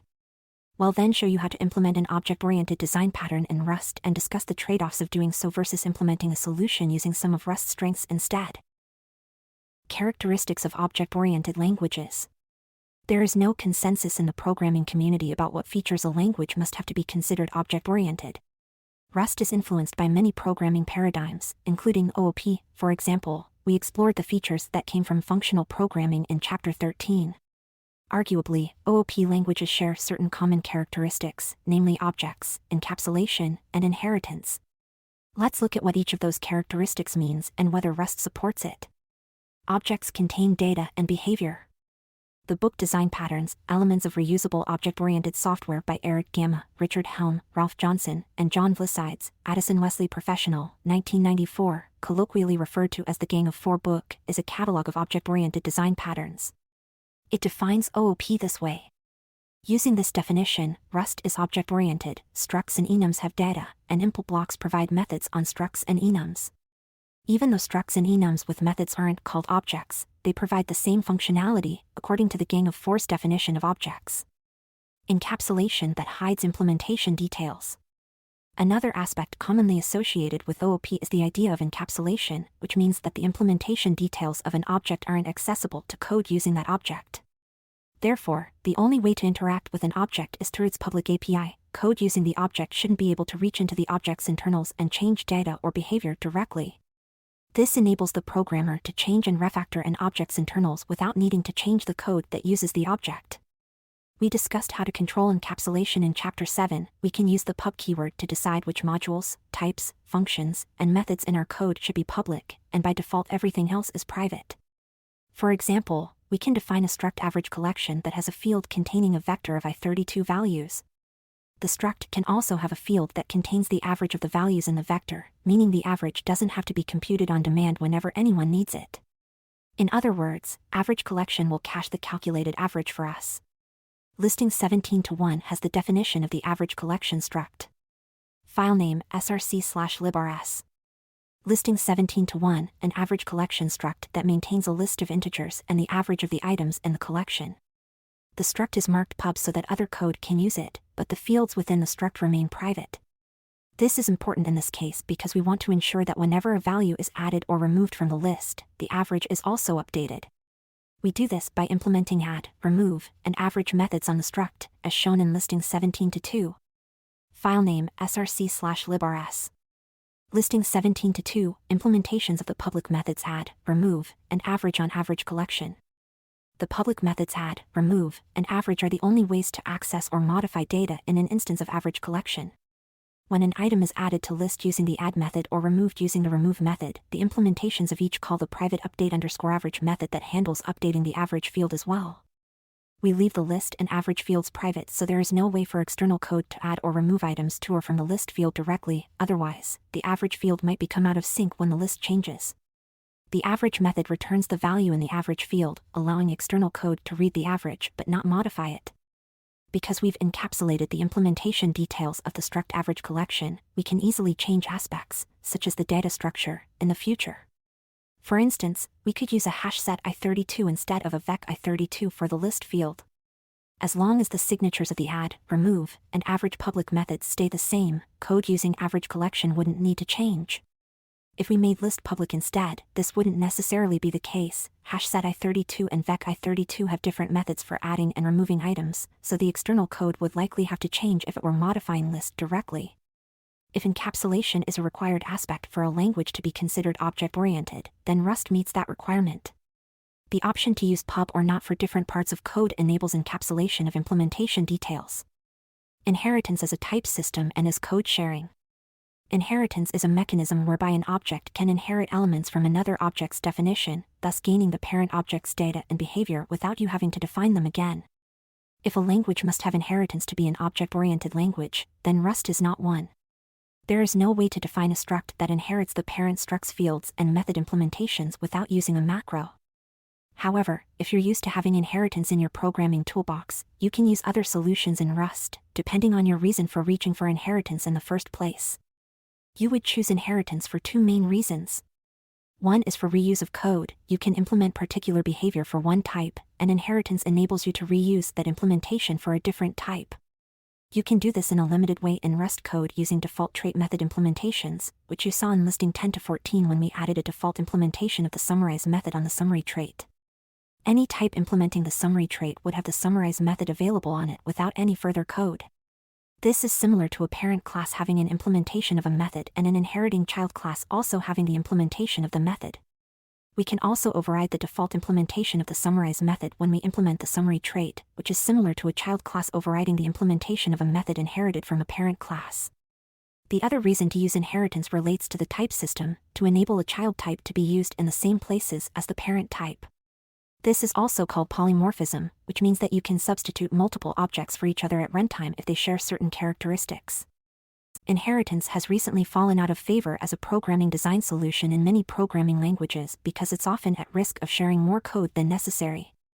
Subclasses shouldn't always share all characteristics of their parent class but will do so with inheritance. This can make a program's design less flexible. It also introduces the possibility of calling methods on subclasses that don't make sense or that cause errors because the methods don't apply to the subclass. In addition, some languages will only allow single inheritance, meaning a subclass can only inherit from one class, further restricting the flexibility of a program's design. For these reasons, Rust takes the different approach of using trait objects instead of inheritance. Let's look at how trait objects enable polymorphism in Rust. Using trait objects that allow for values of different types. In Chapter 8, we mentioned that one limitation of vectors is that they can store elements of only one type. We created a workaround in listing 8 to 9 where we defined a spreadsheet cell enum that had variants to hold integers, floats, and text. This meant we could store different types of data in each cell and still have a vector that represented a row of cells. This is a perfectly good solution when our interchangeable items are a fixed set of types that we know when our code is compiled. However, sometimes we want our library user to be able to extend the set of types that are valid in a particular situation. To show how we might achieve this, we'll create an example graphical user interface (GUI) tool that iterates through a list of items, calling a draw method on each one to draw it to the screen. A common technique for GUI tools. We'll create a library crate called GUI that contains the structure of a GUI library. This crate might include some types for people to use, such as button or text field. In addition, GUI users will want to create their own types that can be drawn. For instance, one programmer might add an image and another might add a select box. We won't implement a fully fledged GUI library for this example, but we'll show how the pieces would fit together. At the time of writing the library, we can't know and define all the types other programmers might want to create. But we do know that GUI needs to keep track of many values of different types, and it needs to call a draw method on each of these differently typed values. It doesn't need to know exactly what will happen when we call the draw method, just that the value will have that method available for us to call. To do this in a language with inheritance, we might define a class named component that has a method named draw on it. The other classes, such as button, image, and select box, would inherit from component and thus inherit the draw method. They could each override the draw method to define their custom behavior, but the framework could treat all of the types as if they were component instances and call draw on them. But because Rust doesn't have inheritance, we need another way to structure the GUI library to allow users to extend it with new types. Defining a trait for common behavior. To implement the behavior we want GUI to have, we'll define a trait named draw that will have one method named draw. Then we can define a vector that takes a trait object. A trait object points to both an instance of a type implementing our specified trait and a table used to look up trait methods on that type at runtime. We create a trait object by specifying some sort of pointer, such as a and reference or a box t smart pointer, then the dine keyword, and then specifying the relevant trait. We'll talk about the reason trait objects must use a pointer in Chapter 19 in the section Dynamically Sized Types and the Size trait. We can use trait objects in place of a generic or concrete type. Wherever we use a trait object, Rust's type system will ensure at compile time that any value used in that context will implement the trait object's trait. Consequently, we don't need to know all the possible types at compile time. We've mentioned that, in Rust, we refrain from calling structs and enums objects to distinguish them from other languages' objects. In a struct or enum, the data in the struct fields and the behavior in input blocks are separated, whereas in other languages, the data and behavior combined into one concept is often labeled an object. However, trait objects are more like objects in other languages in the sense that they combine data and behavior. But trait objects differ from traditional objects in that we can't add data to a trait object. Trait objects aren't as generally useful as objects in other languages. Their specific purpose is to allow abstraction across common behavior. Listing 17-3 shows how to define a trait named draw with one method named draw. File name src/librs. Listing 17-3, definition of the draw trait. This syntax should look familiar from our discussions on how to define traits in Chapter 10. Next comes some new syntax. Listing 17-4 defines a struct named screen that holds a vector named components. This vector is of type box_draw, which is a trait object. It's a stand-in for any type inside a box that implements the draw trait. File name src/librs.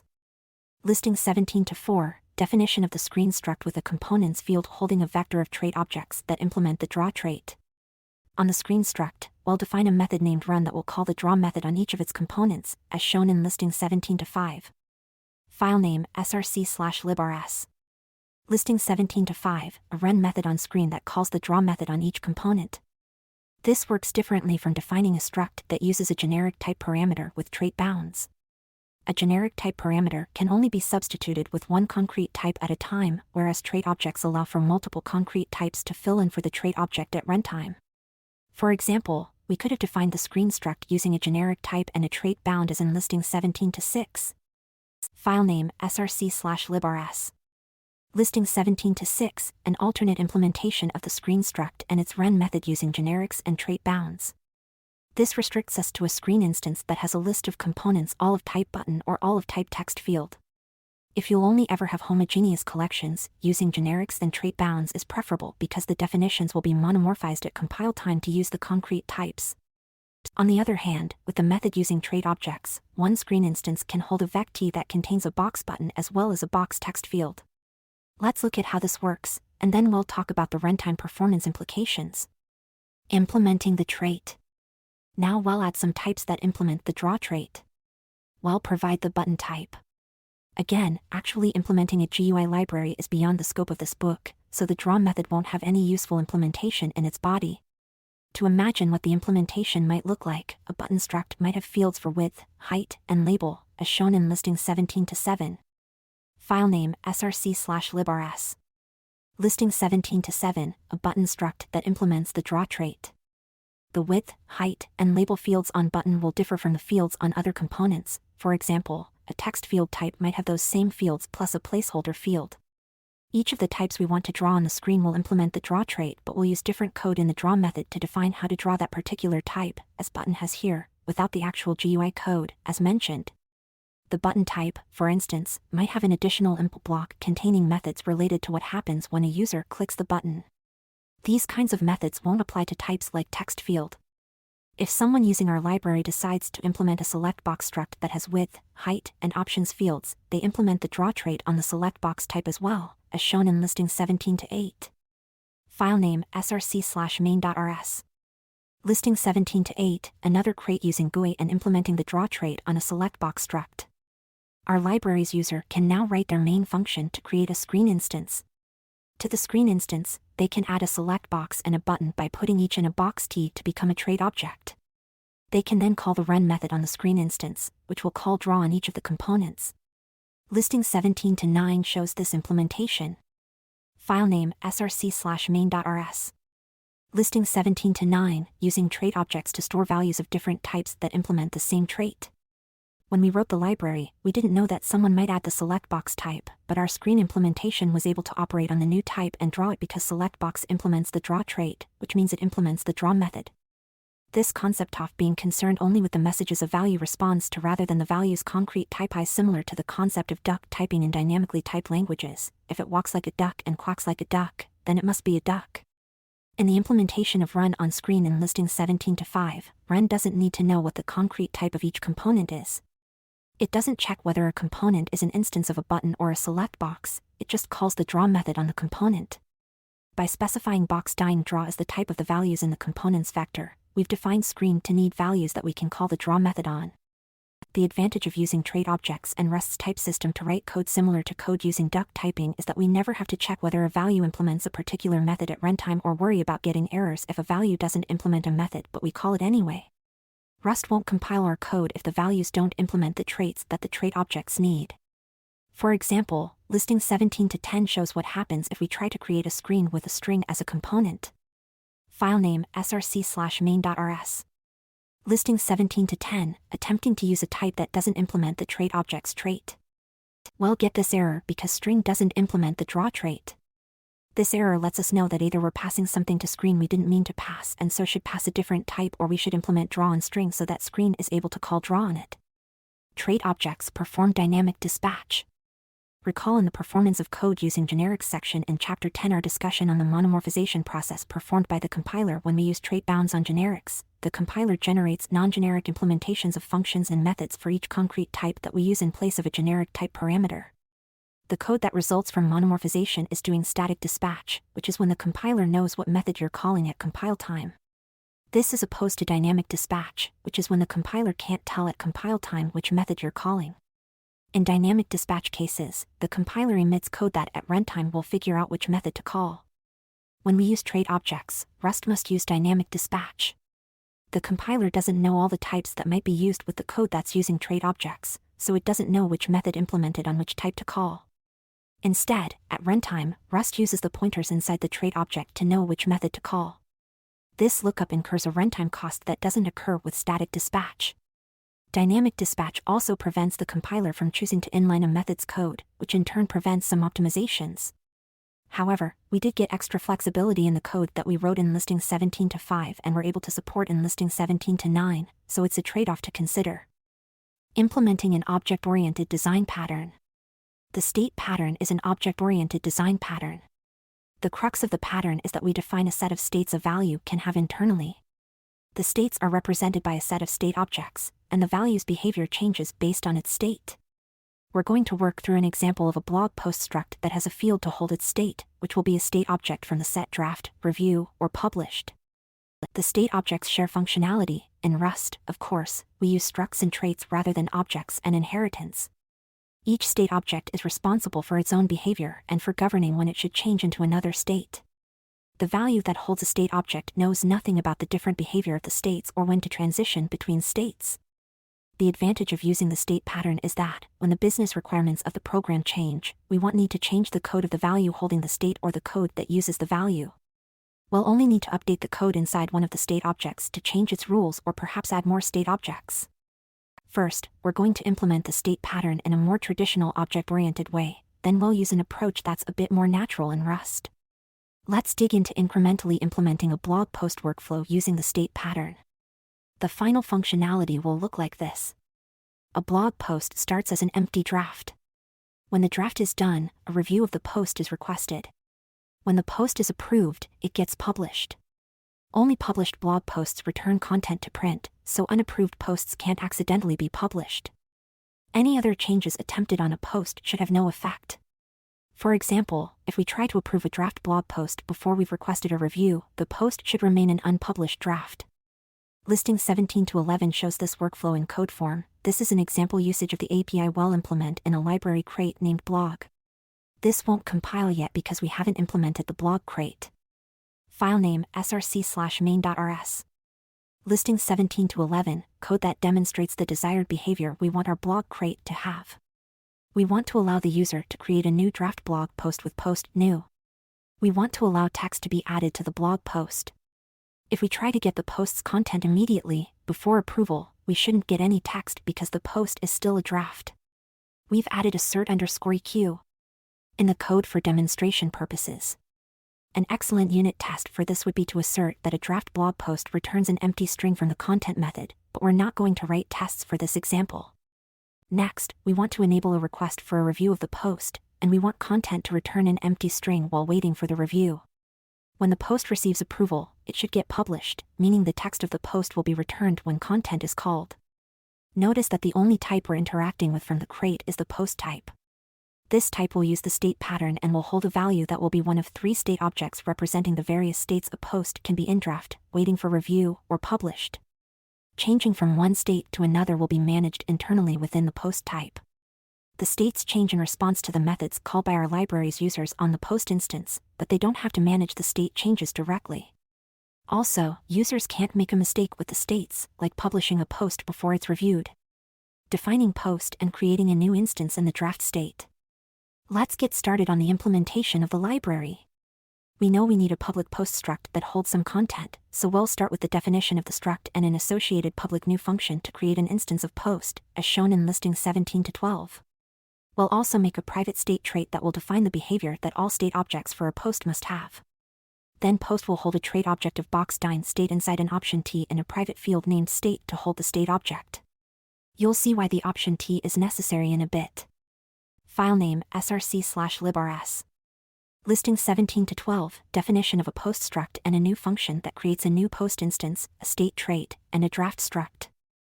The state trait defines the behavior shared by different post states. The state objects are draft, pending review, and published, and they will all implement the state trait. For now, the trait doesn't have any methods, and we'll start by defining just the draft state because that is the state we want a post to start in. When we create a new post, we set its state field to a some value that holds a box. This box points to a new instance of the draft struct. This ensures whenever we create a new instance of post, it will start out as a draft. Because the state field of post is private, there is no way to create a post in any other state. In the post new function, we set the content field to a new, empty string, storing the text of the post content. We saw in listing 17 to 11 that we want to be able to call a method named add_text and pass it a and str that is then added as the text content of the blog post. We implement this as a method, rather than exposing the content field as pub, so that later we can implement a method that will control how the content field's data is read. The add_text method is pretty straightforward, so let's add the implementation in listing 17 to 13 to the impl post block. Filename src/librs. Listing 17 to 13, implementing the add_text method to add text to a post's content. The add_text method takes a mutable reference to self, because we're changing the post instance that we're calling add_text on. We then call push_str on the string in content and pass the text argument to add to the saved content. This behavior doesn't depend on the state the post is in, so it's not part of the state pattern. The add_text method doesn't interact with the state field at all, but it is part of the behavior we want to support, ensuring the content of a draft post is empty. Even after we've called add_text and added some content to our post, we still want the content method to return an empty string slice because the post is still in the draft state, as shown on line 7 of listing 17 to 11. For now, let's implement the content method with the simplest thing that will fulfill this requirement, always returning an empty string slice. We'll change this later once we implement the ability to change a post state so it can be published. So far, posts can only be in the draft state, so the post content should always be empty. Listing 17 to 14 shows this placeholder implementation. Filename src/librs. Listing 17 to 14, adding a placeholder implementation for the content method on post that always returns an empty string slice. With this added content method, everything in listing 17 to 11 up to line 7 works as intended. Requesting a review of the post changes its state. Next, we need to add functionality to request a review of a post, which should change its state from draft to pending review. Listing 17 to 15 shows this code. Filename src/librs. Listing 17 to 15, implementing request_review methods on post and the state trait. We give post a public method named request_review that will take a mutable reference to self. Then we call an internal request_review method on the current state of post, and this second request_review method consumes the current state and returns a new state. We add the request_review method to the state trait. All types that implement the trait will now need to implement the request_review method. Note that rather than having self and self, or in mut self as the first parameter of the method, we have self, box self. This syntax means the method is only valid when called on a box holding the type. This syntax takes ownership of box self, invalidating the old state so the state value of the post can transform into a new state. To consume the old state, the request_review method needs to take ownership of the state value. This is where the option in the state field of post comes in. We call the take method to take the some value out of the state field and leave a none in its place, because Rust doesn't let us have unpopulated fields in structs. This lets us move the state value out of post rather than borrowing it. Then we'll set the post state value to the result of this operation. We need to set state to none temporarily rather than setting it directly with code like self.state equals self.state.request_review to get ownership of the state value. This ensures post can't use the old state value after we've transformed it into a new state. The request_review method on draft returns a new, boxed instance of a new pending review struct, which represents the state when a post is waiting for a review. The pending review struct also implements the request_review method but doesn't do any transformations. Rather, it returns itself, because when we request a review on a post already in the pending review state, it should stay in the pending review state. Now we can start seeing the advantages of the state pattern. The request_review method on post is the same no matter its state value. Each state is responsible for its own rules. We'll leave the content method on post as is, returning an empty string slice. We can now have a post in the pending review state as well as in the draft state, but we want the same behavior in the pending review state. Listing 17 to 11 now works up to line 10. Adding approve to change the behavior of content. The approve method will be similar to the request_review method. It will set state to the value that the current state says it should have when that state is approved, as shown in listing 17 to 16. File name src/librs. Listing 17 to 16, implementing the approve method on post and the state trait. We add the approve method to the state trait and add a new struct that implements state, the published state. Similar to the way request_review on pending review works, if we call the approve method on a draft, it will have no effect because approve will return self. When we call approve on pending review, it returns a new, boxed instance of the published struct. The published struct implements the state trait, and for both the request_review method and the approve method, it returns itself, because the post should stay in the published state in those cases. Now we need to update the content method on post. We want the value returned from content to depend on the current state of the post, so we're going to have the post delegate to a content method defined on its state, as shown in listing 17 to 17. File name src/librs. Listing 17 to 17, updating the content method on post to delegate to a content method on state. Because the goal is to keep all these rules inside the structs that implement state, we call a content method on the value in state and pass the post instance, that is, self, as an argument.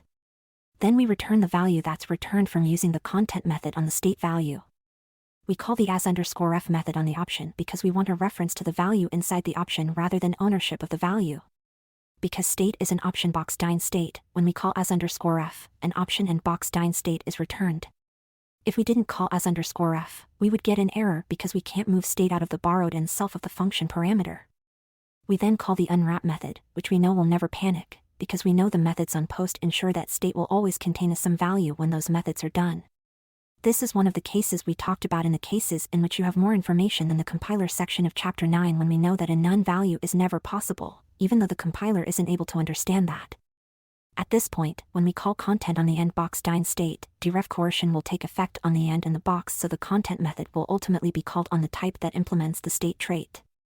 That means we need to add content to the state trait definition, and that is where we'll put the logic for what content to return depending on which state we have, as shown in listing 17 to 18. File name src/librs. Listing 17 to 18, adding the content method to the state trait. We add a default implementation for the content method that returns an empty string slice. That means we don't need to implement content on the draft and pending review structs. The published struct will override the content method and return the value in post.content. Note that we need lifetime annotations on this method, as we discussed in chapter 10. We're taking a reference to a post as an argument and returning a reference to part of that post, so the lifetime of the returned reference is related to the lifetime of the post argument. And we're done. All of listing 17 to 11 now works. We've implemented the state pattern with the rules of the blog post workflow. The logic related to the rules lives in the state objects rather than being scattered throughout post. Trade-offs of the state pattern. We've shown that Rust is capable of implementing the object-oriented state pattern to encapsulate the different kinds of behavior a post should have in each state. The methods on post know nothing about the various behaviors. The way we organize the code, we have to look in only one place to know the different ways a published post can behave, the implementation of the state trait on the published struct. If we were to create an alternative implementation that didn't use the state pattern, we might instead use match expressions in the methods on post or even in the main code that checks the state of the post and changes behavior in those places. That would mean we would have to look in several places to understand all the implications of a post being in the published state. This would only increase the more states we added. Each of those match expressions would need another arm. With the state pattern, the post methods and the places we use post don't need match expressions, and to add a new state, we would only need to add a new struct and implement the trait methods on that one struct. The implementation using the state pattern is easy to extend to add more functionality. To see the simplicity of maintaining code that uses the state pattern, try a few of these suggestions. Add a reject method that changes the post state from pending review back to draft. Require 2 calls to approve before the state can be changed to published. Allow users to add text content only when a post is in the draft state. Hint, have the state object responsible for what might change about the content but not responsible for modifying the post. One downside of the state pattern is that, because the states implement the transitions between states, some of the states are coupled to each other. If we add another state between pending review and published, such as scheduled, we would have to change the code in pending review to transition to scheduled instead. It would be less work if pending review didn't need to change with the addition of a new state, but that would mean switching to another design pattern. Another downside is that we've duplicated some logic. To eliminate some of the duplication, we might try to make default implementations for the request_review and approve methods on the state trait that returns self. However, this would violate object safety, because the trait doesn't know what the concrete self will be exactly. We want to be able to use state as a trait object, so we need its methods to be object safe. Other duplication includes the similar implementations of the request_review and approve methods on post. Both methods delegate to the implementation of the same method on the value in the state field of option and set the new value of the state field to the result.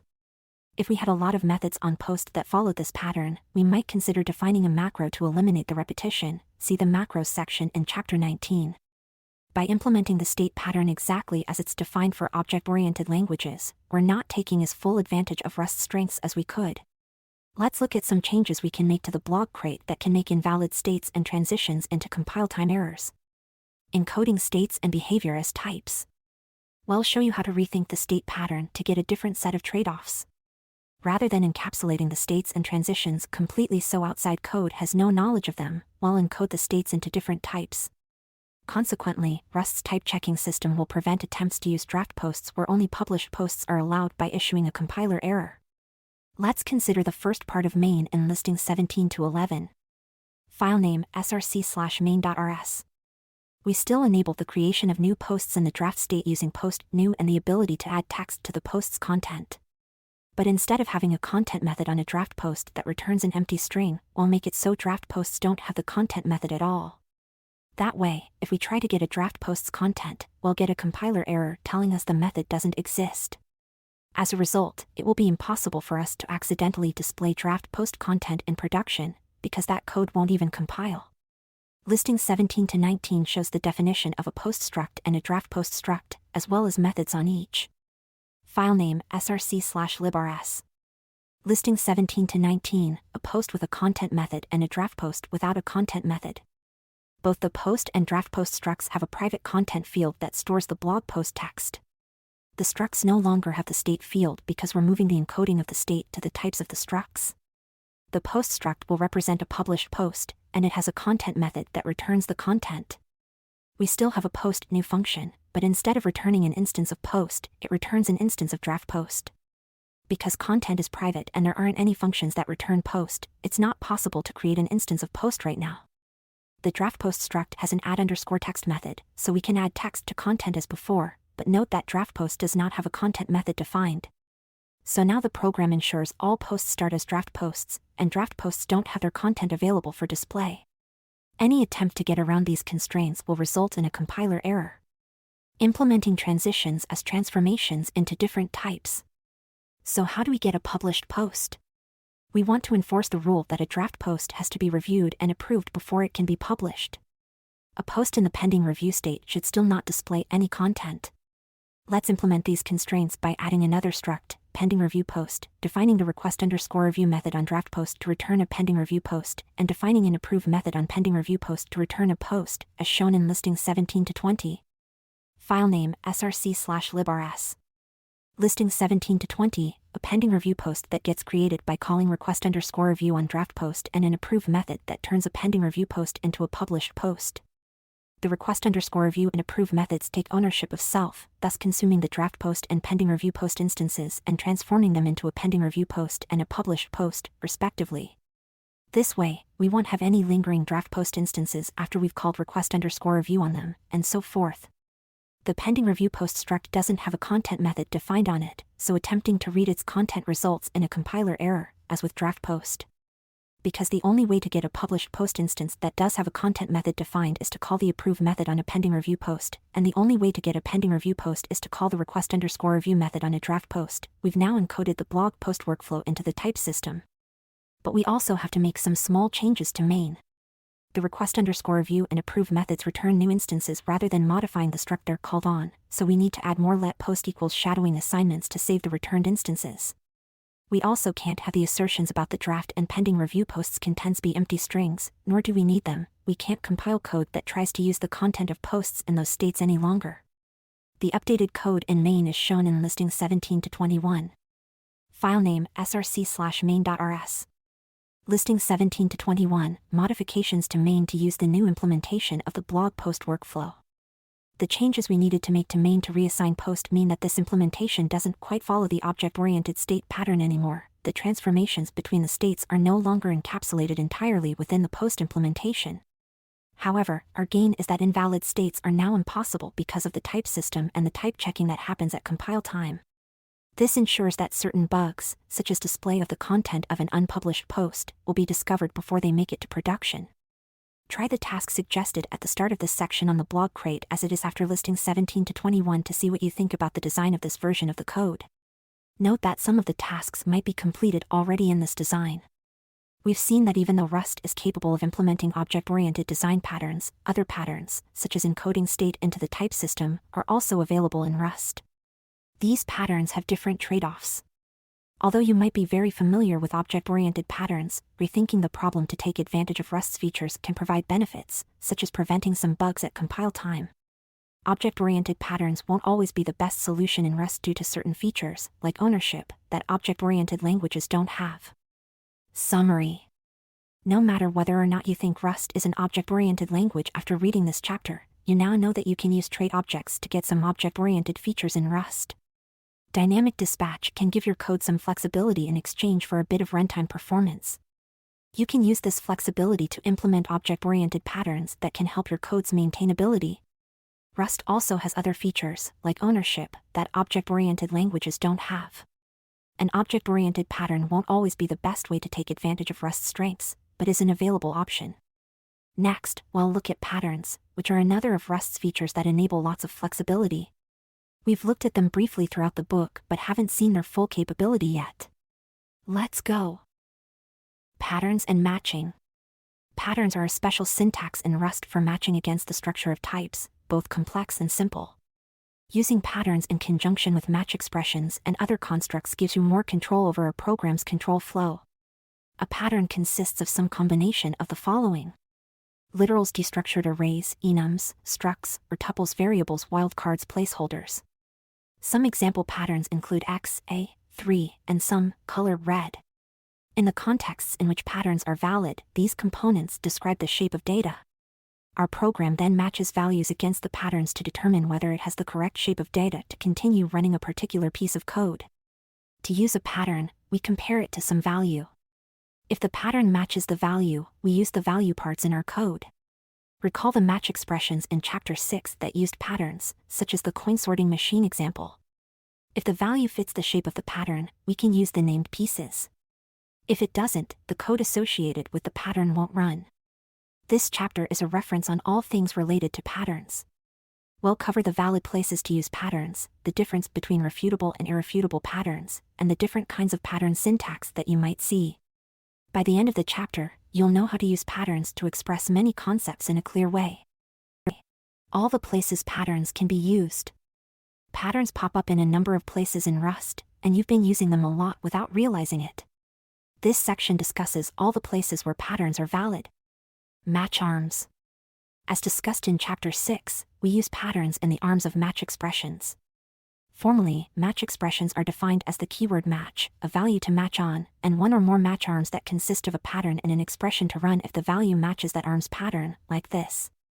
For example, erase the match expression from listing 6 to 5 that matches on an option I32 value in the variable x. The patterns in this match expression are the none and some I on the left of each arrow. One requirement for match expressions is that they need to be exhaustive in the sense that all possibilities for the value in the match expression must be accounted for. One way to ensure you've covered every possibility is to have a catch-all pattern for the last arm. For example, a variable name matching any value can never fail and thus covers every remaining case. The particular pattern underscore will match anything, but it never binds to a variable, so it's often used in the last match arm. The underscore pattern can be useful when you want to ignore any value not specified, for example. We'll cover the underscore pattern in more detail in the ignoring values in a pattern section later in this chapter. Conditional if-let expressions. In Chapter 6 we discussed how to use if-let expressions mainly as a shorter way to write the equivalent of a match that only matches one case.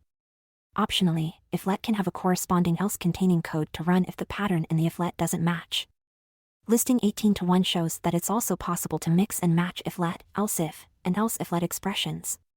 Doing so gives us more flexibility than a match expression in which we can express only one value to compare with the patterns. Also, Rust doesn't require that the conditions in a series of if-let, else-if, else-if-let arms relate to each other. The code in listing 18:1 determines what color to make your background based on a series of checks for several conditions. For this example, we've created variables with hard-coded values that a real program might receive from user input. File name src/main.rs. Listing 18:1, mixing if-let, else-if, else-if-let, and else.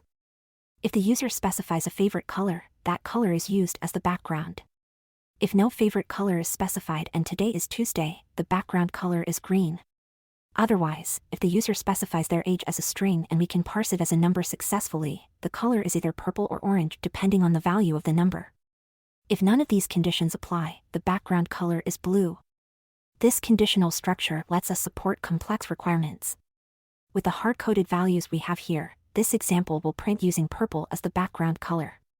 You can see that if-let can also introduce shadowed variables in the same way that match arms can. The line if-let OK age equals age introduces a new shadowed age variable that contains the value inside the OK variant.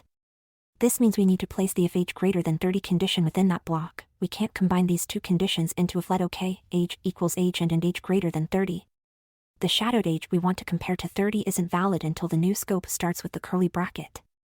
The downside of using if-let expressions is that the compiler doesn't check for exhaustiveness, whereas with match expressions it does. If we omitted the last else block and therefore missed handling some cases, the compiler would not alert us to the possible logic bug. While-let conditional loops. Similar in construction to if-let, the while-let conditional loop allows a while loop to run for as long as a pattern continues to match. In listing 18:2 we code a while-let loop that uses a vector as a stack and prints the values in the vector in the opposite order in which they were pushed. Listing 18:2, using a while-let loop to print values for as long as stack.pop, returns some. This example prints 3, 2, and then 1. The pop method takes the last element out of the vector and returns some value. If the vector is empty, pop returns none. The while loop continues running the code in its block as long as pop returns some. When pop returns none, the loop stops. We can use while-let to pop every element off our stack. For loops. In a for loop, the value that directly follows the keyword for is a pattern. For example, in for x and y the x is the pattern.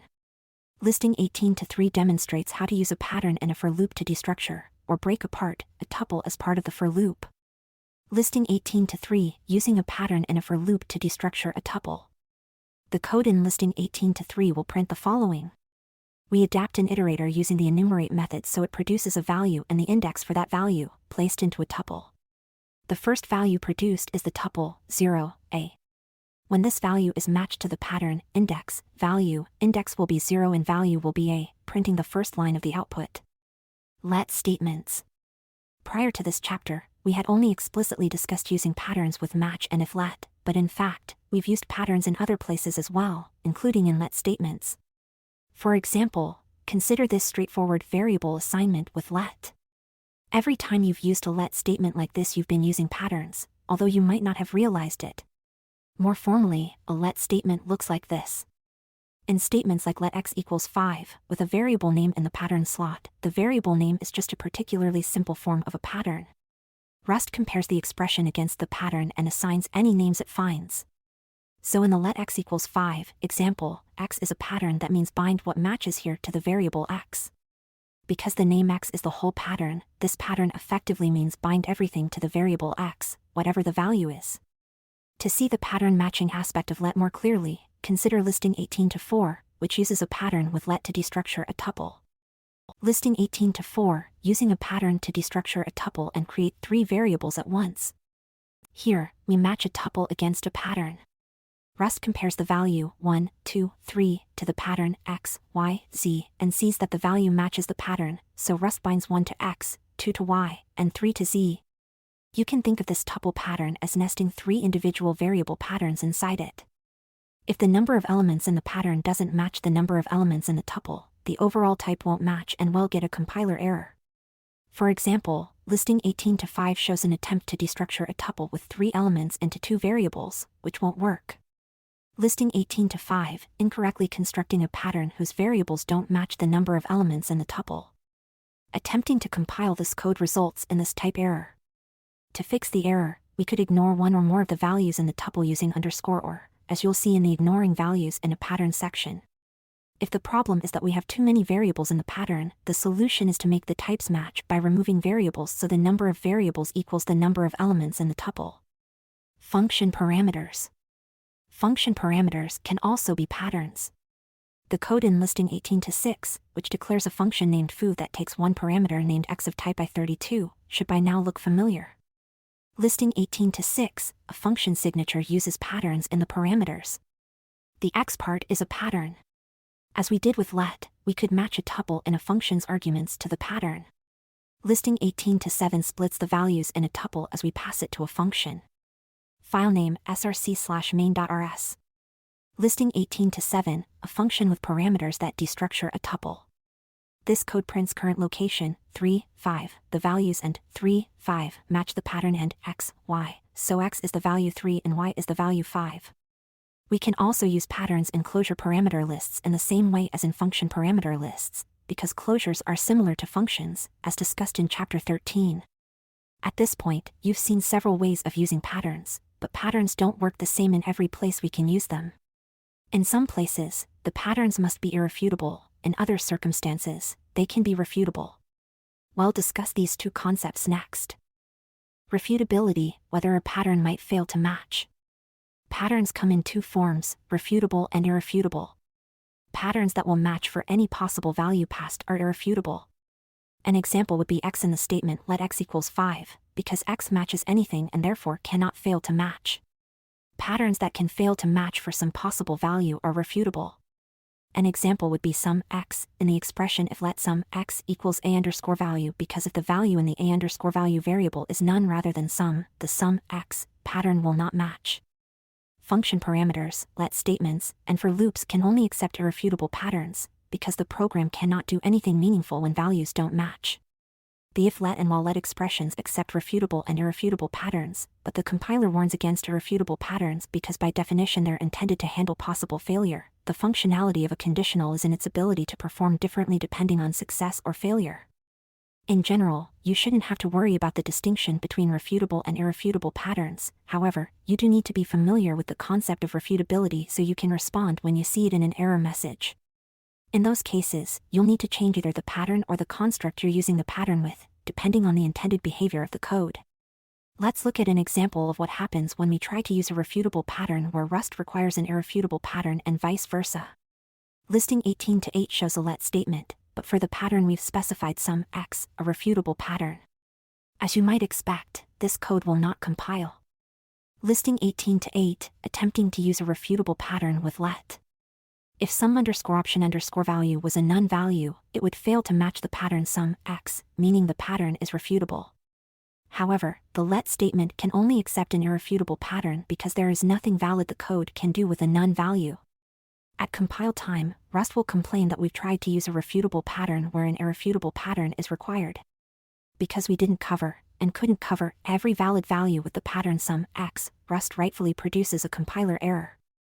If we have a refutable pattern where an irrefutable pattern is needed, we can fix it by changing the code that uses the pattern. Instead of using let, we can use if let. Then if the pattern doesn't match, the code will just skip the code in the curly brackets, giving it a way to continue validly. Listing 18 to 9 shows how to fix the code in listing 18 to 8. Listing 18 to 9, using if let and a block with refutable patterns instead of let. We've given the code an out. This code is perfectly valid, although it means we cannot use an irrefutable pattern without receiving an error. If we give if let a pattern that will always match, such as x, as shown in listing 18 to 10, the compiler will give a warning. Listing 18 to 10, attempting to use an irrefutable pattern with if let. Rust complains that it doesn't make sense to use if let with an irrefutable pattern. For this reason, match arms must use refutable patterns, except for the last arm, which should match any remaining values with an irrefutable pattern.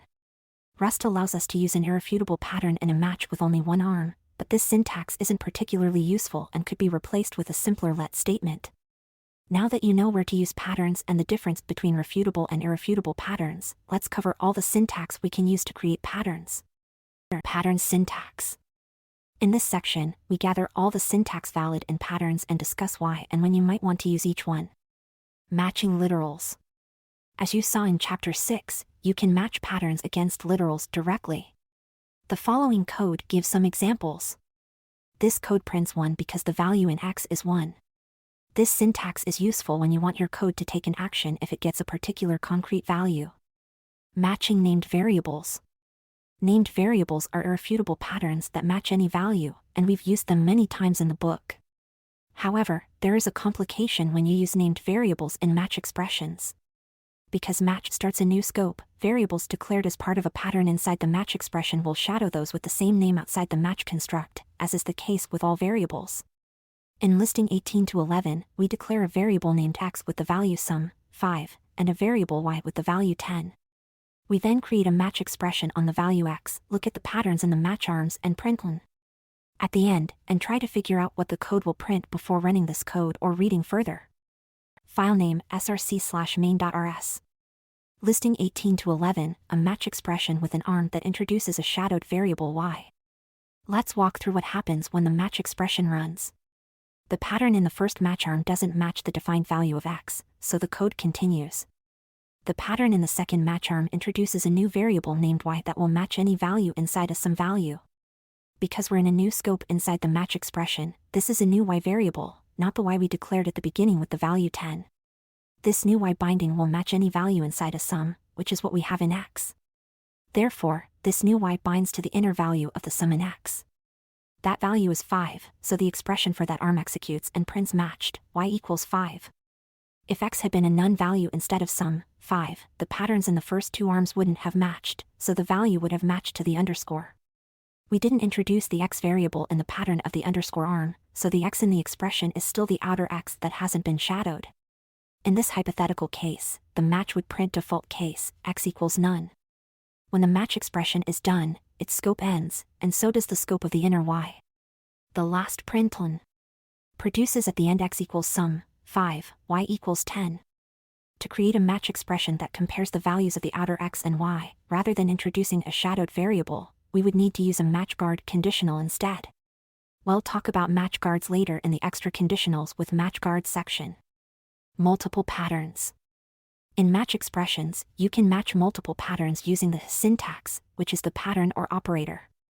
For example, in the following code we match the value of x against the match arms, the first of which has an OR option, meaning if the value of x matches either of the values in that arm's code will run. This code prints 1 or 2. Matching ranges of values with equals. The equals syntax allows us to match to an inclusive range of values. In the following code, when a pattern matches any of the values within the given range, that arm will execute. If x is 1, 2, 3, 4, or 5, the first arm will match. This syntax is more convenient for multiple match values than using the operator to express the same idea, if we were to use, we would have to specify 1, 2, 3, 4, 5. Specifying a range is much shorter, especially if we want to match, say, any number between 1 and 1000. The compiler checks that the range isn't empty at compile time, and because the only types for which Rust can tell if a range is empty or not are char and numeric values, ranges are only allowed with numeric or char values. Here is an example using ranges of char values. Rust can tell that C is within the first pattern's range and prints early ASCII letter. Destructuring to break apart values. We can also use patterns to destructure structs, enums, and tuples to use different parts of these values. Let's walk through each value. Destructuring structs. Listing 18 to 12 shows a point struct with two fields, x and y, that we can break apart using a pattern with a let statement. Filename src/main.rs. Listing 18 to 12, destructuring a struct's fields into separate variables. This code creates the variables a and b that match the values of the x and y fields of the p struct. This example shows that the names of the variables in the pattern don't have to match the field names of the struct. However, it's common to match the variable names to the field names to make it easier to remember which variables came from which fields. Because of this common usage, and because writing letPoint xx, y equals p contains a lot of duplication, Rust has a shorthand for patterns that match struct fields. You only need to list the name of the struct field, and the variables created from the pattern will have the same names. Listing 18 to 13 behaves in the same way as the code in listing 18 to 12, but the variables created in the let pattern are x and y instead of a and b. Filename src/main.rs. Listing 18 to 13, destructuring struct fields using struct field shorthand. This code creates the variables x and y that match the x and y fields of the p variable. The outcome is that the variables x and y contain the values from the p struct. We can also destructure with literal values as part of the struct pattern rather than creating variables for all the fields. Doing so allows us to test some of the fields for particular values while creating variables to destructure the other fields. In listing 18 to 14, we have a match expression that separates point values into three cases: points that lie directly on the x-axis, which is true when y equals 0, on the y-axis, x equals 0, or neither. Filename src/main.rs. Listing 18 to 14, destructuring and matching literal values in one pattern. The first arm will match any point that lies on the x-axis by specifying that the y field matches if its value matches the literal 0. The pattern still creates an x variable that we can use in the code for this arm. Similarly, the second arm matches any point on the y-axis by specifying that the x field matches if its value is 0 and creates a variable y for the value of the y field. The third arm doesn't specify any literals, so it matches any other point and creates variables for both the x and y fields. In this example, the value p matches the second arm by virtue of x containing a 0, so this code will print on the y-axis at 7.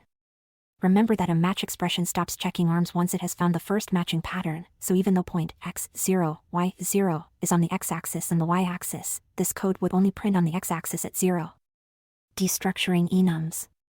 We've destructured enums in this book, for example, listing 6 to 5 in chapter 6, but haven't yet explicitly discussed that the pattern to destructure an enum corresponds to the way the data stored within the enum is defined. As an example, in listing 18 to 15 we use the message enum from listing 6 to 2 and write a match with patterns that will destructure each inner value. Filename src/main.rs. Listing 18 to 15, destructuring enum variants that hold different kinds of values. This code will print change the color to red 0, green 160, and blue 255. Try changing the value of message to see the code from the other arms run. For enum variants without any data, like message, quit, we can't destructure the value any further.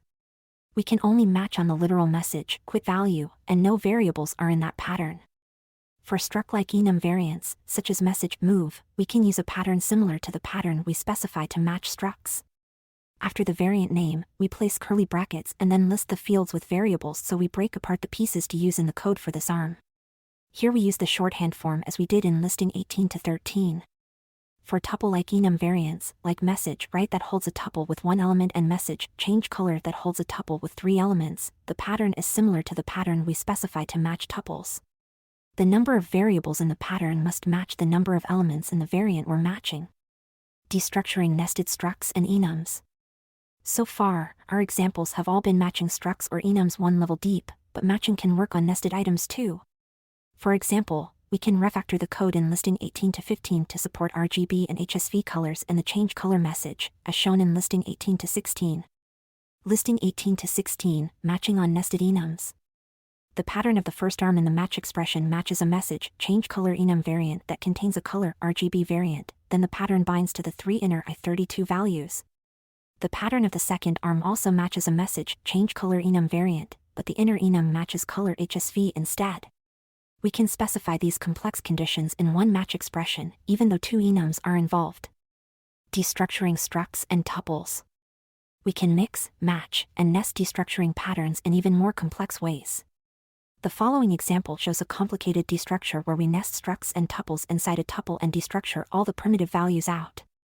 This code lets us break complex types into their component parts so we can use the values we're interested in separately. Destructuring with patterns is a convenient way to use pieces of values, such as the value from each field in a struct, separately from each other. Ignoring values in a pattern. You've seen that it's sometimes useful to ignore values in a pattern, such as in the last arm of a match, to get a catch-all that doesn't actually do anything but does account for all remaining possible values. There are a few ways to ignore entire values or parts of values in a pattern, using the underscore pattern, which you've seen, using the underscore pattern within another pattern, using a name that starts with an underscore, or using to ignore remaining parts of a value. Let's explore how and why to use each of these patterns. Ignoring an entire value with underscore. We've used the underscore as a wildcard pattern that will match any value but not bind to the value. This is especially useful as the last arm in a match expression, but we can also use it in any pattern, including function parameters, as shown in listing 18 to 17. File name src/main.rs. Listing 18 to 17, using underscore in a function signature. This code will completely ignore the value 3 passed as the first argument, and will print this code only uses the y parameter, 4. In most cases when you no longer need a particular function parameter, you would change the signature so it doesn't include the unused parameter. Ignoring a function parameter can be especially useful in cases when, for example, you're implementing a trait when you need a certain type signature but the function body in your implementation doesn't need one of the parameters. You then avoid getting a compiler warning about unused function parameters, as you would if you used a name instead. Ignoring parts of a value with a nested underscore. We can also use underscore inside another pattern to ignore just part of a value, for example, when we want to test for only part of a value but have no use for the other parts in the corresponding code we want to run. Listing 18 to 18 shows code responsible for managing a settings value. The business requirements are that the user should not be allowed to overwrite an existing customization of a setting but can unset the setting and give it a value if it is currently unset. Listing 18 to 18, using an underscore within patterns that match some variants when we don't need to use the value inside the sum. This code will print can't overwrite an existing customized value and then setting is sum, 5. In the first match arm, we don't need to match on or use the values inside either sum variant, but we do need to test for the case when setting underscore value and new underscore setting underscore value are the sum variant. In that case, we print the reason for not changing setting underscore value, and it doesn't get changed. In all other cases, if either setting underscore value or new underscore setting underscore value are none, expressed by the underscore pattern in the second arm, we want to allow new underscore setting underscore value to become setting underscore value. We can also use underscores in multiple places within one pattern to ignore particular values. Listing 18 to 19 shows an example of ignoring the second and fourth values in a tuple of 5 items. Listing 18 to 19, ignoring multiple parts of a tuple. This code will print some numbers, 2, 8, 32, and the values 4 and 16 will be ignored. Ignoring an unused variable by starting its name with underscore. If you create a variable but don't use it anywhere, Rust will usually issue a warning because an unused variable could be a bug. However, sometimes it's useful to be able to create a variable you want used yet, such as when you're prototyping or just starting a project. In this situation, you can tell Rust not to warn you about the unused variable by starting the name of the variable with an underscore. In listing 18 to 20, we create 2 unused variables, but when we compile this code, we should only get a warning about one of them. File name src/main.rs. Listing 18 to 20, starting a variable name with an underscore to avoid getting unused variable warnings. Here we get a warning about not using the variable y, but we don't get a warning about not using underscore x. Note that there is a subtle difference between using only underscore and using a name that starts with an underscore.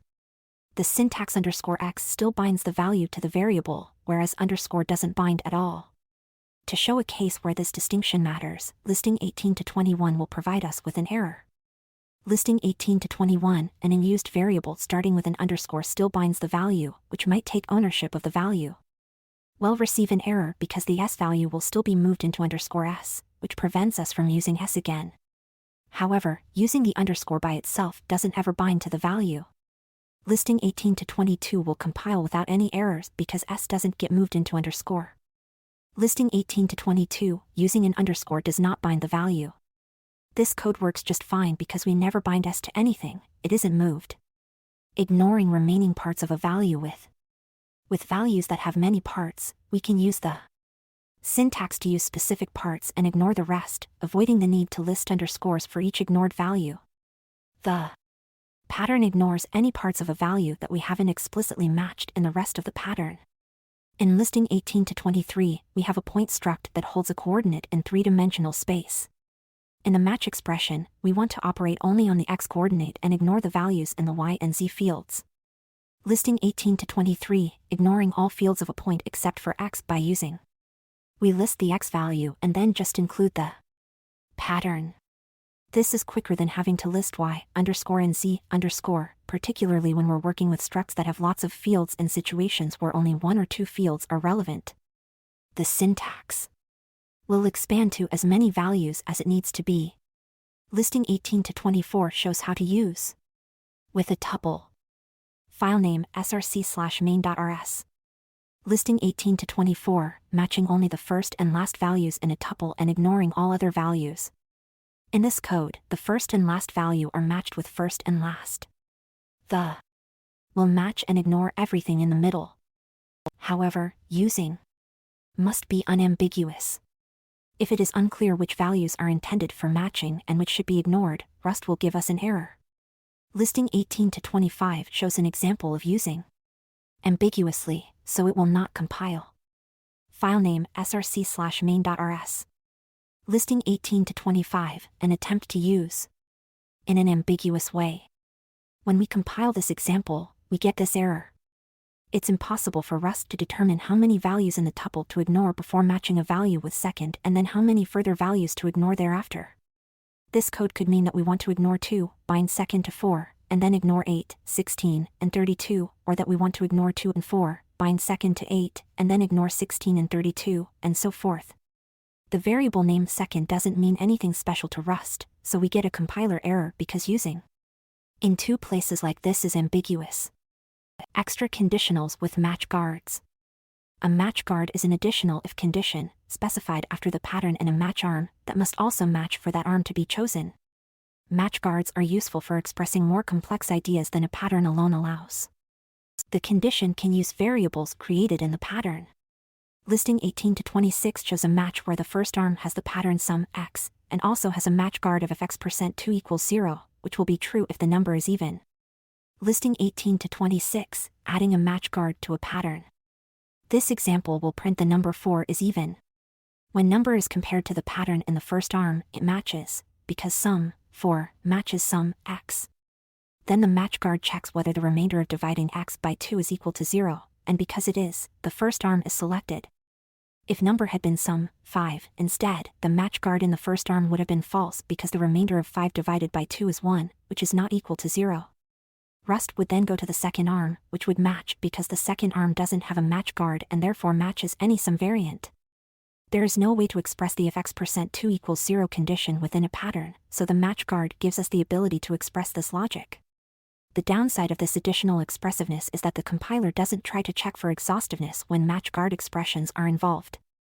In listing 18 to 11, we mentioned that we could use match guards to solve our pattern shadowing problem. Recall that we created a new variable inside the pattern in the match expression instead of using the variable outside the match. That new variable meant we couldn't test against the value of the outer variable. Listing 18 to 27 shows how we can use a match guard to fix this problem. File name src/main.rs. Listing 18 to 27, using a match guard to test for equality with an outer variable. This code will now print default case, x equals sum 5.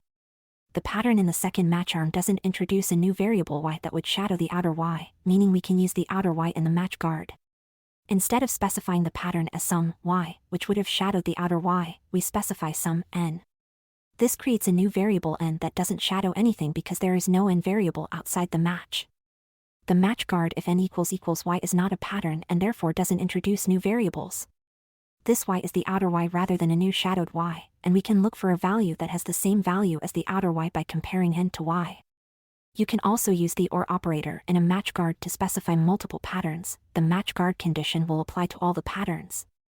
Listing 18 to 28 shows the precedence when combining a pattern that uses with a match guard. The important part of this example is that the if y match guard applies to 4, 5, and 6, even though it might look like if y only applies to 6. Listing 18 to 28, combining multiple patterns with a match guard. The match condition states that the arm only matches if the value of x is equal to 4, 5, or 6 and if y is true.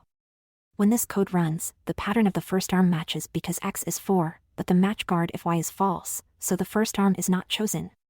The code moves on to the second arm, which does match, and this program prints no.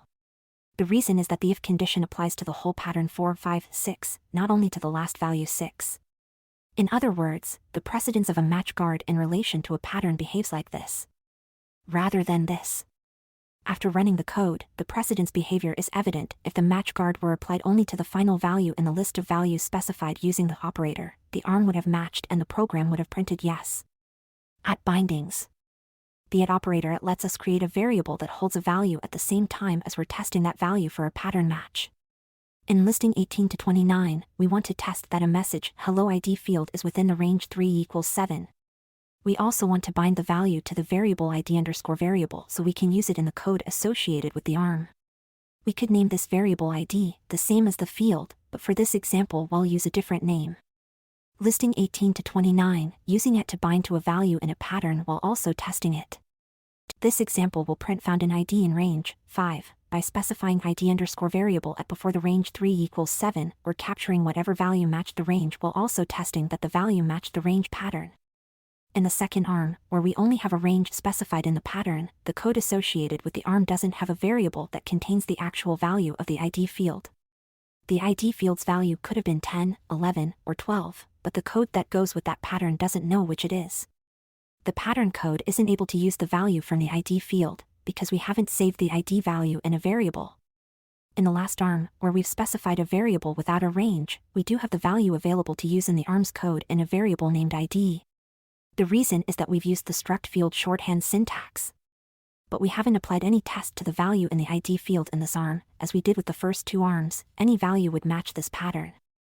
Using it lets us test a value and save it in a variable within one pattern. Summary. Rust's patterns are very useful in distinguishing between different kinds of data. When used in match expressions, Rust ensures your patterns cover every possible value, or your program won't compile. Patterns and let statements and function parameters make those constructs more useful, enabling the destructuring of values into smaller parts at the same time as assigning to variables.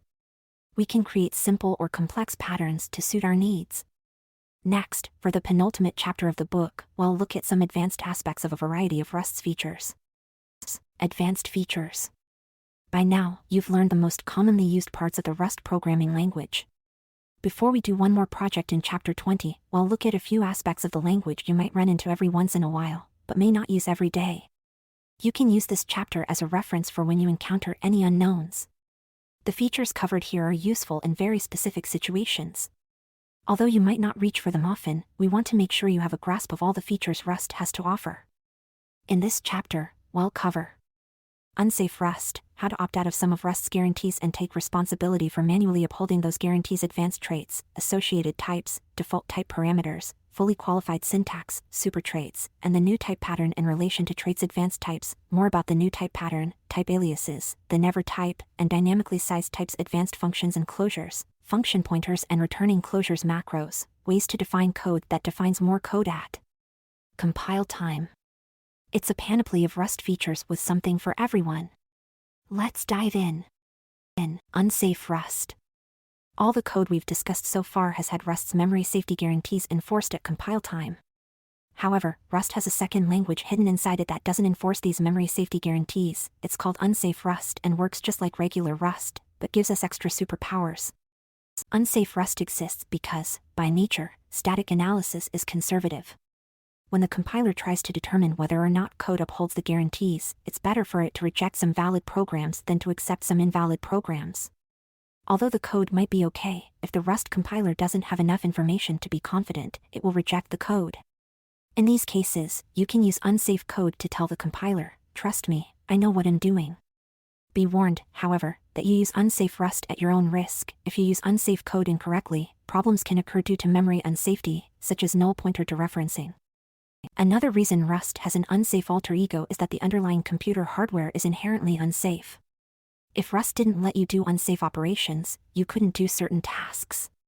Rust needs to allow you to do low-level systems programming, such as directly interacting with the operating system or even writing your own operating system. Working with low-level systems programming is one of the goals of the language. Let's explore what we can do with unsafe Rust and how to do it. Unsafe superpowers. To switch to unsafe Rust, use the unsafe keyword and then start a new block that holds the unsafe code. You can take 5 actions in unsafe Rust that you can't in safe Rust, which we call unsafe superpowers. Those superpowers include the ability to dereference a raw pointer, call an unsafe function or method access, or modify a mutable static variable, implement an unsafe trait, access fields of unions. It's important to understand that unsafe doesn't turn off the borrow checker or disable any other of Rust's safety checks. If you use a reference in unsafe code, it will still be checked. The unsafe keyword only gives you access to these 5 features that are then not checked by the compiler for memory safety. You'll still get some degree of safety inside of an unsafe block. In addition, unsafe does not mean the code inside the block is necessarily dangerous or that it will definitely have memory safety problems. The intent is that as the programmer, you'll ensure the code inside an unsafe block will access memory in a valid way. People are fallible, and mistakes will happen, but by requiring these 5 unsafe operations to be inside blocks annotated with unsafe, you'll know that any errors related to memory safety must be within an unsafe block. Keep unsafe blocks small. You'll be thankful later when you investigate memory bugs. To isolate unsafe code as much as possible, it's best to enclose unsafe code within a safe abstraction and provide a safe API, which we'll discuss later in the chapter when we examine unsafe functions and methods. Parts of the standard library are implemented as safe abstractions over unsafe code that has been audited. Wrapping unsafe code in a safe abstraction prevents uses of unsafe from leaking out into all the places that you or your users might want to use the functionality implemented with unsafe code, because using a safe abstraction is safe. Let's look at each of the 5 unsafe superpowers in turn. We'll also look at some abstractions that provide a safe interface to unsafe code. Dereferencing a raw pointer. In Chapter 4, in the Dangling References section, we mentioned that the compiler ensures references are always valid. Unsafe Rust has 2 new types called raw pointers that are similar to references. As with references, raw pointers can be immutable or mutable and are written as *const t and *mut t, respectively. The asterisk isn't the dereference operator, it's part of the type name. In the context of raw pointers, immutable means that the pointer can't be directly assigned to after being dereferenced. Different from references and smart pointers, raw pointers are allowed to ignore the borrowing rules by having both immutable and mutable pointers, or multiple mutable pointers to the same location aren't guaranteed to point to valid memory, are allowed to be null, don't implement any automatic cleanup. By opting out of having Rust enforce these guarantees, you can give up guaranteed safety in exchange for greater performance or the ability to interface with another language or hardware where Rust's guarantees don't apply. Listing 19:1 shows how to create an immutable and immutable raw pointer from references. Listing 19:1, creating raw pointers from references. Notice that we don't include the unsafe keyword in this code. We can create raw pointers in safe code, we just can't dereference raw pointers outside an unsafe block, as you'll see in a bit. We've created raw pointers by using as to cast an immutable and immutable reference into their corresponding raw pointer types. Because we created them directly from references guaranteed to be valid, we know these particular raw pointers are valid, but we can't make that assumption about just any raw pointer. To demonstrate this, next we'll create a raw pointer whose validity we can't be so certain of. Listing 19:2 shows how to create a raw pointer to an arbitrary location in memory. Trying to use arbitrary memory is undefined, there might be data at that address or there might not, the compiler might optimize the code so there is no memory access, or the program might error with a segmentation fault.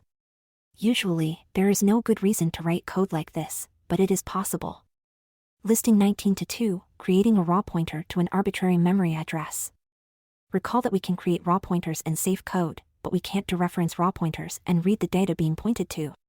In listing 19 to 3, we use the dereference operator asterisk on a raw pointer that requires an unsafe block. Listing 19 to 3, dereferencing raw pointers within an unsafe block. Creating a pointer does no harm, it's only when we try to access the value that it points at that we might end up dealing with an invalid value. Note also that in listing 19 to 1 and 19 to 3, we created asterisk const I32 and asterisk met I32 raw pointers that both pointed to the same memory location, where number is stored. If we instead tried to create an immutable and immutable reference to number, the code would not have compiled because Rust's ownership rules don't allow immutable reference at the same time as any immutable references. With raw pointers, we can create a mutable pointer and an immutable pointer to the same location and change data through the mutable pointer, potentially creating a data race. Be careful. With all of these dangers, why would you ever use raw pointers? One major use case is when interfacing with C code, as you'll see in the next section, calling an unsafe function or method. Another case is when building up safe abstractions that the borrow checker doesn't understand. Well, introduce unsafe functions and then look at an example of a safe abstraction that uses unsafe code. Calling an unsafe function or method. The second type of operation you can perform in an unsafe block is calling unsafe functions. Unsafe functions and methods look exactly like regular functions and methods, but they have an extra unsafe before the rest of the definition. The unsafe keyword in this context indicates the function has requirements we need to uphold when we call this function, because Rust can't guarantee we've met these requirements. By calling an unsafe function within an unsafe block, we're saying that we've read this function's documentation and take responsibility for upholding the function's contracts. Here is an unsafe function named dangerous that doesn't do anything in its body. We must call the dangerous function within a separate unsafe block. If we try to call dangerous without the unsafe block, we'll get an error. With the unsafe block, we're asserting to Rust that we've read the function's documentation, we understand how to use it properly, and we've verified that we're fulfilling the contract of the function.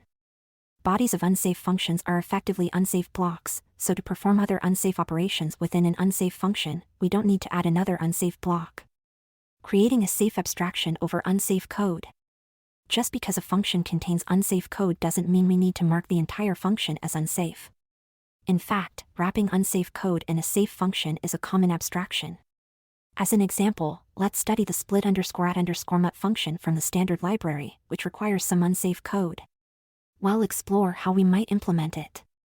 This safe method is defined on mutable slices. It takes one slice and makes it 2 by splitting the slice at the index given as an argument.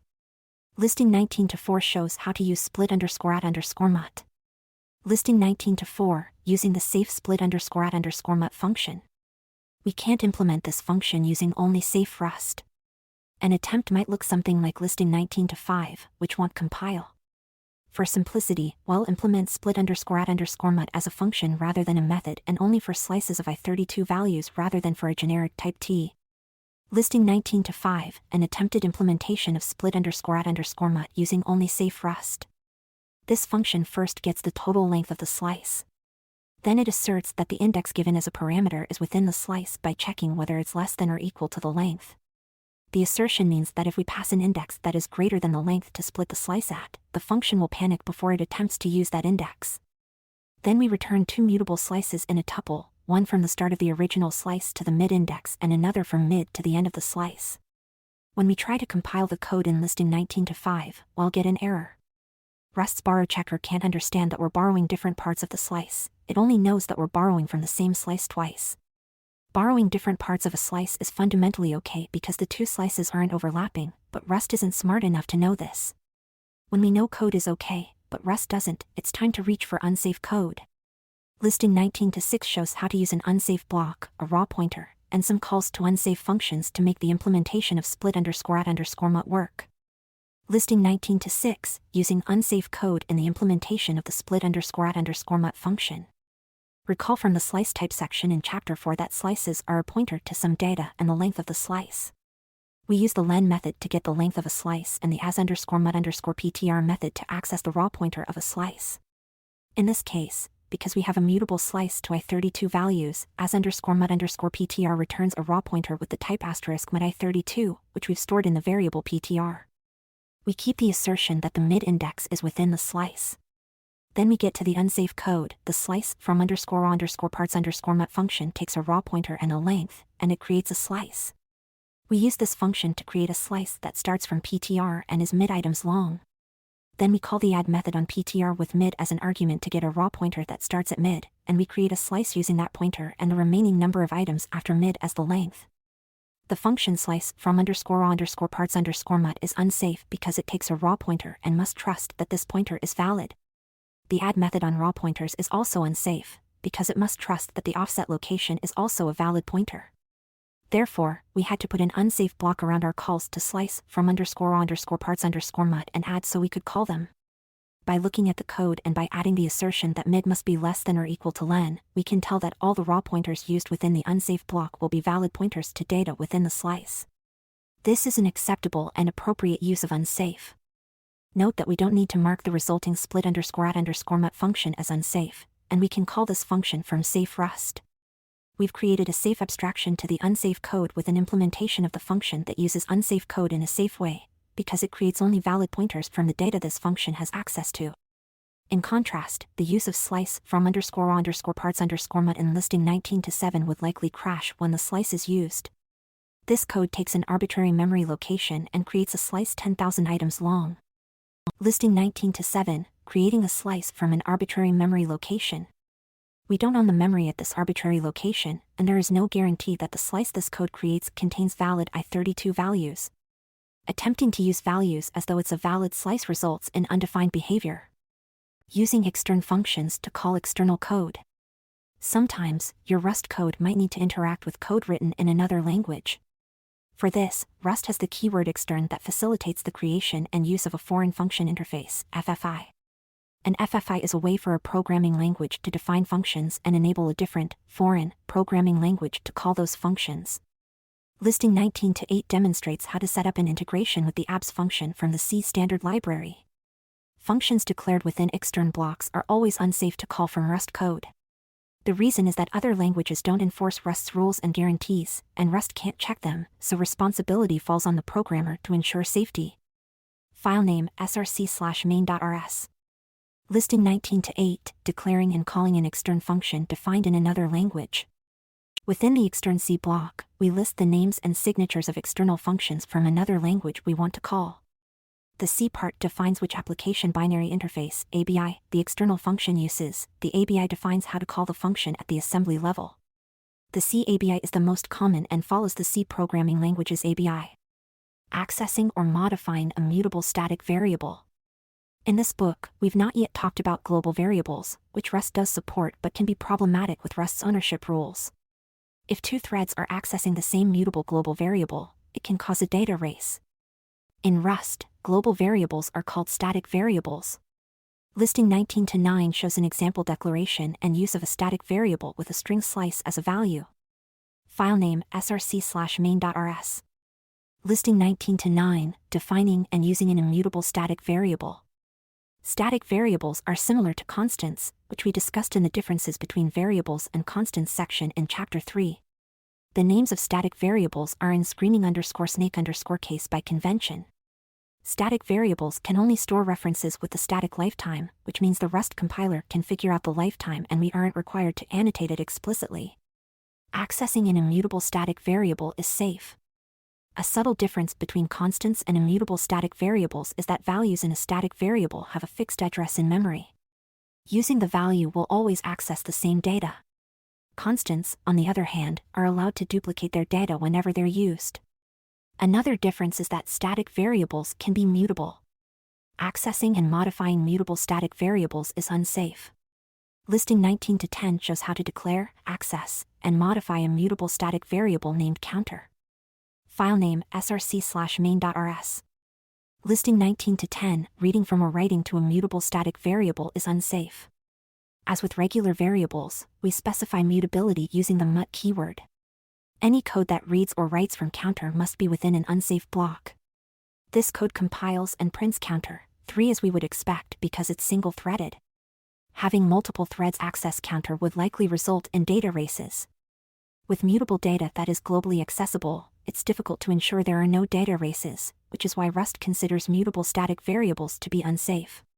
Where possible, it's preferable to use the concurrency techniques and thread-safe smart pointers we discussed in Chapter 16 so the compiler checks that data accessed from different threads is done safely. Implementing an unsafe trait. We can use unsafe to implement an unsafe trait. A trait is unsafe when at least one of its methods has some invariant that the compiler can't verify. We declare that a trait is unsafe by adding the unsafe keyword before trait and marking the implementation of the trait as unsafe too, as shown in listing 19 to 11. Listing 19 to 11, defining and implementing an unsafe trait. By using unsafe impl, we're promising that we'll uphold the invariants that the compiler can't verify. As an example, recall the sync and send marker traits we discussed in the extensible concurrency with the sync and send traits section in Chapter 16. The compiler implements these traits automatically if our types are composed entirely of send and sync types. If we implement a type that contains a type that is not send or sync, such as raw pointers, and we want to mark that type as send or sync, we must use unsafe. Rust can't verify that our type upholds the guarantees that it can be safely sent across threads or accessed from multiple threads, therefore, we need to do those checks manually and indicate as such with unsafe. Accessing fields of a union. The final action that works only with unsafe is accessing fields of a union. A union is similar to a struct, but only one declared field is used in a particular instance at one time. Unions are primarily used to interface with unions in C code. Accessing union fields is unsafe because Rust can't guarantee the type of the data currently being stored in the union instance. You can learn more about unions in the Rust reference. When to use unsafe code. Using unsafe to take one of the 5 actions, superpowers, just discussed isn't wrong or even frowned upon. But it is trickier to get unsafe code correct because the compiler can't help uphold memory safety. When you have a reason to use unsafe code, you can do so, and having the explicit unsafe annotation makes it easier to track down the source of problems when they occur. Advanced traits. We first covered traits in the traits, defining shared behavior section of Chapter 10, but we didn't discuss the more advanced details. Now that you know more about Rust, we can get into the nitty-gritty. Specifying placeholder types in trait definitions with associated types. Associated types connect a type placeholder with a trait such that the trait method definitions can use these placeholder types in their signatures. The implementer of a trait will specify the concrete type to be used instead of the placeholder type for the particular implementation. That way, we can define a trait that uses some types without needing to know exactly what those types are until the trait is implemented. We've described most of the advanced features in this chapter as being rarely needed. Associated types are somewhere in the middle. They're used more rarely than features explained in the rest of the book but more commonly than many of the other features discussed in this chapter. One example of a trait with an associated type is the iterator trait that the standard library provides. The associated type is named item and stands in for the type of the values the type implementing the iterator trait is iterating over. The definition of the iterator trait is as shown in listing 19 to 12. Listing 19 to 12, the definition of the iterator trait that has an associated type item. The type item is a placeholder, and the next method's definition shows that it will return values of type option self item. Implementers of the iterator trait will specify the concrete type for item, and the next method will return an option containing a value of that concrete type. Associated types might seem like a similar concept to generics, in that the latter allow us to define a function without specifying what types it can handle. To examine the difference between the two concepts, we'll look at an implementation of the iterator trait on a type named counter that specifies the item type as U32. Filename src/librs. This syntax seems comparable to that of generics. So why not just define the iterator trait with generics, as shown in listing 19 to 13? Listing 19 to 13, a hypothetical definition of the iterator trait using generics. The difference is that when using generics, as in listing 19 to 13, we must annotate the types in each implementation. Because we can also implement iterator string for counter or any other type, we could have multiple implementations of iterator for counter. In other words, when a trait has a generic parameter, it can be implemented for a type multiple times, changing the concrete types of the generic type parameters each time. When we use the next method on counter, we would have to provide type annotations to indicate which implementation of iterator we want to use. With associated types, we don't need to annotate types because we can't implement a trait on a type multiple times. In listing 19 to 12 with the definition that uses associated types, we can only choose what the type of item will be once, because there can only be one impl iterator for counter.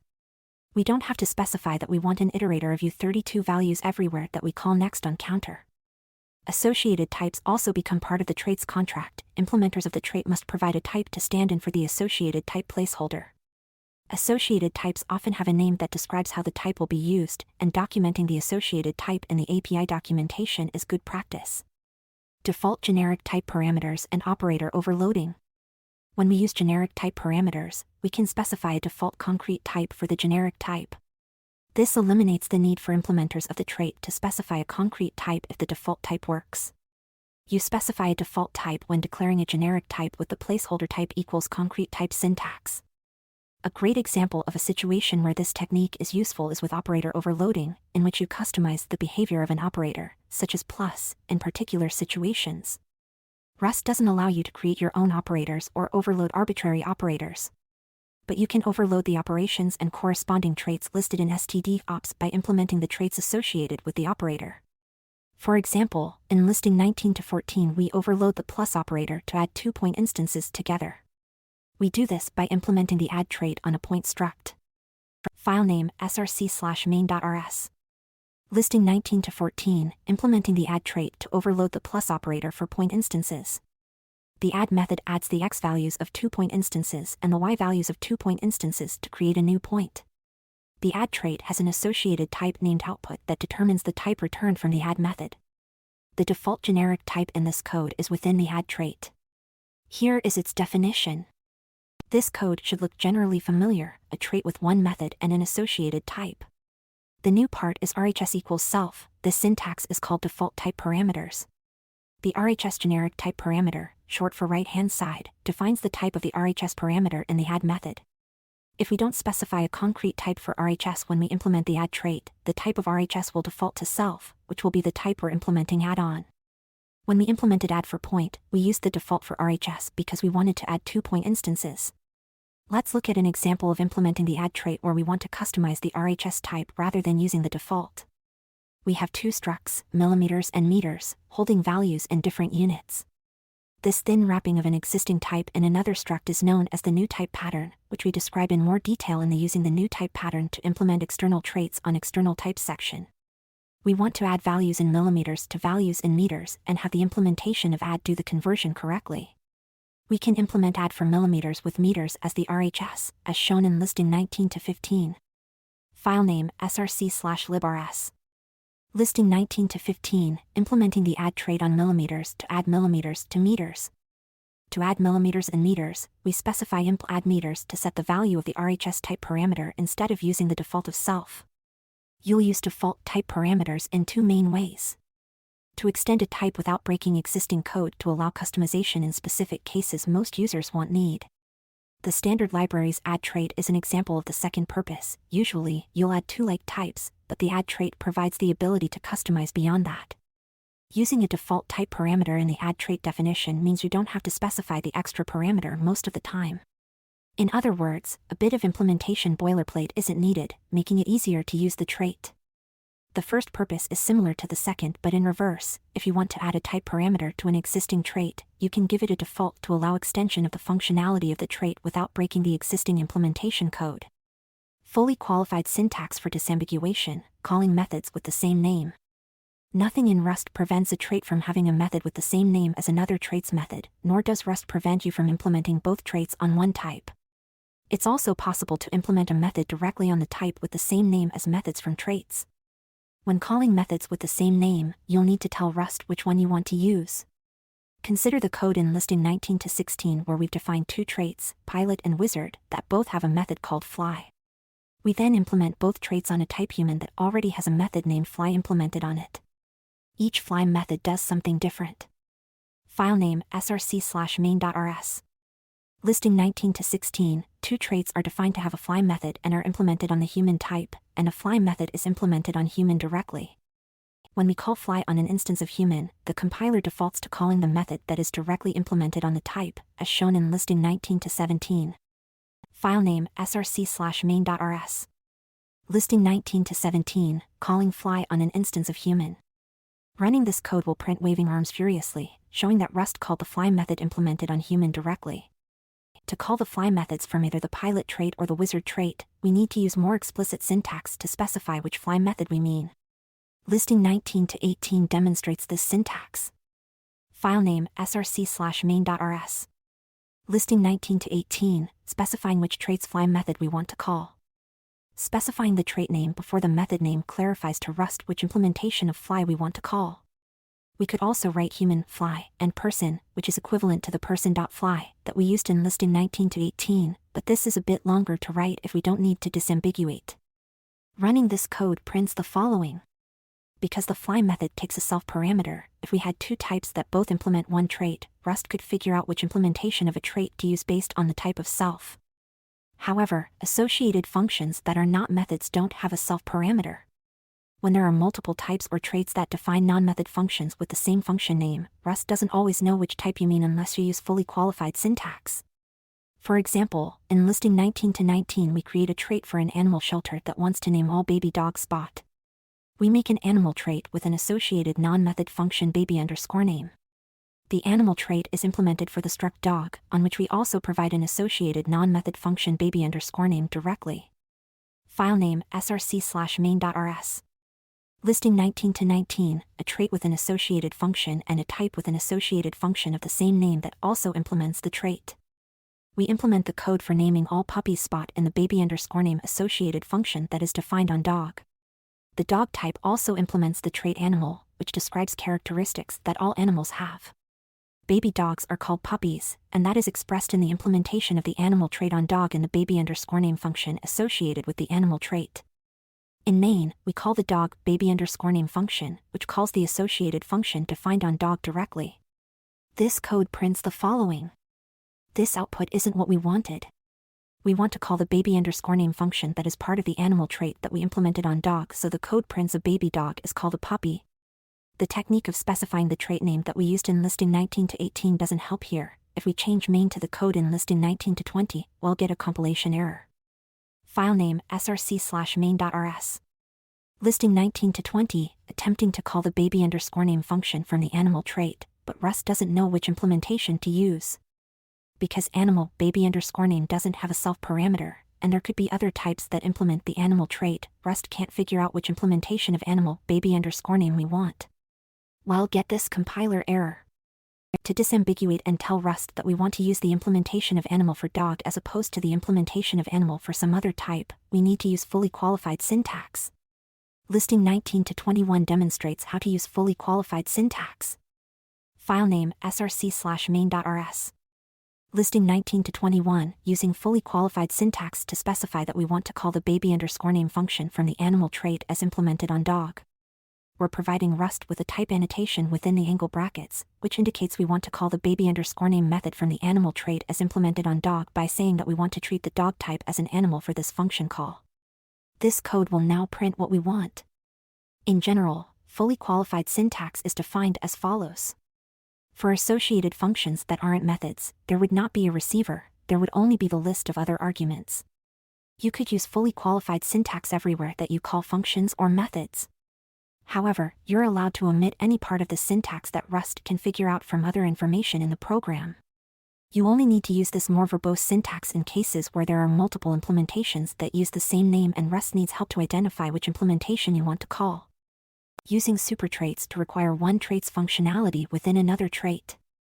Sometimes, you might write a trait definition that depends on another trait. For a type to implement the first trait, you want to require that type to also implement the second trait.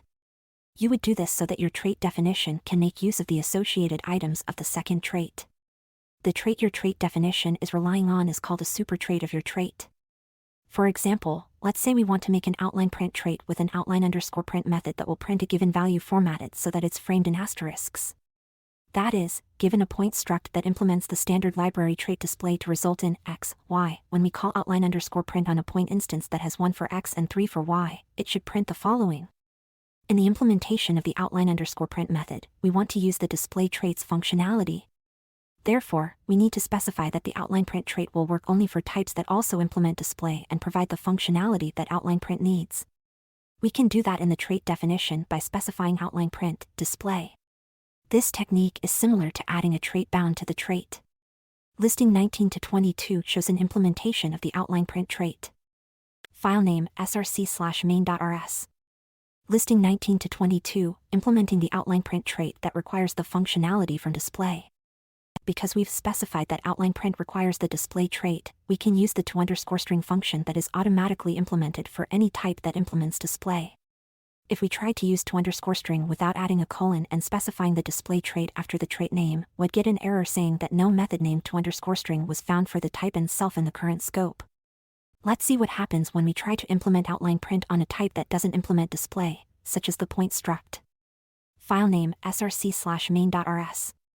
We get an error saying that display is required but not implemented. To fix this, we implement display on point and satisfy the constraint that outline print requires, like so. File name src/main.rs.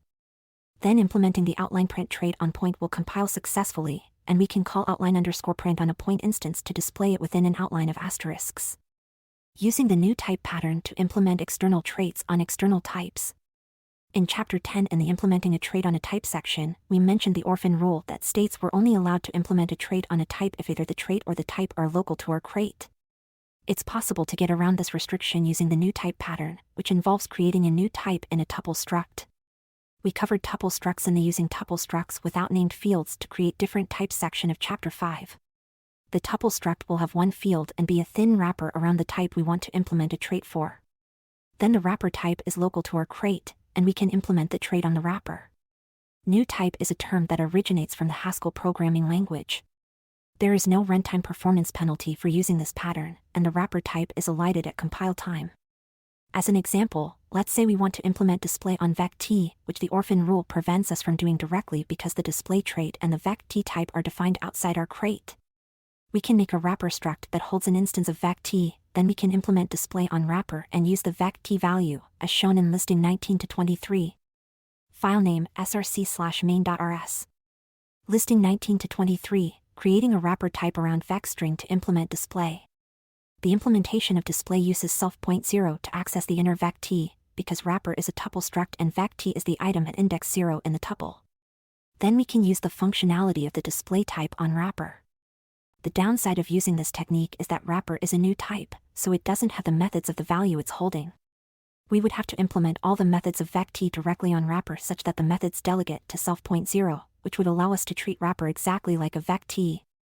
If we wanted the new type to have every method the inner type has, implementing the deref trait, discussed in Chapter 15 in the Treating Smart Pointers like regular references with the deref trait section, on the wrapper to return the inner type would be a solution.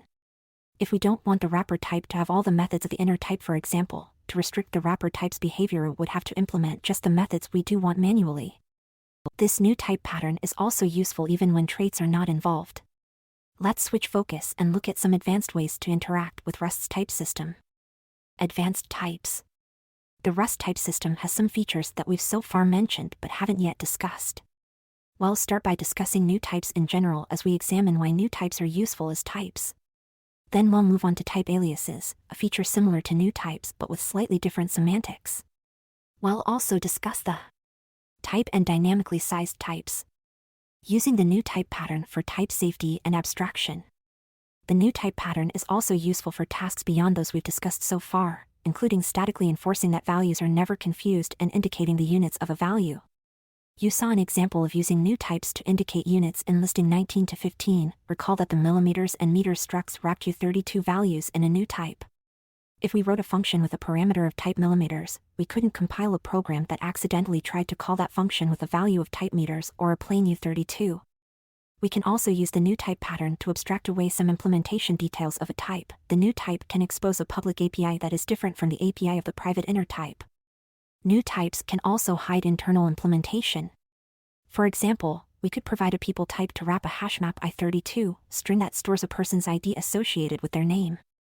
Code using people would only interact with the public API we provide, such as a method to add a name string to the people collection. That code wouldn't need to know that we assign an I32 ID to names internally. The new type pattern is a lightweight way to achieve encapsulation to hide implementation details, which we discussed in the encapsulation that hides implementation details section of Chapter 17. Creating type synonyms with type aliases. Rust provides the ability to declare a type alias to give an existing type another name. For this we use the type keyword. For example, we can create the alias kilometers to I32 like so. Now, the alias kilometers is a synonym for I32. Unlike the millimeters and meters types we created in listing 19 to 15, kilometers is not a separate, new type. Values that have the type kilometers will be treated the same as values of type I32. Because kilometers and I32 are the same type, we can add values of both types and we can pass kilometers values to functions that take I32 parameters. However, using this method, we don't get the type checking benefits that we get from the new type pattern discussed earlier. In other words, if we mix up kilometers and I32 values somewhere, the compiler will not give us an error. The main use case for type synonyms is to reduce repetition. For example, we might have a lengthy type like this. Writing this lengthy type in function signatures and as type annotations all over the code can be tiresome and error-prone. Imagine having a project full of code like that in listing 19 to 24. Listing 19 to 24, using a long type in many places. A type alias makes this code more manageable by reducing the repetition. In listing 19 to 25, we've introduced an alias named thunk for the verbose type and can replace all uses of the type with the shorter alias thunk. Listing 19 to 25, introducing a type alias thunk to reduce repetition. This code is much easier to read and write. Choosing a meaningful name for a type alias can help communicate your intent as well. Thunk is a word for code to be evaluated at a later time, so it's an appropriate name for a closure that gets stored. Type aliases are also commonly used with the result t e type for reducing repetition.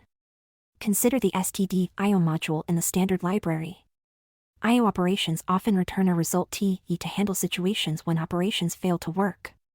This library has std.io error struct that represents all possible I/O errors. Many of the functions in std.io will be returning result t e where the is std.io error, such as these functions in the right trait. The result error is repeated a lot. As such, std.io has this type alias declaration. Because this declaration is in the std.io module, we can use the fully qualified alias std.io result t, that is, a result t e with the e filled in as std.io error. The right trait function signatures end up looking like this. The type alias helps in two ways. It makes code easier to write and it gives us a consistent interface across all of std.io. Because it's an alias, it's just another result t e, which means we can use any methods that work on result t e with it, as well as special syntax like that. Operator. The never type that never returns. Rust has a special type named. That's known in type theory lingo as the empty type because it has no values. We prefer to call it the never type because it stands in the place of the return type when a function will never return. Here is an example. This code is read as the function bar returns never. Functions that return never are called diverging functions. We can't create values of the type. So bar can never possibly return. But what use is a type you can never create values for? Recall the code from listing 2 to 5, part of the number guessing game. We've reproduced a bit of it here in listing 19 to 26. Listing 19 to 26, a match with an arm that ends in continue. At the time, we skipped over some details in this code. In Chapter 6 in the Match Control Flow Operator section, we discussed that match arms must all return the same type. So, for example, the following code doesn't work.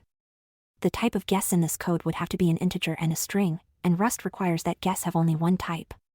So what does continue return?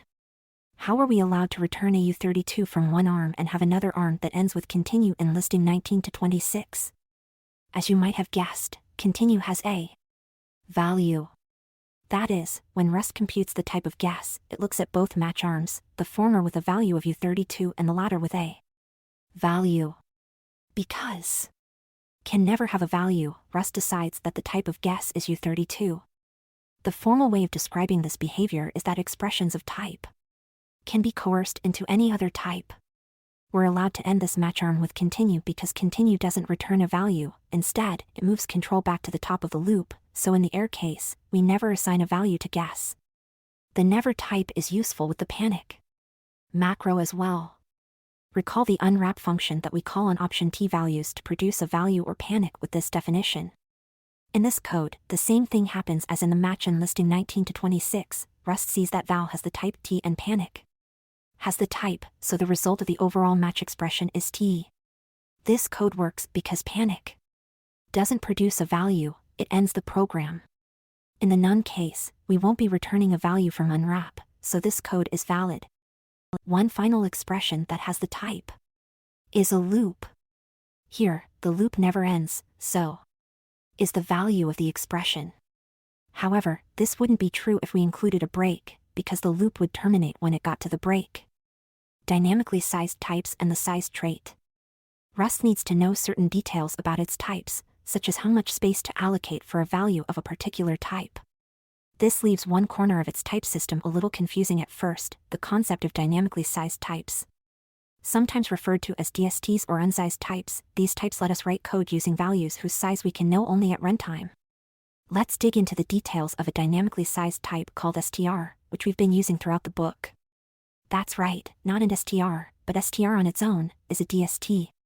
We can't know how long the string is until runtime, meaning we can't create a variable of type str, nor can we take an argument of type str. Consider the following code, which does not work. Rust needs to know how much memory to allocate for any value of a particular type, and all values of a type must use the same amount of memory. If Rust allowed us to write this code, these two str values would need to take up the same amount of space. But they have different lengths, S1 needs 12 bytes of storage and S2 needs 15. This is why it's not possible to create a variable holding a dynamically sized type. So what do we do?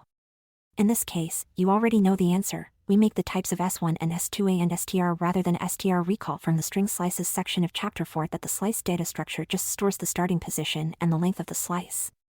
So although a and t is a single value that stores the memory address of where the t is located, a and str is two values, the address of the str and its length. As such, we can know the size of a and str value at compile time, it's twice the length of a usize. That is, we always know the size of a and str, no matter how long the string it refers to is. In general, this is the way in which dynamically sized types are used in Rust. They have an extra bit of metadata that stores the size of the dynamic information. The golden rule of dynamically sized types is that we must always put values of dynamically sized types behind a pointer of some kind. We can combine str with all kinds of pointers, for example, boxstr or rcstr. In fact, you've seen this before but with a different dynamically sized type, traits. Every trait is a dynamically sized type we can refer to by using the name of the trait. In Chapter 17 in the Using Trait Objects that allow for values of different types section, we mentioned that to use traits as trait objects, we must put them behind a pointer, such as in dyn trait or box dyn trait, rc dyn trait would work too. To work with DSTs, Rust provides the size trait to determine whether or not a type's size is known at compile time.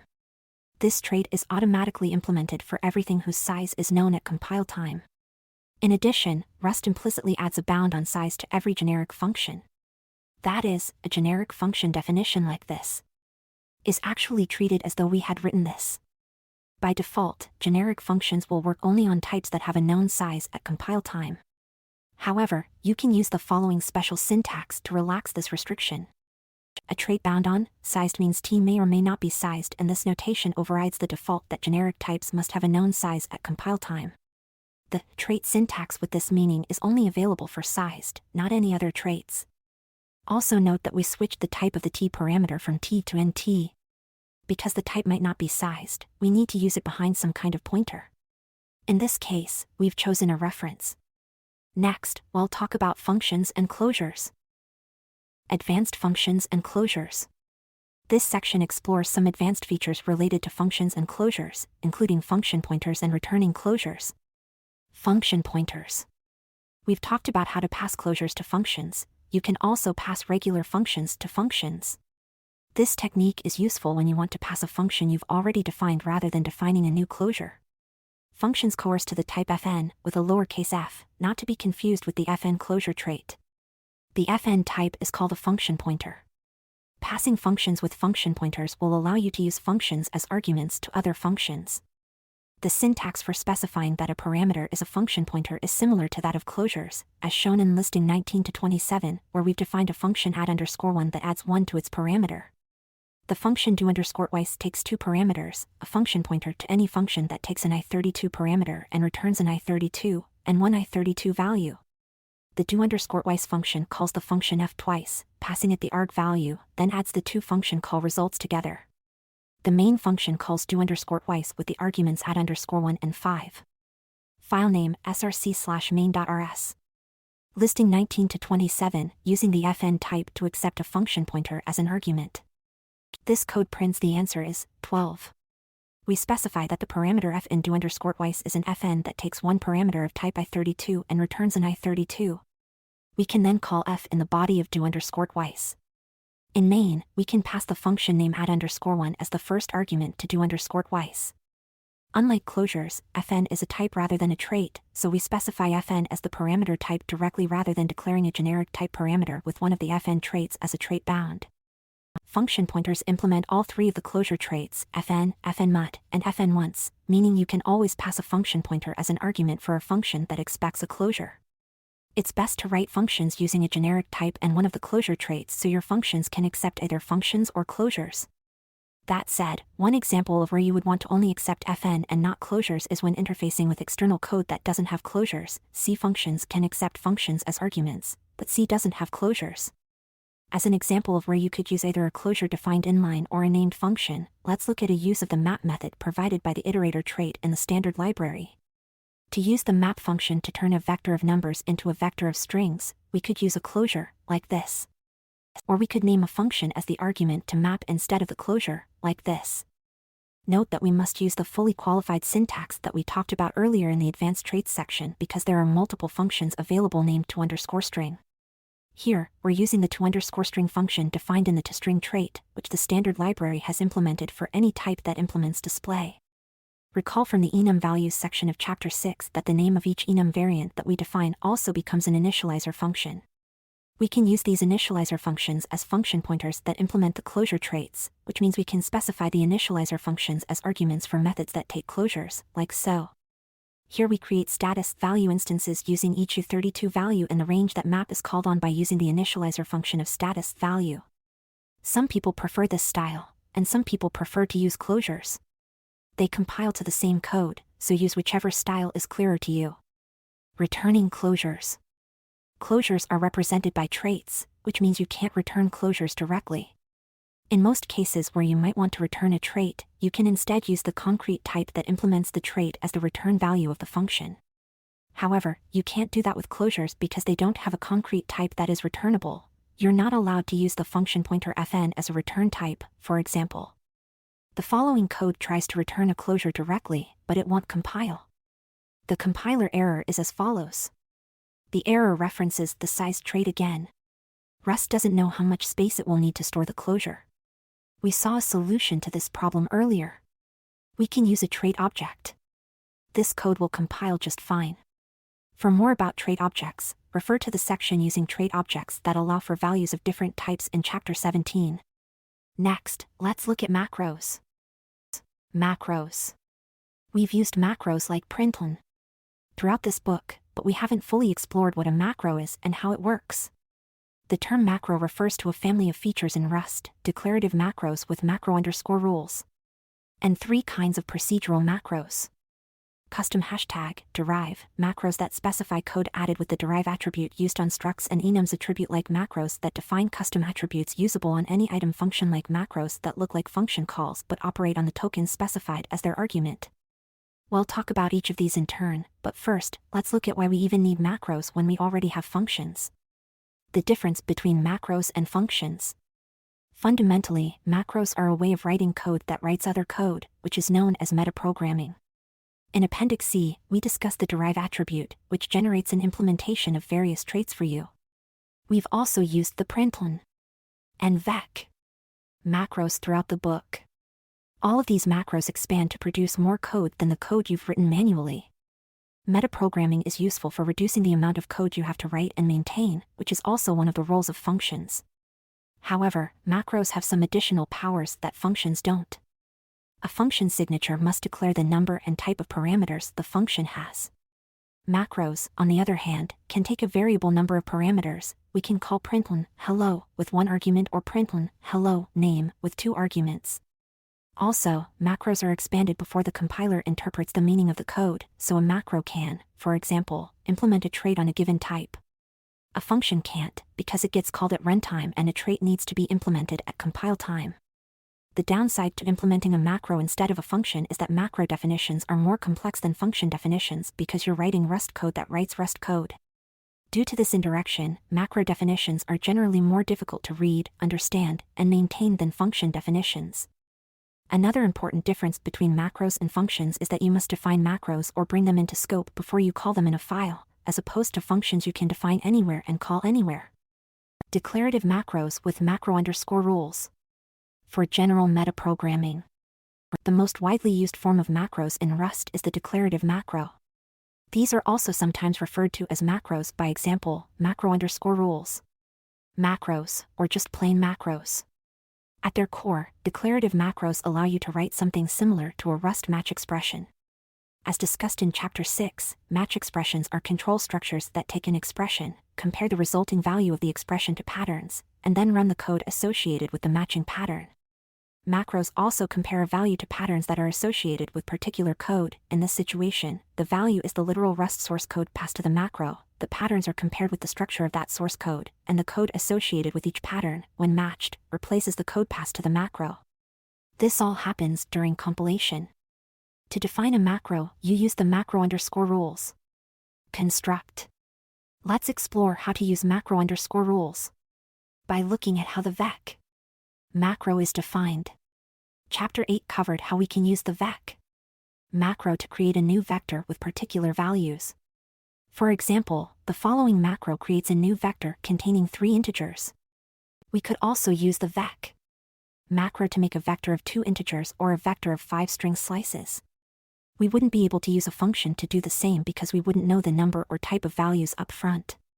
Listing 19 to 28 shows a slightly simplified definition of the vec macro. Filename src/librs. Listing 19 to 28, a simplified version of the vec macro definition. The hashtag macro_export annotation indicates that this macro should be made available whenever the crate in which the macro is defined is brought into scope.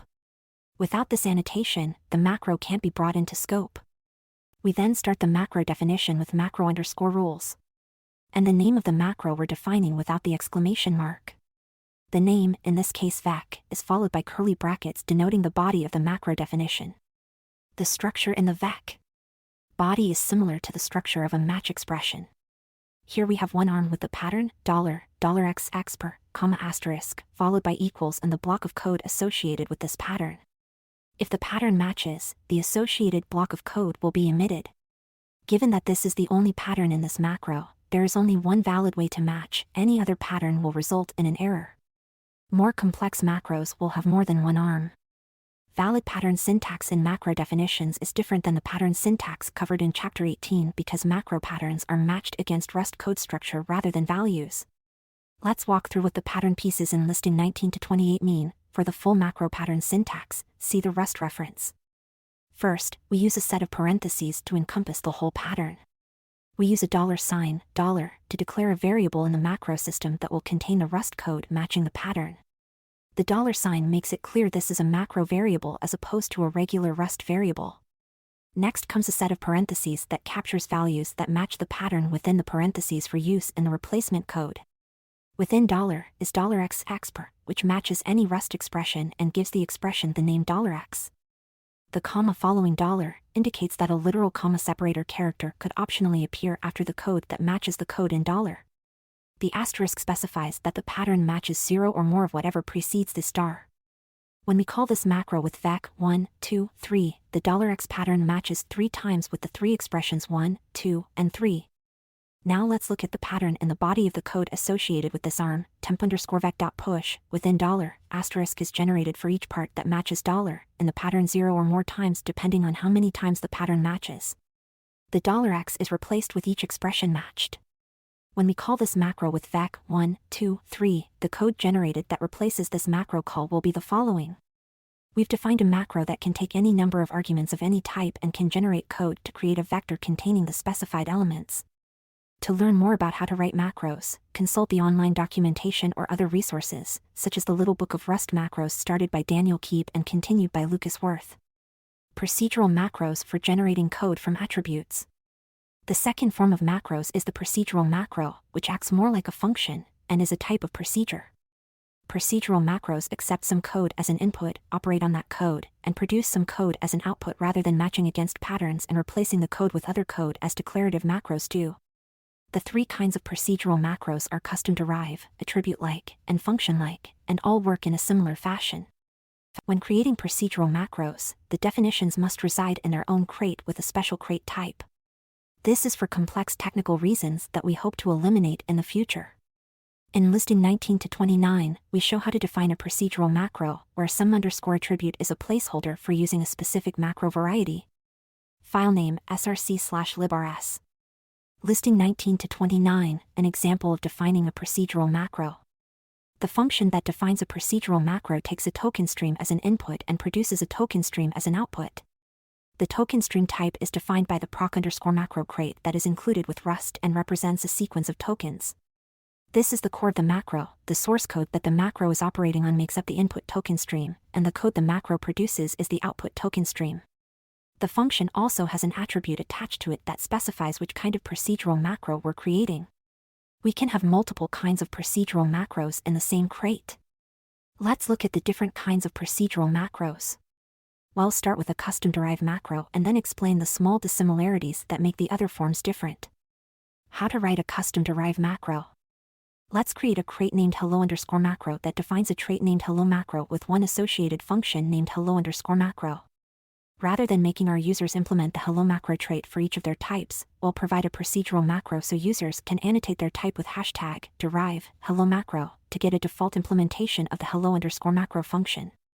The default implementation will print hello macro. My name is type name, where type name is the name of the type on which this trait has been defined. In other words, we'll write a crate that enables another programmer to write code like listing 19 to 30 using our crate. Filename src/main.rs. Listing 19 to 30, the code a user of our crate will be able to write when using our procedural macro. This code will print hello macro. My name is pancakes. When we're done, the first step is to make a new library crate, like this. Next, we'll define the hello macro trait and its associated function. Filename src/librs. We have a trait and its function. At this point, our crate user could implement the trait to achieve the desired functionality, like so. However, they would need to write the implementation block for each type they wanted to use with hello_macro. We want to spare them from having to do this work. Additionally, we can't yet provide the hello_macro function with default implementation that will print the name of the type the trait is implemented on. Rust doesn't have reflection capabilities, so it can't look up the type's name at runtime. We need a macro to generate code at compile time. The next step is to define the procedural macro. At the time of this writing, procedural macros need to be in their own crate. Eventually, this restriction might be lifted. The convention for structuring crates and macro crates is as follows. For a crate named foo, a custom-derived procedural macro crate is called foo_derive. Let's start a new crate called hello_macro_derive inside our hello_macro project. Our two crates are tightly related, so we create the procedural macro crate within the directory of our hello_macro crate. If we change the trait definition in hello_macro, we'll have to change the implementation of the procedural macro in hello_macro_derive as well. The two crates will need to be published separately, and programmers using these crates will need to add both as dependencies and bring them both into scope. We could instead have the hello_macro crate use hello_macro_derive as a dependency and re-export the procedural macro code. However, the way we've structured the project makes it possible for programmers to use hello_macro even if they don't want the derive functionality. We need to declare the hello_macro_derive crate as a procedural macro crate. We'll also need functionality from the sin and quote crates, as you'll see in a moment, so we need to add them as dependencies. Add the following to the cargo.toml file for hello_macro_derive. Filename, hello_macro_derive/cargo.toml. To start defining the procedural macro, place the code in listing 19 to 31 into your src/librs file for the hello_macro_derive crate. Note that this code won't compile until we add a definition for the impl_hello_macro function. Filename, hello_macro_derive/src/librs. Listing 19 to 31, code that most procedural macro crates will require in order to process Rust code. Notice that we've split the code into the hello_macro_derive function, which is responsible for parsing the token stream, and the impl_hello_macro function, which is responsible for transforming the syntax tree. This makes writing a procedural macro more convenient. The code in the outer function, hello_macro_derive in this case, will be the same for almost every procedural macro crate you see or create. The code you specify in the body of the inner function, impl_hello_macro in this case, will be different depending on your procedural macro's purpose. We've introduced 3 new crates, proc_macro, sin, and quote. The proc_macro crate comes with Rust, so we didn't need to add that to the dependencies in cargo.toml. The proc_macro crate is the compiler's API that allows us to read and manipulate Rust code from our code. The sin crate parses Rust code from a string into a data structure that we can perform operations on. The quote crate turns sin data structures back into Rust code. These crates make it much simpler to parse any sort of Rust code we might want to handle. Writing a full parser for Rust code is no simple task. The hello_macro_derive function will be called when a user of our library specifies #derive hello_macro on a type. This is possible because we've annotated the hello_macro_derive function here with proc_macro_derive and specified the name hello_macro, which matches our trait name. This is the convention most procedural macros follow. The hello_macro_derive function first converts the input from a token stream to a data structure that we can then interpret and perform operations on. This is where sin comes into play. The parse function in sin takes a token stream and returns a derive input struct representing the parsed Rust code. Listing 19 to 32 shows the relevant parts of the derive input struct we get from parsing the struct pancakes, string. Listing 19 to 32, the derive input instance we get when parsing the code that has the macros attribute in listing 19 to 30. The fields of this struct show that the Rust code we've parsed is a unit struct with the ident identifier, meaning the name, of pancakes. There are more fields on the struct for describing all sorts of Rust code. Check the sin documentation for derive input for more information. Soon we'll define the impl_hello_macro function, which is where we'll build the new Rust code we want to include. But before we do, note that the output for our derive macro is also a token stream. The return token stream is added to the code that our crate users write, so when they compile their crate, they'll get the extra functionality that we provide in the modified token stream. You might have noticed that we're calling unwrap to cause the hello_macro_derive function to panic if the call to the sin parse function fails here. It's necessary for our procedural macro to panic on errors because proc_macro_derive functions must return token stream rather than result to conform to the procedural macro API. We've simplified this example by using unwrap. In production code, you should provide more specific error messages about what went wrong by using panic or expect. Now that we have the code to turn the annotated Rust code from a token stream into a derive input instance, let's generate the code that implements the hello macro trait on the annotated type, as shown in listing 19 to 33. File name, hello_macro_derive/src/librs. Listing 19 to 33, implementing the hello macro trait using the parsed Rust code. We get an ident struct instance containing the name, identifier, of the annotated type using ast.ident. The struct in listing 19 to 32 shows that when we run the impl_hello_macro function on the code in listing 19 to 30, the ident we get will have the ident field with a value of pancakes. Thus, the name variable in listing 19 to 33 will contain an ident struct instance that, when printed, will be the string pancakes, the name of the struct in listing 19 to 30. The quote macro lets us define the Rust code that we want to return. The compiler expects something different to the direct result of the quote macro's execution, so we need to convert it to a token stream. We do this by calling the into method, which consumes this intermediate representation and returns a value of the required token stream type. The quote macro also provides some very cool templating mechanics. We can enter #name and quote. We'll replace it with the value in the variable name. You can even do some repetition similar to the way regular macros work. Check out the quote crates docs for a thorough introduction. We want our procedural macro to generate an implementation of our hello macro trait for the type the user annotated, which we can get by using #name. The trait implementation has the one function hello_macro, whose body contains the functionality we want to provide, printing hello macro. My name is, and then the name of the annotated type. The stringify macro used here is built into Rust.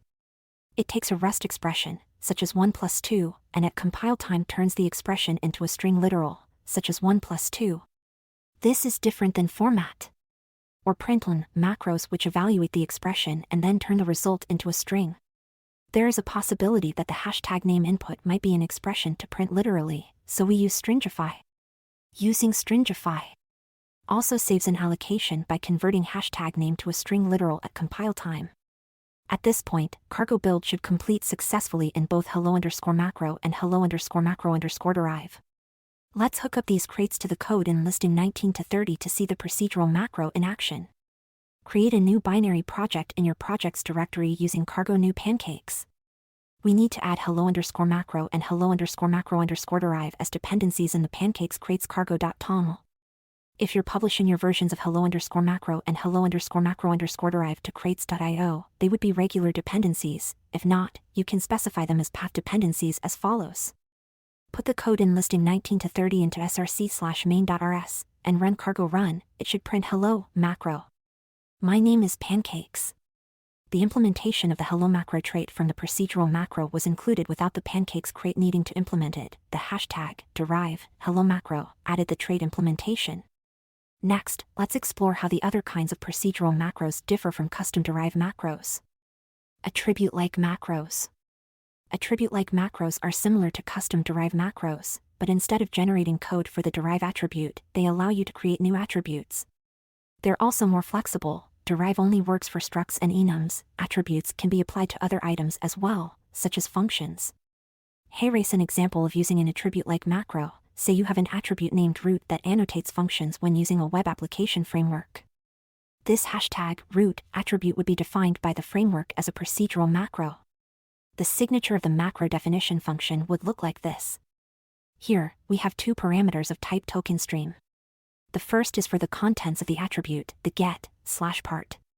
The second is the body of the item the attribute is attached to, in this case, fn index, and the rest of the function's body. Other than that, attribute-like macros work the same way as custom derive macros. You create a crate with the proc macro crate type and implement a function that generates the code you want. Function-like macros. Function-like macros define macros that look like function calls. Similarly to macro_rules. Macros, they're more flexible than functions. For example, they can take an unknown number of arguments. However, macro_rules. Macros can be defined only using the match-like syntax we discussed in the section declarative macros with macro_rules. For general metaprogramming earlier. Function-like macros take a tokenStream parameter and their definition manipulates that tokenStream using Rust code as the other two types of procedural macros do. An example of a function-like macro is in SQL. Macro that might be called like so. This macro would parse the SQL statement inside it and check that it's syntactically correct, which is much more complex processing than a macro_rules. Macro can do. The SQL macro would be defined like this. This definition is similar to the custom derive macro signature. We receive the tokens that are inside the parentheses and return the code we wanted to generate. Summary. Phew. Now you have some Rust features in your toolbox that you likely won't use often, but you'll know they're available in very particular circumstances. We've introduced several complex topics so that when you encounter them in error message suggestions or in other people's code, you'll be able to recognize these concepts and syntax. Use this chapter as a reference to guide you to solutions. Next, we'll put everything we've discussed throughout the book into practice and do one more project.